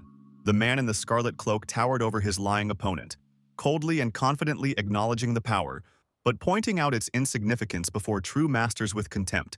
The captive's glowing yellow eyes clouded with anger and despair, and his hoarse voice squeezed out a threat about the imminent vengeance his allies would bring. The sudden question, spoken calmly but with a touch of mockery, caused a tension in the air, and the other's gaze stopped on a figure with short blue hair. Listing the names of known dark entities, it was as if he was playing with his opponent's thoughts, teasing and emphasizing his superiority in the current situation. The man clenched his fist, expressing his intention to finish what he had started, his determination permeating every movement as if the air around him was growing heavier. His arm comes down on his opponent with force, leaving him no chance to resist, the blows sounding muffled but each one imbued with relentlessness. His face lights up with a strange mixture of smugness and irony, a note of contempt in his voice as he realizes the superiority of his position. A feeble attempt at a response from the lying man only reinforces his superiority, making it clear that all struggle was futile against such might. The gaze of the hero, full of confidence and icy calm, as if telling the interlocutor that his words are not a threat, but only a confirmation of past experience. The enemy's eyes flooded with rage and despair, flaring like glowing embers as the last spark of resistance boiled up inside. The sudden realization pierces his mind like a cold blade, and disbelief is reflected in his eyes, drowning in his own uncertainty. Magical energy envelops the space, turning it into a sea of violet light, exposing the true feelings behind the words. Hyun's cold gaze runs down the face of his interlocutor, accompanied by a condescending expression as if to confirm his words of personal confidence in his own righteousness. The foe's terrified eyes reflect the storm of emotions churning within him, each thought becoming as heavy as lead, tearing the mind between fear and disbelief. A disturbing figure from the past appears in a vision, surfacing from the abyss of memories where reality and fantasy merge into a single, blazing vortex. Streams of energy intertwine, creating a vibration of truth and lies in the air, where the line between the two becomes increasingly shaky, leaving him at a complete loss. The hero fends off the attack with a powerful kick, causing the red-haired demon to fly backwards, accompanied by a stream of sparks and chaotic air movement. Grasping his opponent's hair, he pulls her ruthlessly upward, strengthening his grip as her body convulses in his hand. He screams with rage as he tries to break free, but his movements become increasingly pathetic as pain and fear begin to dominate his rage. A blast of bright energy breaks the silence, a wave of heat and light crashing down on their battlefield, creating chaos all around and knocking the strength from his lifeless body. He cast a defiant glance, full of indignation and sarcasm, and, without concealing his irritation, expressed all that he thought of the ridiculousness of the attempts to accuse him. The golden hair he held the demon by looked more like a symbol of his power than his opponent's vulnerability, emphasizing his complete superiority. The creature, tangled in rage and fear, did not understand the true reasons for its hatred, lashing out with its last strength, only confirming its weakness. He leaned in closer, his voice becoming almost mocking, bringing the demon to a complete confusion that was already being replaced by hopeless despair. The man dropped to a knee. A thick shadow enveloped his body as if a reflection of his inner pain and hatred, surging outward in invisible waves. His gaze, filled with rage and cold calculation, was directed at the enemy in whom he saw the source of all his misery and lost justice. Memories came flooding back, reviving images of the past, where a bright and kind girl had turned into a victim of demonic cruelty, leaving a deep wound in his soul. His voice, filled with anger and pain, uttered an oath of retribution, with which he realized for the first time that only solitude would help him achieve his desired vengeance. Belphegor looks at the captive before him with an evil grin, realizing how cleverly he has been tricked and led into a stalemate surrounded by darkness. The young man, his gaze lowered, analyzes his own mistakes, realizing that his arrogance and hasty decisions cost him his freedom. Remembering the past, he recognizes that that time the demon did not seek to destroy him at all, but merely used him as bait for its dark purposes. Looking out over the rocky landscape, the man clearly realizes how cunningly his enemy has gathered all his allies and players to face his big brother. The fire of hatred blazed in his gaze, and his voice sounded strangled, as if even the words were pressing down on him, forcing him to relive that shame. With pain and rage, he remembers his older brother who gave his life to save him from the clutches of those he despised. Dust and debris rise up, reflecting the might and sacrifice with which his brother had defended the younger one to the last. But even the death of a loved one did not extinguish the hatred, becoming only the beginning of that endless struggle that determines their fates. His gaze was fixed on the wounded enemy, and his voice sounded restrained. But there was hidden rage and pain in every phrase. Another name rang through his thoughts, reflecting a shadow of regret and an undying sense of loss gradually filling the atmosphere around him. The memory of her made his eyes grow softer, but even that brief respite couldn't extinguish the fire raging in his soul. The hero gritted his teeth. Memories of the grueling journey through the valley came back to him, reminding him of all the trials he had to overcome for the goal. The figure of an angel, shining with pure light, appeared before him, and a fervent desire flared in his heart to obtain that for which he had struggled so long. But the realization that even this power could not fulfill his true desires echoed with the bitterness that flooded his soul as hope faded. It was only after the words of the celestial being that he realized that he had been nothing but a puppet in someone else's game all along. And this thought created a mixture of rage and despair in him. The young man, clenching his teeth from the surging emotion, cast a reproachful glance, remembering the bitterness of lost hope that stood one step away. Standing next to the emaciated and scarred creature, he feels rage and regret mingle within him, generating an overwhelming pain within. Her faint movement of her hand causes a momentary flash of anger, and, unable to hold back, he grabs her by the hair, bringing all his inner struggle into the action.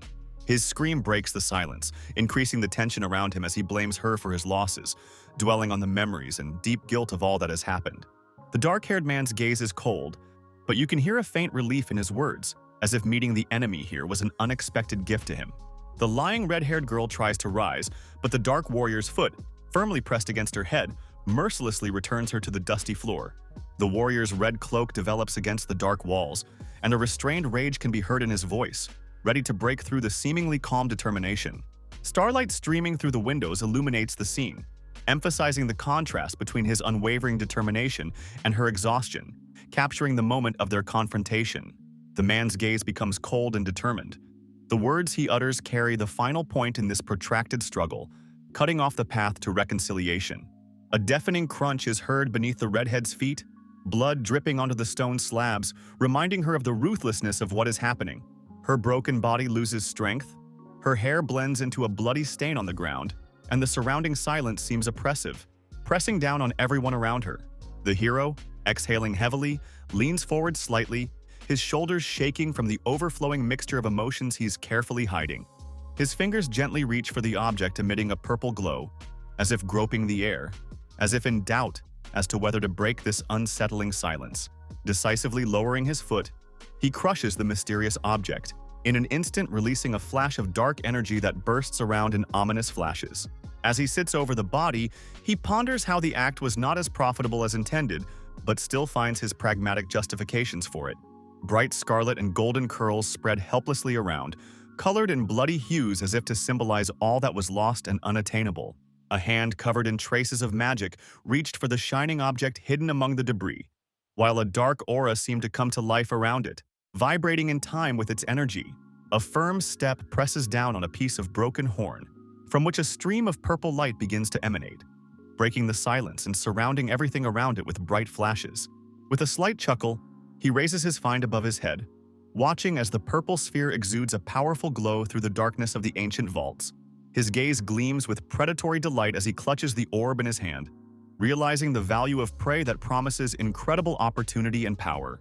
The man, holding a shining spherical artifact in his hands, released the last words with a careless grin, as if drawing a line to everything that had happened around him.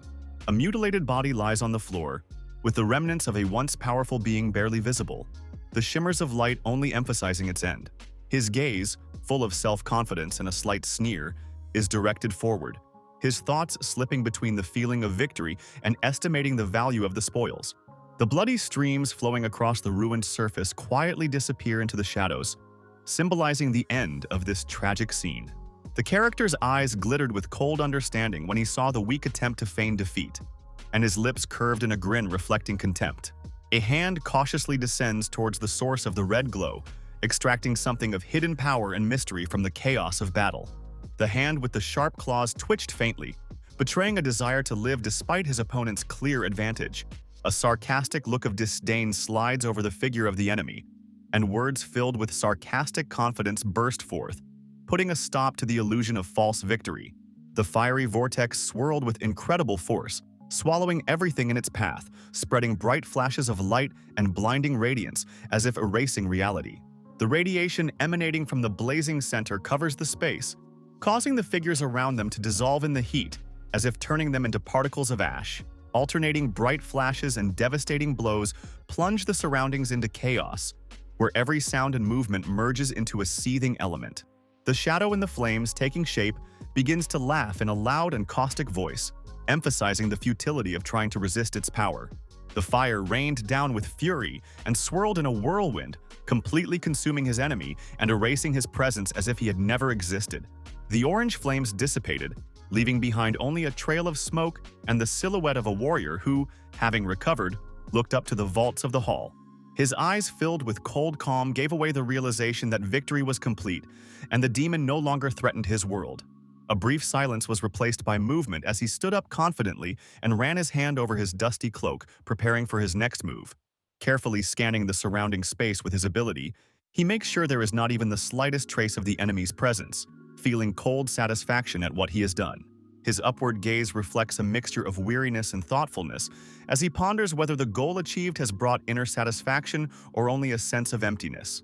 Lying on the cold surface, he grins ironically, dismissing thoughts of regret and savoring the sweet aftertaste of fulfilled vengeance intertwined with a sense of triumph. A moment of doubt runs through his mind as he associates his weakness with the use of destructive power, but immediately dismisses those thoughts, believing the price to be justified. By activating the latent ability, he feels a surge of strength that helps him retain consciousness despite his debilitating condition and pain. With a weak hand, he touches his chest, pondering the fact that his stamina should have been improved earlier and scrolling through the options for improvement in his head. His gaze falls to his hand and he thinks of an object that might come in handy, trying to fumble for it among his belongings in this tense moment. Finally, he retrieves the weapon that contains the magical power, and for a moment there is a glimmer of hope in his eyes for further struggle. Lying on the cold stone floor, he grinned at the sword raised upward, marveling at its hidden capabilities and unexpected qualities. The bright scarlet light of the sword envelops its hilt, forming a vortex of mystical energy that seems to respond to the new owner's presence. Holding the blade in his hand, he ponders its usefulness in future battles, assessing its potential and deciding to keep it as a trophy. Magical energy begins to circulate around the blade, creating a deafening hum, as if hinting at the greatness hidden within the item. The hero's grim gaze is directed at the sword, which emits an ominous glow, reminding him that this artifact has a life of its own. The hero's thoughts are carried to the realization that he does not plan to use such a weapon, but he is easily ready to find a new owner for it.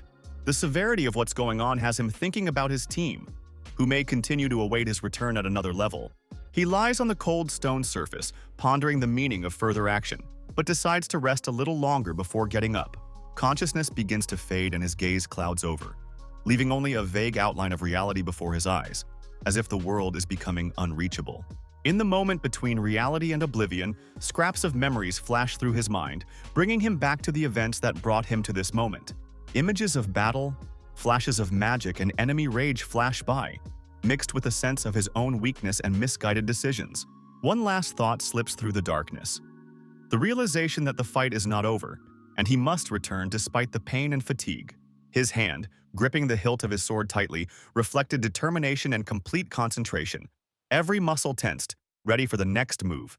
The heavy stone blocks crumbled into the abyss with a crack, leaving behind only darkness and the realization of the inevitability of the coming battle. The cloak wrapped around the figure, its dark silhouette blending into the surrounding void, emphasizing the hero's loneliness in the face of threat. Something awaited in the depths of the abyss that could not be left unattended, and he stepped forward, leaving his companions behind to face the danger alone. a girl with short blue hair, her gaze a mixture of surprise and confusion, as if she was caught off guard by what was happening. The hero's thoughts are replaced by the realization of the difficulties that await him in explaining his power to one who looks at everything with obvious skepticism. He realizes that details will inevitably come out, especially when it comes time to apply for a clan in the new world. Slowly coming to his senses, he realizes how much he has depleted his strength and wonders how long he has spent in this state.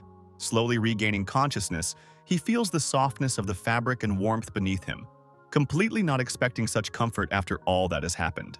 Barely opening his eyes, he notices a familiar silhouette with short blue hair in front of him, who seems to be scrutinizing his condition.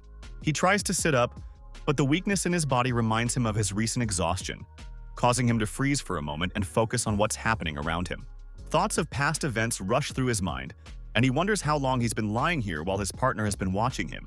A girl with short blue hair looks at the man lying before her, her eyes full of slight confusion and her cheeks lightly colored with a blush.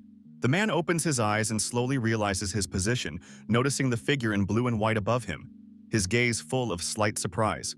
Her face remains serious but slightly confused, as if she's considering what to say, and her eyes reflect genuine concern. He looks at her with quiet surprise, trying to make sense of the situation as her words interrupt the awkward silence and catch his attention.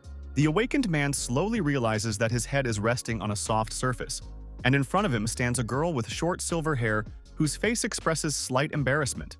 Looking up, he meets her eyes, noticing the weariness and uncertainty in her expression, and feels a slight bewilderment at the situation he finds himself in. She apologizes for the circumstances, trying to explain that she didn't mean to be an inconvenience, and he looks around, trying to figure out what's going on. An unexpected sharp pain pierces his consciousness, causing him to tense up dramatically, and the surrounding reality begins to distort slightly in his perception. A girl with short blonde hair looked at the man who had regained consciousness, her concerned look betraying relief that he was finally awake. The man, still feeling slightly dizzy, tried to make sense of what was going on around him, his eyes slowly focusing on the man leaning over him. Her words that she had decided to stay and observe his condition sounded with a note of embarrassment, but genuine concern, making him feel grateful. The man noted that for someone who had just fainted, he felt surprisingly well, and wondered absently about the power his companion had used. In the silence of the first floor, against the massive columns and cold stone walls, the characters discuss what is happening, realizing that they have not left the laboratory. The image of the creature's swift movements comes to mind, its every shadow and movement seeming to emphasize a purposeful search for something important. In the distance, there are sounds of footsteps, which interrupts the reflection, and the heroes begin to assume the existence of a secret passage. Standing nearby, a girl with short blue hair and her companion with an unusual appearance watch warily. A group of several people stand together, their faces expressing tension and slight wariness, each scrutinizing what is happening around them. A central character in dark clothing stands in a circle of glowing figures, casting a long shadow on the stone floor of the ancient hall.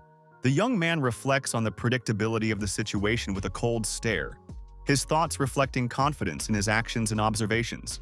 Memories flash back, illustrating the use of a rare technique in combat that he realizes none of the zero-year players could have used. The young man lowers his gaze and reflects on how difficult it is to share his past, knowing that the truth can complicate things. It's hard for him to make a decision because he's not sure to what point it's okay to reveal his secrets so as not to hurt those around him.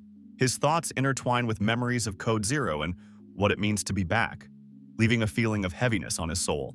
Hyun looks at him carefully, waiting for an answer, her gaze understanding and willing to hear the truth. A young man with short black hair answers the question with reluctant restraint, avoiding details as if trying to hide something important from others. The girl with blue hair stares intently at her interlocutor, aware of his confusion and realizing that what he is hiding goes beyond mere secrets. The young man's face remains unperturbed, but there is a note of uncertainty in his words that makes one wonder about his real intentions. A group of people gathered around him, their gazes focused on the central figure, but the atmosphere was saturated with tension and underlying distrust. The mage girl's gaze expresses a mixture of wariness and benevolence as she tries to maintain objectivity despite her inner doubts. The black-haired man, arms crossed over his chest, remains outwardly calm. But there is a touch of sarcasm in his words and an unwillingness to fully open up. The thought that the truth will still come out if the trust between them is strong enough flashes through his mind, but causes internal conflict. The girl's words sound confident, But deep down, she hopes that her conclusions about her interlocutor are wrong, to avoid even more tension. The girl with the short hair, holding back the emotional impulse, asks a clear question, emphasizing the sincerity and directness with which the answers must be given. The protagonist, a bit shying away from specifics, ponders the nature of truth, noting that everyone present has secrets hidden from the rest of us. Her gaze reads unyielding confidence. She points out that his position sets him apart from others, raising doubts about his sincerity. He, while recognizing the strength of her arguments, expresses doubt as to whether they could accept his truth without skepticism, even if he revealed all the cards. The blue-haired girl puts forward a proposal based on the consent previously given to her by her interlocutor, her confidence emphasizing the seriousness of her intentions. Gathering her thoughts, she concludes to accept her condition, backing up her words with a determined gesture reflecting her inner strength. In her hand appears a glowing object with a mysterious energy, which she describes as a find she accidentally came across a year ago. Her reaction to the object betrays a sudden realization in her companion, her gaze full of surprise, focusing on the ball of bright light. The glowing crystal shimmered in the girl's hands, and her voice sounded with a note of conviction, explaining the properties of an artifact capable of revealing the truth through magical assimilation. There was a hope in her gaze that she didn't want to lose, explaining why it was so important to her to use this unusual item on the new satellite. The man opposite tensed perceptibly, his displeasure obvious, but he couldn't contain his curiosity as he looked at the mysterious artifact glowing brightly in her hands. Her companion's determination was emphasized by her calm confidence as she stared straight ahead, waiting for further action and a response to her actions. The crystal, glowing with a soft light, lies in her palms, attracting her gaze and evoking a sense of its immense value, as if it holds infinite possibilities. The young man, concentrating on the object, contemplates the expectations placed on it and tries to realize what it is like to be the object of such trust. He realizes that the moment is inevitable when he will have to reveal himself, but his inner fear and the seriousness of the situation increase his tension and caution. At the last moment, the movement falters, and hard words break the rising tension as if interrupting the inevitability of this action. The red-haired girl, clenching her fists, indignantly demands an explanation as to why someone decided to take the liberty of questioning their older comrade. She doesn't hide her resentment and reminds him that Hyun deserves respect, not pressure, and tries to protect him from unnecessary interference. The girl with blue hair remains calm and confidently states that their ways of working and interacting are different, emphasizing her point. The tension in the group builds, but each tries to stay within the boundaries, maintaining their inner control and dignity. Yoo-jun stares defiantly in front of her, indignantly hinting at the blue-haired girl's ignorance or her inability to understand the reality they find themselves in. The blue-haired woman talks about the harshness of a world where every deception or doubt can cost a life, emphasizing the importance of exposing any catch. Her words sound like a justification for her own actions, based on the need to deal with any questionable intentions to avoid unnecessary risks. The golden-haired young man looks at his sister and recalls Soo-hyun's sacrifices for their well-being since the beginning of their stay in this dangerous valley. The girl with the fiery hair, with her lips pressed tensely together, stares defiantly, her gaze full of doubt, and the words of her interlocutor knocking out the rest of her confidence. The girl with blue hair, remaining calm, reminds us that delusions can lead to wrong conclusions, emphasizing the apparent calmness of the others. Yoo-jun flinches sharply at those words, her eyes widening and the expression on her face betraying a mixture of surprise and indignation, as if she was caught off guard. The tension between them grows, and the slight murmurs around them seem to emphasize the growing gulf in their opinions. But the silence between phrases is louder than any noise. The red-haired girl looks at the people around her and asks a sharp question, demanding that Hyun and Seol at least try to respond to her outrage, but her words only cause them confusion. The group finds itself surrounded by almost complete silence, broken only by falling snowflakes, creating a sense of pressure that only makes it harder for the girl. Her voice is interrupted by a silence in which her gaze expresses incomprehension and confusion, while the others remain silent, as if they know something but can't say it. Hyun can't stand it, and tries to diffuse the situation by saying that no one suspects the leader of cheating. But even his attempt to calm things down only pushes her further into anger. The sharp gesture of the girl with red hair emphasizes her indignation as she recalls how many times they survived only because of the determination of the group's leader. The hands covering her face speak of disappointment, but there are notes of irony, reproach, and an overwhelming sense of helplessness at what is happening in her voice. The young man's gaze conveys both confusion and confusion, as if he is trying to justify his indecision in the face of accusations. From the memories come moments when the leader diverted hordes of enemies, giving the rest a chance to escape, as if proving the value of each of his actions. Her voice sounded firm as she recalled how their mentor had turned down the opportunity to join an elite clan for the sake of those he considered his comrades. Every step he took during the battle, every piece of equipment he bought for the team, and even his fatigue after a night of training, it was all his sacrifice for them. The red-haired girl reminded the others with all the strength of her soul of the one who had always protected them and whose actions deserved absolute respect. Everyone gathered around in cold silence, feeling their doubts and disbelief slowly dissolve before the simple truths. The girl with the ponytail turns to her companions with a challenge, reminding them that if it wasn't for Hyun's help, it's unlikely they would have survived that ordeal and are standing here now.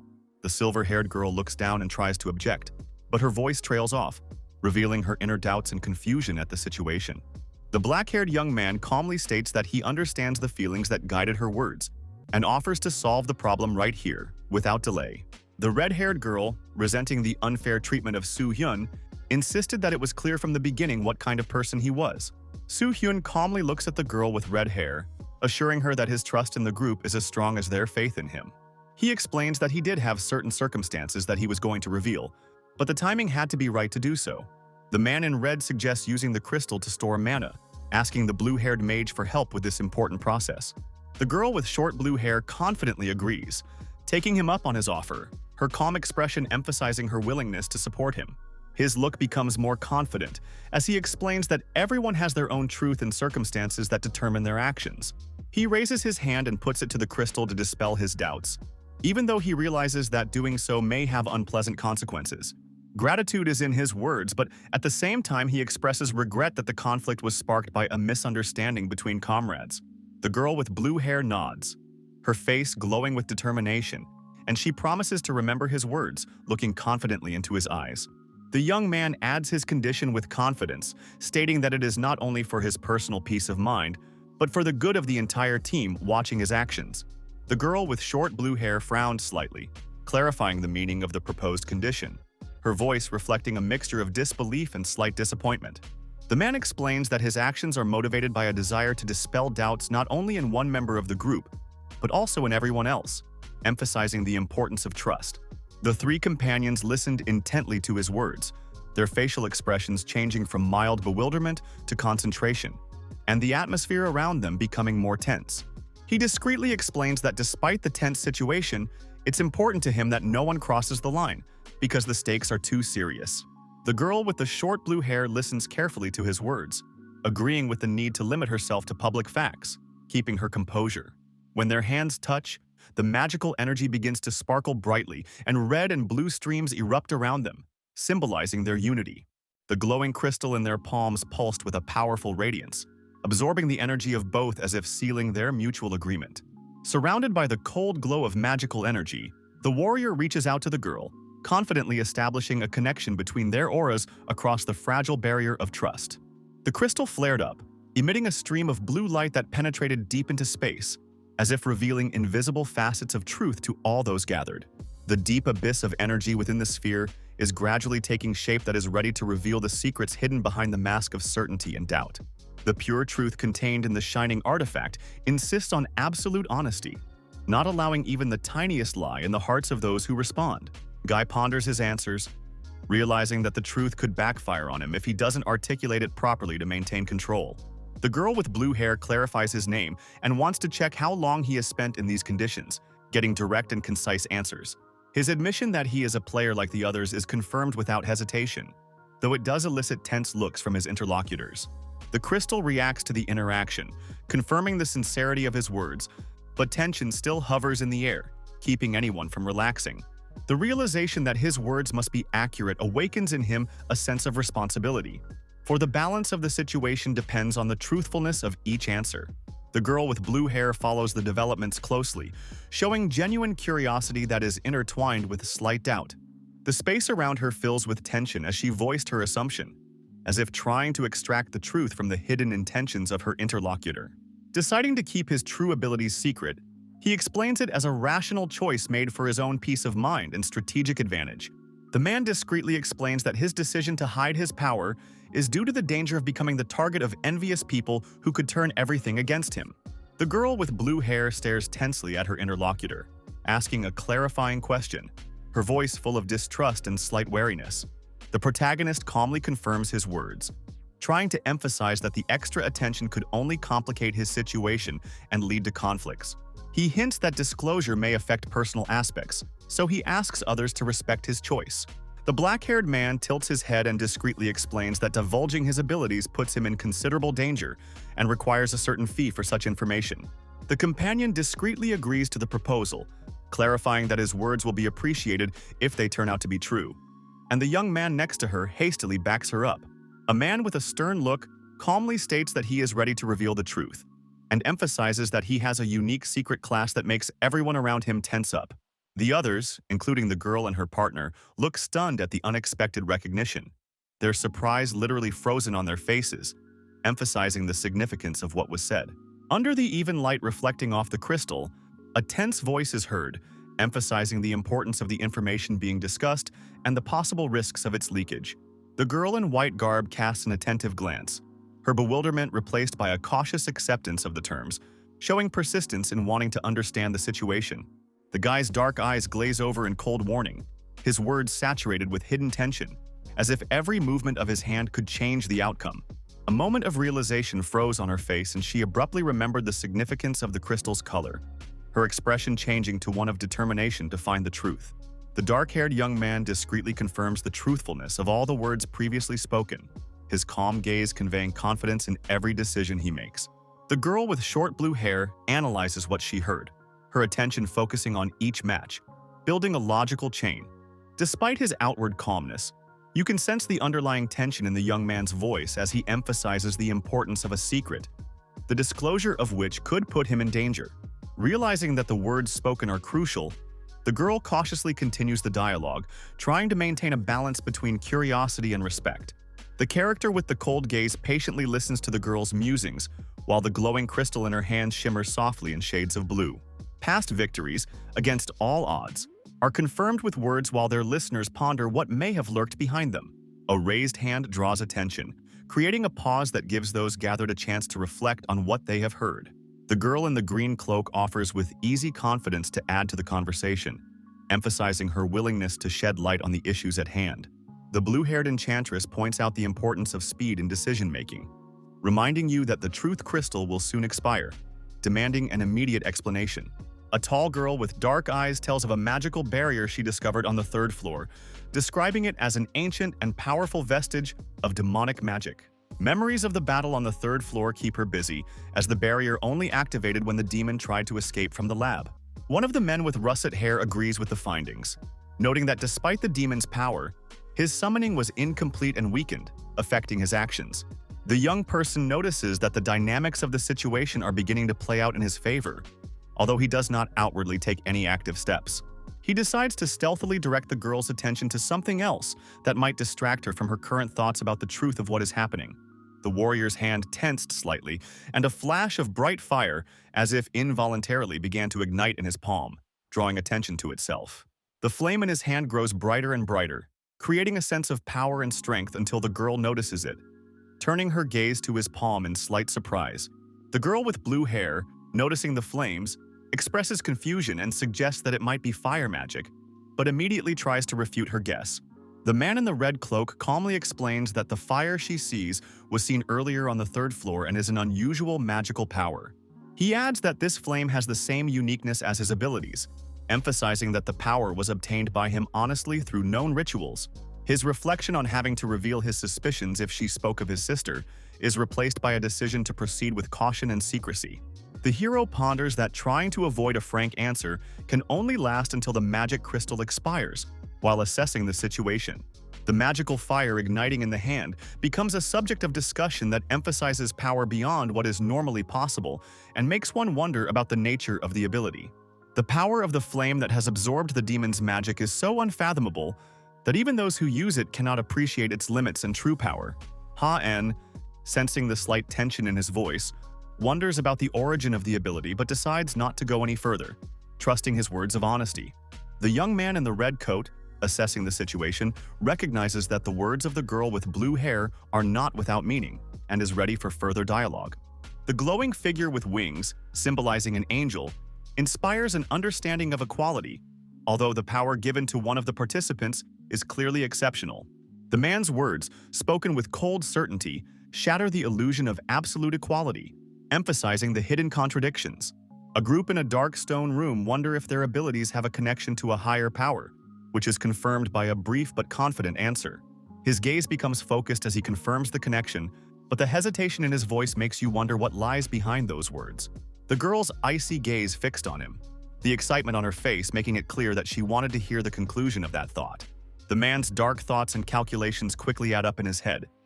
He realizes that changing the subject will help deflect unwanted questions.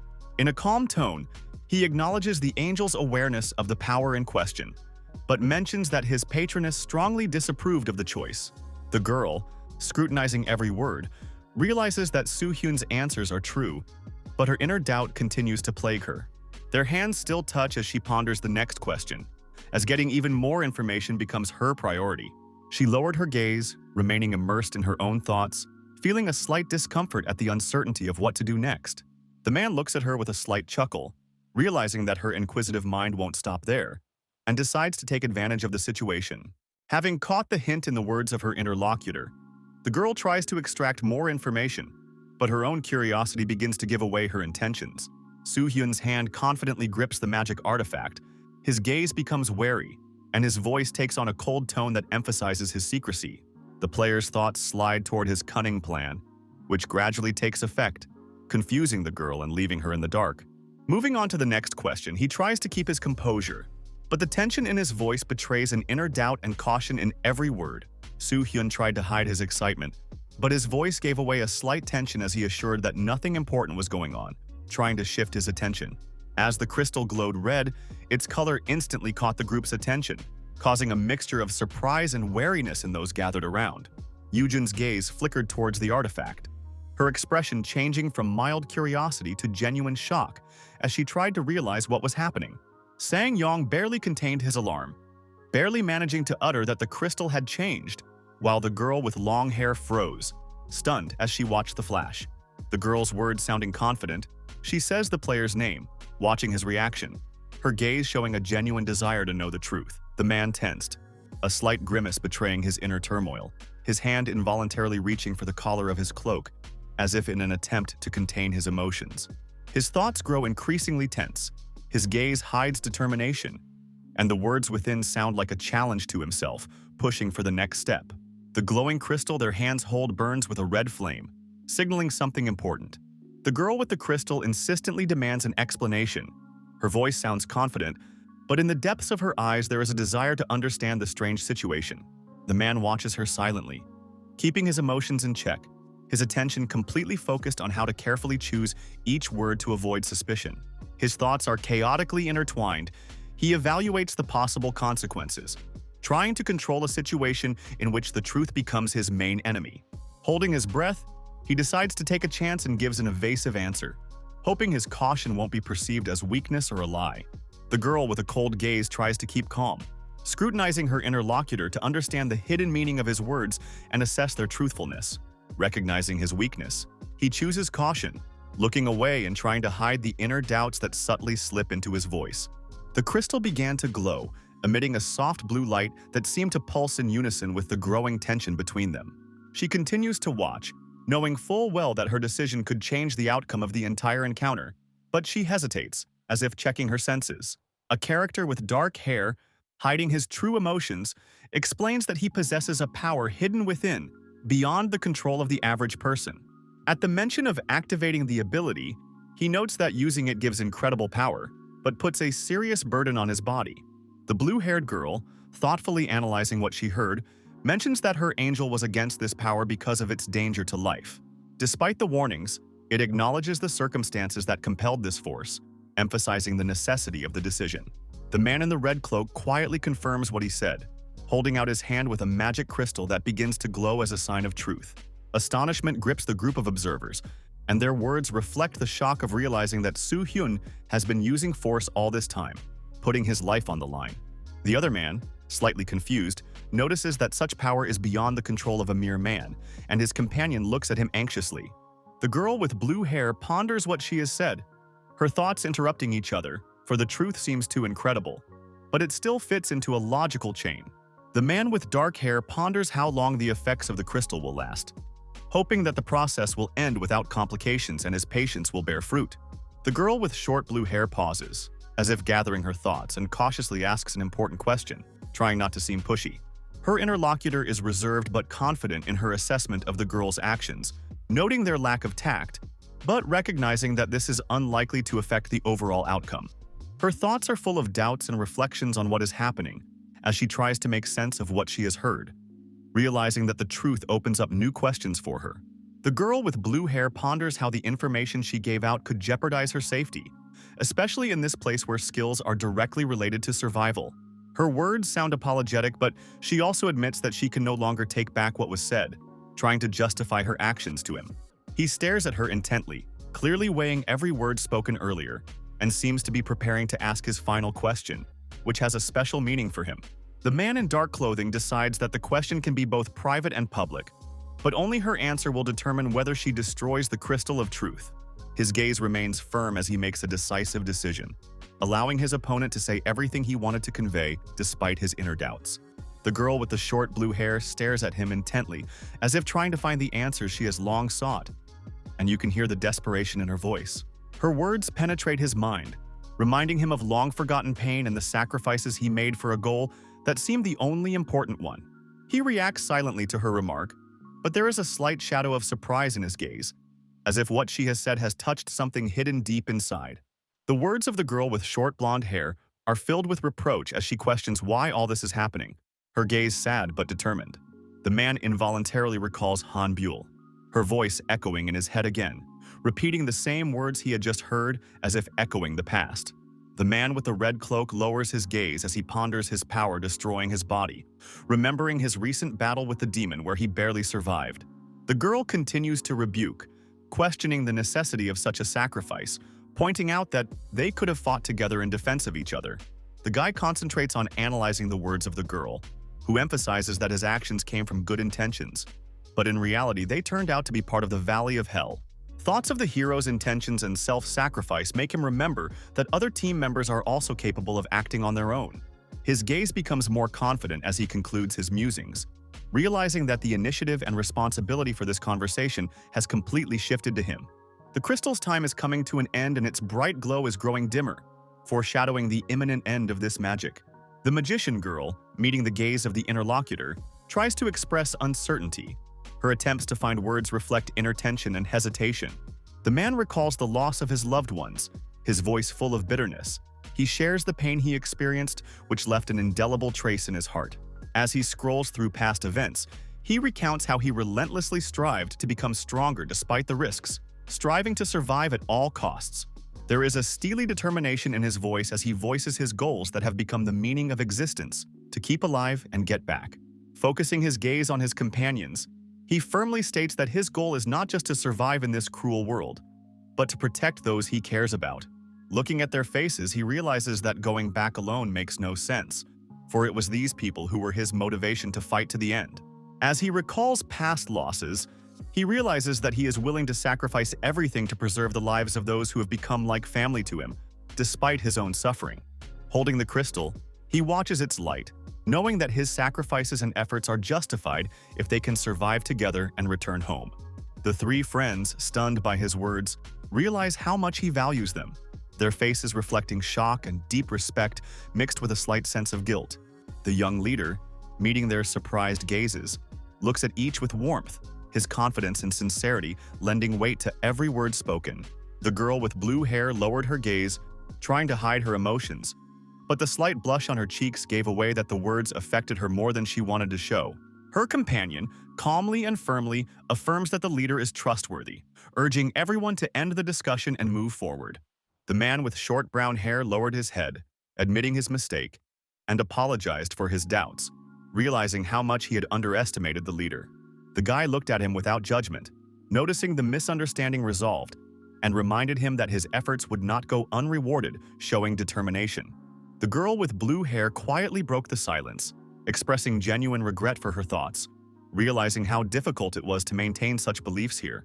The atmosphere around them was gradually becoming lighter, and despite the remnants of guilt, their unity was becoming evident in their attitudes and actions.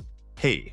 Young cast a brief glance at Vivian and suddenly frowned, as if realizing something important that had been keeping her in suspense for a long time. The thought that suddenly flashed through her mind seemed to paralyze her actions, forcing her to stop and change her expression abruptly. The protagonist calmly explains that he is happy to resolve the misunderstanding, but warns that he expects an equivalent payment later for the help he has provided. The young man with brown hair bows his head and quietly confesses his foolishness, regretting that he dared to doubt the man who saved their lives. The red-haired girl, struggling to hide her emotions, apologizes for her injustice, remembering how the hero worked hard for them and feels the bitterness of guilt. The young man, maintaining a cold calmness, remarks that this situation cannot be left unresolved and is going to make arrangements to move the group forward. Hyun's sister suddenly looks up, her voice sounding uncertain but firm as she admits that she wants to ask a question that's been bothering her for a long time. An oppressive silence surrounds them, accompanied by the tension of waiting while the girl's words begin to echo in her head, but remain as yet unspoken. Seol slowly lowered her gaze, her lips trembling with excitement as she gathered her thoughts and tried to express the question that had long plagued her. She clutched the staff tightly in her hands, as if trying to find support in it. Her movements betrayed nervousness, but there was a sense of determination in them as well. Gathering her courage, she looked up and, holding back her embarrassment, timidly asked what he thought of her, hope and uncertainty in her voice. The man looks at her in surprise, his reaction indicating that he didn't expect such a question at all. But a smile appears in his gaze, softening the atmosphere. The girl with the short hair holds back her emotions with her lips clenched, and her hands hold the staff tightly, expressing tension and inner struggle. She looks at those gathered around her and struggles to squeeze out words, her face reflecting confusion and determination at the same time. Hearing the unexpected question, the man tries to deal with the awkwardness, but his look betrays surprise while he tries to remain calm. His voice sounds firm but warm as he emphasizes her sincerity and good qualities, noting her potential hidden behind her outward insecurities. The main character warmly confirms that her openness and kindness fit her role perfectly, adding that she brings something completely unique to their group. Seol is unsure of her weaknesses, remembering how often her words and actions turn out to be clumsy, and she herself causes unnecessary trouble for those around her. There is confidence in his voice as he notes that she has great potential, and if she continues to improve, is sure to become the best among them. Seol freezes for a moment, shocked by his words, and her eyes fill with determination, reflecting hope and gratitude for his support. He pondered how the priestess's naivete and sincerity could be her greatest strength, leading those around her to believe in a bright future. A vision of her future arose in his mind, a majestic image filled with radiance, capable of inspiring even those who had lost hope. The mage girl watched as the magical ball shimmered in the hands of her ally, but suddenly the surface of the ball began to crack. A bright flash accompanied by a crackling sound finally shattered the magic sphere, spreading a blinding glow around. The shards of the magic ball scattered in the air, and the light coming from them gradually faded away, leaving only a thin trace of bright glow on the girl's hands. The girl with blue hair looks at her palms, clenching them into fists, her thoughts full of anxiety and disbelief at what just happened. The man in the red cloak notices what is happening and silently ponders, realizing that events are unfolding as he predicted, and that everything is going according to his plan. After a pause, he turns to her, asking a question that makes her wonder if she has managed to get the gist of what happened and satisfy her curiosity. The young leader closes the question with ease, determining his intention to continue his duties as team leader, a calm confidence appearing on his face. The team members amicably agree with the decision, excited about the journey ahead, the girl with red hair wondering if they will return to the old town. Clarifying the details of the trip, he explains that the journey will take 3 more days, including today, and offers to spend the night in the lab because of the late hour. The group is left puzzled by his unexpected suggestion, but he only smiles silently, letting them know that everything is under control. The characters scrutinize the underground room, and one of them notices that their surroundings resemble the structure of an ancient alchemist, awakening hidden assumptions. The team decides that the situation is safe and decides to go inside to investigate further, fully confident that there are no threats. One of the team members uses a magical light source, illuminating the dark corners of the room, allowing them to appreciate its scale and contents. The characters move on, scrutinizing massive crates and old furniture, feeling the atmosphere of mystery and antiquity surrounding them. One member of the group looks around carefully, noticing that the surrounding area looks like a basement with a patina of abandonment and mystery. The eyes of all participants turn to a massive table of papers and random items, where everyone begins to consider possible clues. One of the companions, feeling determined, easily smashes the crates as he knows that this place will soon disappear and nothing will be saved. The leader decides to turn off the active use of magic, as threat recognition is no longer needed at this point. A man standing amidst the moody lighting ponders the hidden answers that, as is often the case, are in plain sight, as if deceived by their obvious presence. He walks over to the old bed, as if following an intuition that tells him the answers might be in places no one would look. Crouching down, he lifts the edge of the bedspread and looks determinedly under the bed, anticipating a find that will change the course of their research. His gaze fixes on artifacts, a massive axe, a mysterious book, a glove, and a locked box, each shrouded in mystery and the promise of clues. The lone glove seems unassuming at first glance, but the slight shimmering glow around it evokes the feeling that it harbors a special power. The black metal of the spear, shimmering gracefully under the light, draws attention with its grim perfection, making one wonder about the hidden powers contained within. The small vessel containing the medicine shimmered with a violet light, promising restored strength and health, its contents clearly woven from the rarest of ingredients. The book with its ancient patterns and massive cover seems to radiate ancient wisdom, its pages probably containing the secrets of lost craftsmanship. The gauntlet the hero picks up feels odd due to the lack of a pair, and its properties give it the ability to reduce the weight of objects several times. The realization that the room and the items found had previously belonged to the spearmaster confirms his speculation about their purpose and significance. The ancient spear feels particularly heavy and powerful in his hand, awakening thoughts of its immense latent power and energy. Activating the power of the found spear, the hero feels a surge of power, which confirms its value as a unique artifact. The commander is amazed to realize that the black spear exudes an incredibly powerful magical aura that makes one wonder about its true nature and capabilities. On an ancient artifact, notes appear that reveal a unique feature: the ability to become an energy spearman of a rare class, absorbing the power of the spear. As he carefully examines the properties of the item, he realizes that this activity is recommended for masters of close combat, especially those who are learning the art of spear wielding. A slight chuckle touched his lips, and a thought flashed through his mind about the possibilities of this amazing discovery and the power of the spear. The red-haired girl slumps her shoulders in disappointment, realizing that their search in the last room has yielded no results, and quietly shares her expectations with her companions. The mentor beckons the young golden-haired warrior to come closer while watching him closely, as if about to impart important information. The black-haired hero speaks to an ally in a stern voice, drawing his attention, and an ancient artifact is clutched tightly in his hands. The spearman looks eagerly at the weapon in the hero's hands, wanting it, but gets a cold stare in return and a warning to listen to the end. Hyun smiles demurely, emphasizing his calmness and ease, even when the situation calls for seriousness, his demeanor creating a contrast to the surrounding tension. A man explains how to properly use an ancient artifact, clarifying important details to avoid mistakes that could be dangerous for everyone. Focusedly listening to the instruction, the hero tries to grasp all the nuances, realizing that the price of any mistake will be high, but tries not to show doubts. The guy's joyful reaction shows his excitement, but this moment also shows that the seriousness of the task is not yet fully realized. Sensei passes the spear, carefully watching the other's movements, and the cold glint of the weapon heightens the tension of the moment, as if warning of its power. The smile on the young man's face reflects his joy and slight carelessness as he grips the spear shaft tightly, showing complete trust in the situation. Suddenly, a bright light bursts out of the spear, blinding everyone around, and its wielder freezes, not realizing what is happening, feeling the incredible power within him.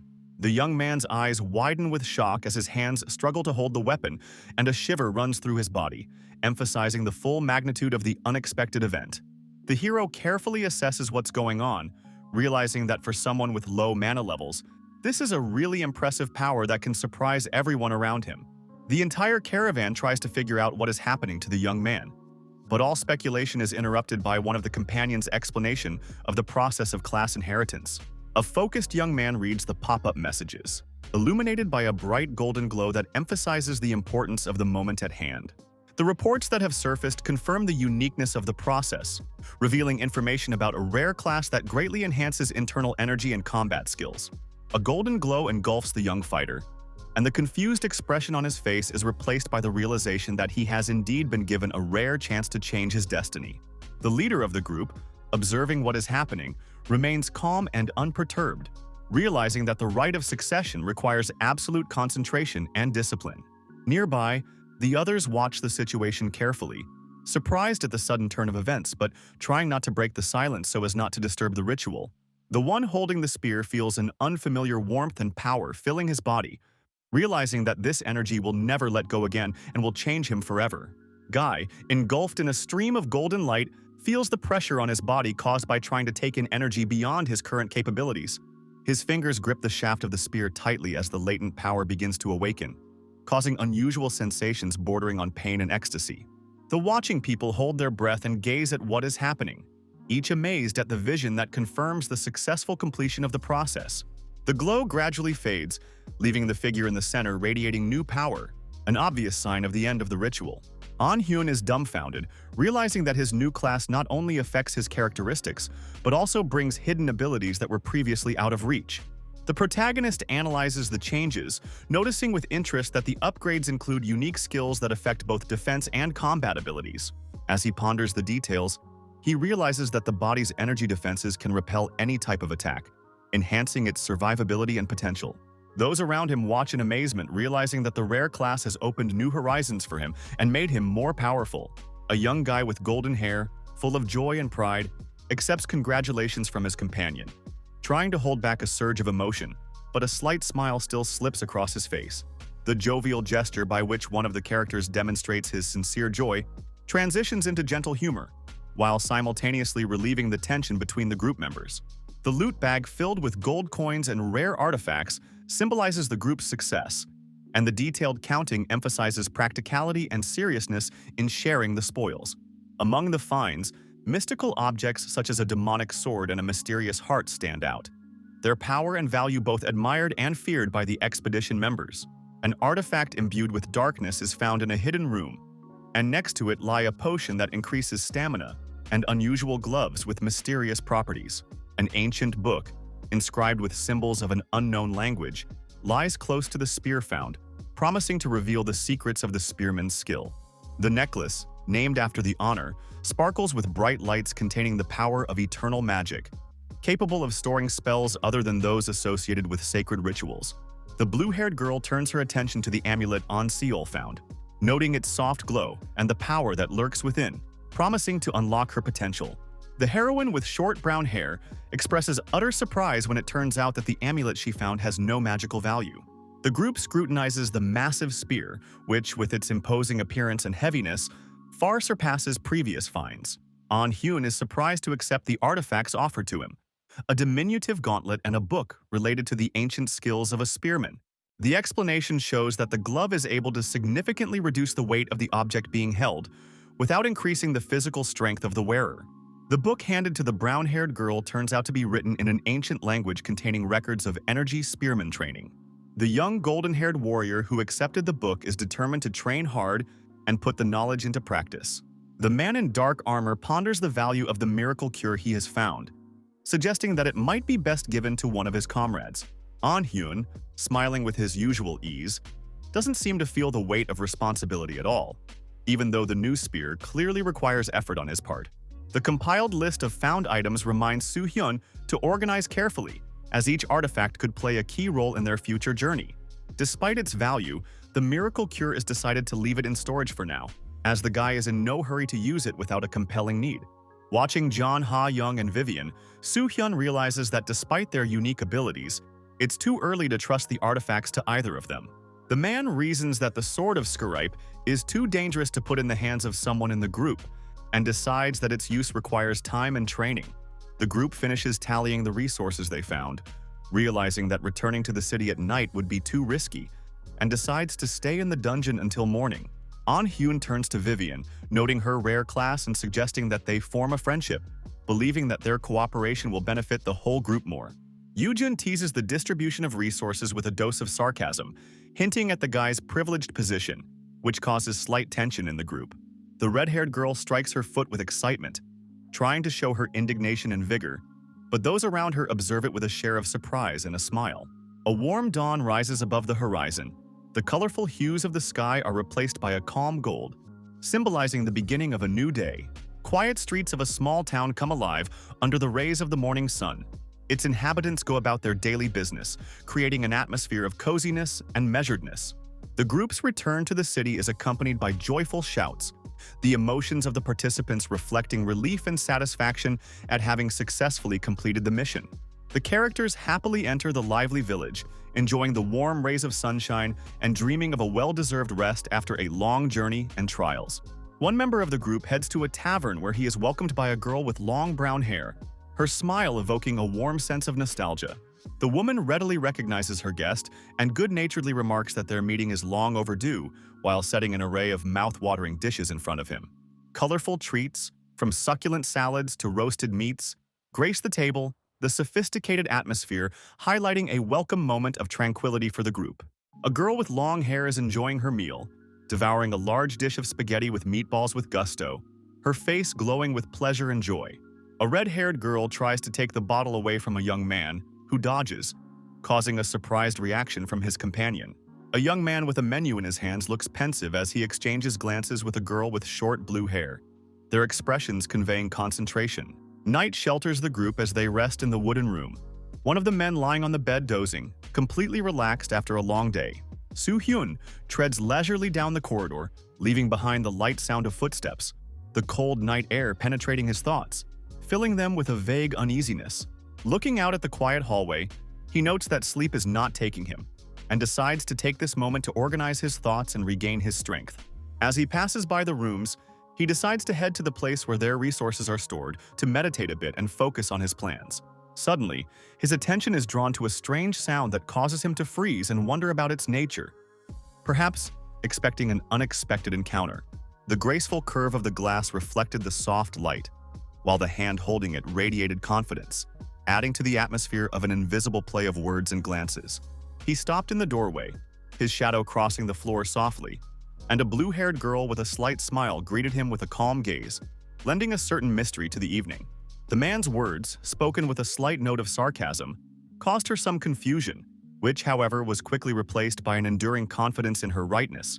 He bowed his head slightly, considering her answering look, full of hidden subtext, as if their conversation was just the beginning of a deeper discussion. Her companion's voice sounded calm, and she unobtrusively invited him to sit down, gesturing to a vacant chair by the table, where an unfinished glass of wine stood. A candle flickered on the table next to a bottle of wine, and her words expressed with a slight smile that it would be a sad thing to drink alone. She slowly folded her hands in front of her, looking up at him and clarifying that if he had the time, he could spend this night talking to her. The young man nodded, smiling slightly, moved closer and sat down across from her, thanking her gratefully for the offer and her attention. The blue-haired girl with a soft smile continues the conversation, her thin voice smoothly complementing her flawless features, creating an atmosphere of relaxation and trust. Hyun, on the contrary, hesitates for a few seconds, studying her face with a slight expression of confusion, as if pondering the hidden meaning of her words. Her companion bows her head slightly as she watches his reaction, her calm gaze radiating both confidence and genuine interest. Their gaze echoes, creating a moment of silence filled with latent tension, as if each is waiting for the other to dare to speak first.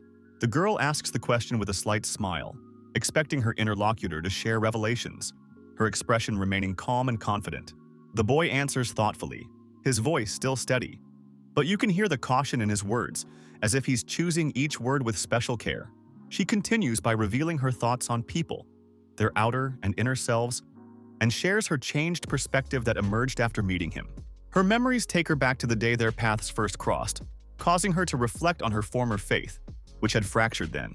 A girl in a black robe, leaning on the table, quietly utters words, assuring her interlocutor of his absolute honesty and emphasizing her trust in him.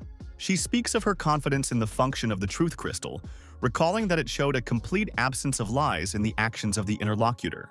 The dark-haired man across the room, remaining calm, listens to her words, wondering about the reason for her excessive distrust of other people.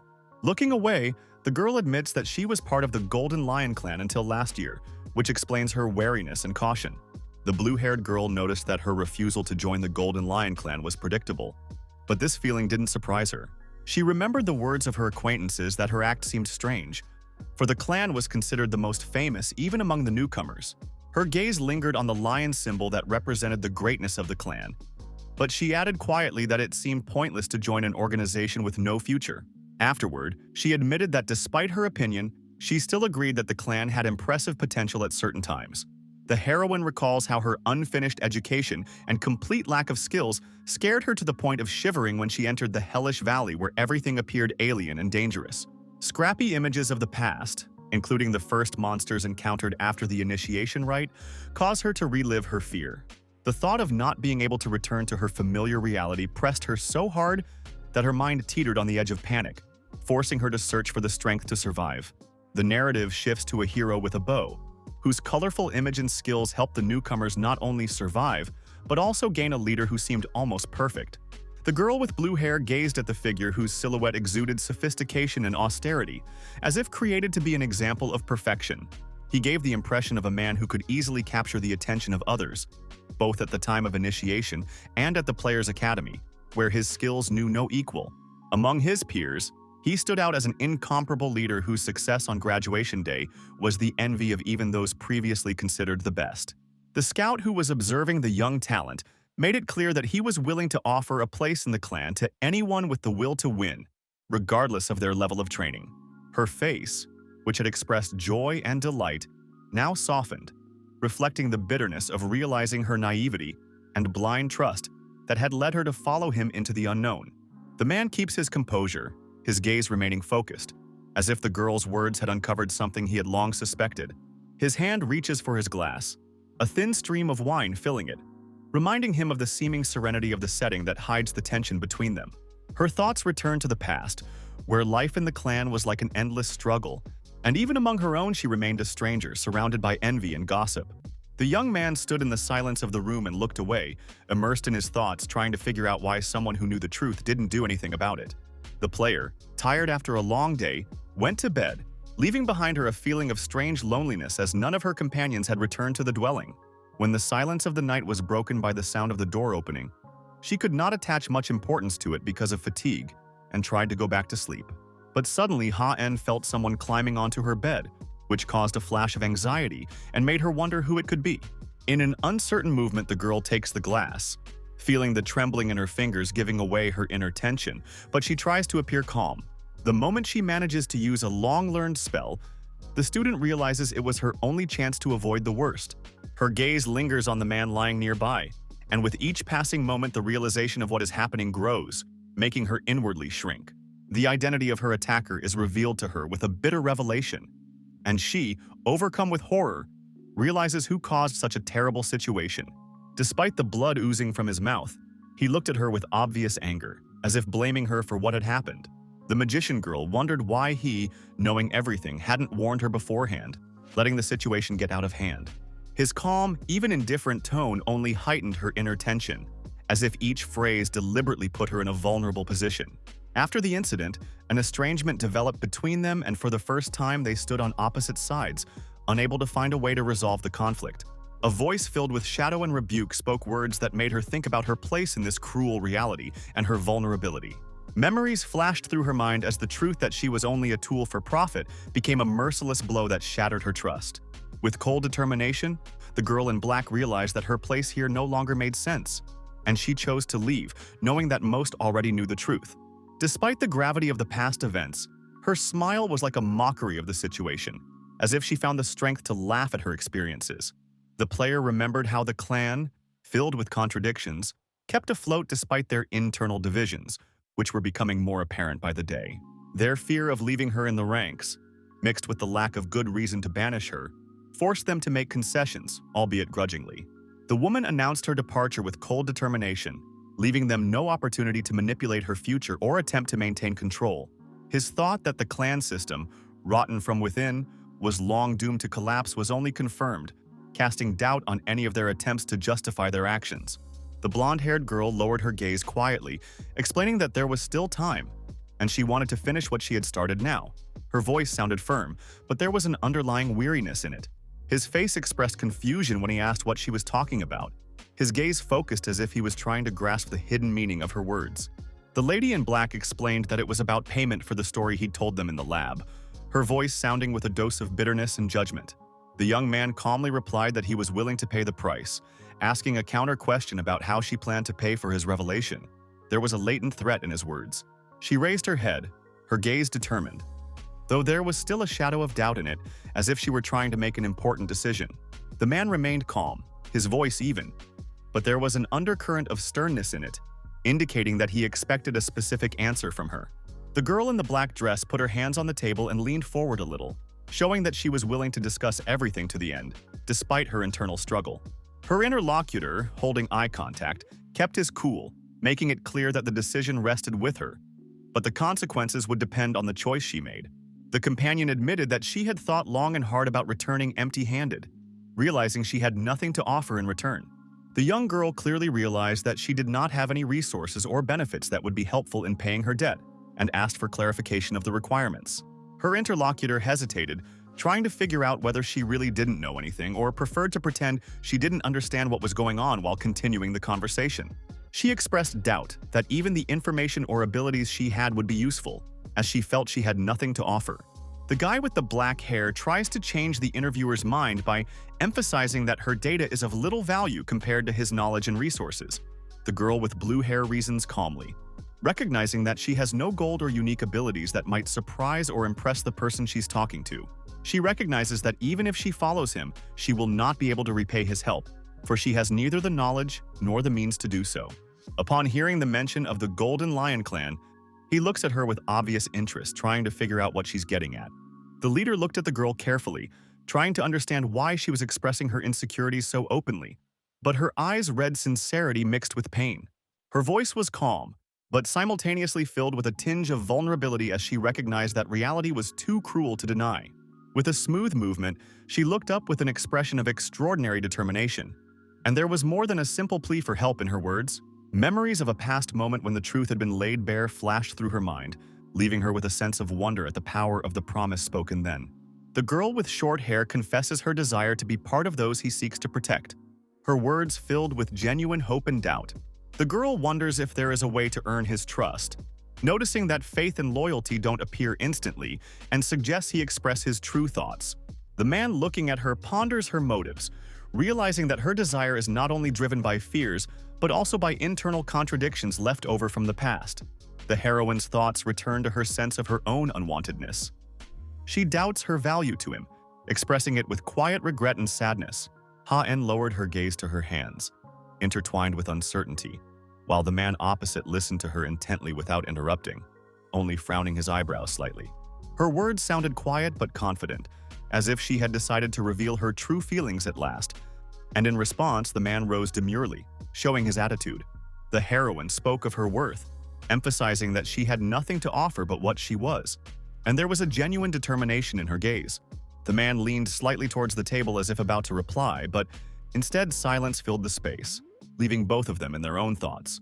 The man looked away, said with a shadow of disappointment in his voice, emphasizing that his expectations were clearly not met, and took a step towards the door. Her companion looked up and tried to explain that her words hadn't meant anything like that at all, desperate to make up for the awkward situation. Realizing the misunderstanding, he froze when he heard the plea to wait and stopped, still hesitant to turn back around. Silence filled the room, and each of them, in their own thoughts, tried to figure out how to smooth out the gulf that had arisen between them. Hearing the young girl's words, the man stopped, turning his head slightly as if waiting for her to continue, and her voice sounded with a note of despair. The magician girl wondered if he really thought her capable of such actions, and her look expressed a mixture of resentment and determination. Her further words pointed out how his remarks could be misinterpreted, causing confusion to even the most confident individual. As she continued, she admitted that she had heard about him from others comparing him to someone she thought he was like, and it made her feel respect. The young man listens with a cold expression to a story about the past that mentions his accomplishments and the leadership he has gained, reinforcing the feeling of his confidence. The man's slow footsteps on the wooden floor sound subdued, reflecting his contemplation and inner tension, as if he is preparing for an important decision. The young girl with blue hair looks up as if she was caught off guard by the sudden question of whether she considers him a replacement for that man. Her voice is clear and sharp, emphasizing disagreement, and her eyes reflect a determination to defend her point of view despite the pressure from the outside. Hyun looks confidently at his interlocutor, emphasizing the difference between their life choices and points out something that sets him apart from the other players. The companion reflects on her promise not to lie to herself or others, making the decision to always remain honest and not allow deceit to creep into her life. The thoughts of needing to stay close to Hyun seem meaningful and undeniable to her, because in him she sees her last chance to keep her hopes alive. The man slowly pulls his hand toward the woman he's talking to, showing a sincere intent to let her know she's safe. The young man, coming closer, touches the strands of her hair gently, as if trying to feel what is unspoken between them, and his gaze grows softer. She covers her eyes as if giving in to the gesture, but in her face you can read the caution and hidden anxiety caused by memories of the past. A shadow of the past comes alive in her thoughts. Images of pain and loss flash before her eyes, as if to remind her that trust is too fragile a thing. Determined to leave her doubts behind, she decides to stop analyzing his intentions and allows herself to just be in the moment. Hyun, doubting her actions, continues to feel the pull of memories associated with the loss of a loved one, which is reflected in her expression. The man's words sounded like a challenge, making her wonder if her doubts were an attempt to find comfort in someone else instead of dealing with the pain herself. His gesture, filled with quiet confidence, seems to emphasize the importance of rapport, and his light touch on her chin gives the moment added sincerity. Putting his arm around her shoulders, he seems ready to share her burden, and his actions and voice inspire faith in the need to move forward despite the difficulties. The man gently places his hand on the girl's head, as if trying to comfort her and make her feel the support she so desperately needs. His eyes read doubt, but he still decides not to push her away, feeling responsible for the sincerity she has revealed to him. The girl realizes that by opening up to him, she not only gained the ability to trust, but also realized how important it is to have confidence in who is around. Their figures standing side by side reflect a complex intertwining of feelings, where words become secondary to a deep and unspoken intimacy. He lowered his gaze, listening to the tone of her words, in which there was a sincere desire to understand, to accept, and to finally gain confidence. Her touch on his shoulder was barely perceptible, but it felt like the kind of strength that only comes from people looking for support and encouragement. She watched him carefully, her voice growing quieter, almost a whisper, but every word sounded like a promise, important and determined. The protagonist's thoughts were filled with distrust of others, but in her eyes he saw that sparkle that makes you wonder about the possibility of change. He looks into her eyes, feeling her past suffering reflected in every movement, and the slight smile hiding the deep hidden pain. After the loss of her sister, her world is filled with longing and she tries to make sense of it, but realizes that these changes are destroying her from the inside out. His gaze lingers on her face, realizing that she is trying to heal through his presence, and perhaps even rethink her losses. Memories of her lost sister fill her mind, creating an image that still haunts her, making her relive the moment over and over again. The man ponders his inner conflict, trying to understand why his thoughts suddenly centered on trust and a relationship with the girl with blue hair. He feels a strange ambivalence in his feelings, remembering the long years spent in this dangerous place where reason is hard to maintain. His hands lift her slight figure confidently despite the unexpectedness of the situation, and her eyes reflect a mixture of amazement and trust. Once on the bed, she finds comfort in his warm embrace, which conveys caring and some uncharted hope for the future. He gently touches the lacing on her clothes, and despite the determination in his actions, he feels an inner tension that doesn't leave him even for a moment. His hands glide confidently over the fabric, but doubt flashes through his mind, as if reminding him of his own insecurities and fears. The girl looks at him with a slight rebuke while trying to contain the excitement evident in the barely perceptible blush on her face. Her voice sounds soft, but there's an underlying wariness in it that makes him wonder how fragile trust can be. The man slowly loosens the thin ties on the girl's back, giving his actions an unnecessary caution, as if testing her reaction. His palm, unexpectedly soft and warm, lightly touches her skin, making the girl tense for a moment, but she still remains still. The realization that she had entrusted him with this moment suddenly causes him inner turmoil and causes him to slow his movements. She, lying on the soft bed, looks up and silently lets him know that she is ready to stop him at any moment if he continues. The girl's gaze is fixed on her interlocutor. Her eyes show sincerity and slight confusion, and the quiet touch of her hand on his back expresses uncertainty. He turns around, catching her hand with his attentive gaze, but his eyes reflect hesitation, as if he's not ready to continue the conversation. Her quiet voice sounds firm, her gaze is upward, and the subtle smile on her lips conveys an inner confidence and calmness.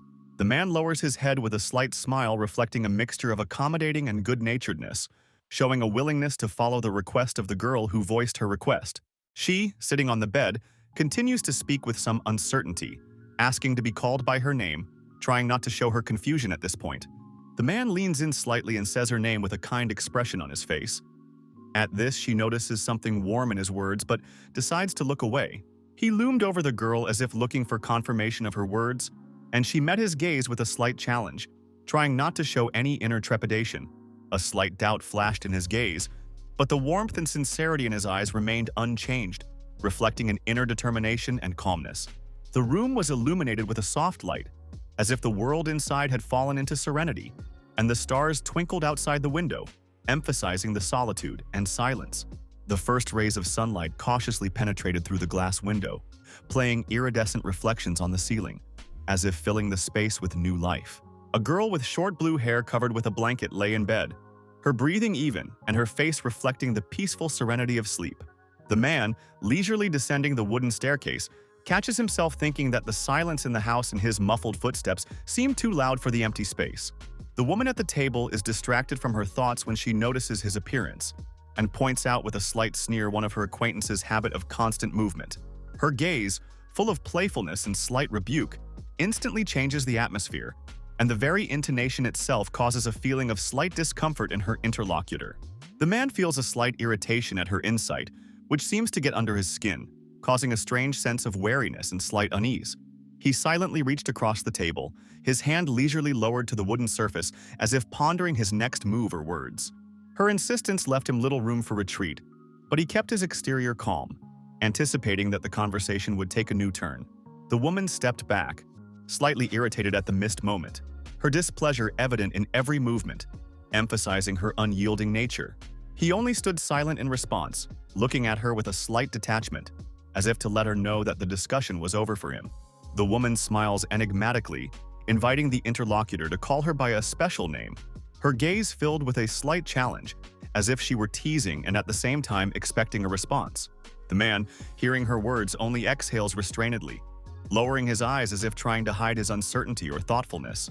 His voice grows firmer as he speaks a short name, addressing her as if testing how she will react to his attempt to get closer. Her face takes on a serious expression. She utters words that sound like a symbol of her determination, her tone filled with adamancy and hidden undertones. The girl, stunned by the man's words, froze in place, feeling her gaze involuntarily express a mixture of surprise and embarrassment. The man kept a calm expression on his face, reminding his interlocutor that what was happening had nothing to do with them directly and required minimal attention. The slight movement of the fabric beneath his feet broke the silence, as if to emphasize the tension in the air between the two interlocutors. They sat opposite each other in silence, in which each tried to comprehend what was said, avoiding unnecessary emotions and glances.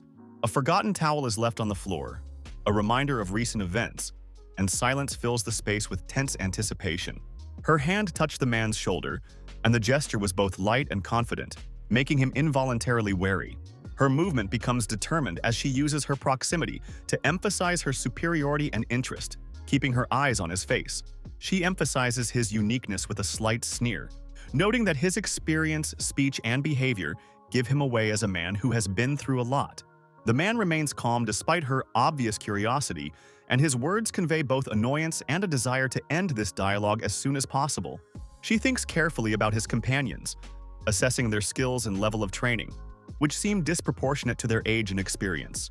Her gaze, full of a hidden chuckle, returns to him, and she deduces that his actions and decisions are clearly beyond what is expected of a rookie. The man, without losing his reserved tone, points out, as if in between, that her questions are overly insistent, emphasizing that she's overstepping her bounds. She moved closer, radiating a slight sneer and confidence, leaning towards him as if emphasizing her popularity and importance. The distant sounds of footsteps echoed across the wooden floor, adding tension to a moment that was filled with hidden meaning. She looked at him carefully, trying to catch even a hint of the emotion that was so carefully hidden behind his coolness. The slight movement of her hand emphasized her casualness, but there was a request in that gesture that she clearly didn't want to voice directly. Heavy footsteps can be heard on the wooden floor as one of the party, treading lightly, moves towards the main exit, creating a slight tension in the air. An energetic man with a pronounced optimism greets the others, breaking the morning silence and bringing lightness with his casual demeanor. Those gathered around the table study each other, asking questions about future plans, their faces full of anticipation and eagerness to follow the leader. The group discusses strategy, pondering the possibility of forming a new clan to improve their skills and be prepared for the challenges ahead. The blue-haired girl and her companion react to the offer, clearly surprised at the possibility of a clan, their faces reflecting confusion and anticipation. After making an argument about the recent successful storming of 2 dungeons, the leader tries to convince the others of the plausibility of his idea, adding credence to his words. He promises to explain the details to the 2 later, leaving some of the information undisclosed, and suggests they finish the discussion after dinner for a joint decision. 3 of the team, including an energetic guy and a girl with red hair, enthusiastically confirm their agreement, preparing for new training and challenges. Sewell, despite her eagerness, accepts instruction about magic with some uncertainty, realizing that she lacks flexibility in complex situations. The red-haired girl looks on with slight bewilderment, as if she doesn't fully understand her place in this unexpected conversation. The protagonist, noticing her confusion, remembers her cheerfulness and character, but still thinks it will be easier to work with Hyun. His thoughts increasingly focused on issues of leadership and responsibility, while his gaze seemed to casually slide toward the girl, triggering an internal dialogue. The red-haired girl voices her opinion with undisguised energy, showing confidence in her abilities and offering to become a mentor, causing surprise to those around her. A noisy discussion is interrupted by the abrupt intervention of the other participants who, without restraining their emotions, express their desires, making the situation tense. The altercation between the participants is replaced by a calmer moment when the main character addresses the girl with blue hair, expressing concern and interest in her condition. The girl confesses her feelings with restraint, showing at the same time an effort to hide the emotions and difficulties that nevertheless become visible to those around her. The young man holds out a silver chain with a shining pendant, making a gesture of restrained respect and slight embarrassment, as if wanting to express something more with words. A girl with short blue hair looks at the jewelry, her eyes filled with amazement, and the shimmering light of the stone is reflected in her eyes, emphasizing genuine admiration. The man explains that this pendant should have been handed over to its true owner long ago, his voice sounding even, but there is a slight sense of regret in his words. She looks at it, realizing that what she has in front of her is not just a piece of jewelry, but a symbol of something more, and her thoughts begin to muddle from the unexpected turn. The blue-haired girl looks at the jewelry carefully, and her gaze reflects a mixture of surprise and slight embarrassment, as if she's trying to comprehend its meaning. The man, holding the necklace in his hands, calmly explains that this artifact holds magical power and must now pass to its true owner. The girl stares intently at the chain with the shining stone, realizing that this object is connected to her past and may open new possibilities. The warmth in the man's expression conveys respect and trust as he hands over the necklace, and she slowly accepts it with slight hesitation. The girl, slightly embarrassed, runs her fingers along the chain of the new jewelry, carefully studying its bright shine and the shimmer of the magical stone. The young man, leaning in slightly, notes that he made the decision to pass on this necklace given its unique compatibility with her abilities. She lowered her gaze to the magical object in response to his words, discreetly expressing her appreciation but inwardly feeling slightly uneasy. Strolling through the alleys, he notes in his mind how busy the city has become, pondering the reasons for the overcrowding in this place. He ponders the significance of fortifying a strategic position, realizing that the enemy's offensive plan has become all too obvious to everyone around him. His thoughts return to recent events, when every loss on the expedition felt like a blow, and the outcome of defeat still lingers on the surface of his mind. The realization that the expedition was doomed from the start leads to a sense of helplessness, but within awakens a determination to right past wrongs. As he walks past the busy streets, he assesses the changes in the city, and notices how its familiar atmosphere seems to be adjusting to new challenges. A familiar feeling of warm nostalgia fills his thoughts, as his gaze stops on a signboard with the simple and straightforward name of a jewelry store. A smile flickers across his face, barely perceptible as he thinks of the old man whose choice of words always elicited a slight chuckle. Inside the shop, we can see the figure of an elderly man behind the counter, concentrating on his usual work, emphasizing his experience and calmness. The sound of the quiet slamming of the door causes the old man to look up, and their eyes meet, filling the space with a soft but significant silence. The old man's gaze under his glasses is cold and focused, but behind the outward austerity one can read respect for the one who addressed him with a request. The seller, habitually extracting bright rubies from the bag, squints as if assessing not only the stones, but also their owner. The young man observes the old man, noting how he remains unfailingly precise in few words, standing out for his professional rigor. One of the rubies shimmers in the light, caught in the experienced fingers of the master, who, without uttering a word, continues his thoughtful appraisal. The old man slowly runs his fingers over the surface of the gemstone, his gaze focused, and the subtle movements of his hands speak of years of experience in evaluating such items.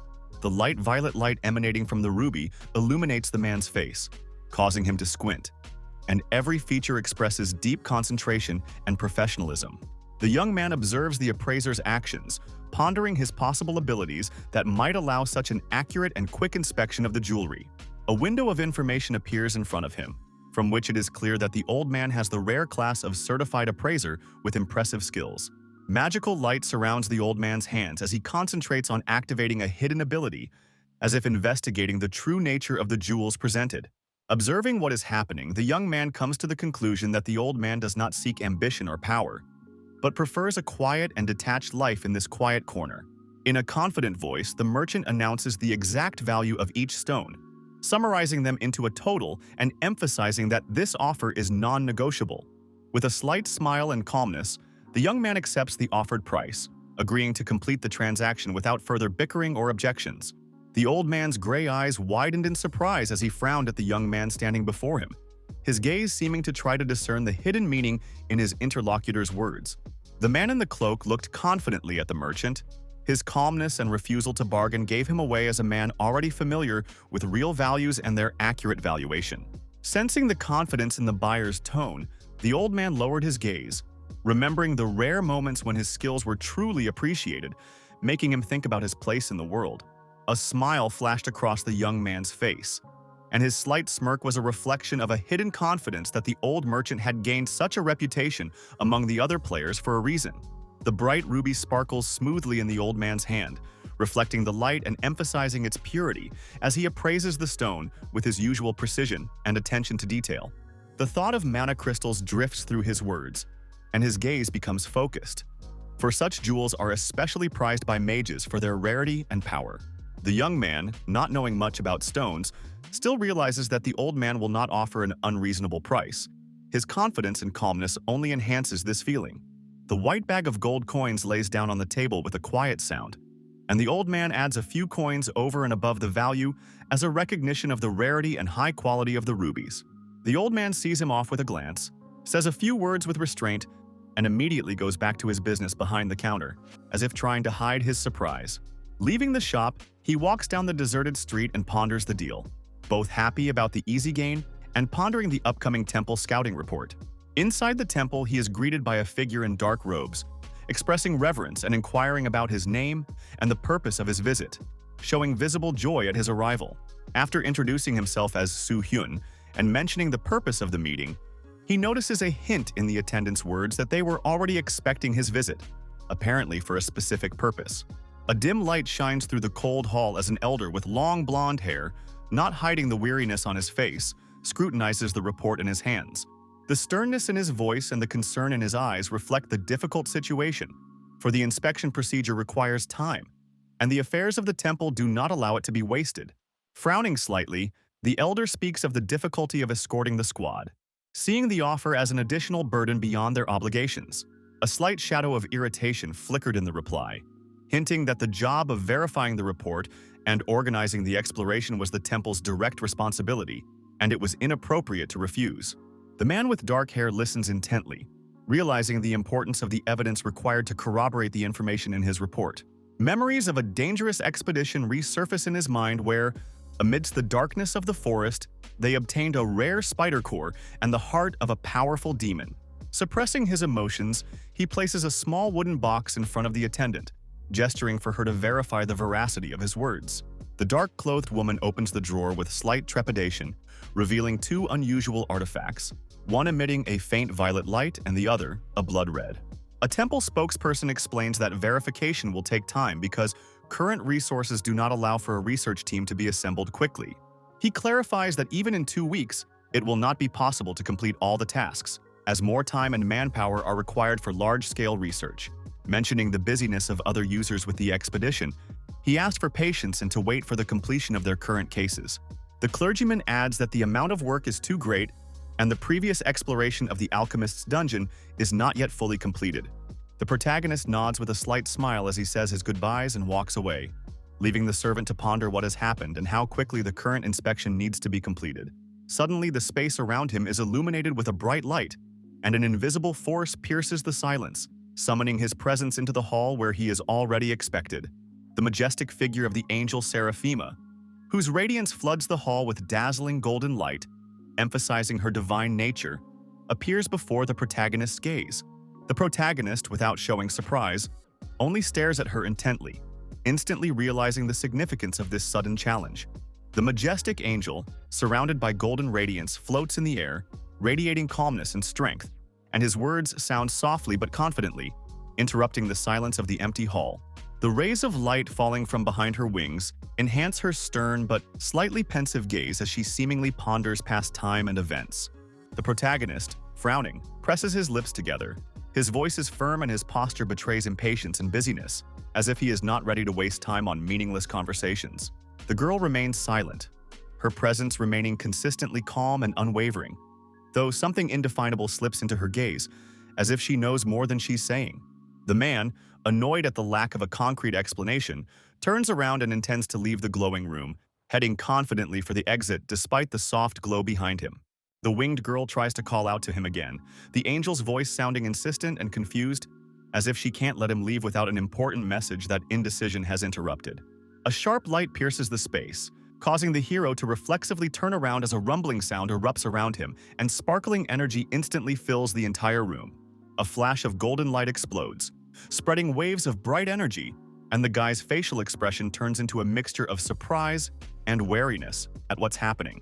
The air around is tense as the pressure builds in the room and an unseen force tries to break through the boundaries as if breaking the ban of the established order. The angel's face is stern, her voice full of determination and fury as she desperately prevents intrusion, her light blocking the path of uninvited interference. Sparks of mana clash in the air, space shudders from the confrontation, and a glowing figure holds back the onslaught of the other entity, forbidding it to approach. The angel's voice sounds warning and menacing as her aura surges upward, finally cutting off any attempts by the stranger to traverse the guarded confines of the room. Hyun maintains his equanimity despite the tension as the warning of no intruders in this space goes off all around. A discharge of energy strikes the walls of the ghostly room, causing it to shake with bright flashes and booms like lightning ripping the heavens. The majestic girl remains unwavering, her golden wings spread out in a glow of light, and she confidently refuses to exchange her privileges with any other entity. The atmosphere quietens after the sudden burst of energy, leaving the young man in the cold silence of blue space, where he silently analyzes what is happening. Guy stares intently at the angel, waiting for an explanation while her luminous, almost divine presence fills the space around her, creating a sense of silence and tense anticipation. The divine essence, without lowering her gaze, gently and confidently asks him to give her some time, emphasizing the importance of the information she intends to convey, despite the apparent haste of her interlocutor. His expression remains focused and slightly annoyed. He impatiently urges the angel not to take too long, while wondering about the unknown to him Sandaphone and his role in what is happening. Angel explains with seriousness that Sandaphone is the keeper of another user, who is persistently trying to get an exchange, which causes surprise and suspicion in the guy about the reasons for such interest in his fate. A golden light envelops the figure of the angel as her voice sounds steady and confident, explaining that the user's amazing actions in Hell Valley have attracted special attention. The soft light tone is replaced with wariness when she mentions that angels lead users not in their path, but in a direction that suits their own goals and desires. Angel shifts her gaze, her words full of curiosity and vulnerability as she asks a question about hate, wondering why someone who is in the valley feels so alienated from her essence. The man answers her question with cold certainty, noting that it's ridiculous to expect a positive attitude towards someone who caused him to enter Hell Valley, emphasizing the obviousness of his feelings. The golden-haired woman stares intently ahead, doubting that her dislike of her is due to only one reason, and her confidence in the hidden secret only grows stronger. The man listens silently to her speculation, remaining calm, his gaze aloof and hard, as if the words do not arouse any emotion in him. She emphasizes the importance of what is happening, mentioning that many higher entities are paying special attention to his path, her voice firm and insistent. The woman explains that their inability to directly intervene in Hell Valley prevents them from maintaining friendly relations with users, and the tension between them, one of the reasons for the conflict. The young man's words sound harsh and confident, rebuking the winged figure that the impossibility of intervention is only an excuse for unwillingness to act. His voice is cold and harsh, declaring that the angel's refusal to help is not dictated by the rules but by personal reluctance, turning the accusation into a rebuke. Responding to her doubts, the guy openly expresses hatred for all angels, his words filled with contempt for their duplicity and supposed holiness. Flaming with anger, he accuses the winged entity of hypocrisy, causing it to freeze in confusion as his rage continues to grow.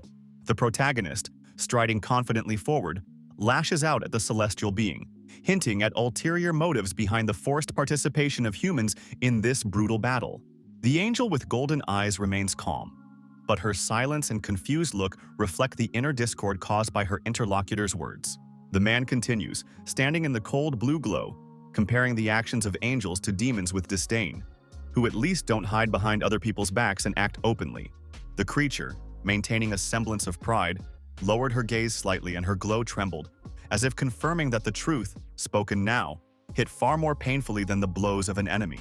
The hero, with a face shadowed with anger and determination, mentions his long years in hell, accumulating knowledge and realizing the hidden intentions behind the circumstances. His gaze becomes piercing and his tone defiant as he mocks his interlocutor's fears, suggesting that she fears his defection to the side of the demons. There is a tense silence all around as he indifferently declares that his hatred for demons trumps his contempt for angels, promising to temporarily play by their rules. His gesture emphasizes the final decision: no change of angels, no friendship, and a request not to bother him for trifles is followed by a departure into the cold blue of the hall. The bright glow emanating from the angel illuminates the majestic hall, where silence reigns, broken only by a sense of tense silence and invisible confrontation. The man in the red cloak exits the hall and is greeted by a waiting assistant, whose relaxed tone contrasts with the gravity of the recent conversation. His gaze, cold and focused, slides to the side as the words of farewell sound almost indifferent, though a storm of emotion rages within him. A sinister silhouette appears in the darkness, its voice sounding mocking and promising that there will be a chance to change everything and save someone, leaving behind a feeling of unsettling uncertainty. Grim predictions continue to be heard from the darkness, where an obscure figure with violet eyes claims that request to bring someone back to life will inevitably follow, like playing on someone else's weakness. The words, filled with cold disdain, prophesize the permanence of the future, emphasizing the pointlessness of any action, and the earth is once again filled with a crushing silence. The young man, out under the bright blue sky, only clucks his tongue irritably, his thoughts tormented by the doubts and vague answers left behind after the somber conversation. He was greeted with his usual ease in the spacious, softly lit room, one of his allies bantering languidly while the other maintained a silent seriousness. The hero points out the strange artifact and speaks of its hidden capabilities, emphasizing that his plan requires careful preparation and precision. The girl, surprised by the unexpected request, listens attentively, trying to understand where his cryptic offer of a workshop is leading. Taking a heavy object in his hand, the hero confidently places it on the table as if completing some important action and leaving the question of further intentions. She looks at the contents with an expression of shock and bewilderment, realizing that something unimaginable is in front of her that could change their situation. The man explains with a confident expression that one of the items in the box is the heart of a demon extracted from Belphegor's body, and the other artifact has an important function in the body of the interlocutor. The girl with long strands covering her face repeats the name mentioned by her interlocutor, while she realizes the significance of what is happening and tries to digest the information she has received. The man confirms his companion's guess with a slight smirk, noting her cleverness and intending to confirm her assumptions about connecting magical artifacts. The girl, startled by what she heard, exclaims in surprise, voicing the idea of a magical square of balance, to which the man nods affirmatively, leaving her puzzled at his certainty. She thoughtfully assesses the items with a hand to her face and realizes that cleansing the demon's heart of energy is possible, despite the low quality of her resource. The man confidently continues to talk about the magic square of balance that can compensate for efficiency issues, causing her to have new doubts. The sudden decision to postpone setting up the workshop causes surprise and confusion on Kim Soo-hyun's face, who doesn't understand the reasoning behind the proposal. She explains that it will not be possible to make the connection due to poor conditions, adding that success is only possible in a full workshop with the right materials. The girl with long hair and green stops, thoughtfully explaining that rare resources shouldn't be wasted on experimenting in inappropriate environments, even if it's a challenge. She adds that she has found a method with a high probability of success, but the temporary workshop at the inn greatly reduces the chance of a successful outcome and only leads to waste. The man with black hair sinks into thought, touching his chin and carefully considering the arguments he hears, finding undeniable logic in them. He agrees, saying with a slight smile that hasty decisions lead to mistakes, and the right choice requires patience, to which the girl smiles approvingly and confirms his words. Soo-hyun notices her uncharacteristic reasoning and expresses surprise aloud, joking at her words, causing the girl to hesitate. Gathering her thoughts, she changes her facial expression to a smug one, as if trying to regain her usual arrogance and confidence. Suddenly, she loudly proclaims her importance and merit, recalling her past status as a great alchemist, spreading her arms and trying to impress. The guy's reaction remains unfazed and focused, his gaze betraying weariness rather than surprise, as if he's used to such statements. The girl fixes her glasses with a cocky smile and emphasizes that she deserves to be treated differently once her mind is back, as her human age is long past her childhood. There is a sudden burst of bright flame in response to her explanation, accompanied by a sharp movement of her hand, as if to remind her of the boundaries of what is acceptable in their conversation. Despite the threat shown, she maintains a defiant look and a feigned confidence, stating that such demonstrations are unable to frighten her. Once again, there is a snap of the fingers, and a stream of fiery energy begins to gather strength, as if the warning has evolved into something more serious and intentional. The man maintains his composure despite the desperate cry of his interlocutor, while she promptly retreats in panic, overwhelmed with fear and an attempt to justify herself. Breathless, the girl deftly holds some object in her hands, her face a mixture of confusion and surprise at what's happening. The guy maintains a calm tone, explaining the situation and emphasizing that his reaction was merely a precautionary measure, despite doubting its veracity.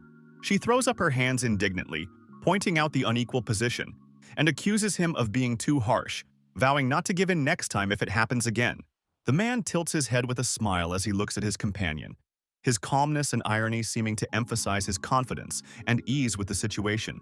The woman flinches at the sudden movement of the contract being held out to her, her emotions quickly replaced by anger, as if another little thing had finally pissed her off. Her face shows uncertainty, her voice begins to quiver, and her eyes involuntarily run around the room as her own words echo back and cause a slight panic. The man remains unperturbed, watching her reaction with a tinge of boredom, and a note of doubt flashes through his thoughts as to whether their conversation should continue in this vein. The hero, standing in the shadows, frowns and scrutinizes the interlocutor, as if trying to find answers among the words spoken and his guesses. Taking the ancient diary from his outstretched hand, the character is surprised to find it returned, for the book was filled with the crucial results of long research. The distance between them seems symbolic when he explains that an artifact can bring power beyond the limits of a normal class if given at the right time. A short rebuke is followed by a touch of a finger to the forehead, followed by an explanation about the importance of trust and confidence before one can join their clan. The man calmly pronounces his intention to make a final inspection, his confident look and slight smile emphasizing his seriousness and control over the situation. The girl clarifies the details, doubting the essence of her further actions, her words sounding with a slight tinge of confusion and incomprehension. In response, the instruction to teach the new student follows, with the importance of exploring the student's capabilities and potential made explicit. Overjoyed, she enthusiastically concludes that she will now have her first student, her vivid reaction contrasting with the calm and focused posture of her interlocutor. The guy looks at the girl with a slight surprise and questioning expression, as if he doesn't understand the meaning of her words. His calm gaze doesn't betray any emotion. She stands with her back to him, turns around uncertainly and asks the question with a note of concern, as if waiting for confirmation of her hunches or a truce. A questioning look reappears on the man's face, his attention focused on his interlocutor, but his expression remains cold and impenetrable. The girl, clutching the book to her chest, smiles nervously and says something reassuring, trying to convince herself that she's ready to handle the situation despite her slight agitation. Against the silence of the sunset sky, the boy's figure stands out sharply as his silhouette slowly dissolves into the shadows, leaving behind only an unsettling silence. The warm light of the clouds is replaced by a gloomy haze, as if the world is preparing for a new chapter, soon to be opened by an inevitable meeting. The appearance of a girl with short blue hair interrupts the pause, her serious gaze sliding over the people standing before her, waiting for an explanation. Guy's straightforward statement about forming a clan sounds confident and firm, as if he already sees a future in which their efforts will be the foundation of a new history. The man, still a little confused by what is happening, looks silently in the direction of the new visitor, obviously pondering her sudden appearance and intentions. The woman with purple hair and a calm smile acts at ease, as if her appearance here was pre-planned and doesn't cause her the slightest bit of embarrassment. The guy's inner doubts are building, his gaze growing colder as he tries to figure out why she's here and what she might need from him right now. He asks the question, avoiding direct rudeness, but there is an obvious distrust of his guest's intentions in his voice and facial expression, causing the situation to hang in a tense silence. The man, noticing the unexpected gesture of attention in the form of dinner, looks around the table incredulously, remembering that he didn't place any order in trying to understand the woman's intentions. She, confidently sliding the treats over, casually states her boredom and hints at wanting to join the conversation, adding a slight touch of friendliness. The atmosphere in the room tenses slightly as the three men at the table look around, unsure of how to react to her sudden intrusion and insistence. One of the sitters frowns, pondering the situation and scrutinizing the woman, trying to unravel her real motives and figure out what role she plays in what's going on. Hyun taps his fingers on the table in thought, weighing all the possible outcomes and realizing that if he doesn't get Go Yong Ju on his side, she'll have to be eliminated as a potential threat.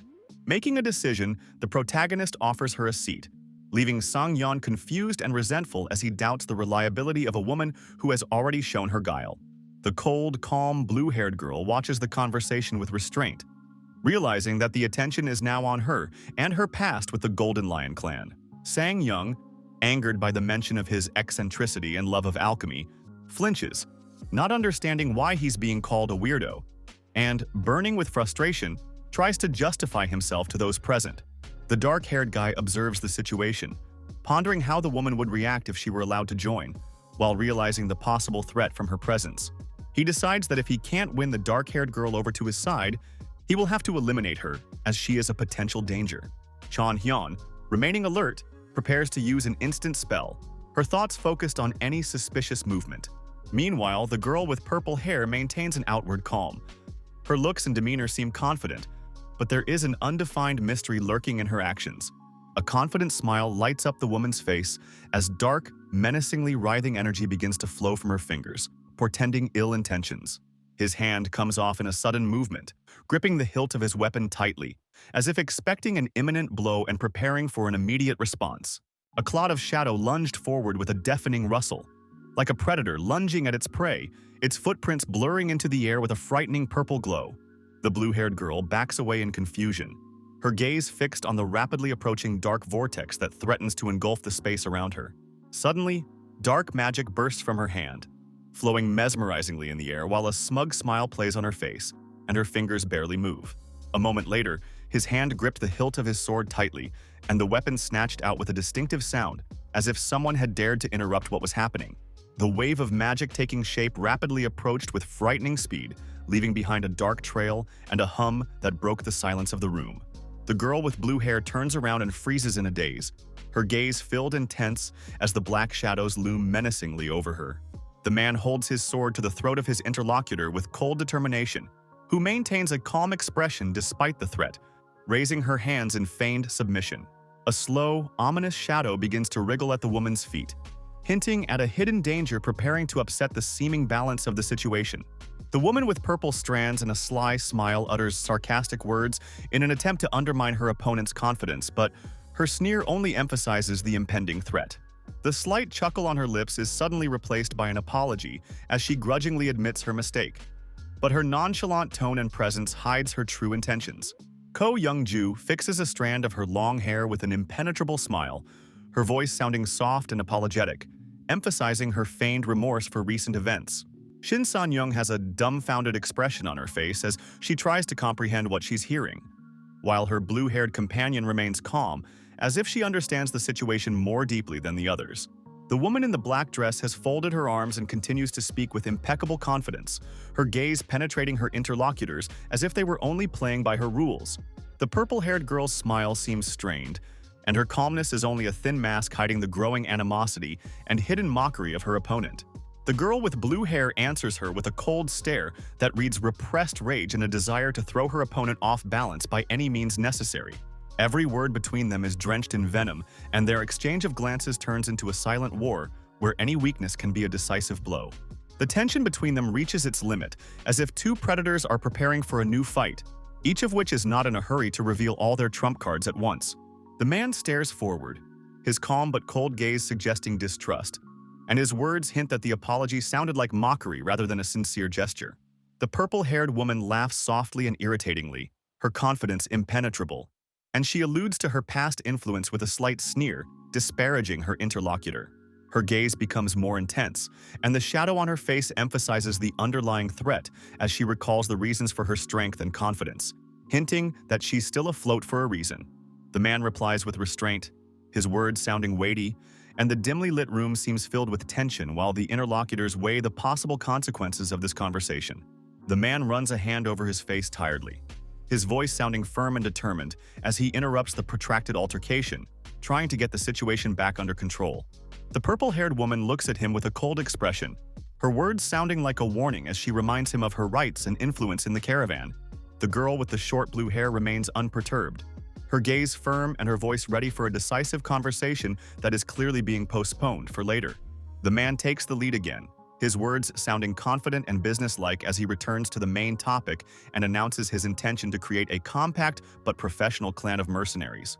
The protagonist discreetly ends the argument with a tired touch to the head, and his question causes both parties to the conflict to quiet down a bit.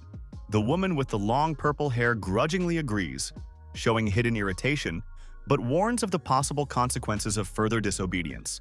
The girl with short blue hair holds back her emotions and hints that a separate conversation with her is yet to come, showing surprising confidence. The leader of the group with an impenetrable gaze returns to the important matter of creating a clan. His intention becomes clear: to gather a small team of the best professionals. The blue-haired girl silently looked at the crowd, doubt mixed with barely perceptible thoughtfulness in her gaze.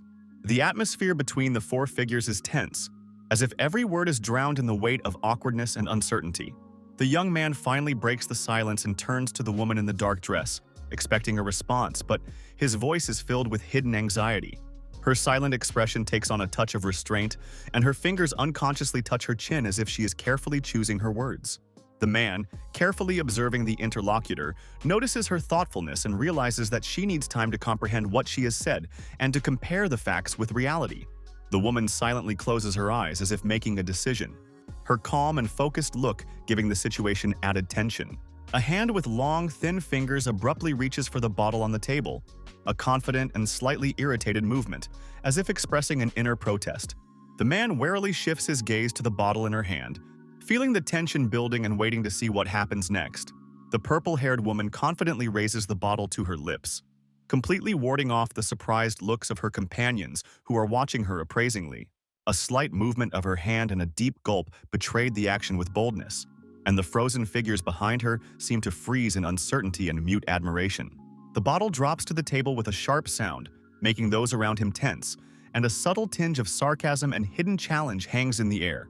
The man in the light-colored shirt remains unperturbed, arms crossed over his chest, and stares at the scene with cold seriousness, not allowing his emotions to come out. The purple-haired woman admits to joining the conversation out of boredom, but her words take an unexpected turn, hinting at an underlying interest and attention to what's going on. The man answers briefly and calmly, his gaze remaining focused and his expression remaining serious, which betrays confidence in his words. She looks at her interlocutor with a slight smile, but there is an undertone in her words that makes you wonder how intimidating and thoughtful her behavior can be. The man, remaining unperturbed, listens to speculation that his actions are as much about skill development as they are about information gathering, which only confirms his strategic approach. The girl with blue hair reflects on Hyun's words, pointing out the vulnerability of the Golden Lion clan, whose enemies would gladly take advantage of their weakness. She goes on to speculate on the possible consequences, suggesting that loosening control will lead to the emergence of rebellious groups. The rest of the group listens silently, assessing the likelihood of success of the mercenary clan being created, and the need to confirm their intentions with action. The young man maintains a confident look, stating that his assumptions are correct, and hints at a further plan that could change the balance of power on the continent. The blue-haired girl watches her interlocutor closely, her gaze full of calm and concentration as the discussion of the clan's fate heats up nearby.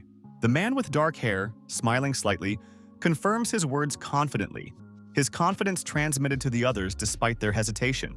The conversation shifts seamlessly to a discussion of the Western continent, where tensions are rising over a possible route for fugitives, posing a new threat to the expedition members.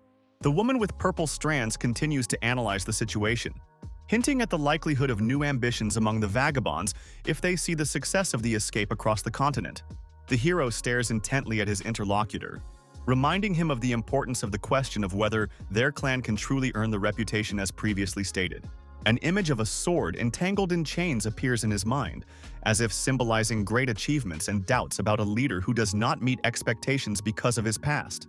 He firmly emphasizes that their group will be composed exclusively of professionals, not allowing random people into their ranks, rejecting anyone who does not meet their level. With a slight sneer and a confident smile, he lists the main participants, recalling a user with a secret class and 2 rare allies, hinting at the strength and thoughtfulness of his plans.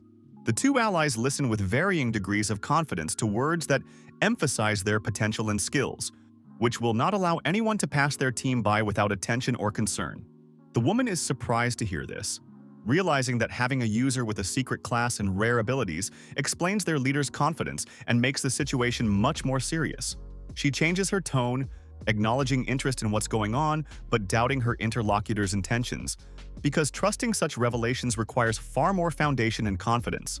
The blue-haired girl and her comrade are momentarily at a loss when their connection to the plan and their role in the clan is called into question, causing inevitable tension between them.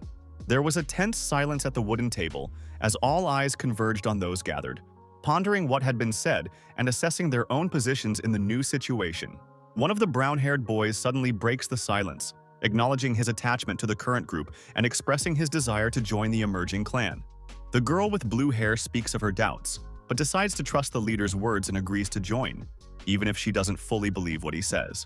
The protagonist, smiling with easy confidence, summarizes the conversation by confirming that their intentions are clear and unification is inevitable, and then expresses hope for successful cooperation in the future. The man remarks that he would like to continue the conversation leisurely, but there are more important matters requiring his attention right now. As he says goodbye, he looks at Hyun with a dose of concern, warning him to be careful and leaving some final words before leaving. Silence fills the room as the guests ascend the stairs, and the woman remains standing next to the table, watching their receding figures. She smiles and says, with a slight hint that they are alone now that everyone has left, setting the stage for further conversation. The man thoughtfully asks the interlocutor to change her address to him, explaining that the difference in tone is confusing and creates unnecessary tension in communication. Smiling calmly, he admits his habit of this style of conversation, saying it's just part of his character, which he finds hard to change. Thinking back to her meeting with Hyun, the woman notices how much the girl's gaze impressed her, causing her to genuinely respect and even touch her heart. The smile on her face changes slightly when she decides to cut to the chase and demands an explanation as to why the man was openly discussing such important matters in her presence. The man shares that he would like to get the opinion of one of the strongest in the region, as her perspective is especially important to his plan. She smiles indulgently, noting that if his intentions are not perfect, the result will be disastrous, and the other clans will only envy such success. The woman puts her hand on his shoulder encouragingly, summarizing that his idea might work if everything goes smoothly and without mistakes. She adds that she thought about hiring warriors and the possibility of creating something like this for the first time in a long time, leaning back slightly. The woman with purple strands, standing side by side with her interlocutor, grins with slight superiority, assuring him that the truthfulness of his words is obvious and lying is impossible for him. His gaze is focused and serious. As if trying to comprehend the accusation, he repeats what he has heard as something unexpected and foreign to his habits. She turns around, continuing to calmly say that the true purpose of talking to her is not her opinion, but the hidden intentions he hasn't directly revealed. Noticing his every gesture, she says that by observing the eyes of her interlocutor, she is able to read his thoughts, while wondering how a significant figure could occupy such an inconspicuous place. The innkeeper speaks with a slight chuckle, claiming that Hyun can't lie, and her words seem to claw at him despite his calm expression. The man's attentive gaze lingers on his interlocutor as if he doesn't understand what she's trying to say. But the silence betrays his doubt in her words. She continues, turning the topic of conversation around, indicating that she's not interested in an opinion, but the reason he brought it up specifically to her. The woman concludes that there is no ordinary emotion in the guy's eyes, just two impenetrable feelings, despite her attempts to touch him with words or behavior. His gaze freezes, piercing and empty, as if reflecting an infinite abyss in which any attempt to understand his thoughts or emotions disappears.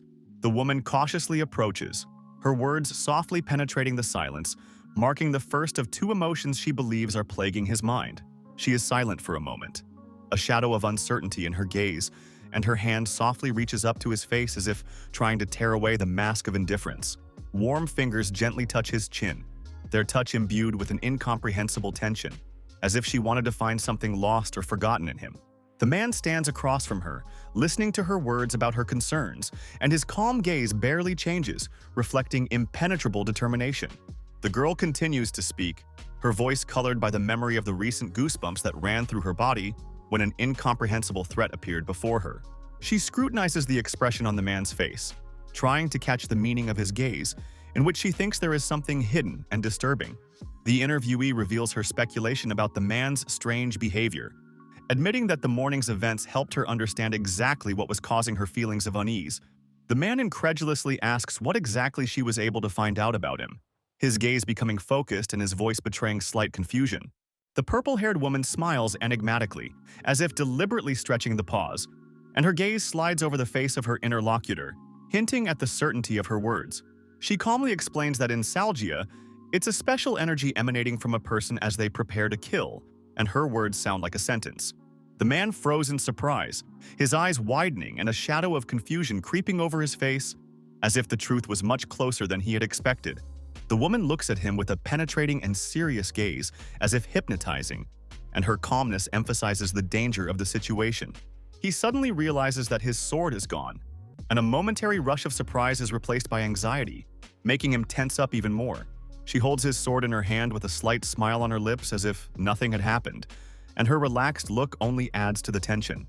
The guy wastes no time grabbing the sticks on the table, trying to compensate for the loss of his weapon, and in his movements you can read the readiness for the next step.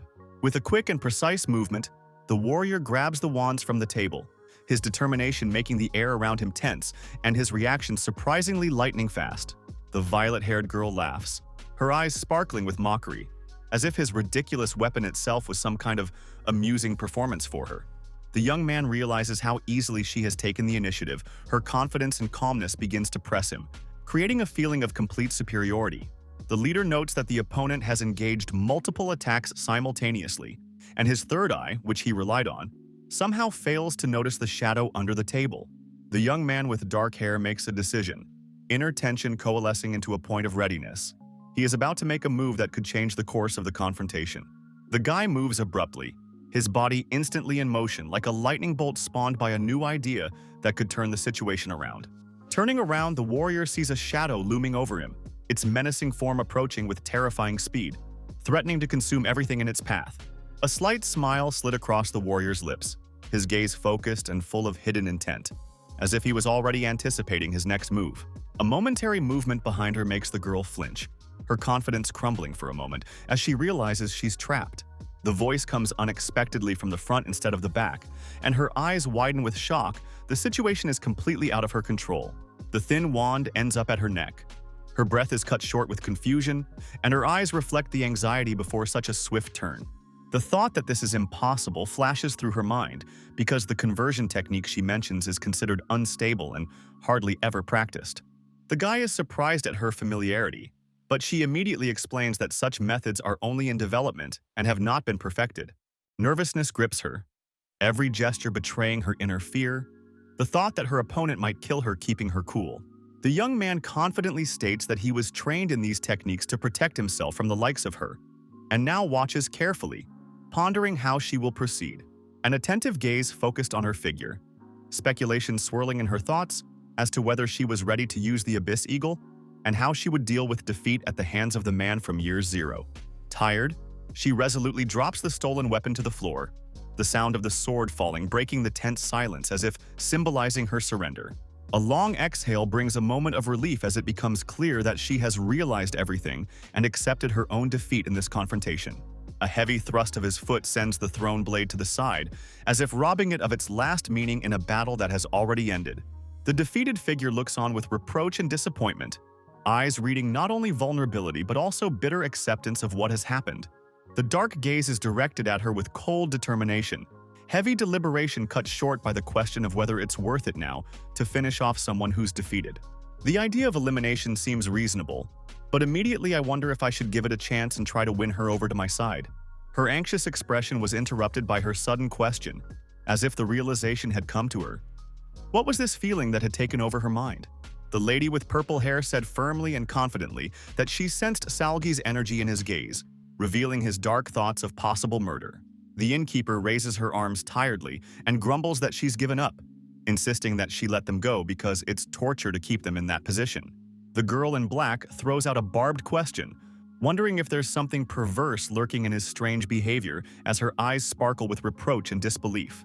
The dark-haired man calmly lets her hands drop, but there's a slight sneer in his voice, as if he's enjoying the ridiculousness of the situation. The lady with purple hair tiredly says that this day is a series of failures, and what is happening is exhausting her to the last drop of strength, as if everything is going wrong. She falls heavily onto the bed, rests her face against the pillow, and for a moment, it seems like the only way to hide from the turmoil of the day. The girl suddenly turns over, her gaze becoming piercing and serious, as if she has caught sight of something important and is now watching the man intently.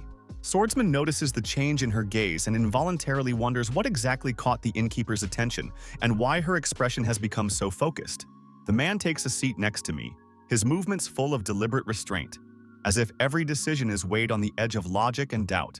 The girl with purple hair confidently states that her hunch has been confirmed, hinting at something obvious to her but confusing to her interlocutor. The innkeeper suddenly reaches out and barely touches the tip of his nose, her gesture strangely light and unaccustomedly close for such a tense moment. She utters with mock defiance that she has had time to realize his intentions, confidently pointing to his internal argument, the decision to kill her or let her live.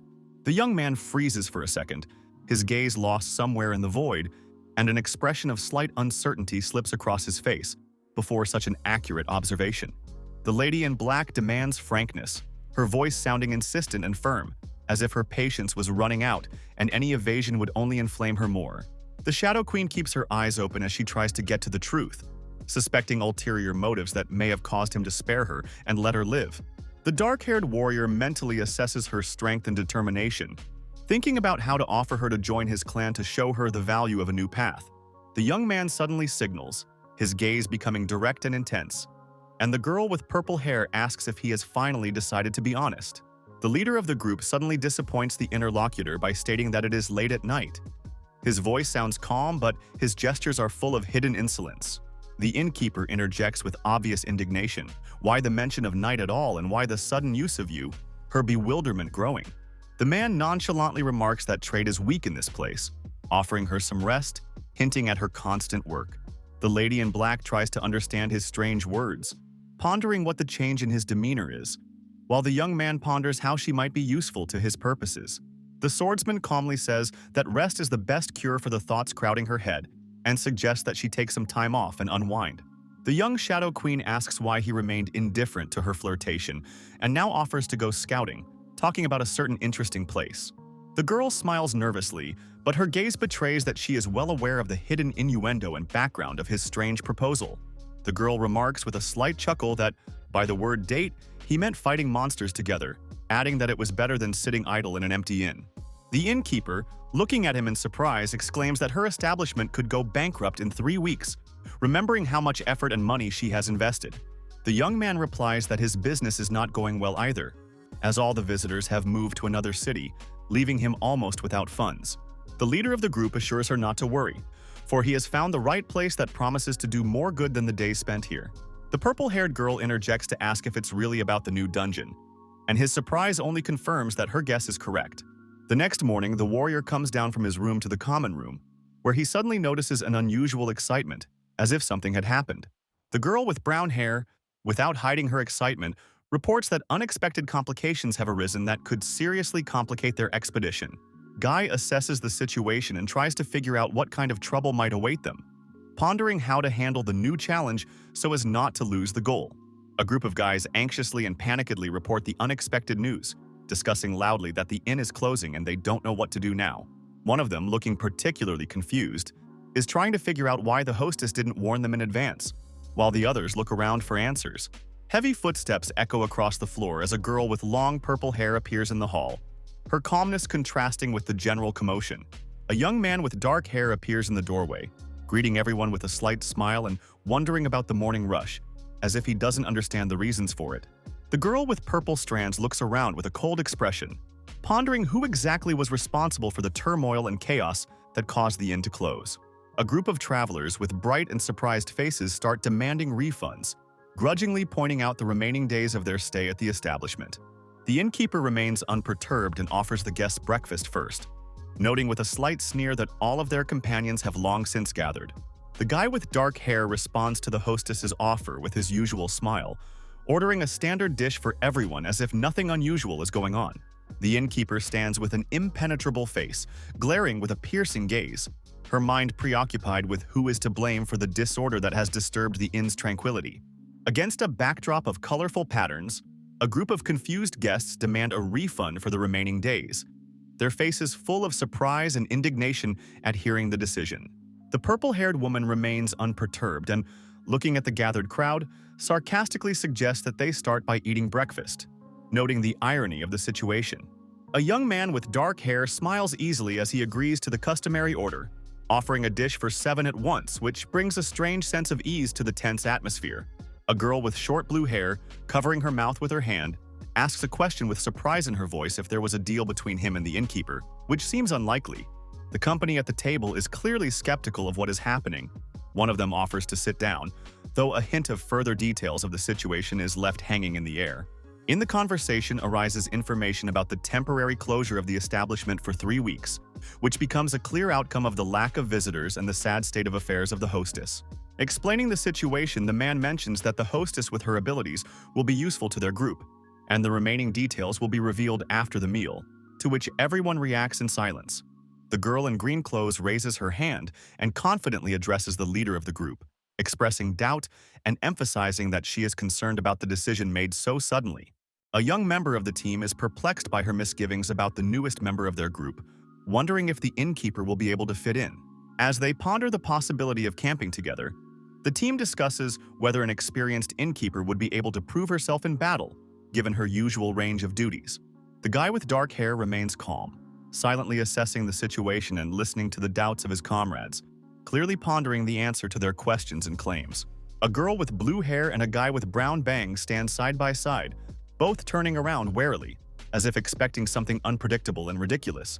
Questions with Vivian's name cause a tense silence to grow into incomprehension, while the muffled echo of thoughts in the room echoes with the lingering anticipation of an answer. A young man with dark hair coldly and confidently gives a task, this time limiting it to a time limit, provoking him to prove his strength and meet the challenge. The girl with the red strands and her companions look around in confusion, their bewildered looks clearly reflecting their growing bewilderment at yet another unexpected turn. Vivian, raising her hand with an anxious look, catches the looks of her comrades and hesitates as if trying to find the right answer to the question put to her. She shuffles awkwardly from foot to foot and declares her decision, expressing unexpected stubbornness and fear of the challenge ahead. The girl abruptly refuses, despairingly indignant and casting worried glances at the others, her face flaming with embarrassment and excitement. The three friends looked at each other, exchanging surprised glances, and their faces showed bewilderment and confusion at the innkeeper's unusual behavior. Bringing the food to the table, the girl with purple strands invites everyone to begin their meal, showing warm care for the group and keeping their spirits up after a challenging day. The golden-haired guy with the cheerful smile introduces himself, his voice sounding confident as he speaks of his experience and combat skills, with the two companions reacting to his words with a mixture of surprise and skepticism. A woman with long hair and a quiet smile introduces herself to a fifth-year member, her words about the Shadow Queen causing a mixture of admiration and awkwardness in the group. The conversation is interrupted by the comical reaction of one of the companions, who, upon hearing the announcement of the unusual nickname, cannot contain her laughter and accidentally spits the drink out on her friend. The red-haired girl, barely containing her laughter and covering her mouth with her hand, apologizes to her friend, who, judging by the look on her face, clearly didn't appreciate her awkward act. The purple-haired woman smiles with slight mystery, confident that her identity and reputation are known to those around her, especially the red-haired girl. The youngest of the group, wide-eyed and with a confused expression, nervously explains her surprise, remembering something important she heard at the academy. A memory flashes back to her of a class when the instructor, stopping in passing, mentioned something significant related to the woman in front of them. An-seol froze in suspense when the question was addressed to her, and a mysterious smile appeared on her face as if she already knew the answer. Yujin hides her gaze as she tries to gather her thoughts, but she recalls the legends of the outstanding female users in Ada Valley. Words about famous female warriors, including clan titles and their roles on the battlefield, evoke images of strong figures whose shadows seem majestic and formidable. Unju keeps her composure as she talks about the unrivaled skills of those who once exceeded expectations by breaking stereotypes about female weakness. Contrary to his calm appearance, his gaze tenaciously catches every movement of his interlocutor, and the tension around him seems almost physically palpable. She smiles with a touch of arrogance, as if answering a silent question, her voice sounding confident and smooth, as if deliberately emphasizing her superiority. The thought of a long-standing rivalry between powerful personalities gives a slight shiver, reminding us of the ongoing intrigue that stretches through time. A woman with purple strands and a proud posture is reticent to acknowledge her status, as if it's been a long time coming without further proof. Go Yong Ju continues talking without hiding her frankness, causing the guy sitting across from her to look away nervously and grit his teeth in embarrassment. A girl with short blue hair makes herself known in the room, her silent presence and pensive gaze creating an atmosphere of tension among the others. The blue-haired girl breaks the silence with a slight smile, inviting the others to introduce themselves as well, her friendly tone contrasting with her hidden aura of power. Vivian, sitting off to the side, finally decides to speak and briefly states her name and occupation, emphasizing her uniqueness with her magical class and few words. The violet-haired woman covers her mouth with her hand thoughtfully, as if evaluating the information she's heard, her eyes radiating interest and slight mockery. The girl in the green cloak makes notes in her notebook, saying phrases aloud to confirm her curiosity about words that mention the man's secret class. The man with black hair remains calm, mentioning his class and age, but hints that he's not ready to reveal all the information, teasing his interlocutor. A spoon dips into the thick soup, reflecting the tense silence at the table as the participants in the conversation insist on revealing the name of his unique class. The man, calmly holding the spoon in his hand, maintains a nonchalant look despite the insistence of his interlocutor, whose cheerful attitude clashes with his implicit caution. The woman with the bright purple strands observes her interlocutor with obvious slyness, leaving silent hints that she has no intention of giving up so easily. The man's eyes grow serious as he inwardly decides not to give out any more information, though his female opponent is already hinting at her intention to get to the bottom of this. She pretends to lose interest in the conversation, but the slight grin and smugness in her gestures make it clear that this is just a waiting game. Cold determination slips into the long-haired girl's voice as she gives a stern warning, making it clear that she will not tolerate the use of dangerous abilities on her companions. The somber background blends with the gravity of her words, describing the demonic nature of the ability that can enslave the mind and leave one defenseless against curses. The man's gaze remains impenetrable in response to her words, but his tone confirms a full understanding of the threat. And while he disapproves of the use of the ability, there is a slight tinge of mockery. Smiling lightly, the woman admits defeat in the verbal altercation and, changing her tone to a more practical one, decides to move on to discussing current plans, hinting at the upcoming preparation time. 3 young men listen to a proposal whereby a locked warehouse and the upper floors of the building will now be used for their training. The group discusses the terms of an agreement where they commit to setting and clearing the dinner table, which causes mild bewilderment for some of them. Hyun assesses the situation and realizes that the trust they've shown makes it impossible for them to make a claim, pondering a possible request for a new ally. The woman with purple strands smiles slyly, wondering about the length of preparation and assuming boredom will be an inevitable part of the wait. The man calmly suggests that the girl take one of the young guys to train, mentioning that it won't take too much effort from her. The redhead looks up in surprise, startled by the unexpected suggestion, and tries to understand the hidden meaning of what was said. The woman chuckles slightly, emphasizing her exclusivity and stating that her lessons should be paid for, hinting at her own worth. The man nonchalantly adds that it is necessary to see the trainee's progress first, and the question of payment can be discussed later. The smile on the girl's face turns sly and she accepts the offer, citing boredom and a desire to do something useful in the meantime. The protagonist is surprised by her agreement, noting that he did not expect such a decision, though he recalls her recent demands and his gesture of goodwill. The suspiciousness in the man's words causes surprise and slight confusion, making him wonder what exactly she means by her future student. The children watching look puzzled and a little wary, as if anticipating that their choice of mentor may affect their future trials. The red-haired girl stubbornly stares forward, her eyes burning with disbelief as she was recently promised that she would be taught by someone she really trusted. The purple-haired woman makes it clear with a cold smile that she is willing to take her training seriously, but leaves the choice up to the young student, confident in her stance. Her confidence throws her interlocutor off balance, and the redhead replies with an angry look, gritting her teeth but unable to object to such a straightforward suggestion. When the conversation is over, everyone present returns to their activities and the sunlight bursts through the green leaves. The purple-haired woman offers with a slight note of annoyance for someone to clean up the table, while the redhead quickly leaves the room without waiting for a response. The team leader, noticing the girl's hasty departure, calls out to her with the express intention of stopping her and bringing her back, but she continues to move away. His attempt is thwarted by a new contestant who abruptly grabs his arm, her confident gesture and look, making it clear that he should not interfere further. She calmly explains that there is no need to stop the girl, as everyone is allowed to decide for themselves what to do in such a situation. Continuing in a reserved but firm manner, she adds that she should realize her own mistake, and making decisions for her would be the wrong move. The woman points out that the leader shouldn't be distracted by such trivialities, because eventually the redhead herself realizes that she didn't do the wisest thing. The alchemist, who has been watching the conversation, approvingly agrees with the arguments, recognizing the new contestant's rightness in this matter. She notes that the leader too often patronizes the team, and the man confirms her words, noting that in the lab the redhead was already showing herself, and to miss the chance is her choice.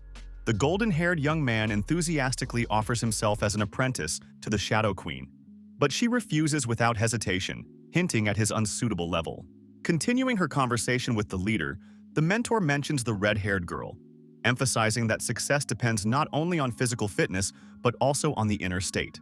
Preferring not to dwell on such trivialities, she suggests entrusting further training to his students so that each can handle their own tasks. The woman insists that the leader should focus on more important matters and leave learning issues to those who should handle them. Reflecting on her words, the leader wonders if he's gotten too soft lately and if his concern for the team is crossing all boundaries. As he continues to analyze his actions, he comes to the conclusion that he never had such thoughts and doubts before. He thought about the fact that maybe this wouldn't have happened before, but something had changed and it didn't give the man any peace. A sudden call makes him interrupt his thoughts. One of the girls attracts his attention and is obviously going to ask something important. She takes her time to clarify if she can ask one question, her serious tone and facial expression leaving no doubt about the importance of the topic. With a slight pause, she suddenly inquires what exactly the word married man with several children means, which the innkeeper called him, as if trying to clarify something for herself. A few days passed and the life of the group gradually got into a normal rhythm. Each of the participants started practicing their skills and accomplishing their tasks.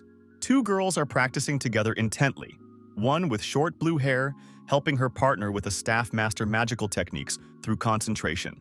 An alchemist and a talented mage work in pairs, concentrating on reading notes and discussing details to better understand the intricacies of the work and refine knowledge.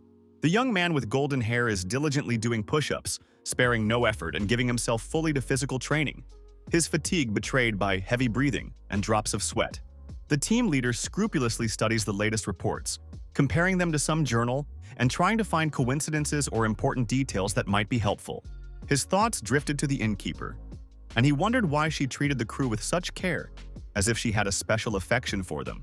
Reflection once again returns to the red-haired contestant who continues to cause doubt and anxiety due to her unyielding decisions and behavior. A sharp slam of the door interrupts the silence, causing everyone to involuntarily turn around to the source of the noise, which broke the calm and working atmosphere of the group. Hard thinking goes back to the idea that a certain person on the team, through their impulsiveness and actions, undermines trust and disrupts the balance of the team. Reflection drifts to the red-haired girl, and the thought comes to mind that her behavior may be the result of a deep-seated sense of inferiority. Thoughts develop further, and it becomes apparent that the past events in the lab, and more specifically her position in the rear during the battle, could only have exacerbated this feeling. A knock sounds at the door and a young man enters the room after permission, mentioning with a hint of displeasure how his ideas about penny-pinching techniques don't match the reality of training. The young man is perplexed as to why the emphasis is on defensive skills rather than attacking, and bluntly asks for a little help or explanation if the leader has time. The commander agrees to help and prepares to explain in detail what's involved, realizing how important it is to set an inexperienced fighter on the right path. Calmly and expansively, he talks about the search ability, explaining that it's what helps you assess your opponent and pick the most effective solution to attack or defend. The words make the young man look at training in a different way, and he comes to realize that the simplicity at first glance hides a lot of nuances that have yet to be understood. The conversation is interrupted when the young man suddenly decides to talk about the red-haired girl, stating that there is an important topic that needs to be talked about urgently. He admits that the girl has become aloof, tries to avoid socializing with others, and chases away those who try to approach or help her. At the end, the request sounds clear and confident. The leader needs to talk to her personally, set things straight strictly, and figure out what's really going on. The golden-haired young man apologizes and admits that he only meant to back up the Shadow Queen's words, which makes his actions now seem a bit ambiguous. The conversation continues to touch on the current situation, where they argue about the red-haired girl's behavior and how it affects the atmosphere in the team. The host decides to look into the situation and instructs her to tell the redhead to come in for a serious conversation to clear up her condition. The answer to the young man's hesitation is a firm instruction to wake up the girl and bring her to him, despite the unfortunate hour, because the solution to the problem cannot be delayed. A man's hand confidently grips the hilt of a strange sword that exudes a faint glow, and at that moment, demonic energy begins to awaken on the surface of the blade. The weapon, shrouded in bloody smoke, seemed to respond to the touch, exuding an ominous aura that filled the space with a sense of imminent danger. A determined gaze settles on the sword, accompanied by a cold warning to calm down before the situation gets out of hand. A figure with a grim expression utters a threat, warning that any show of aggression will result in the weapons being confiscated and sent for purification to prevent trouble. The golden-haired guy snaps out of his seat, not hiding his irritation and concern, barging in and demanding an explanation about the situation with the redhead. He tells us in a rage that he knocked on the door without getting an answer and stumbled into a sudden tantrum, barely getting inside. The confused team leader listens to the explanations of what happened, trying to understand what exactly could have caused this behavior in the girl and where it will all lead. Remembering what is happening, he silently analyzes the situation while the young warrior continues to resent his own helplessness in dealing with this conflict. One of the group members demonstrates the scratches he received, accusing the red-haired girl of aggression, violently resenting what happened and demanding to be proved right. The team leader scrutinizes the damage on his arm, remains calm, but his gaze remains focused and assessing the situation. The conversation shifts to the fugitive's location. Someone clarifies exactly where she's hiding, and then makes the decision to deal with her behavior herself, suggesting that the others return to training. A knock on the door is heard in the silence of the room, and from under the blanket comes a hoarse voice with obvious irritation, refusing any attempt at communication and demanding that she be left alone. An irritated voice interrupts the silence, and the blanket-wrapped figure jerkily confirms her unwillingness to listen to the visitor, demanding to be left alone. The intensity of emotions increases when insistent requests to stop talking sound louder and more aggressive, like a desperate desire to shut out reality. The threatening words are accompanied by the sound of heavy footsteps, emphasizing the tension in the room. where every gesture hints at readiness for an unpredictable outburst of rage. Finally, the red-haired girl's name is spoken in a firm but restrained tone, and silence hangs over the room for a moment, causing the blanket to shudder suspiciously. The man stands persistently beside the bed, trying hard to get a response from the girl, who is hiding under the covers, not wanting to see or hear him.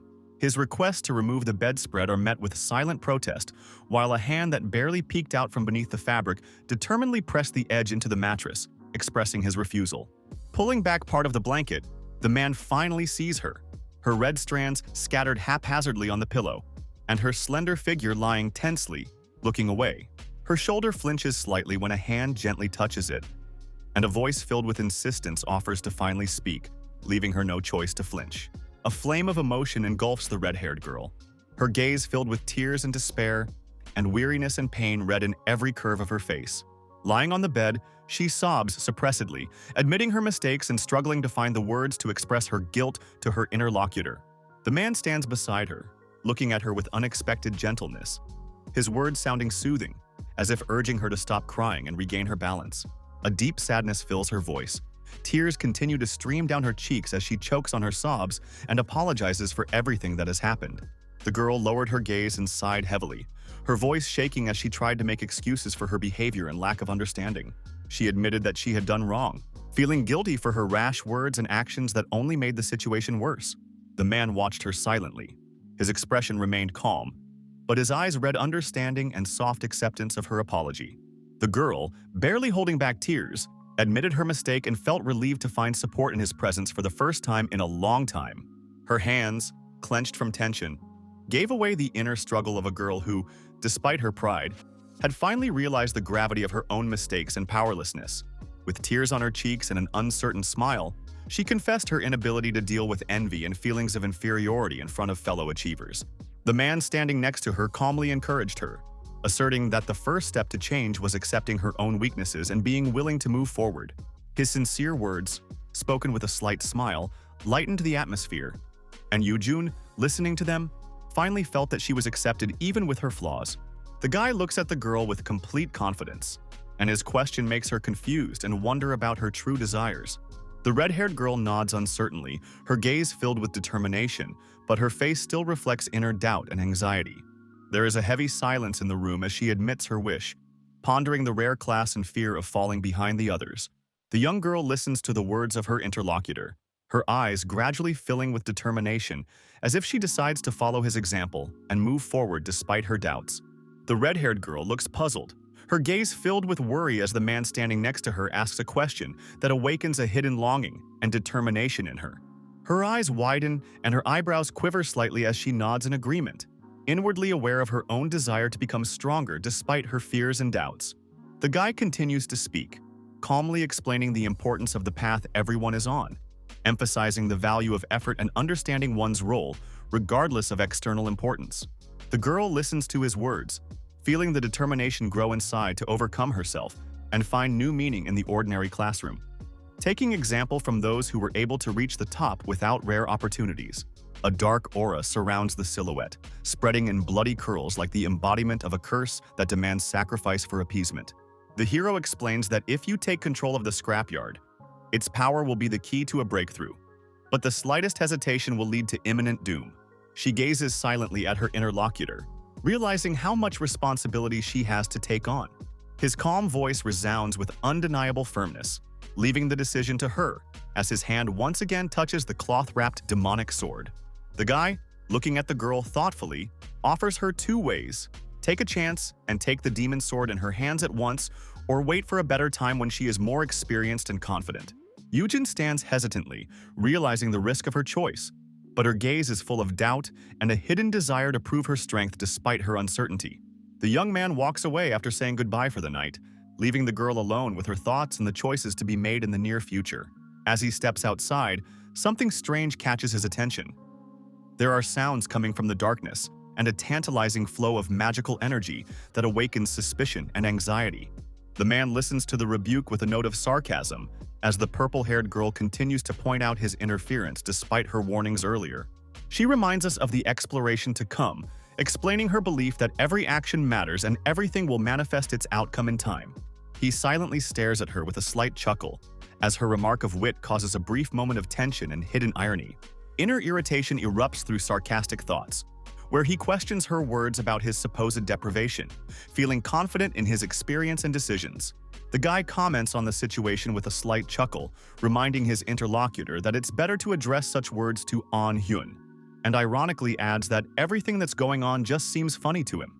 The girl with purple hair stops in confusion, her thoughts interrupted by bright, abstract shapes that emphasize the suddenness and absurdity of the moment.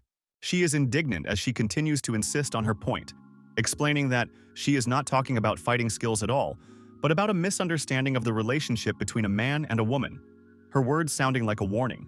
The girl asserts her cleverness and demands to stop worrying, but her reflections turn to doubts when she suddenly notices a hidden flaw in her interlocutor. The tall figure of the woman with purple strands suggests that the decision to accept the apprentice is up to the interlocutor, a slight challenge and confidence in her voice. The man opposite responds briefly, expressing his awareness and gratitude, his calmness contrasting with the tone of his interlocutor. The woman's smile takes on a sly note as she emphasizes her own merits, mentioning the shelter provided, the food, and even her personal involvement in the training. The words about tomorrow's teacher status make the man hesitate, his slightly raised eyebrow and half-open lips showing surprise and indecision. The girl smirks confidently as she remarks that her methods are old-fashioned, but it is they emphasize a sincerity that cannot be expressed otherwise. Her hand gently touches the face of her interlocutor, and his gaze, full of surprise and tension, as if trying to figure out her intentions. The young man pulls away abruptly, the displeasure and alarm on his face indicating that he does not wish to continue this game and is ready to stop it immediately. The atmosphere around him changes ominously, dark energy filling the space behind him, foreshadowing something dangerous and frightening. Hyun realizes that the unexpected moment was planned in advance, but his thoughts are interrupted by a decisive action that deprives him of the opportunity to retreat. Her long hair frames the scene as she moves closer to him, decisively shortening the distance and leaving no choice in this unequal game. His gaze clings to the features of the face in front of him, but within him, bewilderment mingles with the slight fear felt in the depths of his eyes. There is only a moment between them that stretches into infinity before a decisive move finally breaks the boundary of silent confrontation. The girl grinningly analyzes her recent success, voicing that she finally achieved her goal and was able to kiss him while he continues to reflect on what happened. The man was concentrating on recalling the events of the previous night, when the slightest movement seemed fatal, and the present attack had taken him by surprise because of its suddenness and cunning plan. He sighs heavily, emphasizing the absurdity of the situation and its careful calculation for the sake of one brief moment, while his interlocutor continues to watch his reaction curiously. The lady asks curiously why the man sighs heavily, as if there is something lurking in his thoughts that she cannot yet understand. The violet-haired girl's words come with a slight challenge, as if to imply that such a sudden kiss he didn't enjoy or was taken too seriously. Her intense gaze studies every feature of his face, trying to catch the slightest expression or emotion that might give away his thoughts. The man suddenly admits that he never imagined that fate would bring him together with the Queen of Shadows herself in such a context, marveling at what has happened. The dark-haired guy adds that he would never be able to pull off such complicated combinations, unlike her, as his hand slowly reaches for her head.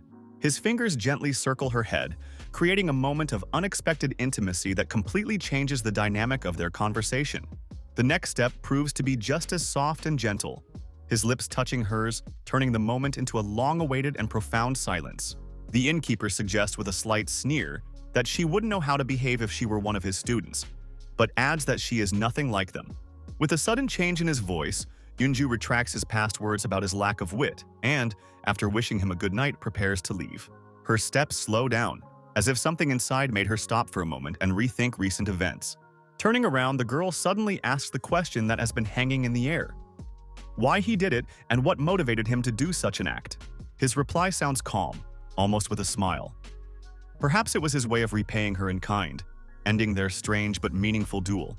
Perhaps the man was wondering what it was like to not just fall for the tricks of a mysterious woman, but to understand them. In the morning, the atmosphere in the inn was normal. Everyone was sitting around the table enjoying their breakfast, and wishes of a pleasant appetite were shared. Each of them admired the deliciously prepared dishes that looked incredibly appetizing and made them forget about everything else. Some couldn't believe how the hostess managed to prepare so much food so early in the morning, marveling at her skill and speed. She explained with a warm smile that it was all for their endurance, especially since they had a really big day ahead of them today.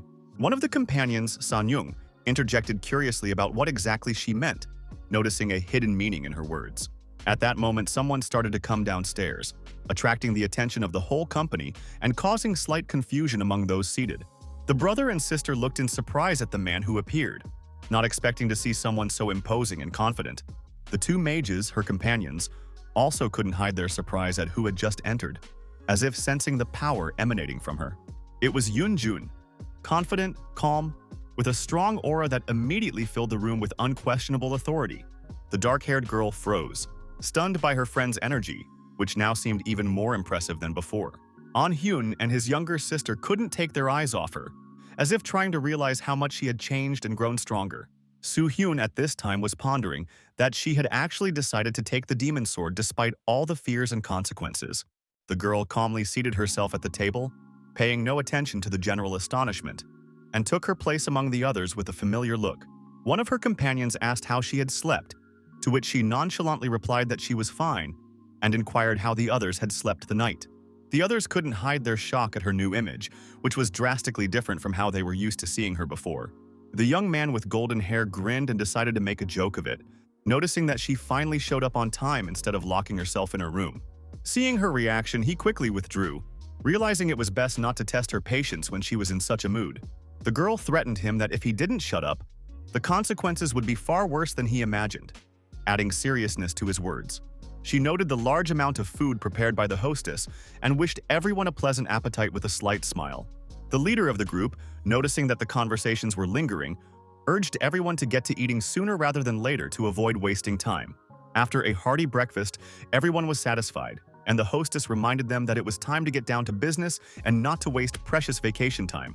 Saying she would clean up the table herself, the woman left the room, leaving the others to deal with their thoughts and plans for the day ahead. The red-haired girl looked at her hostess carefully, as if thinking about something important that she wanted to say, but did not dare to do so. The look was insistent and full of indecision, as if she was about to address the Shadow Queen with a question or a request. After a few moments, she suddenly apologized, got up from the table, and informed her older companion that she urgently needed to go somewhere. The girl headed after her hostess, leaving the others at the table surprised and slightly confused by her sudden decision. Those who remained began to wonder if she had finally decided to train under such a formidable mentor.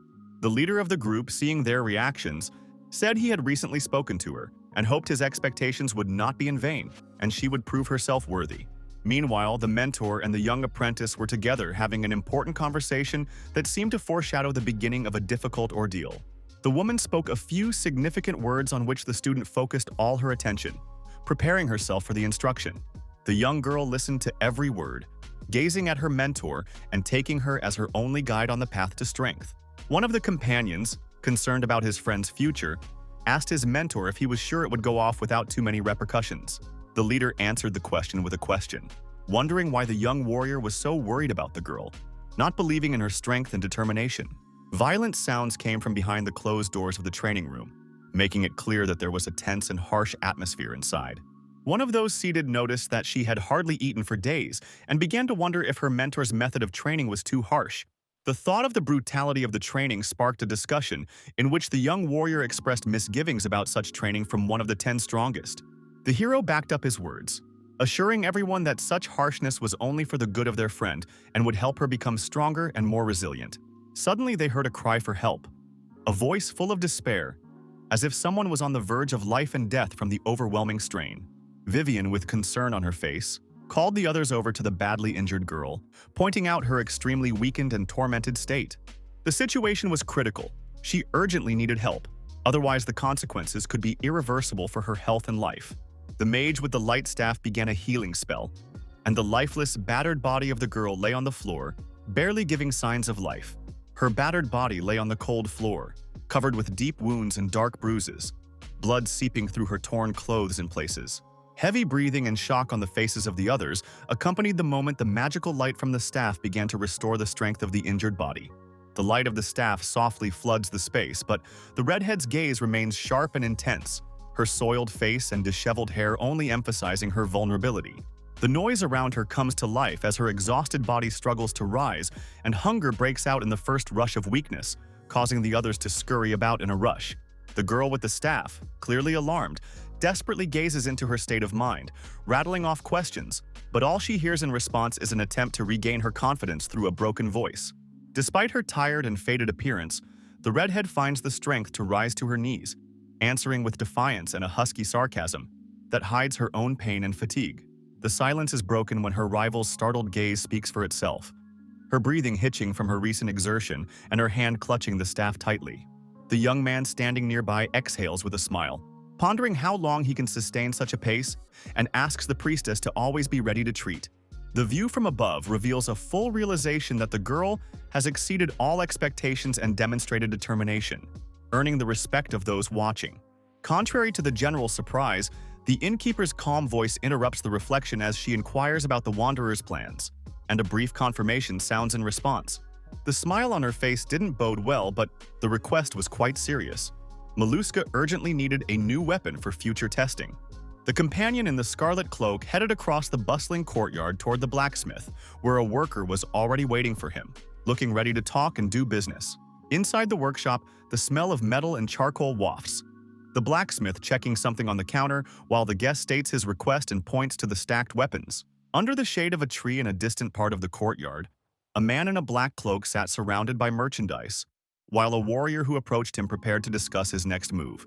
With a slightly raised hand, the figure holds out a heavy bag containing the new outfit, carefully emphasizing the importance of the contents and addressing the red-haired girl.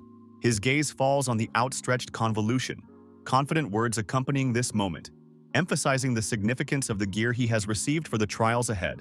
The redhead silently takes in the details of her new outfit, her tired and battered face remaining serious, but a smoldering determination flashes in her golden eyes.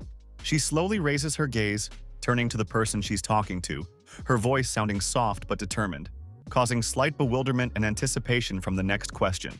The red-haired girl's face looks tired and lost as she asks with slight hesitation for the opportunity to be in the arms of her conversation partner.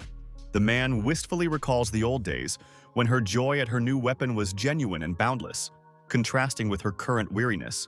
Warm palms reach out to her in support, wordlessly inviting her to come closer, as if reassuring her of the safety and trust between them. The girl hides her head on his chest, and his strong arms encircle her fragile figure, enveloping her with warmth and temporarily erasing all the heaviness she has endured. Walking away down the stairs, the red-haired girl clutches the gear she had received, her gaze reading a firm intention to do her best to continue growing. The golden-haired youth mockingly teases his companion, suggesting envy at his friend's success, to which the latter indifferently waves it off, emphasizing his unique abilities. Thoughts of a new outfit do not give rest to the leader, who sees it as the last opportunity for the girl to prove herself and avoid exclusion from the group. A few days pass, the morning sun softly illuminates the town, and a hand with a mug of hot drink freezes over the table, as if anticipating the beginning of a new challenge. In the morning silence, the guy quietly unfolded the report, his gaze lingering on the lines describing the Golden Lion clan's active actions and the involvement of their allies. Holding the paper in his hand, he noted that the allied groups showed no hesitation, and there was a suspicion that they knew of the event in advance. A lone cloaked figure stood against the cold light, radiating an underlying threat, and the hero's thoughts returned to the vagrants and their reaction. Setting the document aside, he thought thoughtfully about how the clan planned to use Han Buell, realizing that any interference in his fate would only cause more complications. The dark silhouette of the girl, shrouded in a gloomy atmosphere, utters words full of doubt, her strained voice as if trying to break through the cold barrier of distrust. A man sitting at a table with a cup in his hands is reading a document, but his attention is distracted by a shadow of rising thoughts, causing him to stop for a moment. His hand carelessly drops the paper on the table, as if to emphasize the futility of further thought while he resolutely concludes the obvious for himself. The girl with fiery hair stands confidently and proudly, her bright eyes sparkling with smugness and her wide smile conveying genuine pleasure at being recognized for her achievements. Lee Yu-jun scrutinizes the new gear, feeling confidence begin to fill her heart despite the hardships and doubts she has experienced. One of the band members hesitantly comments on her appearance, trying to maintain the easy atmosphere, but his words sounded a little embarrassed and awkward. Noticing the mixed reactions, she smiles with a note of pride and gratitude, feeling that even a little praise can give her strength for new challenges. The protagonist remains pensive, trying to comprehend what is happening and find the right words to support the girl, but instead prefers to silently watch her smile. An Seol smiles, confidently answering the question about the whereabouts of the others, and seems content, fully trusting their preparation and appearance at the right time. Yoo-jun, taking off her outerwear, grumbles about it being too hot indoors, but her collectedness and confidence emphasize her updated scores and recent progress. Hyun, slightly embarrassed, averts his gaze and holds back a smile as he ponders his increased characteristics and hidden abilities gained through special training. Hyun watches with a slight smirk, mentally analyzing the progress of his allies and marveling at the speed of the red-haired girl's progress beyond his expectations. While Hyun learns the information about the redhead's new skill, the girl with short blue hair looks up in surprise, her look changing to one of alarm. The young man with reddish hair remains calm, but his gaze betrays an underlying anxiety, as if he had already foreseen the development of these events with the Golden Lion clan. At the wooden table where everyone is gathered, the atmosphere becomes tense as the group leader continues to share strategic information about future plans. The silence is broken by a brief expression of surprise and wariness, as the new information elicits an instant reaction from everyone present. The empty space of silence presses down on the three standing there while their gazes are filled with confusion and incomprehension of what is happening around them. The ghostly light of the city hides the events that are coming, hinting at an impending large-scale conflict that will bring unrest even to the outlying areas. The village is buried in greenery and tranquility, but this delicate balance is about to be disturbed, forcing you to put plans aside and concentrate on exploration. His voice sounds tense and confident as he announces a new player in the enemy camp, ready to turn the outcome of future battles. The four stood in silence, realizing that their shared experience had connected them to someone important. But memories of that person's identity escaped their consciousness. The girl with the fiery red hair frowned and thought for a moment, trying to remember if they had actually encountered this mysterious man before. The man in the white shirt suggested they think hard, hinting that the list of acquaintances from their level wasn't that long, though his own guesses seemed uncertain. Realization flashed in one of the girl's eyes, her confident voice breaking the silence, causing the others to turn to her with question and slight surprise. The red-haired girl scrutinizes the details, and after putting her thoughts together, she concludes that Kim Han-byul, who has been talked about so much, is indeed standing in front of them. The blue-haired warrior, clad in a strict uniform, holds a glowing artifact that radiates power and determination, emphasizing her strength and new status. Reflecting on the past leads participants to discuss key moments, when exactly a girl was given a new class, and at what point she joined the Golden Lion clan. Misunderstanding and slight resentment are evident in the redhead's words as she realizes that despite all the time they've spent together, she hasn't noticed such an important change. The golden-haired boy says the words with a tinge of disappointment, recalling the time when they had acted together since their initiation and were now perplexed as to why nothing had been said to them. Then he sinks into his thoughts, admitting that he tried to find out more about her, but the facts he discovered only worsened his perception, making the situation even more uncertain.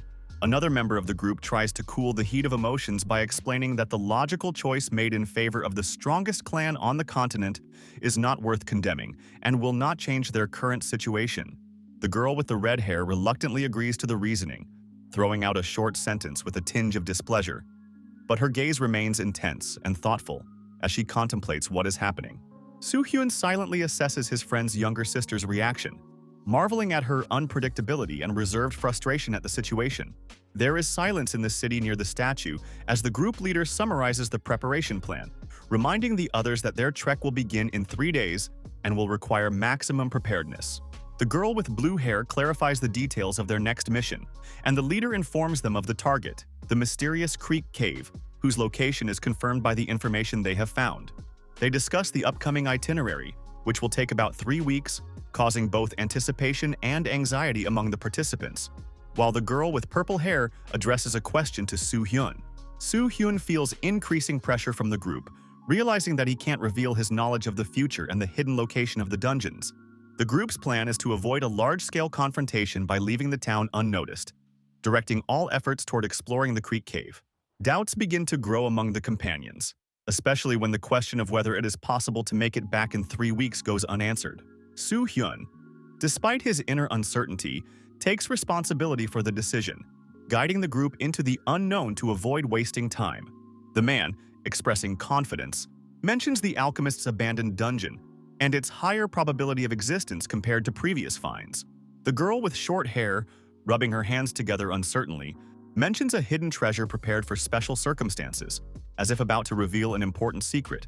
The woman with purple curls raises her eyebrows in surprise and interjects about the treasure in disbelief, clearly doubting its significance or existence. The three listeners look puzzled and look at each other, as if trying to make sense of what they've heard. And then the guy with the golden hair confirms that they found the lab thanks to the youngest member. The young priestess, striding confidently forward, leads the others through the dense thickets, as if sensing an invisible thread leading to a hidden place, and her determination is admirable. The inn, surrounded by a deserted square, looms in the spotlight as the man discreetly warns the others of the possible consequences of their failure and the need to rest before the long journey.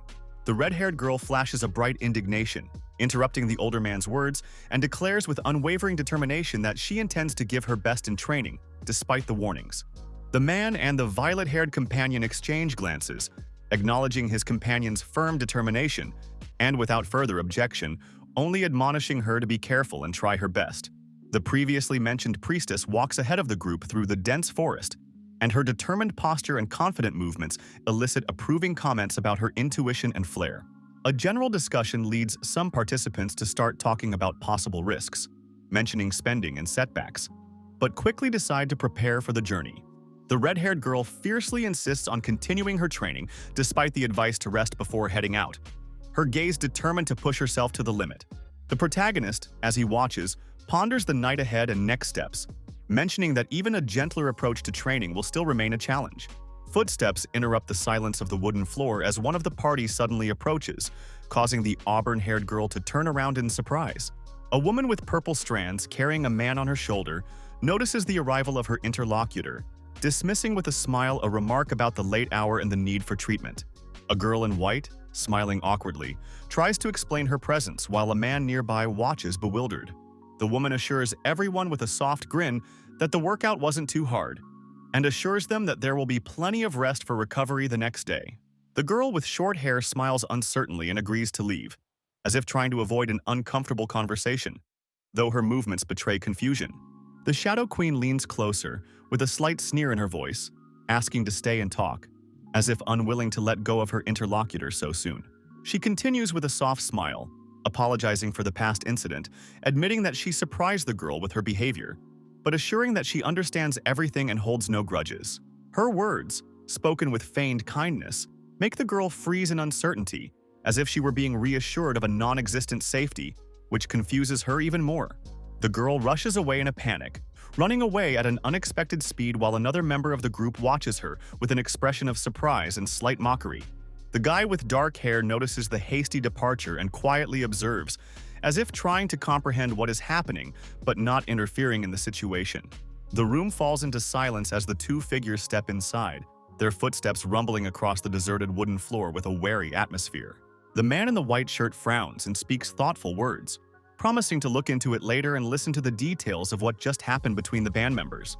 A guy in a red raincoat squints against the light and enjoys the clear morning, noting for himself the pleasant weather and the unexpected feeling of vigor after yesterday. He slowly raises his gaze to the sky, where the bright sun illuminates the village square and a light breeze brings the fresh smell of grass and wood from the nearby forest. His thoughts are filled with wonder at how rare quiet moments can give a sense of simple happiness, making him forget the worries and difficulties ahead. A slight smile flickers across his face as he stands motionless, as if immersed in his thoughts, not noticing his surroundings or what is happening around him. The blue-haired girl greets Hyun, pointing out the lovely weather, which is perfect for further travel and new discoveries. Sprawling landscapes spread out beyond the village, where mills and verdant hills fill the eye with tranquility, disturbed only by thoughts of the dangers ahead. The white-hooded girl smiles, and her companion pulls herself up briskly, as if shedding the remnants of sleep and preparing for the long journey with the others. Hyun looks at his team with a slight smile, noting how they've changed since they first met, having already crossed the invisible line of rookies. One of the warriors swings his spear confidently, demonstrating the strength and accuracy of his strike, but his carelessness is clearly displeasing to his red-haired companion. Taking advantage of the momentary respite, the other three members of the group finalize their preparations, cheerfully reporting that they have tidied up the room and are ready to travel. The team leader announces a brief briefing before the hike begins, emphasizing the importance of cohesion and clear roles in their extended team. One of the golden-haired fighters assumes a confident pose and learns from the leader about his responsibility as the group's primary shield. The commander averts his gaze to An Seol, reminding her that her role as a priestess is important to maintain a center where she can better assist her allies at a critical moment. He points to Vivian, Young Ha Young, and Shin Sang Young, saying that their job is to surround the center with a triangle and cover Seol from possible attacks from different directions. The fighter then shifts her gaze to Go Yong Ju, emphasizing that she is tasked with protecting the center and watching over the safety of the entire group. Her strength and experience unquestionable. The leader of the caravan interrupts, noticing the raised hand, and, frowning his eyebrows, realizes that someone on the team is trying to draw his attention to something important that needs immediate discussion. The red-haired girl raises her hand with a confident expression, asking for the opportunity to act freely. Her gaze imbued with determination and readiness for any challenge. Hyun looks at her in surprise, his eyes narrowing in incomprehension as he ponders what she said, and silence hangs in the air between them. After a pause, the commander agrees on the condition that all of the redhead's actions are pre-approved by him, and his tone remains strictly businesslike. She is enthusiastically excited, shining with determination, and promising to give her best while the others prepare for the upcoming trek. Hyun's gaze reads tiredness and boredom as he notices the locals furtively watching their group, whispering quietly amongst themselves. His thoughts are interrupted by the reasoning that most people here are inexperienced users with limited skills who still have a lot to learn. The memory suddenly transports him back to a time when every morning he watched with envy the better-equipped fighters who set out on campaigns with confidence and determination. Now he was facing his own squad, united, strong, and ready to go on, inspiring a sense of inevitability of the journey ahead. Hyun watches his companions with a slight chuckle, feeling proud of their progress and the skill they have gained through their combined efforts. The excitement and anticipation of the first major trek overflows into the hearts of the team, making their eyes glow with determination and readiness for any challenge. Improved skills, reliable equipment, and confidence unite this group, which now looks like a cohesive and unwavering squad.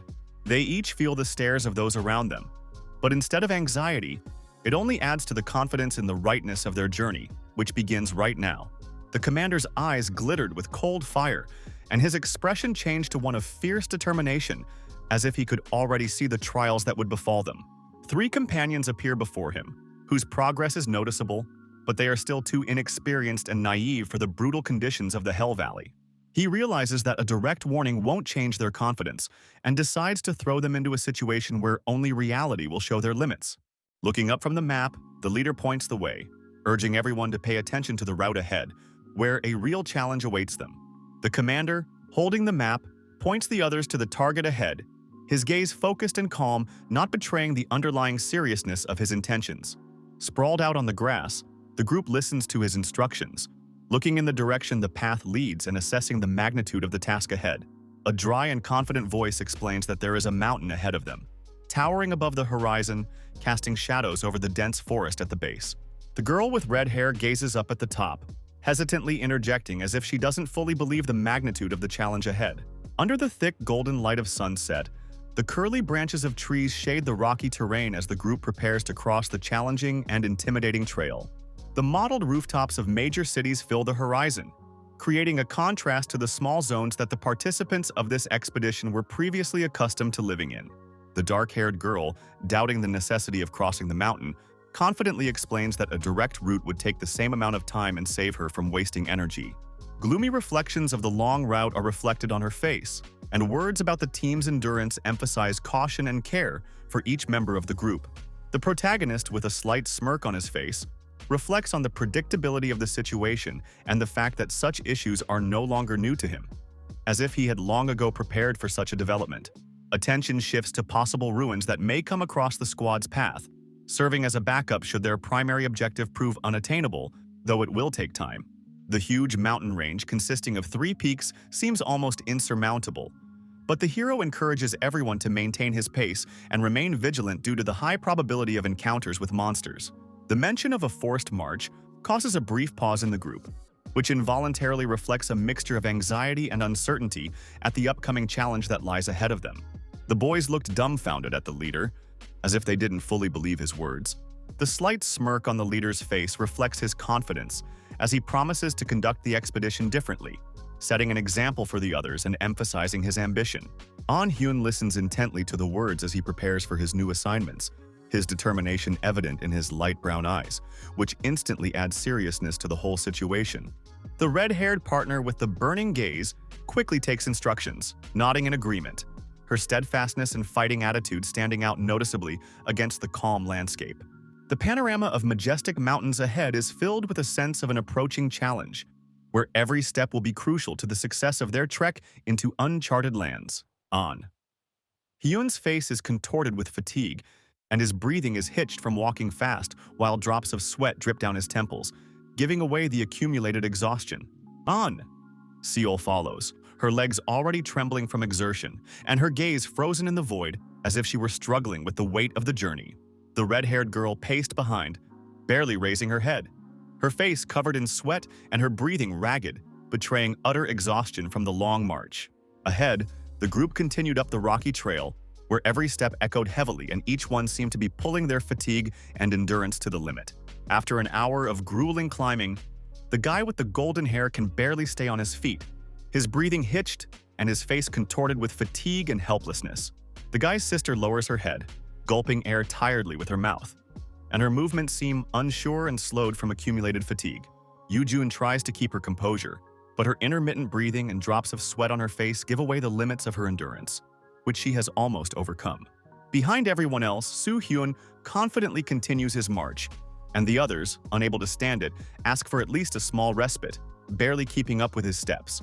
Soo-hyun, keeping his cool, walks forward while his companions try their best to keep up, struggling to maintain a fast pace. The purple-haired girl catches up with him and addresses him in a disgruntled tone, pointing out the exhausting speed, but her argument finds no understanding from the leader of the group. Behind them, the three mages, including the girl with short blue hair, continue to move with a steady stride, their calmness standing out against the general fatigue of the rest of the participants. Soo-hyun's words about being able to endure such hardships sound stern, and his back hidden by the scarlet cloak seems to emphasize the huge difference between him and the others. The girl with purple strands covered her mouth with her hand and smilingly rebuked the leader for his strict approach, recalling his past defense of the team in other situations.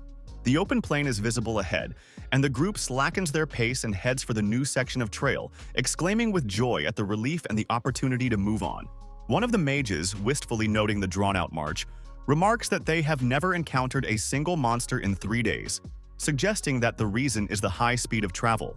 A visualization of the strategic approach shows how the squad deliberately avoids encounters with creatures along the way, using detour routes to reach the objective as quickly as possible. In the shadows of the trees, two voices sound a slight note of weariness as they discuss the unexpected luck of the caravan and the tranquility of their journey, almost mocking the silence. Monkey-like monsters with thick fur and fierce red eyes suddenly burst out of the depths of the forest, their movements swift and threatening. The team is instantly on alert, acting on the leader's instructions, their footsteps echoing with a rhythmic stomping on the ground in anticipation of the fight. Yoo-jun confidently rushes forward with a wide smile on her face, her actions free and easy, as if she was enjoying the battle without hiding her sincere enthusiasm. The group makes steady progress along the trail when an alarming rumble comes from deep within the forest from behind the dense thickets ahead, hinting at an impending threat. The leader's gaze becomes somber and focused as he assesses the situation around him, deciding to test the abilities of his companions who are already preparing for battle. The others are alert, their movements becoming crisp and fine-tuned. Everyone keeps their weapons at the ready, and confidence is felt in every step despite the growing tension. Huge, hairy creatures burst from behind the trees with wild growls, their scarlet eyes glinting in the darkness and their sharp claws threatening to tear everything in their path, forcing the companions to brace themselves and join the fight. The huge ape rushes forward with a wild roar, its burning eyes and bared fangs making it look truly terrifying, as if a primordial beast has awakened in it. The next instant, there is the crunch of impact, and the primate's body rolls to the ground, leaving a trail of purple splatter behind it as its roaring voice fades into the silence of the forest. The figure in the red cloak remains calm and still, his gaze sliding over the remaining monkeys, who are ready to descend upon the squad with renewed fury. The violet-haired woman smirks, twirling her dagger carelessly in her hand, as if what's happening doesn't bother her in the slightest, but only increases the excitement. The two monkeys rushed forward with fury, their red eyes glinting in the semi-darkness of the forest and their mouths emitting a piercing roar that filled the space around them.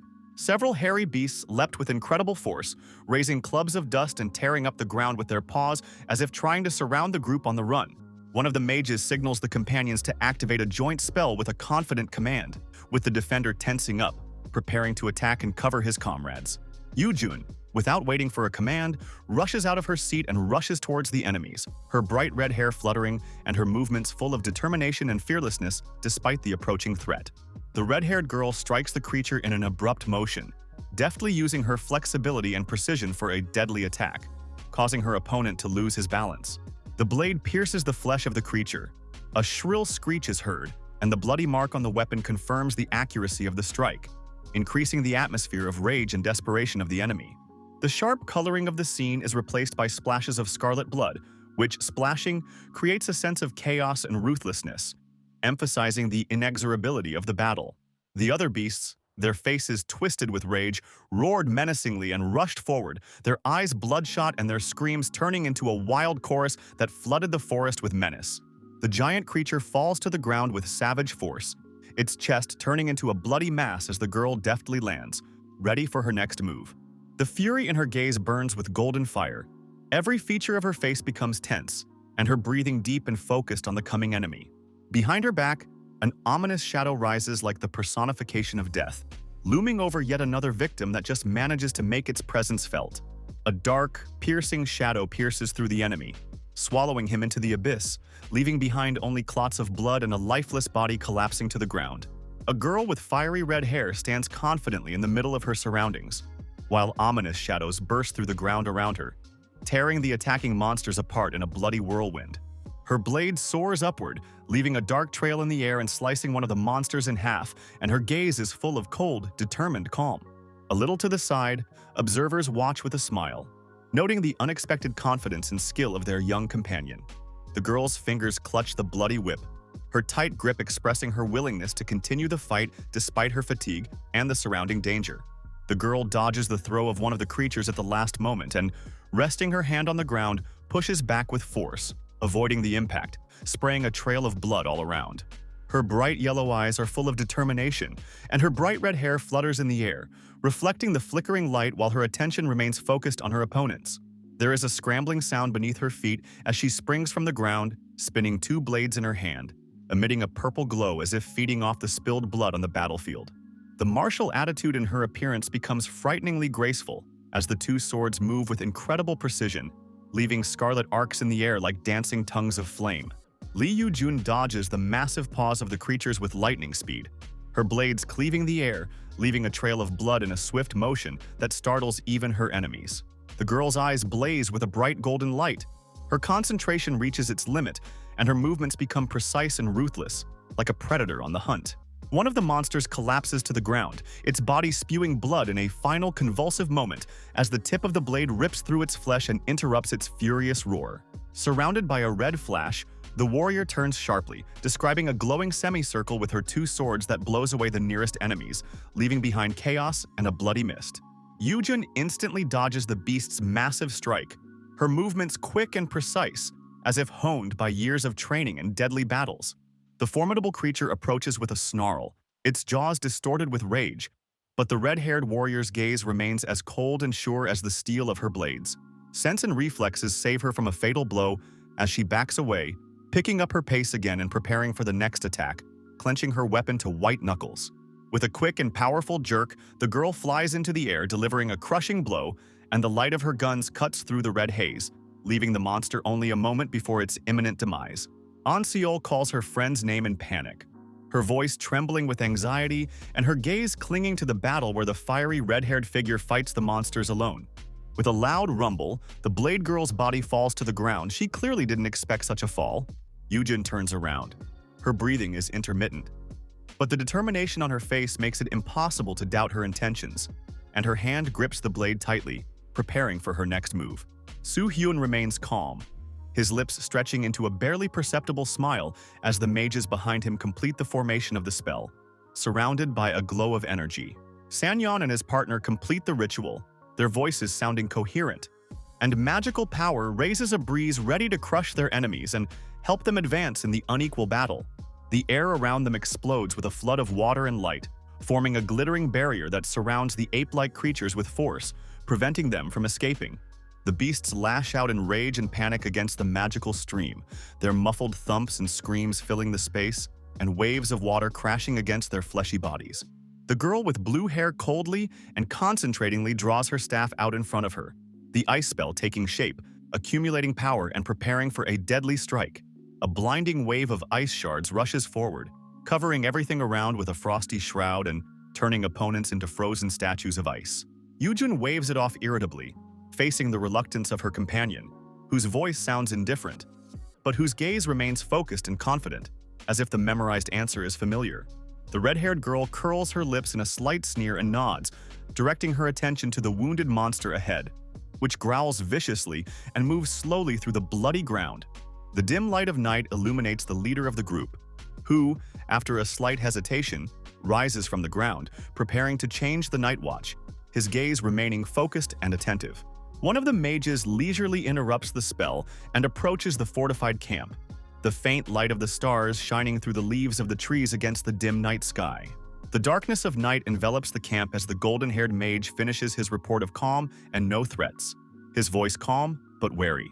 The leader of the group nods silently, adjusting his cloak tiredly before handing over the watch and heading confidently towards his resting place under the starry sky. The guard's footsteps slowly dissolve into the night, leaving behind the faint crunch of grass, and his figure blends into the thick shadow of the trees around him. Moonlight breaks through the branches, illuminating the pensive face of the protector, who stops and scrutinizes the darkness of the forest, preparing for any surprise. A black sky with a scarlet horizon heralds the beginning of a new day, and the silence all around is broken only by the occasional rustle, a testament to the safety of the area. The group leader stares intently at the map, mentally noting the distance traveled and marveling at the fast pace of their progress along the trail. Reflections on the unnatural ease of the current journey are questionable, causing him to wonder about possible traps ahead and the reasons for this anomaly. His gaze involuntarily stops on the hand clenched into a fist as he begins to discern the big picture of what's going on, anticipating something ominous. Under the purple sunset, the hero examines the horizon with concentration, making sure there are no monsters, and feels an unsettling calm overtake his thoughts. He continues on his way, noting in his mind that the distance traveled exceeds expectations, and reflects on the unaccustomedly fast pace of their march through dangerous lands. His inner turmoil intensifies when he notices that everything is going too smoothly, as if fate has decided to give him a temporary respite before a new challenge. Gathering his thoughts, he looks up confidently, deciding that through careful preparation he will be able to overcome any troubles that come his way. The black, unwieldy blocks are cracked by lightning bolts, which pierce the ground with frightening force and explode in glowing arcs between the stones. A creature with scarlet paws and a multitude of emerald eyes appears, amid bright flashes. It growls shrilly as if preparing to attack at the command of an unseen leader. The sky is colored in bright orange and purple hues, heralding the imminent dawn, which for a moment turns the surrounding landscape into a fiery picture. An exhausted group of warriors halt after a long battle, their figures trembling with fatigue, and each look as if silently thankful for a brief respite in the harsh mountains. Warmed by the orange sunset, Hyun's silhouette gazes pensively into the distance, pondering the unexpected difficulties of the journey and the frequency of encounters with monsters in the mountains. The rays of the setting sun color the grass a golden hue as he evaluates his options: camp here or speed up to walk a little farther before nightfall. Turning around at the call, Hyun notices the warm but insistent gaze of the one who caught his attention, waiting for his reaction to something important. A girl with long purple hair and a soft smile stands next to him, keeping a close eye on his mood, her confident demeanor contrasting with the general tension. One of the team members reports that they have traveled most of the way, pensively looking at the map against the backdrop of a scarlet sunset casting the sky in bright hues. A slight perplexity hangs in the air as one of the red-haired companions ponders the news, subtly shaking his head and raising his gaze thoughtfully. A tall girl with dark long strands, not hiding a sly intention, approaches her companion in a red cloak and says something important, lowering her voice. The guy turns around with slight surprise and incomprehension in his eyes, clearly not expecting such a move, but showing no apparent concern in response to her hint. Her gaze remained cold and mocking, as if the words about the tale were not a joke, but a shrewd hint at the companions' excessive affection for their leader. The boy's face froze for a moment, and his dark eyes reflected a mixture of tension and fatigue as he tried to comprehend what had been said and keep control of his emotions. The man still caught her words without looking away from the map, but his expression remained indifferent, as if the news of the pursuit was something expected and unimportant.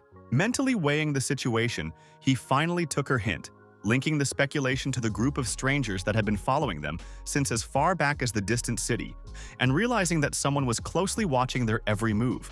The smile on Go Yong Ju's face didn't bode well.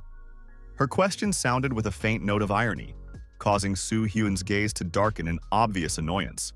The boy looked at his companion silently, his eyes narrowed as if trying to calculate his next move and understand the meaning of her words.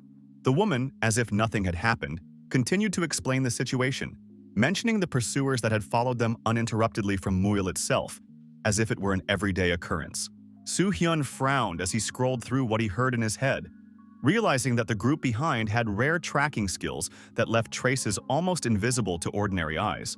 Go Yong Ju confidently recalls her ability, mentioning with a slight chuckle that the shadows she's attached give her absolute control over the situation from the beginning of the trek.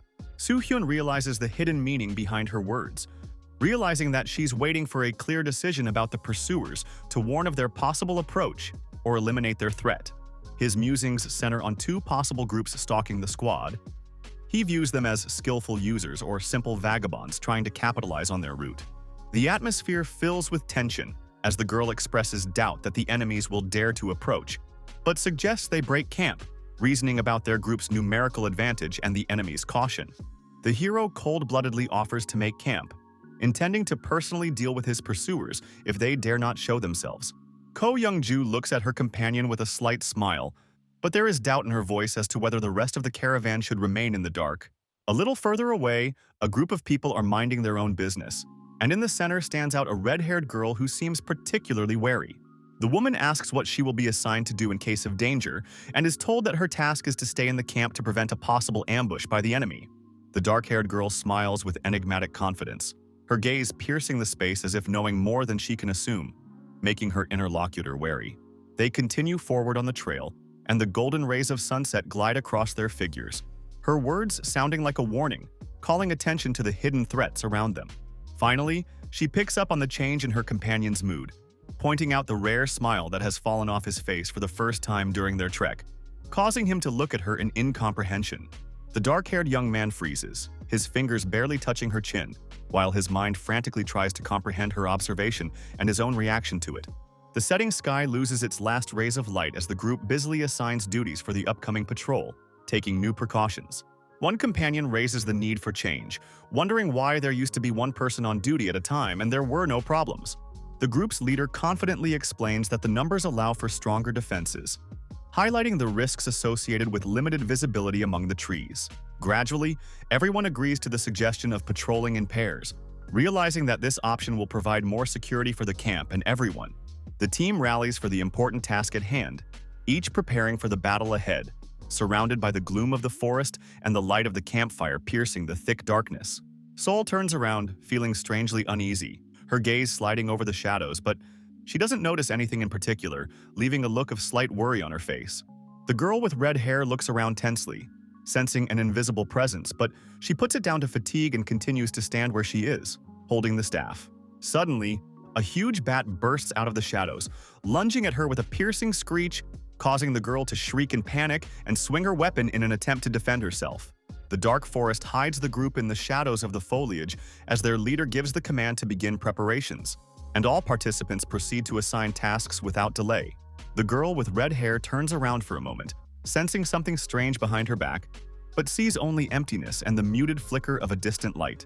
A heightened sense of unease never leaves her, forcing her to peer into the dark bushes, where a barely perceptible noise seems to her something sinister and unkind. The sudden sweep of giant wings overhead and the shadow falling from the sky startle her, and she instinctively raises her weapon, shrieking in surprise. Pondering the possible presence of pursuers, the dark-haired man figures out their reaction if he moved too far from camp and left the group unprotected. Leaving the parking lot, Hyun heads into the dark depths of the forest, cautiously checking every step and remaining vigilant in this unsettling silence. The forest path stretches without end. Every rustle of leaves causes a slight tension, but the traveler continues to move forward, listening carefully to his surroundings. Doubts do not give rest. The swordsman is not sure whether they are following him, but a premonition makes him keep up the pace and check the neighborhood with a glance. Surprised by the silence and lack of response to his maneuvers, the dark-haired guy begins to think about pretending, as if he's accidentally lost, to call his opponent to the surface. Realizing he doesn't need any additional abilities or detectors, the seasoned warrior deliberately decides to play along, waiting for the enemy to finally reveal himself. An unexpected noise from the bushes interrupts his thoughts, and suddenly a giant bat bursts out of the shadows, rushing towards him. The sudden change of scenery makes him wary, his muscles tense and his gaze fixed on the flying creature, preparing for an imminent collision. The creature proves to be too fast, and it swiftly approaches, flying straight at him, leaving him only a moment to react and defend himself. The bat swoops so close that it claws him, causing him to become indignant, and he breaks down into swearing, cursing the unexpected attack. Wasting no time, the man in the red cloak swings his weapon, attempting to finish off the annoying creature and demonstrate his strength in one motion. The blow goes wasted as the mouse deftly dodges, leaving him confused and fueling his growing irritation at the failure. The thought of someone controlling and watching this creature makes him even more wary, expecting a real opponent to appear. The unpleasant realization that he has clearly been underestimated by playing such a cheap trick causes anger, because he is not who he may have been thought to be.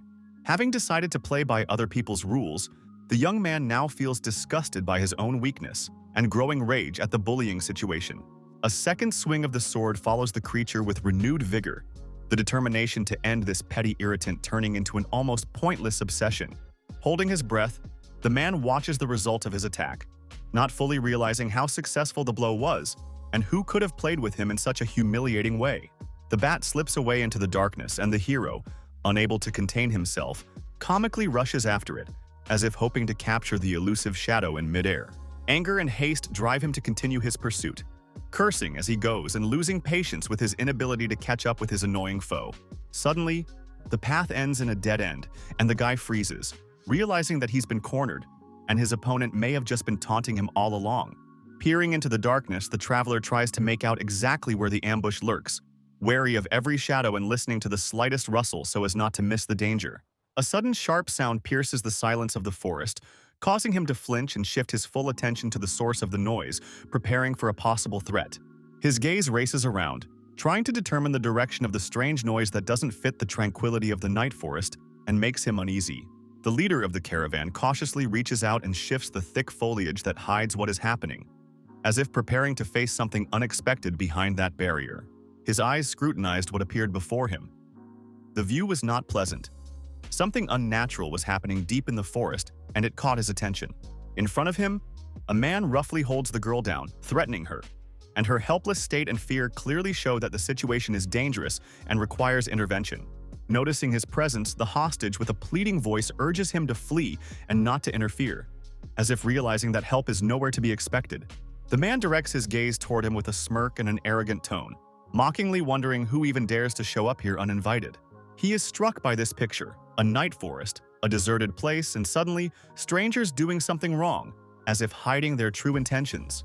Turning on his third eye, he quickly assesses the strength of his opponents and realizes that the players in front of him are ordinary players who don't stand out and are clearly not worth his time. The annoyed bandit examines him, glaring defiantly, demanding an answer as to how long he had been watching them and what he needed here. Without losing his composure, he replies briefly that he has only recently appeared here, and asks what exactly is going on in this place at this late hour. One of the men, distinguished by his green hair, intervenes in the conversation, trying to calm his companion and coaxing him to lower his weapon. The girl, despite her fear and position, breaks down into a scream, warning her accidental rescuer that the vagrant's minions are around. Her words are interrupted by a rough tug and a shout, after which the aggressor abuses her, clearly not intending to tolerate her stubbornness. Looking at the brutality of what is happening, he finally decides that he no longer intends to stand by, and his patience comes to an end. Grabbing his sword, he takes a fighting stance, intent on eliminating the threat, leaving these bandits no chance to continue their violence. The enemy, noticing his determination, hastens to declare that a fight was not in their plans at all, and they had no intention of engaging. His words cause bewilderment. Where did this man get information about his comrades? The answer is that enough is known about them. He insists on an explanation and demands to know how they know details about the caravan and their movements through the forest.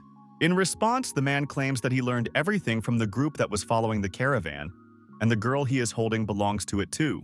Surprise ran through him. Was their caravan really under surveillance, and had their actions been under control all this time?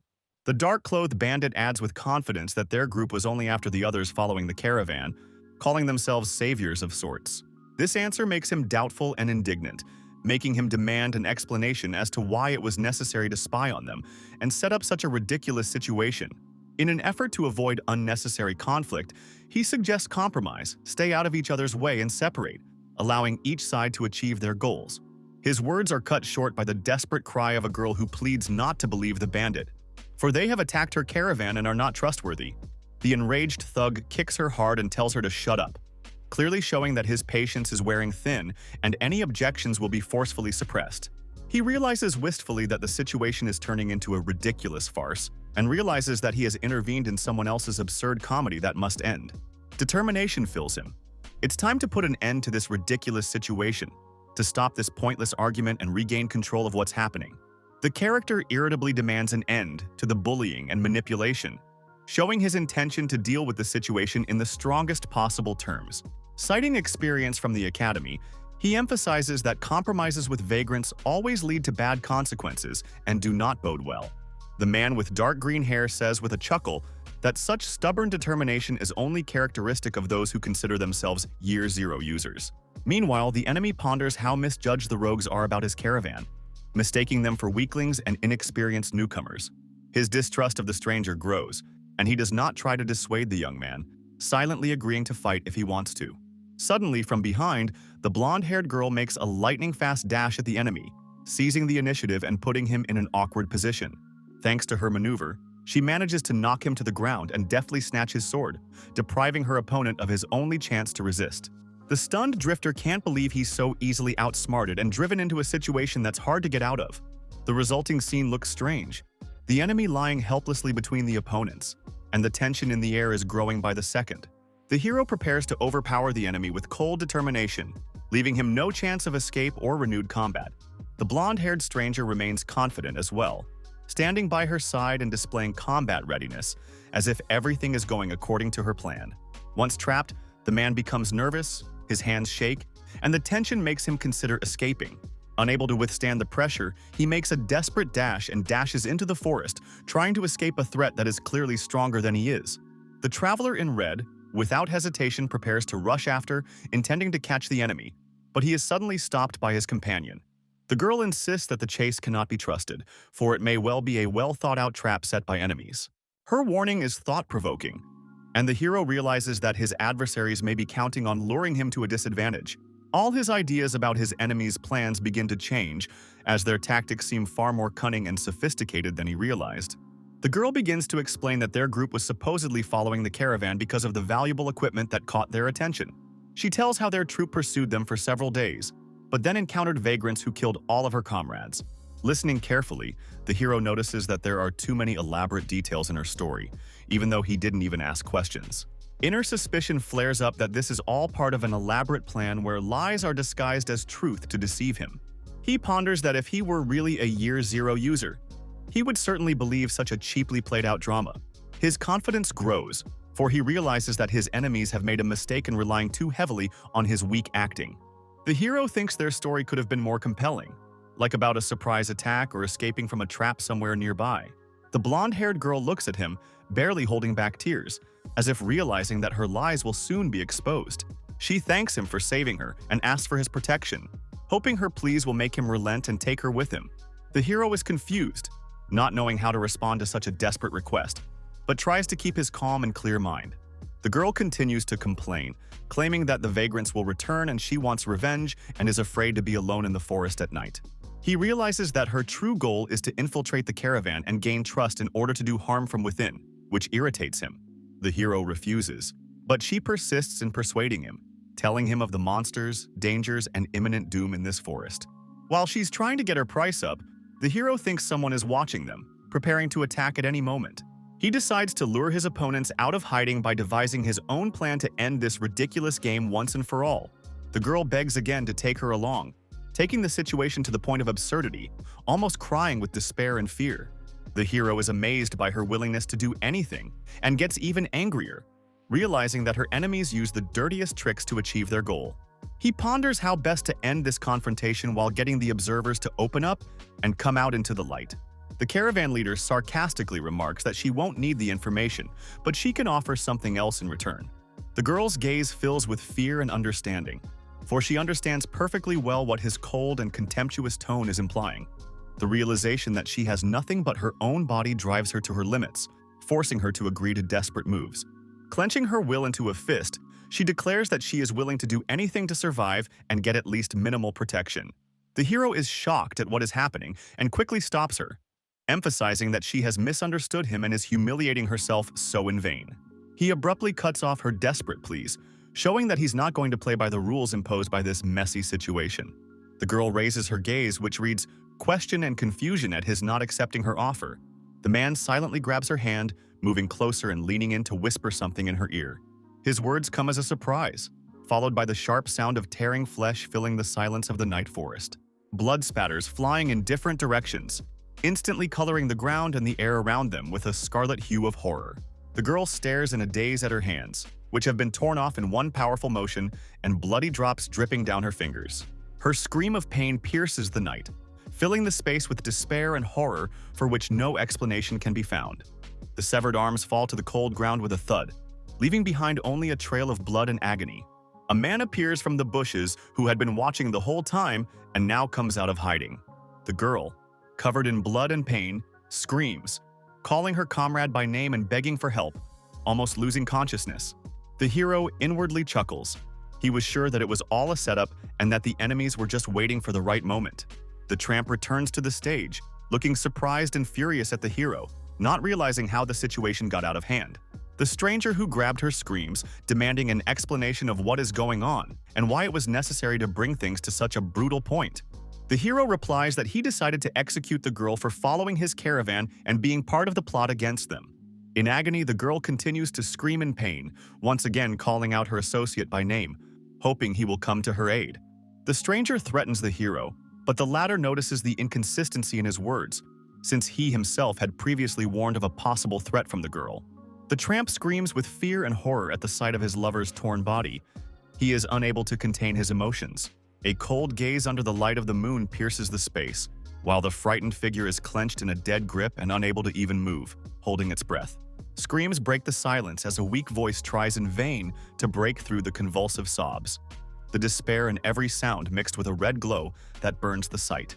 Fright stiffens the observer, his eyes fixed on what is happening, his heart skipping a beat as a familiar name bursts from his lips, escalating the tension and misunderstanding.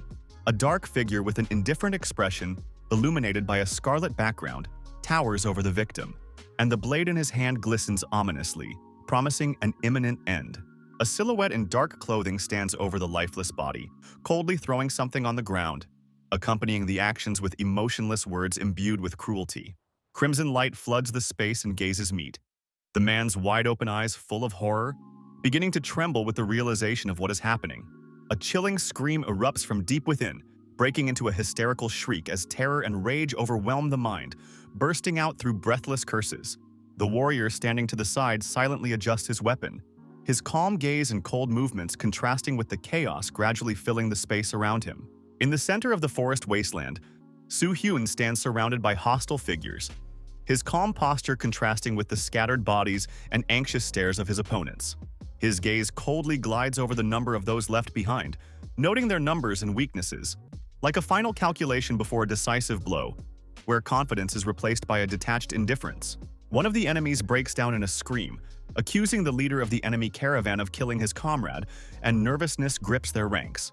Under the mask of a smile, one of the opponents inspires false confidence in his men, urging them to judiciously decide the lad's fate while the anticipation of an imminent clash thickens around them.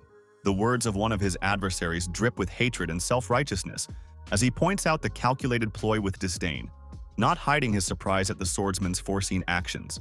Hostile faces curve in annoyance and cruel intentions as they discuss how to deal with him and his companions, giving away their bloodthirsty plans and causing oppressive tension. The leader of the enemy group is overly smug, promising to capture his opponent, but his confidence is more like a false challenge, coming across as silent and indifferent. Breaking down into a furious scream, one of the fighters loses his temper in a display of personal hatred, which only emphasizes the growing tension and his willingness to act at any cost. One of the opponents tries to calm his enraged comrade, his voice sounding cold and calculating as he proposes an agonizing plan of revenge that reeks of brutality. His words are laced with the enjoyment of future torture, where each of the young man's friends must witness the atrocities, turning their desperation into a weapon to suppress their wills. Muffled approval of the plan makes an icy dread weave into the atmosphere, and the calm face of one of the enemies only adds to the contrast with the bloody intentions they are discussing. The dark silhouette of the body against the cold landscape symbolizes the inevitability of retribution, and the grim promise of retribution turns the situation into a foreshadowing of a cruel reckoning. Two men, smiling and with disdainful ease, divide their future victims between them, confident of their victory and relishing the grim prospect of their prey. Hyun silently observes their disgusting statements, noting the absurdity of the situation and how their thoughts reflect the lowliness and smugness of weak people. His gaze stops on a figure standing a little further away when his attention is drawn to a silent archer, whose cautious stance and hidden strength betray her experience and danger. Realizing the need to keep her under surveillance, he assesses the situation with cold clarity, noting that the outward calmness hides a potential threat to their group.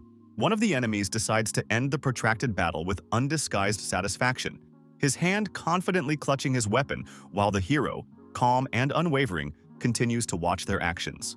With a smirk and arrogance, the mercenary leader mocks his opponent's confidence, his words filled with menace and self-assurance that lacks the strength to back it up.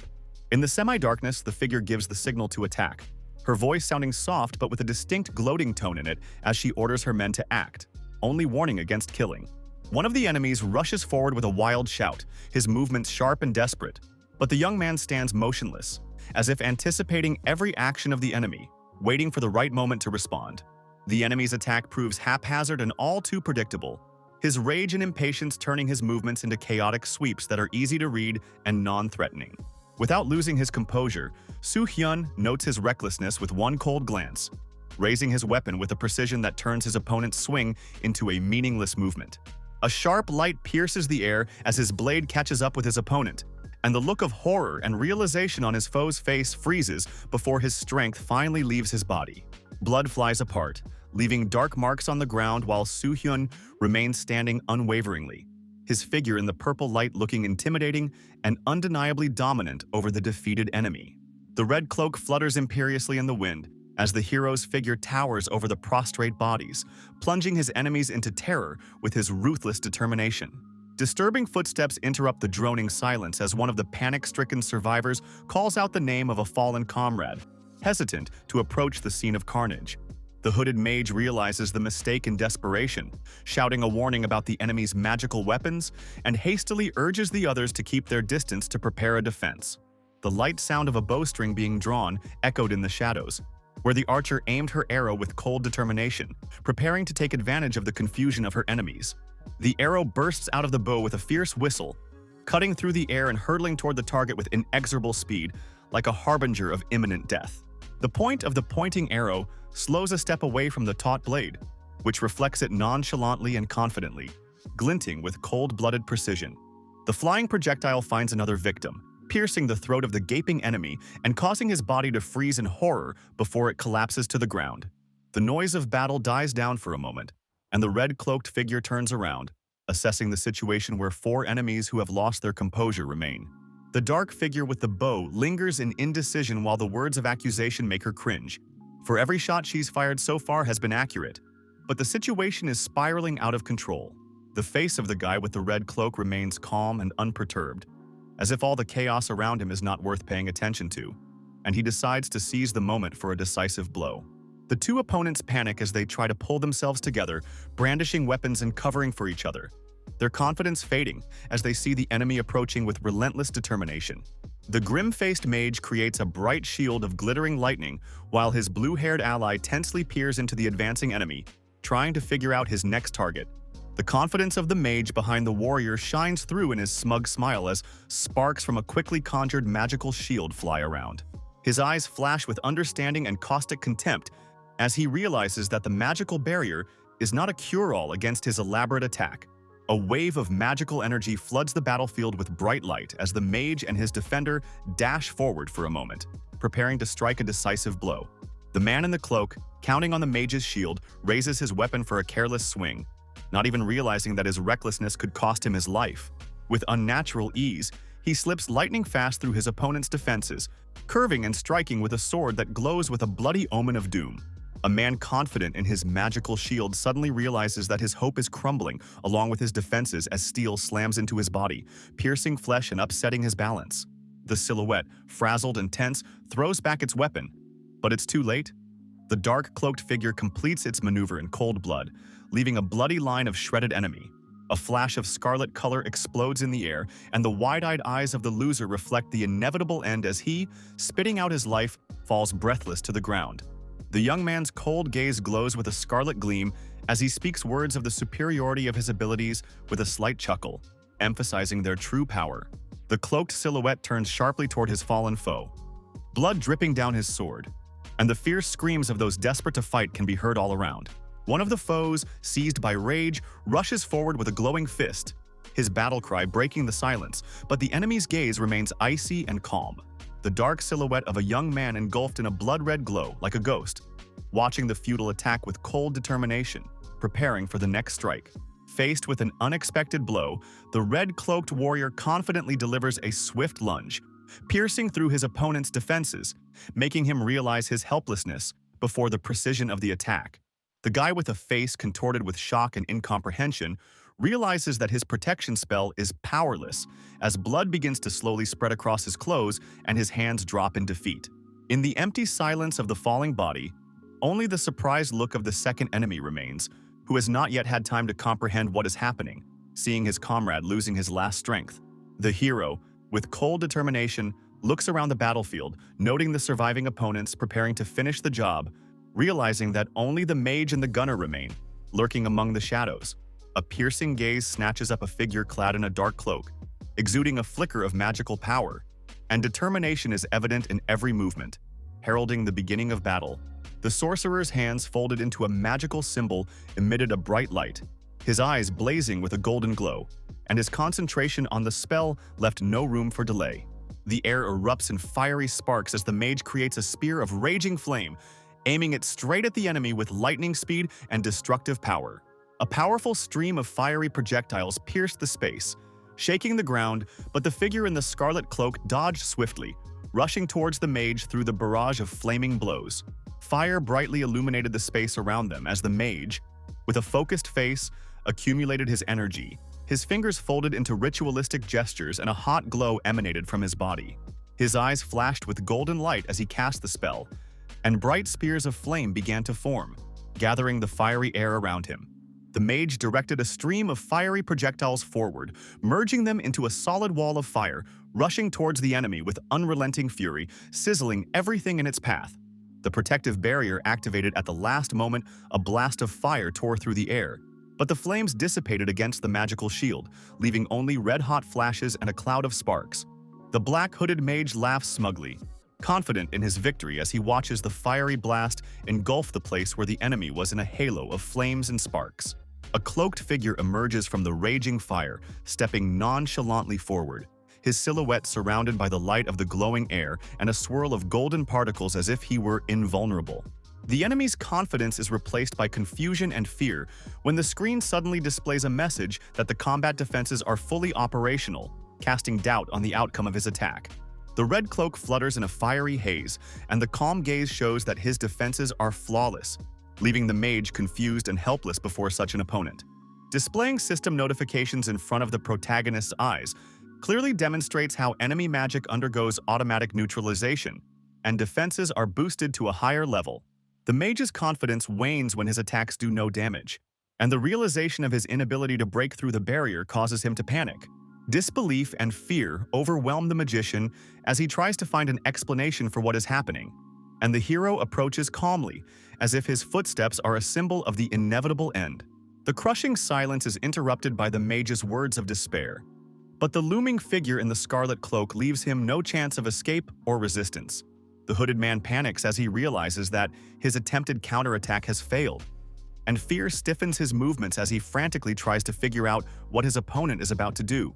The red-gloved hand clutched the hilt of the sword with cold determination, the metal blade releasing from its sheath with a whoosh, heralding the imminent blow. Blood splatters to the ground and a loud scream pierces the air as the wounded enemy screams in horrified pain, unable to take his eyes off his own bloody hand. The red-cloaked opponent remains calm and firm, and his cold arguments that he has invested a lot in his students pierces the man in black. The enemy's desperate cries tore the air, his body engulfed in purple flashes of pain as he collapsed to the ground, leaving scarlet marks on the grass. The enemy's face contorted with fear and the realization of his mistake. He begs incoherently for mercy as the figure in the red cloak approaches silently and resolutely. The warrior's gaze pierced through, and his opponent froze in horror, silent for half a word, as if the power of his words had evaporated before the inevitable punishment. Another enemy with bow in hand watches from afar, his breath hitching and his indecision intertwined with fear of the enemy standing in the midst of shadows and blood. The protagonist watches the archer carefully, noticing the youthful insecurity in her voice, and marvels that such a young girl could become part of a band of vagabonds. He remains coldly calm and warns her of the futility of resistance, with a hint that her bow won't help her against him, suggesting she surrender. In response to his words, the archer concentrates. Her gaze hardens, and magical sparks begin to swirl around, as if signaling a pending shot. She quickly draws the bowstring, enveloped in a bright golden glow, and her resolve turns into a powerful charge of magical energy, ready to snap off the bow and strike the target. The boy watches in amazement as she accumulated mana at one point, which clearly requires incredible concentration and skill for such a young fighter. Her breathing slows, her gaze becoming cold and focused as she prepares to apply her technique, imbuing each movement with confidence. A powerful arrow of destruction bursts from the bow, bright golden bursts of magical energy flooding everything around, creating a dazzling glow on the battlefield. His hand twitches in response, and with unexpected speed he makes a swift sword thrust as if anticipating her attack. The swing of the sword is accompanied by the activation of its defense ability, and a subtle magical barrier is created around it for a moment. The sword blade slices the arrow perfectly in half, negating its destructive potential and leaving behind only bright golden flashes.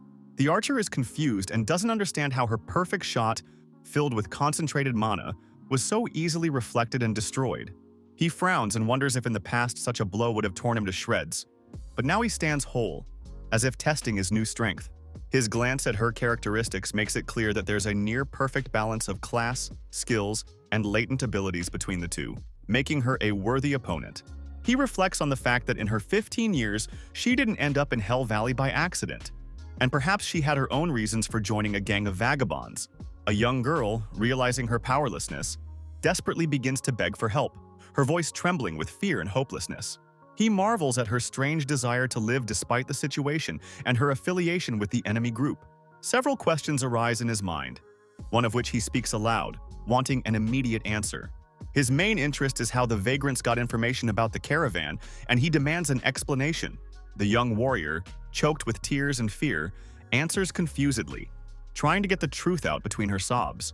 From what she says, it appears that his enemies know much more than he originally assumed, which makes him wary. The dark-haired guy thinks for a moment that if he had the scouting skill at his disposal, he would have been able to wipe out all the enemies, leaving himself as the sole survivor. The girl continues to tremble with fear, her hands shaking and her gaze darting about, unable to find a foothold, as if she has already accepted her fate.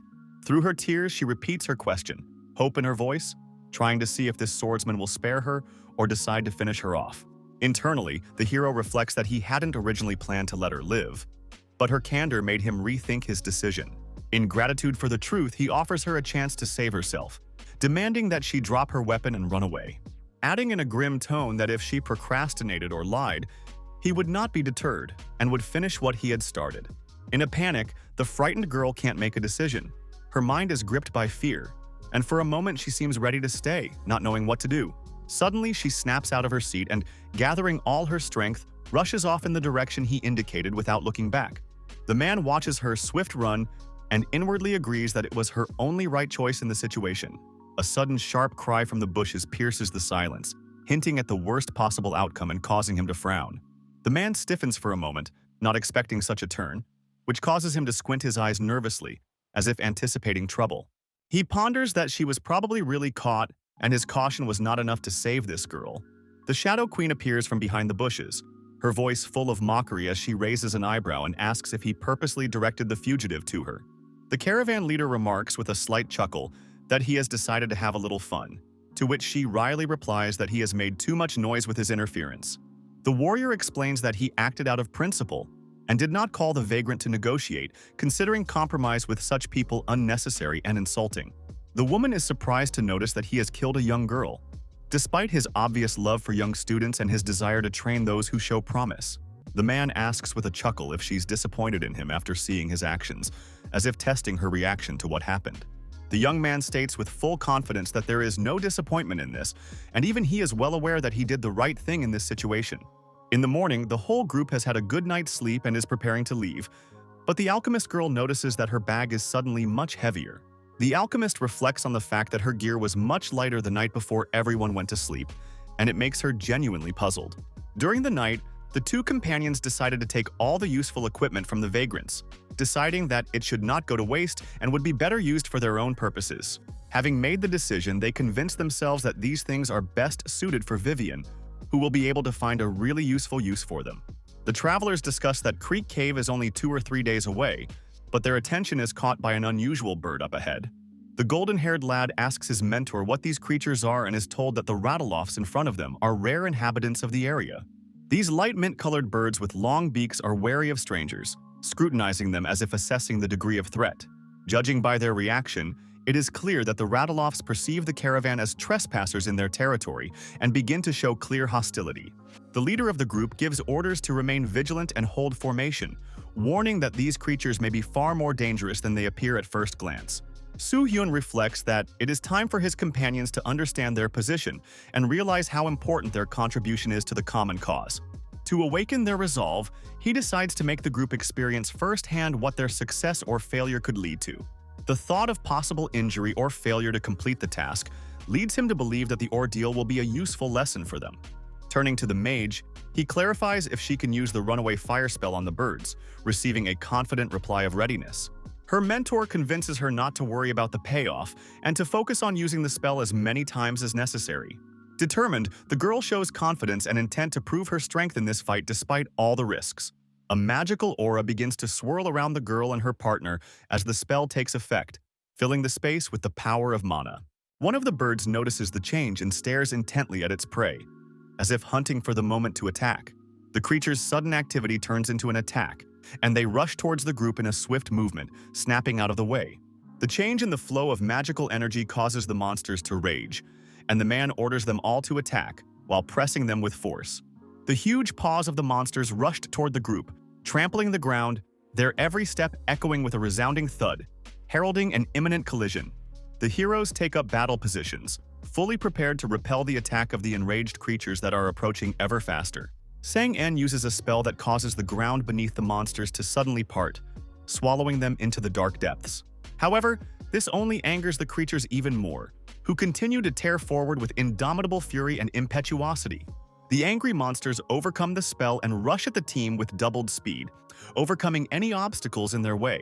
A girl with short blue hair summons an ice spear, her gaze focused and her fingers confidently controlling the magic. Sharp ice shards cover the monsters in hard, brittle glass, stiffening their movements and holding back the onslaught of the enemy.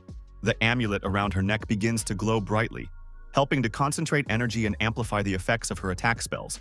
Completing the spell, the mage directs all energy into a final strike that kills the remaining enemies with ice magic. The huge winged creatures fall, emitting a wild scream as their bodies are bound by the solid ice from which there is no escape.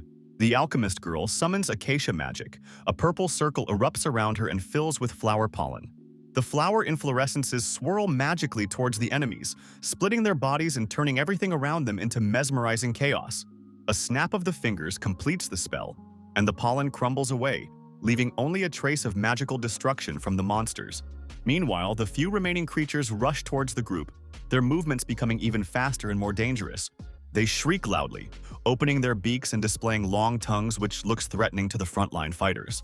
The team leader gives the order to take positions, encouraging students to remain calm and coordinate their actions.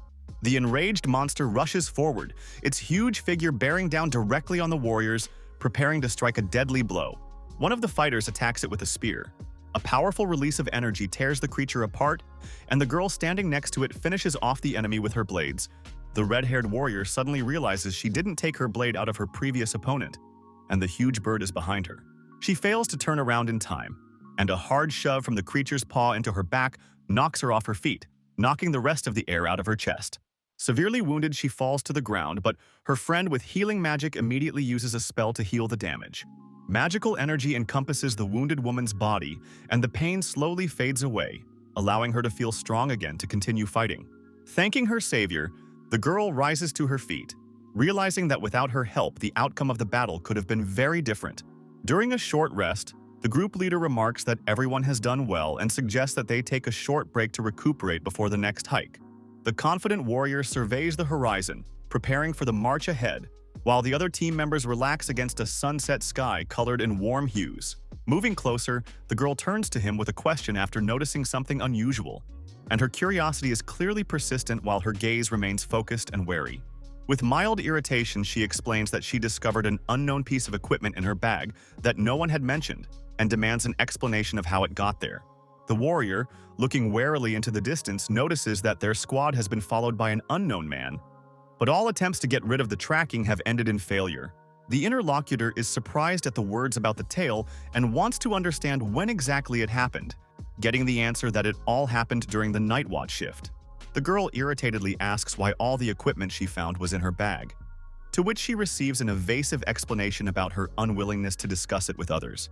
Noticing his partner's concern, the man calms her down, adding that he doesn't want to make unnecessary changes to the atmosphere as the team is already doing their best. A warning of possible unexpected enemy action sounded with a slight alarm, making one think of the risk in the slightest error in strategy. Under the scorching sunset, it sounded a wise decision to limit the monsters as the only threat to the team. After all, their abilities had already been tested in battle. The exhausted warrior sank powerlessly to the ground, and the departing figure of the leader showed that he was already mentally focused on new plans. His gaze was fixed on the sunset, and his thoughts were pierced by the inevitability of more deaths, where each coming battle only emphasizes the fragility of this reality. The grass underfoot sparkles in the bright light, and a majestic mountain range is already clearly visible ahead, promising another challenge for travelers. The travelers stop, admiring the vast blue ridge that separates the plain from the small town. The team's mood improves after the night's crossing. One of the warriors notices the beauty of the terrain, marveling at how perfectly the name fits these peaks. A hard night's march had left a trail, but the effort was worth it. The mountain range seems calm and picturesque from afar, but the deeper they move towards it, the more disturbing and hostile the atmosphere is felt. Footsteps on the grass echo with a muffled sound as the group approaches a mountain range visible in the distance, waiting to meet a new target.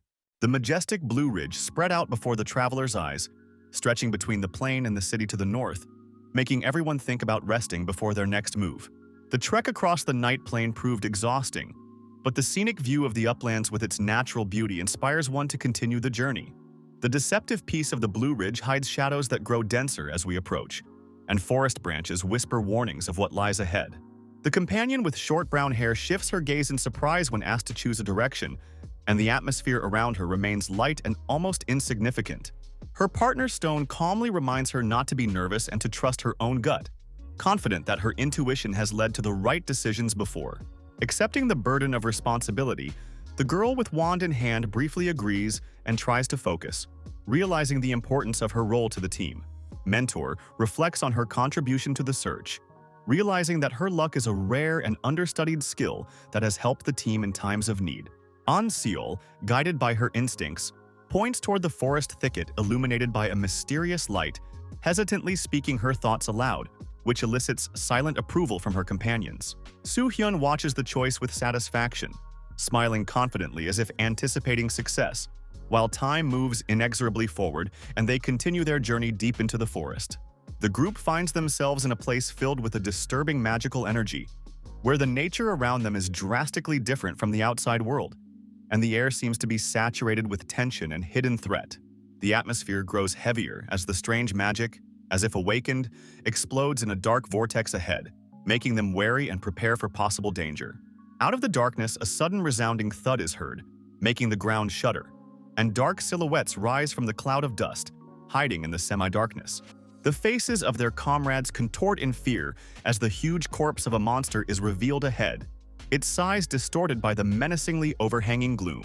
The rumbling continues to intensify, causing everyone to freeze in alarm as the protagonist stares intently into the forest darkness with cold concentration.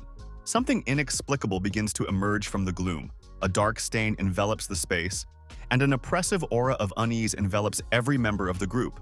The characters stop when they notice an incomprehensible, intrusive sobbing coming from deep in the darkness, causing their gazes to turn involuntarily in the direction of the unknown source. Hyun anxiously explains that these eerie sounds belong to a banshee whose sound waves carry a curse and urges no one to follow them to avoid deadly danger. She adds that the lack of luck makes everyone vulnerable to the banshee curse, which is highly likely to result in imminent death within a month without the use of higher spells. The woman's knowledge takes you back in time to when someone had already died, having shown careless curiosity and followed the crying, ending their journey with an accident or illness. A young man with short hair, scrutinizing his surroundings, stops his gaze on the dark swirl ahead. The group comes to a sudden standstill while one of the members senses something amiss and warns the others, tugging lightly on the leader's cloak as if trying to keep him from making rash moves. She looks ahead anxiously, her voice shaking with tension as she gently points in a different direction, insistently suggesting a change of path for safety's sake. Tension rises in the air as the other contestants listen intently to her suggestion, and one of them reluctantly relents, realizing that her intuition may save their lives from imminent danger. One of them stops and looks around doubtfully, hearing only a rumbling whisper that breaks the eerie silence of the forest, where every step seems out of place. An anxious voice warns of danger ahead. Words are torn from excitement, but the decision to continue the journey remains unchanged, despite the fear that grips him. Darkness envelops the space, and only a faint light allows us to see their cautious movements, accompanied by the rustle of leaves and a lingering sense of approaching menace. A frightening emptiness can be seen ahead, and the words about the cursed land make everyone freeze, feeling the tension increase with each new step. The sounds grew more and more distinct, filling the space with a strange rustling and vibration of the earth, as if something vast and powerful was awakening somewhere deep beneath them. The innkeeper girl frowns as she describes the danger of two likely opponents, a Death Knight and a Lich, noting that in the worst-case scenario, they would face both enemies at once. Eyes are directed to a mountain range that suddenly turns out to be a hidden source of strange events, causing everyone to wonder about its true nature and the origin of the monsters. The protagonist ponders strategy with cold determination, realizing that any carelessness or noise during a confrontation with the enemy could trigger something even more dangerous and unpredictable. The group prepares for battle at the behest of the leader, determined to quickly overpower the enemies and leave before other monsters join them. The leaves sway slightly in the darkness, and figures begin to appear from behind the dense thickets, causing everyone to peer warily into the shadows. The boys' cold gaze slid over the forest, a rumbling sound in the silence, heralding the arrival of dangerous creatures in their path. Ghostly figures made up of skeletons and dark shadows appear in the moonlight, moving menacingly towards the group, accompanied by the sound of metal clanking. A sinister figure hidden under a hood emerges among the dense thicket, and its glowing eyes emit streams of magical energy that tear the darkness around it. Forming a formation, the fighters spread out, preparing to attack, while the mages and archers move into supporting positions, keeping behind the front group. The skeletons with weapons in their hands begin to move forward, their disembodied footsteps echoing hollowly as they approach their target with frightening synchronicity. The Lich, towering over the army of the dead, clutches his staff, concentrating dark magic, and a menacing rumble pierces the silence, heralding the battle to come. Hyun leapt from his seat, his cloak fluttering in a bright red glow and his blade gleaming in anticipation of facing the opponent ahead. Soon a pale, bony hand rises from the void, emitting an eerie purple glow that fills the air with ominous menace. The skulled monster summons devastating dark projectiles that rumble forward, leaving a trail of darkness and deadly magic in their wake. The dark-haired lad instantly recognizes the danger, realizing that if he ducks, the attack will fall on his comrades, and resolutely meets the threat face to face. Red light flashes around him as the hero darts forward, directing his attack with unimaginable speed and destructive power. A tall, bony hand rises out of the dark violet light, its sinister appearance exuding magical energy, preparing for something truly dangerous. The lich throws his staff forward, and dark spheres with a sparking core shoot into the air, carrying pure destruction and chaos. Realizing the danger of the spell, the man concentrates and decides not to dodge, but to pierce the attack with his sword so as not to put the others at risk. The red vortex rushes forward with indomitable fury as the scarlet-cloaked silhouette bursts through the air, rapidly shortening the distance to its target. The monster is confused by the lightning attack, its figure shaking, surrounded by a black and purple haze that emits ominous swirls of magical energy. Violet eyes flash with new fire as he recognizes the threat, and his opponent goes into a leap like a flash of light, anticipating a possible counterstrike. The dead man raises his head, his skull brightening with blue flame, and his hands are already preparing the next spell vortex, in which all the dark power of his magic is condensed. The young man rushes forward with fury, his movements becoming lightning fast and his sword engulfed in a scarlet glow, leaving a trail of fire in the air, heading straight for the enemy. The lich, shrouded in purple light, uses his weapon, unleashing a powerful wave of dark magic that threatens to tear apart the space around them. The vortex of magical energy intensifies, turning into a black vortex, sucking everything in its path. And in its center, you can see the merciless silhouette of a dead sorcerer with eyes burning blue fire. Magical and physical powers collide in a furious confrontation as Hyun dodges attacks, realizing that direct strikes are useless against his opponent's ghostly body. Space explodes with streams of dark energy, splitting shadows apart while red flashes cut through the haze like lightning bolts holding back chaos. Hyun, surrounded by scarlet radiance, stands serenely against the raging flames, his gaze cold and focused, and his clenched hand exuding determination. Burning shadows and smoke billowed up around him, leaving the silhouette of his opponent, who seemed to dissolve into the darkness, unable to resist the fury raining down on him. Flames blazed furiously around the scarlet-cloaked figure, radiating unyielding power, while the surrounding chaos turned the battlefield into a deadly fire whirlwind. The girl watches in amazement, her eyes widening at the realization of the incredible speed with which the enemy was defeated, and anxious thoughts rushing through her mind. The young man, remaining calm, assesses his strength, as if with a slight irony that taking down such a dangerous foe was easier than he expected. Like a reborn warrior, he feels all his abilities transcend reality, and the power of a professional swordsman turns him into an unstoppable destructive machine.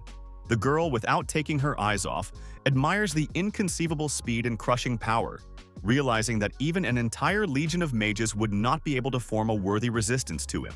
The deep contrast between the calmness of his posture and the firestorm raging behind him emphasized his confidence, and her thoughts turned involuntarily to the question of this enigmatic fighter's true nature. Ahead, skeletons sprawl, shredded in the blink of an eye, their bones shattering from the force of the blows as if they were mere fragile toys before the true deadly element. Birds with dead white feathers and glowing eyes tear forward, letting out piercing screams as the air fills with their shadows and terrifying echoes. The precipitous ledge and cave below are reminiscent of the site of a past encounter, where a monster grabbed an archer, forcing the group to flee down a narrow valley. Looking up at the blue sky, the hero notes that the landscape has barely changed during his absence, as if nature has frozen, maintaining a somber calm. From the heights, the view of the valley, where the entrance to the cave is hidden in the depths, hidden by darkness and surrounded by dense shadows of trees, which only increases the anxious foreboding. The group continues down the slope, where every step requires caution and the silence of the night is broken only by the rustle of their footsteps and the occasional sighs echoing off the walls of the gorge. One of them notices unusually thick grass growing at the base of the trees and assumes that the entrance to the cave must be there, causing everyone to be wary. Descending lower, one member of the group gives a short instruction, confidently guiding the others until their path disappears into the darkness of a dense forest shrouded in gloom. The dark slope ahead is suddenly enveloped in a strange silence, and there is tension all around as they stop to assess their surroundings and consider their next move. The darkness over the valley is broken only by the calm gleam of the water, against which two figures stand out, gazing into the surrounding landscape filled with an unsettling silence. As the group descends further down the gorge, they notice that the gloomy emptiness continues, which only adds to the unease and hints at something hidden in this unusual place. One of the characters warily reflects on the past, remembering that this is the area where he discovered the mysterious cave, and the tension increases with each step. Attention is drawn to an inconspicuous spot among shrubs and trees where a strange round grass grows, awakening suspicion and hope to find the key to further advancement. A light wind moves the crowns of trees, and the hero with an icy gaze continues to stare into the dense thicket, as if trying to find an elusive clue among the shadows and light. Finding a barely visible passageway among the thickets, he stops, realizing that his intuition did not fail and the place he remembered really exists here. Disbelief is evident in the voice of the companion, who doubts that such a significant place could be discovered so easily. But the inner confidence of the hero does not allow her to object.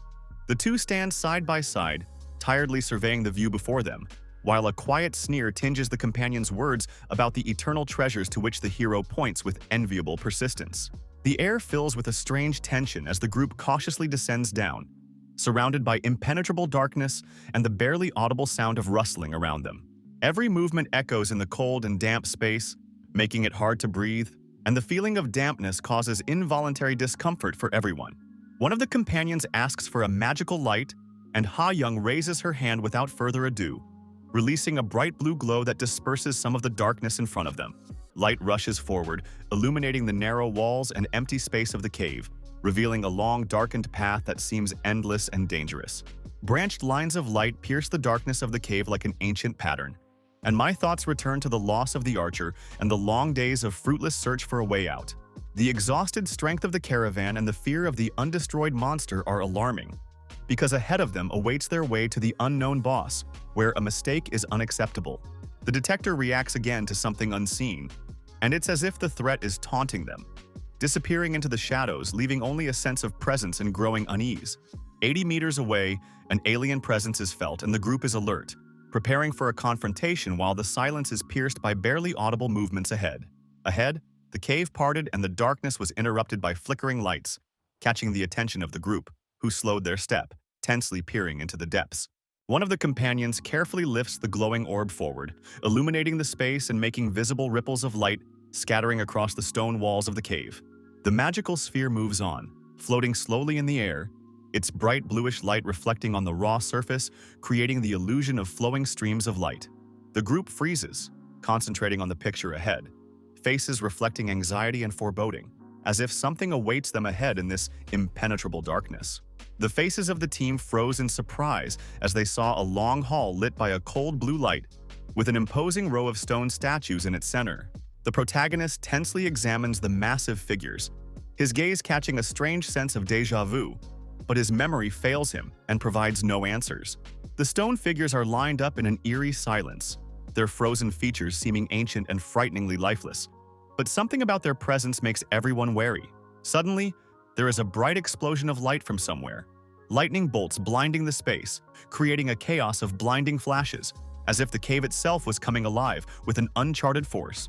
Hyun abruptly turns around and gives the command to cancel the light spell, his voice sounding firm and tense, as if he had realized something critically important. The magician girl, barely realizing the order, starts to cancel the spell, but the light bursts into a powerful burst, flooding the space with bright, unnatural magical energy. The sphere of light suddenly flashes even brighter, as if exploding, causing the walls of the cave to shudder with magical vibration, filling the entire space with intolerable brightness and noise.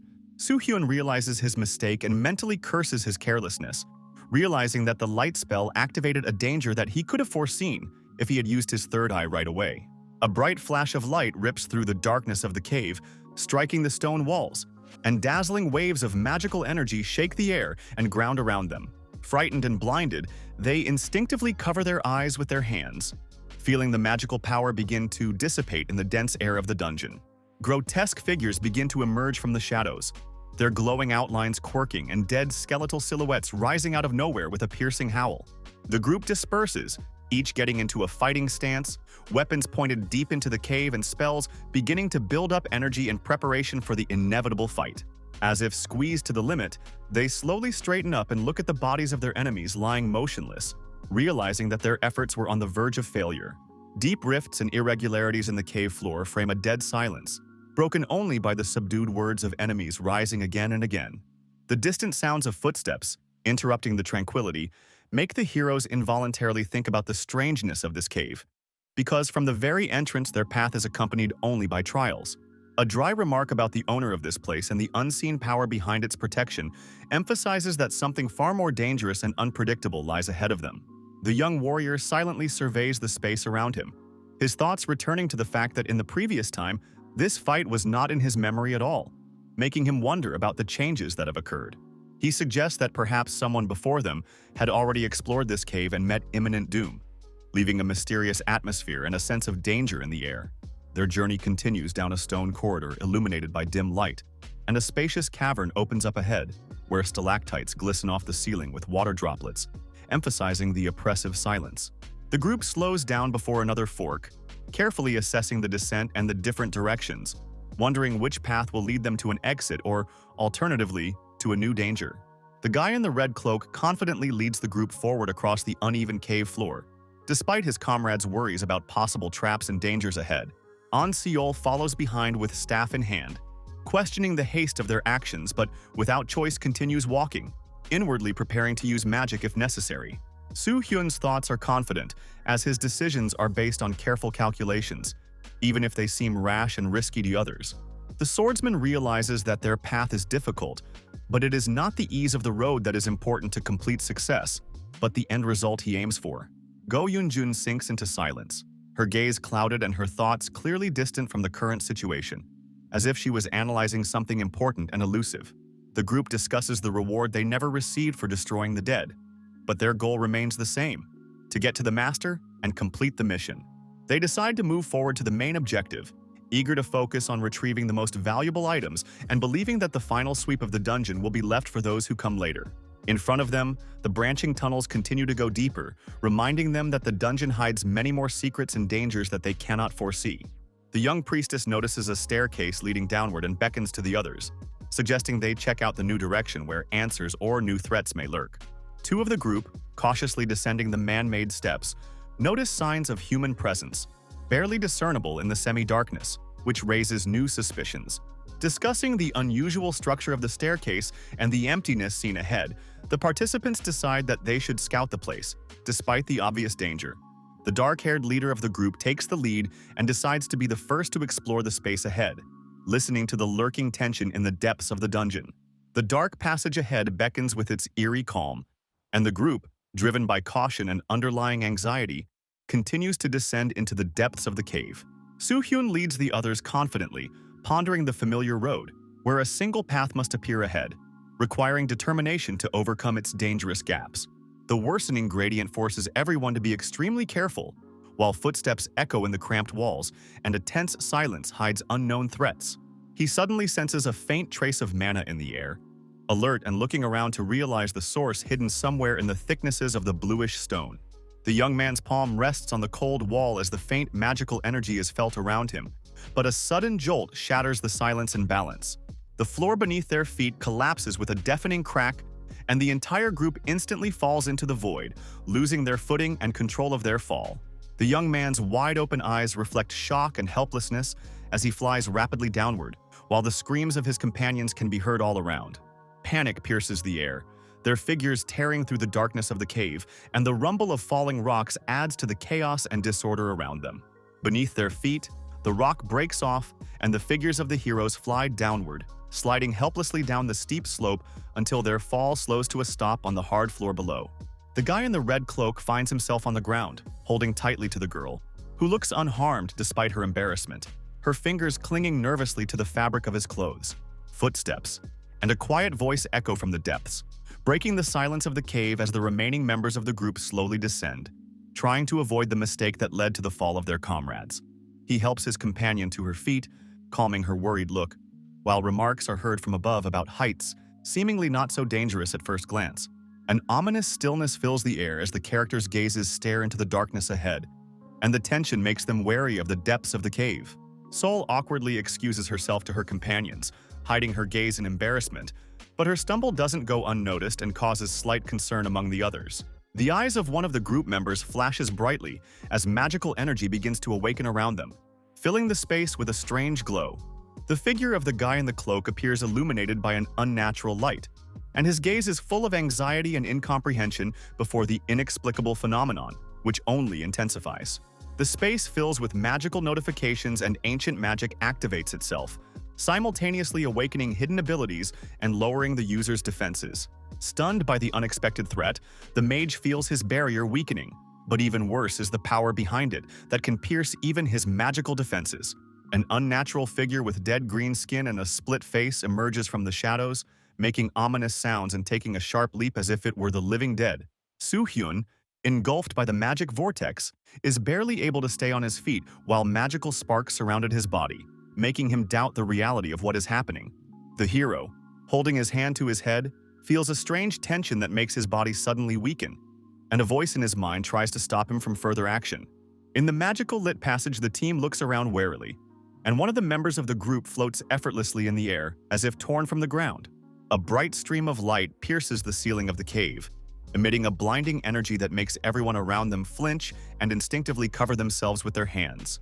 Polarized magical forces suddenly concentrate around the weapon, creating powerful bursts of light and a loud resonance that makes everyone wary. The girl, standing amidst the magical lights scattering in the air, is perplexed by the sudden change in the strength of the activation, her anxiety only growing. The guy with the grim face tries to focus, realizing that he's faced an ancient spell that requires immediate analysis and destruction through his ability. The walls around the scarlet space begin to flicker with a disturbing light, revealing information about higher-level magic based on emotions and hidden memories.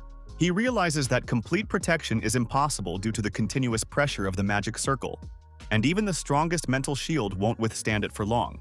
The disbelief and confusion on the young fighter's face intensifies, his widened eyes focused on the surrounding magical anomalies that clearly defy the logic of what is happening. Powerful bursts of magic ripped the space around him, forcing him to cover his eyes with his hand, and worry about his allies broke through the pain and bright light, keeping him from concentrating. The thought of the safety of the others lingered while cold thoughts of what was happening and the possible consequences grew, as if trapping him in a ring of uncertainty and anxiety. Adopting a fighting stance and gathering his strength, he coolly surveys the magical currents around him, trying to find an answer or solution in the chaos before the situation spiraled out of control. The central silhouette towers amongst the downed comrades while dim sparks of magic flicker around, illuminating the frozen figures that have experienced magical pressure. One of the golden-haired youths struggles to raise his head, a look of weariness and fear on his face as the glowing particles continue to slowly settle around him. The red-haired girl is lying on her back, her eyes staring upward in an attempt to comprehend what is happening, and drops of sweat dripping down her face from the exertion. A slightly bowed figure in a snow-white cloak struggled to keep her balance.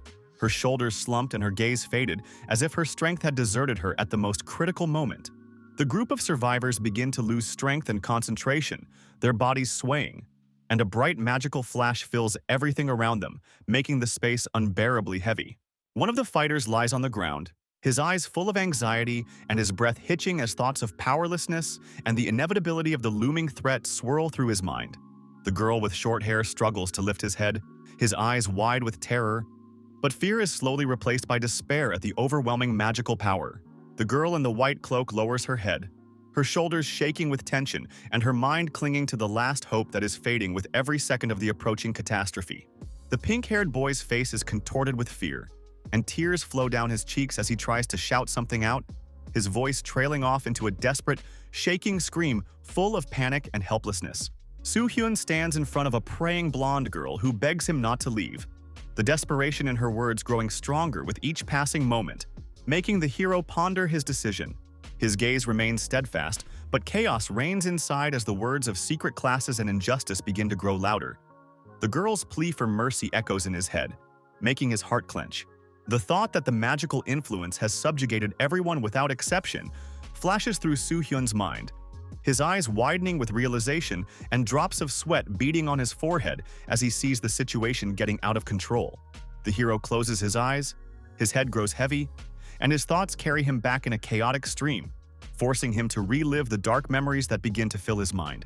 Images of the distant past flashed before him. His body felt like it was being torn apart, and the pain he had tried to forget returned, coloring everything around him a deep scarlet light. Memories forcefully penetrate the mind like clawed hands, pulling from the depths of the forgotten. Faces, moments, and failures that do not give rest and echo resoundingly in the chest. The ability of the eyes of depth begins to manifest, allowing him to look inside himself and see his essence, exposing not only the past but his hidden weaknesses, awakening fears that have yet to be fought. The dull expression on the half-turned man's face is replaced by fear and confusion as his gaze lingers on something important, making him wonder what happened. Flashes of memories flood the hero's mind, taking him back to the moment he received his special ability, when everything seemed as dangerous and uncertain as it does now. Standing beside him, the young priestess utters apologetic words, feeling helpless and guilty for what is happening, her voice sounding shaky, echoing as if she is lost in her own doubts. With her shoulders slumped and her gaze downcast, the girl in the white outfit continues to reproach herself for her uselessness. Her words filled with despair and a sense of her own irrelevance eating away at her from the inside. Hyun looks at the girl with regret and tension, his gaze growing colder and memories of pain and loss flashing through his mind, causing him to keep his distance. He interrupts her attempts to justify herself, his hand firmly reaching for hers as if trying to shake her and bring her back to reality, where tears and weakness solve nothing. The man realizes that there is no more choice. The inner voice urges him to act and deal with what is happening, while the mind is not yet clouded to the end and feelings are under control. His thoughts focus on the magic circle and the hidden core that caused the whole situation. So he decides to use his ability again despite the risk to his consciousness. The magical circle emits a bright scarlet light that pierces the space while fine lines and runes are folded into a complex pattern that reveals the path to the clue.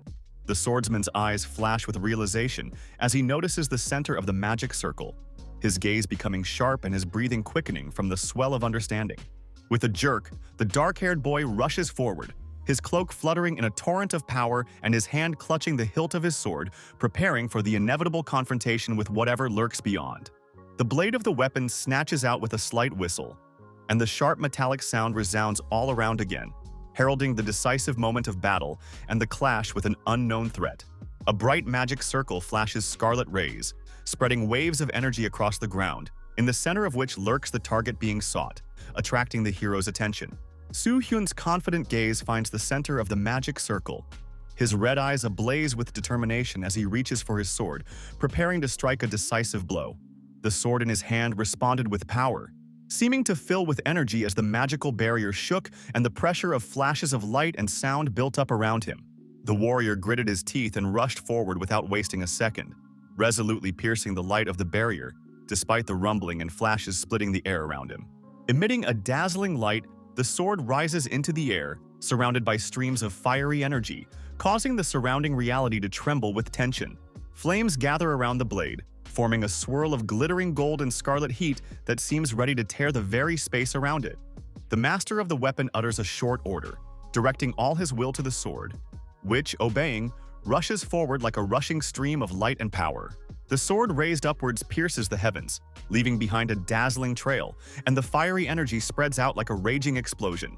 A fiery explosion rips through the air, engulfing the space in bright light as the hardened blade rushes at its target with unstoppable force and a frenzied roar. The stream of flames soared upwards, covering everything around with a golden red glow, and the magic charge continued to rapidly increase, as if piercing space itself. The figure in the scarlet cloak clenched his fist, concentrating all his determination into that movement, his gaze reading the desperate belief that the barrier would be broken despite all the obstacles. The light finally covers the battlefield, filling the space with a resounding crackle and tension, and the desperate call echoes in the raging element, merging with its power. The flaming vortex brightly illuminates the space, rapidly breaking the barrier of magical energy, sparks scattering chaotically to the sides, creating a dazzling light. Perseverance and concentration lead to success. The sword pierces the barrier with piercing force, and the hero's gaze is full of determination and exhaustion after a hard breakthrough. The weapon slowly sinks to the ground, surrounded by a dim glow, leaving traces of intense combat behind as the hero figure watches his every move carefully. His hand confidently clutched the hilt of his sword, bringing it back under control. And there was silence and a cold bluish aura around him as a sign of a brief respite before a new threat. The cloaked man holds his sword in his hands, his gaze fixed forward as if he were analyzing his surroundings. The silence broken only by the echo of his footsteps piercing the void. A girl with purple hair lies on the ground in front of him, moving weakly as she tries to recover from her ordeal, barely concealing her fatigue.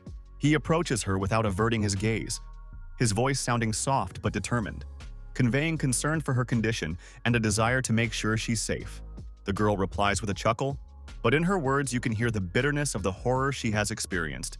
She admits she was on the verge of madness, but thanks the guy for breaking the death trap. His hand slowly moves forward, overcome with fatigue, while the air around him is filled with residual magical currents, twitching with recent tension. A tall, cloaked figure touches Yong Ju's forehead, whose long hair is disheveled and whose face has an expression of exhaustion and slight surprise at what is happening. She, breathing heavily, barely raises her arm, but her strength is not enough even to move, and her gaze, hidden by strands of dark hair, betrays incredible stubbornness and resilience. He silently observes her condition, marveling at how the woman was able to withstand the devastating ancient spell, which emphasizes her status as one of the greatest mages. The man's footsteps stop in silence, his gaze focused on the dark wall ahead, and he ponders the incredible abilities that have just been demonstrated. Scattered around him are the emaciated bodies of his comrades, each unconsciously uttering inarticulate words, immersed in restless slumber after their ordeal. He lowers his head slightly, reflecting on his past and the weight of time weighing on his shoulders, reminding him of the fate he has already seen. His palm covers his face, and questions resound in his mind about how much longer he is meant to step forward and endure all of this, keeping his resolve until the very end. The past comes to mind, and he recalls spending a decade in Hell Valley, confident he could cheat fate. But his arrogance was the cause of his current downfall. Once here, he was confident of his superiority, but without magical abilities and reliable tools, any movement he made was meaningless. A sudden sound behind him interrupts his thoughts, and he turns around, barely noticing the faint movement that hides a glimmer of realization and doubt. Emerging from the shadows, a familiar voice speaks his name, reminding him that even in this dark place, there are allies willing to fight to the end. The awakened girl looks around, her gaze quickly running through space as she tries to figure out what happened and where she is now. The commander tells her what happened, trying to explain how they got trapped and what caused their current situation. The man regretfully apologizes for his indiscretion, admitting that he made a mistake that could have cost them dearly. The girl with the short hair calmly replies that such situations are common in dungeons, and he saved them all from the worst of it. Despite her soothing words, the man continues to berate himself, reminding her that he warned everyone to stop before entering. The leader begins to realize the gravity of his role and realizes that he could have avoided all of this if his decisions had been more thoughtful. The agonizing thoughts would not let him go, and he replayed the events in his head again, blaming himself for every wrong move. The pressure of being responsible for the fate of the group forces him to consider how much he must change in order to lead them on. The blue-haired mage interrupts his musings and states that, based on what he said, they shouldn't have been going anywhere at all. Both realize that the conversation is leading to something more, and although they remain calm, there is an underlying anxiety in their eyes. The others begin to realize that they are now part of something much more meaningful. But one of the men continues to be dejected. Ha-En's hands reach for him, her movements cautious, as if she's afraid of disturbing his inner world and hurting him further. She hugs him gently, letting him know that he's not alone and doesn't have to take everything on himself, reminding him that there's always support around. The woman confesses that it bothers her how the leader always tries to cope alone, despite the weight of his burden. Relieving him, she tells him that no one is perfect and everyone makes mistakes, reminding him of that with a kind smile. Hinting that he's a zero-year player, she advises him not to dwell on failures and find the strength to move forward. The words of encouragement touch him to the core, and for the first time in a long time, he feels the tension slowly leave him.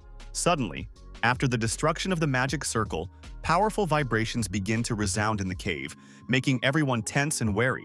The swordsman decides to go on a reconnaissance mission and has his companion explain to the others what happened to prepare them for a possible threat.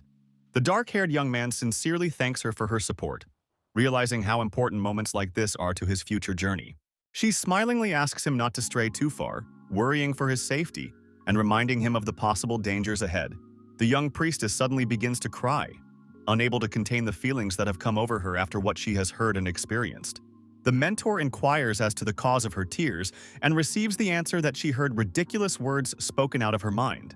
Shadow Queen recounts how an unconscious girl complained to her older brother that he was annoying her. The violet-haired girl continues to reveal details, grinning at what else the young priestess had managed to say. An Seol is horrified when she hears these words, embarrassed that she could say such a thing without realizing it. The commander watches in bewilderment and shock, unable to believe that such ridiculous moments could be part of their journey. The innkeeper admits that it was only a joke, but she is immediately rebuked for her inappropriate cruelty and ill-timed humor. Hyun comforts the priestess, assuring her that no one would believe what she said because he knows full well that she couldn't have said such a thing.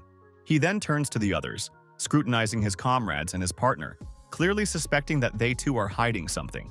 The others confirm his fears, hinting that their ramblings were just as interesting, and he decides not to demand an explanation, leaving it in the past. The leader breathes a sigh of relief, finally realizing that all the mistakes and difficulties were just part of their journey as they continue on together. The group leader carefully explains to the companions that the current cave is much more dangerous than expected, and any actions here must be extremely cautious and deliberate. The bulky, bloody golems flooded with purple light, defeated in battle, their ginormous bodies frozen in their last movement. The skeletal knights clutching rusted shields and swords crumble into small fragments, their dark auras fading away. The travelers move on through the dungeon, lighting the way with torches while the leader points out the direction. The dark-haired warrior scrutinizes the path ahead, warning the others to be on guard and behave more carefully. The huge blood-red golems are defeated and lie motionless, their menacing silhouettes disappearing into the shadows, confirming that the obstacle has been successfully removed. The shattered skeleton knights crumble into ashes after a decisive blow, their remains scattered haphazardly on the ground. The squad stands at the fork of a dark tunnel, their leader pointing in the direction of where the safe route is supposed to be. The young priestess admits she doesn't want to choose any one direction and suggests sticking close to the leader. The dark-haired warrior is surprised to notice that the priestess's luck and intuition seems to extend to those around her. The white-clad mage dares to confide in the commander, assuring him of his support, and gently places a hand on his cloak. The squad moves forward through dark, magically lit tunnels, their footsteps echoing through the ancients. The young man points with his hand to the further passage, confidently determining the direction of travel, while the red-haired girl watches his decision with interest. The companion turns to the young leader with a question, to which he receives an attentive and slightly surprised look, as if anticipating the importance of the conversation. One of the companions shares his thoughts on the dungeon and the uselessness of drop items. The purple-haired woman recalls the strange nature of the cave, mentioning the magic circle and unnatural creatures. The girl with blue hair ponders that the distribution of traps and undead can't be random. Continuing to ponder, the mage suggests that the cave served as a secret hiding place for the ancient inhabitants, and that there may be a room inside. The leader mentally analyzes the path, noting that the group's current location is only a fraction of the entire route. Recognizing the approaching midway point, one of the companions reacts with a nervous chuckle, trying to hide his anxiety, while his comrade watches on with a nonchalant look. One of the companions pensively ponders the time and place, reminding him that it is now that a valuable treasure chest from a dangerous valley must appear. The chaos chests, known for being nearly impossible to locate and much harder to open, especially because of their connection to the interior, are told. Despite the difficulty, if the chest is captured and subdued with magic, it will become an incredibly useful artifact that can replace a regular backpack. The companions continue their journey through the dark cave, pinning their hopes on luck to find more than just treasure.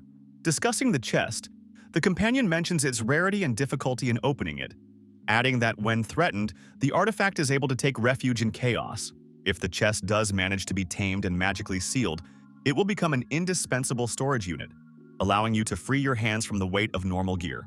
Such a unique backpack with protective magic and magic absorption becomes a welcome find for everyone. The group moves forward, hoping for luck to reveal to them not only chests of ancient treasures, but also healing elixirs. Silence spills into the depths of the dark tunnel, and the light of magic barely illuminates the path ahead. Stopping, the mages cautiously peer at the guard-like silhouettes that stand on either side of the massive iron door. Reflections on the origin of the guards lead to the conclusion that their reactions may only manifest themselves when approached. A memory of an old spell used in the past comes up between the companions, and a suggestion to reapply the magic fire. The blue-haired mage calmly explains that the spell has recently been recorded in his pendant, allowing it to be used at any appropriate moment. Tall figures of guards silently guard the massive iron door, and one of the fighters agrees to focus on destroying it as suggested.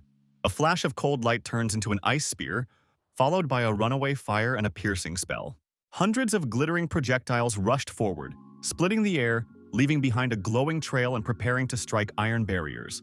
Streams of icy light burst from the spears and sent the guards into a slow-motion fall, their motionless bodies piercing the barrier. Red flashes of awakening pierce the air. The guards' armor begins to vibrate, and their eyes light up with bright scarlet lights. The order activates the alert. causing the metal guards to clutch their weapons, and the command to destroy any intruder into the dungeon echoes through the air. Streams of magical attacks rush towards the metal enemies, explosions of ice and light tearing through space. The silence of the cave is broken by a strange scraping sound, and the faces of the three freeze with tension as their gazes drift forward to where something is moving in the darkness. The door ahead is filled with ice, with defeated guards lying around, and thick vapor still lingers in the air like traces of a recent battle with magic. His gut tells him that the danger is not yet over as the two ancient knights remain motionless while the mysterious signs begin to slowly glow on the surface. The cloaked man turns around confidently and casts a brief glance at his companions before offering to continue forward. Behind the massive door stretches a dimly lit corridor, and the figure standing in the passage draws attention with its calmness. Light streams in from behind the entrant, casting his shadow on the stone walls, while the eerie echo in the hallway hints at something hidden and unfriendly. The group walks forward, wary of the walls, and the structure of this place seems to have been unnaturally created. The leader stops and pounds his fist on one of the walls, remembering details of the past when someone's rage was displayed here, leaving a mark on the cold surface. Hyun continues tapping on the wall with a focused look, his actions causing the others who are watching him closely from behind to be surprised. One of the companions asks perplexedly what exactly he is doing, but the other quietly explains that he is looking for a secret room, confidently continuing to tap the surface. Finally, the protagonist finds the location he is looking for, where part of the wall seems different from the rest of the surface, hinting at a hidden mechanism or passage. The purple-haired companion suggests with a slight chuckle that such skills could not have been acquired by accident. The boy slowly touches the wall, his palms sliding over the stone surface in search of the hidden mechanism, as if confident in his guess. A resounding click echoes in the silence as he finds his target, and a passage opens up before him, illuminated by a mysterious blue light. Behind the door reveals a hidden room with ancient chests, their shiny metal surfaces catching the attention of the entire group. One of the team members points to the find, expressing a mixture of delight and disbelief, their eyes fixed on the treasure. Light floods the room, in the center of which stand massive chests seemingly long forgotten. The heroes peer into the chests in amazement, realizing that their find is not just a random treasure. Hyun's cold gaze slides over the chests, certainty slipping into his thoughts that this is where the long-awaited clue to their journey lies. Cautious footsteps echoed in the silence as he approached the chest, preparing to see if it was hiding a treasure or a trap. The man carefully lifts the chest and a bright light envelops it, as if the ancient object responds to his touch by emitting a strange glow. The heavy chest suddenly begins to shake in his hands, emitting a low rumbling sound, and the sudden movement causes surprise and alarm to those around him. Guy stares intently at the chest, which continues to vibrate restlessly, as if something is trying to break free, hidden beneath the lid. Slowly but surely he begins to open the lid, preparing to see the contents, and the silence is broken by an unnatural metallic scraping sound. A man with black hair holds the chest in his hands, and his gaze is full of tense anticipation as the mysterious mechanism inside seems to come to life. The box begins to twitch and vibrate unnaturally in his hands, causing surprise and concern in those watching. The faces of the others standing behind are contorted with fear and confusion as the chest begins to make loud noises and open on its own. A disturbing noise comes from inside the chest, shrouded in a dark haze, and the room fills with harsh sound waves that make people cover their ears in pain. The chest suddenly emits a bright red glow, shrouded in a dark haze, as if awakening something evil and unpredictable within itself. The faces of the characters are contorted with worry when they notice the ominous glow of the chest, and some instinctively guess at the hidden threat.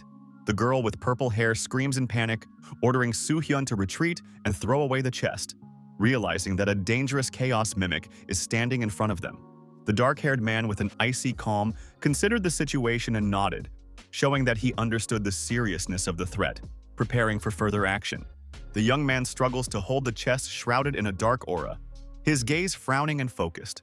Strange black patterns resembling shadows begin to appear on the surface of the chest, spreading rapidly.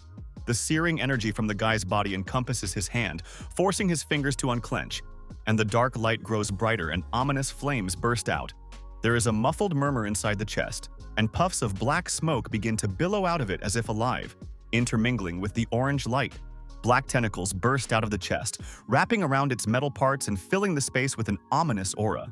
The faces of the companions are contorted with shock and panic, their eyes widened with horror and inarticulate cries escaping their lips as the unexpected event shatters their calm. The man holds the chest in his hands with a slight cold-bloodedness, watching the black energy restraining his wrist, but there is a surprising confidence in his gaze. The corners of his lips lift in a chuckle as chaos reigns around him, and he only utters a few words with a touch of irony. The box explodes with a bright light, emitting an eerie hum as dark, writhing tentacles begin to emerge through the haze, creating an atmosphere of unease and danger. A hand engulfed in flames pushes the chest away with force, and the dark shadows begin to fade as if vaporized, dissolving into the air to the incessant hum. He stands with the chest in his hands, watching as the dark entity slowly dissipates, leaving behind a light black trail. The chest falling to the ground with a quiet clatter stops as if completely emptied, and the remnants of dark energy melt away. The purple chest lies on the ground, emitting remnants of dark energy, and Hyun warns not to touch it as the purification is not yet complete. Picking up the second crate, he notices its heaviness and ponders why the mimics don't run away, since they avoid direct confrontations. Holding the chest in front of him, the guy accepts the situation calmly, seeing it only as a small challenge. A bright flame erupts, consuming the remnants of the hostile energy, followed by an oppressive silence. The young man stops, scrutinizing the last smallest chest, which looks innocuous but makes him suspicious. His foot gently presses the chest to the ground, as if testing it for reaction, expecting any trick from this strange object. The hero cautiously lifts the chest, noticing its lightness, and wonders what it might be hiding, distracted by the sudden sounds inside. Examining the find, the young warrior concludes that this particular small box may explain why the other chests did not try to escape, as if they were protecting their cub. Dark tentacles suddenly lash out from the last chest as if defending themselves, but Kim holds him back without the slightest sign of fear or uncertainty. The air fills with a resounding echo as the chest is ripped from his hands and falls heavily to the ground, scattering dark energy all around. The purple chests stand in a row, emitting a disturbing glow, and Hyun watches their condition in amazement, gradually realizing their true nature. The man, without losing his cool, explains to his companions that these creatures, chaos mimics, are magical chests with high spatial potential and powerful defenses. One of the group is impatient and tries to coax the chests open, but the older of the two explains that they are still dangerous and emit smoke that takes time to dissipate. Despite entreaties and hopes to open at least one chest, the presenter confidently refuses, emphasizing the unusual nature of these objects. Confident in his actions, the commander mentions the measures taken in advance, the stones seized, and the sealing of chests to contain the chaos. Turning to the others, he urges them not to stand idly by and look around the room for anything unusual. Guy turns around with a weary look, silently watching his companions, and a tense silence envelops them. The other three members of the group stand back, absorbed in their own thoughts, their figures frozen against the disturbing shadows. Suddenly, a surprised voice booms out, breaking the lingering silence when the red-haired girl suggests that it's safe to take a chance and open the chests. The cloaked man replies with a heavy sigh, noting that the players' reactions and what's going on are only frustrating. One of the chests was lifted, and the figure in armor looked at it thoughtfully, deciding that even the smallest of them might hide danger or surprise. The room filled with anticipation as the group froze as they watched the chest slowly open. A moment of anticipation hung in the air while none of the team members dared to move, watching the changes in their surroundings. The leader of the group sighed reluctantly, realizing that another problem might lie ahead, and that their quest would soon turn into a new round of battle with chaos. The dark-haired guy holding the chest takes a deep breath, as if getting ready for an important step. The man picks up the chest and warns the others to stand back, impressing upon everyone present the seriousness of the situation and the possible consequences of carelessness. The rest of the group watches with interest and impatience, discussing the importance of the chest and noting that the leader's actions inspire confidence in his words. A determined warrior, under the stares of his comrades, declares that he is going to open the chest. The experienced man carefully lifts the chest and, concentrating, continues on his task, relying entirely on his strength and Hwajong's reliability. The player holds the purple chest firmly in front of him, confidently urging the others to move away to a safe distance. Everyone's gazes are fixed on the chest as Hyun slowly opens it, and suddenly a stream of gold coins bursts out. The group members watch eagerly, their mixed emotions ranging from curiosity to amazement. The gold collapses from the chest onto the floor with a bright glow, causing shock to all present who cannot take their eyes off the pile of coins and jewels. The bright light reflects off the glittering treasures, dazzling and enthralling the two observers. Amidst the sudden silence, there is the sound of an object falling to the ground, causing one of the participants to take a cautious step forward in disbelief. There is no limit to the delight of the players as the two look over each other trying to estimate exactly how much treasure could fit in the chest. A massive pile of golden jewelry spills glitter across the floor, causing everyone to freeze in amazement as the golden coins continue to crumble from the chest. Surrounded by glittering treasures, the boys look with admiration and disbelief at the unexpected wealth, trying to realize the extent of the spoils. One of the participants notices that the amount of treasure is incredible, but there are still a few items inside the chest that look far more significant than coins. On the substrate amongst a pile of glittering coins neatly lay 3 special items: a silver pendant, a smooth mother-of-pearl ball, and a mysterious purple crystal. In the hands of the hero appear mysterious objects, among which a pair of sparkling earrings with an emerald cast attracts special attention. In a subdued voice, the character explains that these earrings, imbued with the power of the spirit, can bestow the wearer with extraordinary dexterity and expand their perception of the world. Next, my gaze rests on a purple stone, which, as it turns out, enhances the flow of magical energy, increasing its efficiency and reducing its costs.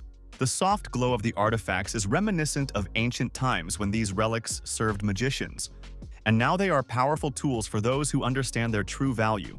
A mysterious pearl glowing with a soft light is described as an improved model of a protective artifact designed for priests that automatically activates a spell at the moment of danger. The blue-haired mage frowns, recognizing the uselessness of using recovery magic to study items, and suggests that the earrings carry the power of the wind. His focused gaze rests on his companion, and there is silence in the air before he suddenly calls out his name, demanding to know if he heard what he said. The man, somewhat surprised, notices the rarity of the 2 ancient objects found and admits to being lost in thought for a moment at the unexpected result. The girl with blue hair, with a confident look, continues her thoughts on the ancient magic of the veil, emphasizing that modern knowledge cannot compare to its former power and grandeur. She notes that the artifacts found, while similar in effect, are far inferior to the originals due to gaps in magical functionality and technology. Suddenly, the guy reminds her of the analysis scroll they brought with them, which causes the girl to be slightly confused and surprised. Realizing her forgetfulness, her companion exhales in relief and is glad to have the scroll at hand, planning to immediately begin using it to study the items.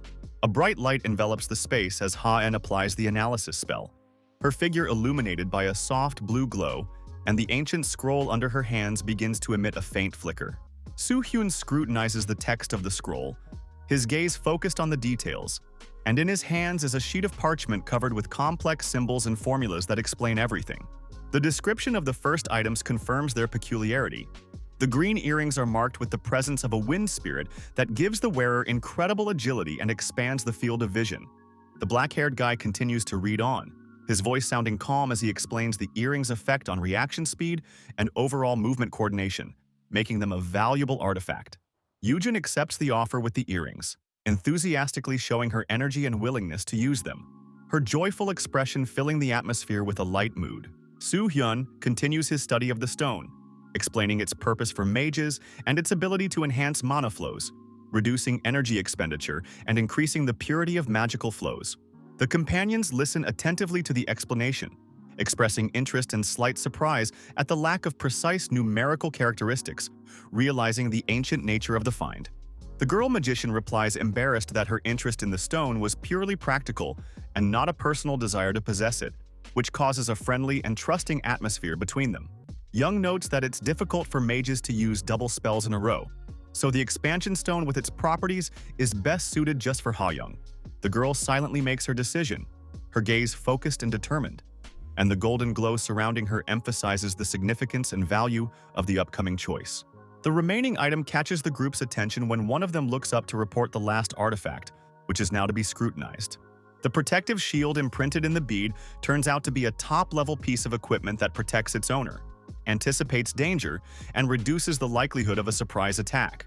Hyun hands the bead to the priestess, explaining that it's perfect for the priestess and will give her extra protection in dangerous situations. Seol excitedly accepts the artifact. Her face lights up with a smile, and a soft light begins to emanate from the bead, symbolizing the activation of magic. Closing her eyes, the girl concentrated, filling the bead with her mana, and a gentle golden glow began to spill around it. The glow intensifies, and the calm expression on the priestess's face is replaced with confidence until the space fills with a magical ripple, completing the binding process. The warmth of the golden glow completely envelops the pearl when it is placed in the palm of your hand, emitting a soft glow that fills the space with tranquility and mysterious power. Everyone's attention is drawn to the bright light rising into the air and hovering in front of them, as if waiting for something important to happen, a mesmerizing harmony slipping into its glow. Gradually, the golden ball slowly moves towards the group of onlookers, causing mute delight and wonder as its mysterious energy begins to gently vibrate in the air. Several people stare at the hovering object with bewilderment and admiration, feeling the power emanating from it, as if something ancient and powerful had reawakened. The magical sphere in the hands of the young girl begins to glow brighter and brighter, filling the space around her with a warm glow, as if responding to her presence and energy. The sphere slowly rises into the air, emitting a calm but powerful glow, while those around it watch in complete silence, engulfed in curiosity and wonder. The others watch the hovering artifact closely as it appears in the center of the room, catching the attention of both Sul and everyone else present, their gazes full of bewilderment. There is a strange noise and the artifact begins to move, which causes an unexpected reaction in the brother who begins to worry about his sister.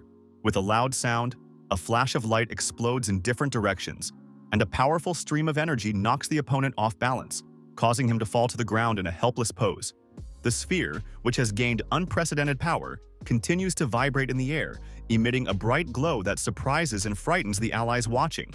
One of the fighters rushes forward unhappily, trying to figure out what happened, while a surprised voice notes that the item not only deflected the blow, but also demonstrated new, hitherto unseen functions. A sense of relief and admiration engulfs the entire group as their gazes remain fixed on the glowing artifact hanging in the air and exuding inexplicable power. The glowing light of the bead continues to surround the space, giving the impression of tranquility, while the figure on the ground rises with a slight groan and adjusts his clothes after a sudden fall. The group of fighters move forward across the blue plain, discussing what has happened, their words interspersed with laughter and slight complaints about the uneven distribution of finds among them. A tall young man with purple hair calms the others, reminding them that the overall strengthening of the team is key to their success, and hints at the still unopened chests, emphasizing the importance of calm and patience. The girl with long dark hair and wearing a red cloak remains adamant in her calmness, sincerely thanking fate for the opportunity to meet these people. One of the group members, slightly lowering his gaze, apologizes to the interlocutor, explaining his behavior as a desire to avoid being ridiculed or reprimanded by her. The man present reacts with surprise at her unexpected words, and she continues to tease him, adding a playful remark that finally confuses him. The black-haired leader, watching the conversation from the sidelines, mentally jokes about having to plan a wedding date for this obviously understated couple. The dim light and shadows in the tunnel make the group members wary, realizing they are approaching a new point where an unknown threat may await them due to the previous lack of enemies. The leader of the caravan, looking around, notices a strange sensation, as if he is taking a different path than before, and an invisible anxiety builds in his mind. A dark and gloomy hole gapes ahead, exuding a faint glow, and the protagonist's thoughts focus on the fact that his perception of mana seems to be blocked by an unknown obstacle. The rest of the group stops when Hyun warns them of the obstacle ahead, and they begin to discuss the possibility of a magical barrier or a device to suppress any magical signals. Deciding to slow down, the squad continues to move forward, but the chill and the sense of impending danger make them involuntarily wary. The cold intensifies, and the shadows of the heroes look even darker under the light of the dim blue glow, breaking through the wall of darkness that hides the source of the disturbing energy. Around the corner of the corridor, a black hole gaped, as if absorbing all the light around it, and a feeling of inexplicable horror made the heart of one of the companions beat harder. Looking at the impenetrable darkness ahead, one of them notices that the perception of mana is completely blocked, as if something from outside is suppressing the magical energy. The chief of the group, narrowing his eyes, realizes that mere sight is not enough here, and decides to activate the third eye to discern the hidden threat in the darkness. The hero's eyes are instantly fixed on the gaping darkness ahead as the third eye activates, revealing an eerie cluster of monsters in the depths of the cave. The sheer number of monsters seems unnatural, as if it were an elaborate trap whose purpose is to throw them off and throw them into chaos and panic.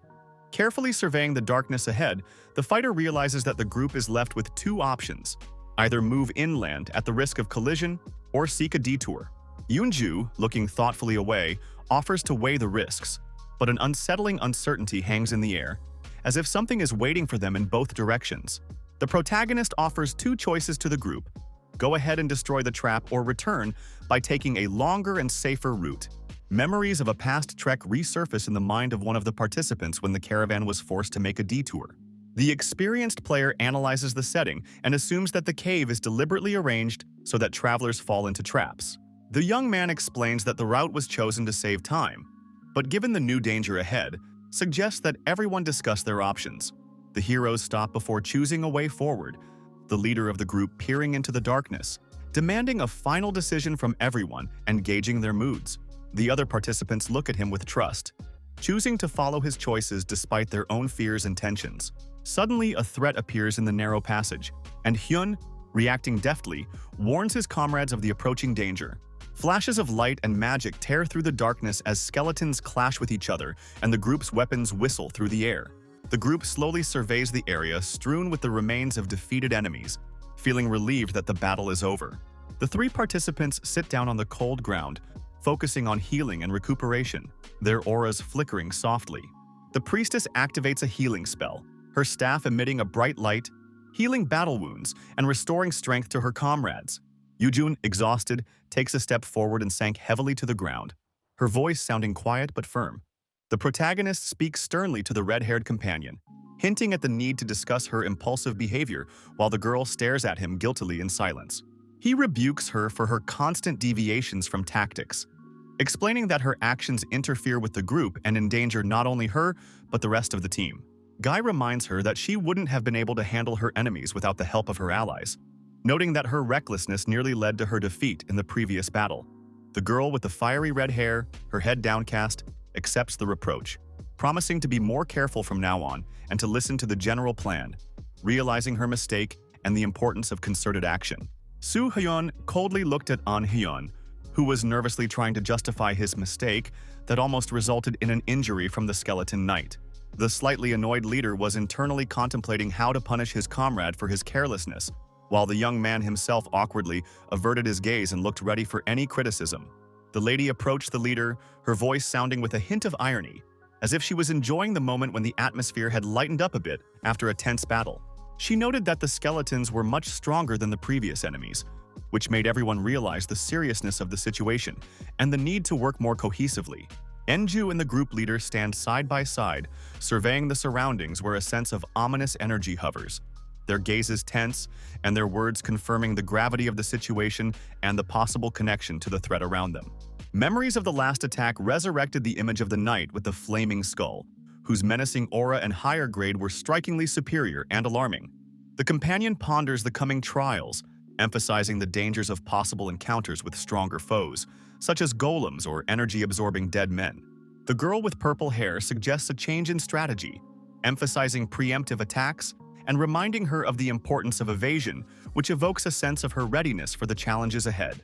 The guy in the red cloak listens attentively to the girl's warning, not reacting to her mocking tone, but the inner determination on his face indicates a readiness to act.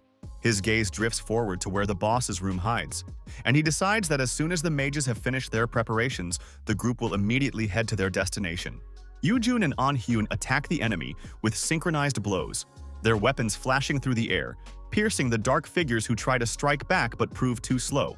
The white-clad girl waved her staff with concentration, emitting a powerful stream of ice magic that exploded forward, freezing her opponents. The girl alchemist raised his staff, releasing a stream of magical energy that illuminated the dark space around him, his face focused and full of determination. Two fighters appear behind the girl's back, moving forward with readiness for the next battle, their steps crisp and sure, as if foreshadowing the approach of something dangerous. The leader of the group stops at the stone wall, peering intently into the dark passage where the dim light goes, while the rest of the group stands behind. Ominous creaks come from the depths of the tunnel, and a massive chest, covered in dust and barely visible signs of time, slowly emerges in the light. Turning to the chest, the caravan members tensely assess the find, trying to understand its value while golden sparks and the glitter of treasure shimmer around them. When the chest is opened, its contents sparkle in the semi-darkness, giving the impression of wealth, though its content seems surprisingly modest compared to expectations.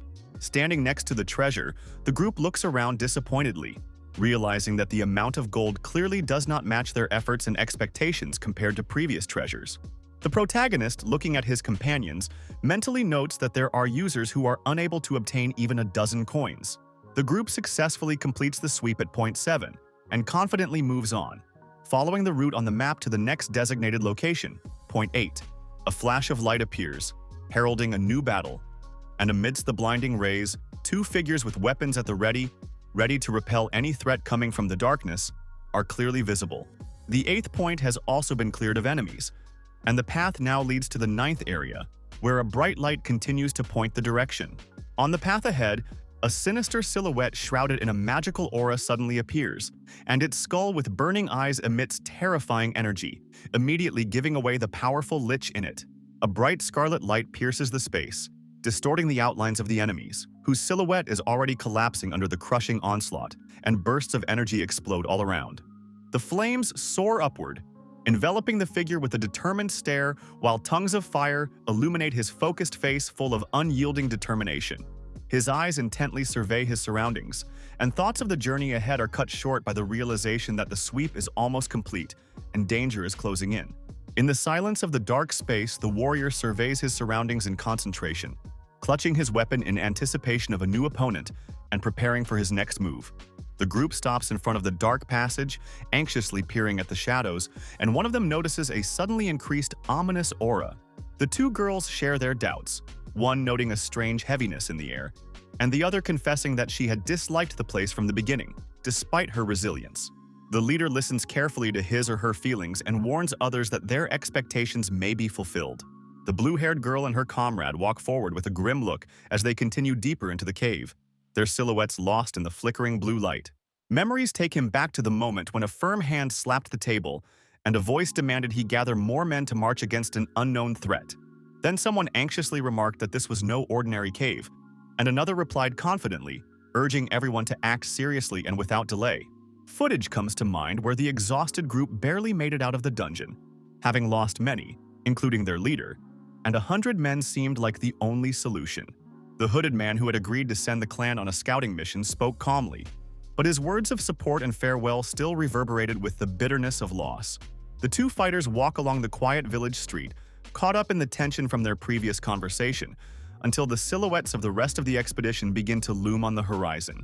One of the exhausted fighters tiredly utters words full of bitter realization that the number of men requested is still not enough to traverse such brutal territory.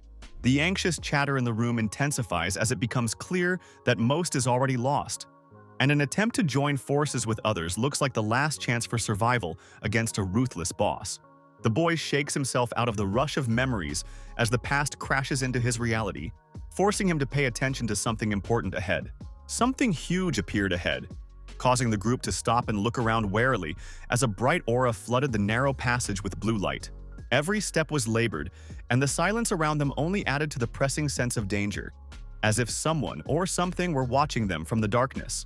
Tall shadows lurked in the semi-darkness, but now they were framed by a powerful stone door, rising almost to the ceiling and covered in patterns that seemed to breathe ancient magic. Two moved closer, trying to make out the symbols on the surface, while the others stayed behind, tensely preparing for a possible attack due to the sudden obstacle. Looking back down the deserted path, the Shadow Queen takes a few cautious steps forward, her intuition telling her that something is going wrong and the air seems too still. She raises her hand as if trying to catch an invisible obstacle, but instead her gaze meets the anxious expression on her partner's face, which reflects a premonition of impending danger. Suddenly her eyes widen with surprise and fear slips into them, as if she has noticed something unusual, and a quiet sound interrupts the oppressive silence around her. Before she realizes what's happening, the girl abruptly turns around, instinctively stepping back and snapping out a warning that sounded almost like a shout, addressed to her companions. The panic in one of the companions' voices interrupts the group's actions as Go Yong Ju's gaze freezes on a massive door, drawn by an inexplicable cold and unsettling energy.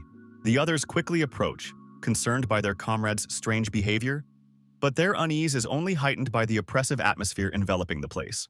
A woman with dark hair, feeling strange emotions as if absorbed by this space, describes them as a mixture of pain, hatred, and despair emanating from the depths of this gloomy structure.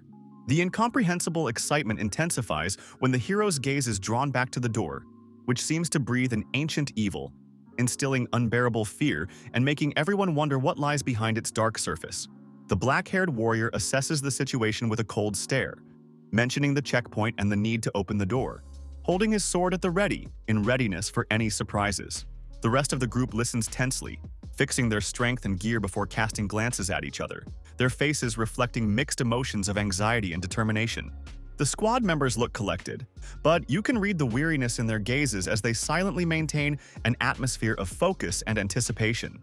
The dark-haired warrior doubts the strength of the group, her thoughts clouded by worries about whether they can handle the coming challenge despite their numbers and the strength of the individual members. Ju stops, her tense gaze sliding toward her comrade, who has long since sensed something ominous behind the huge door. The enormous gate emits a dark glow, enveloping everything around it in an ominous red glow, and its silent promise of death makes everyone freeze in anticipation. Hyun remains motionless, his gaze becoming rigid as he recalls the past, where this door had already become a cause of fear for many who tried to pass on. In the shadows of the bloody light looms the suggestion that there may be a giant figure, a knight of doom with a scarlet eye in which pulses an ancient hatred, like a nightmare from legends come to life. The players freeze at the threshold. Each member of the caravan feels the growing fear, but the words of the mentor sound resolute, encouraging everyone to gather their courage and not to lose hope of returning alive.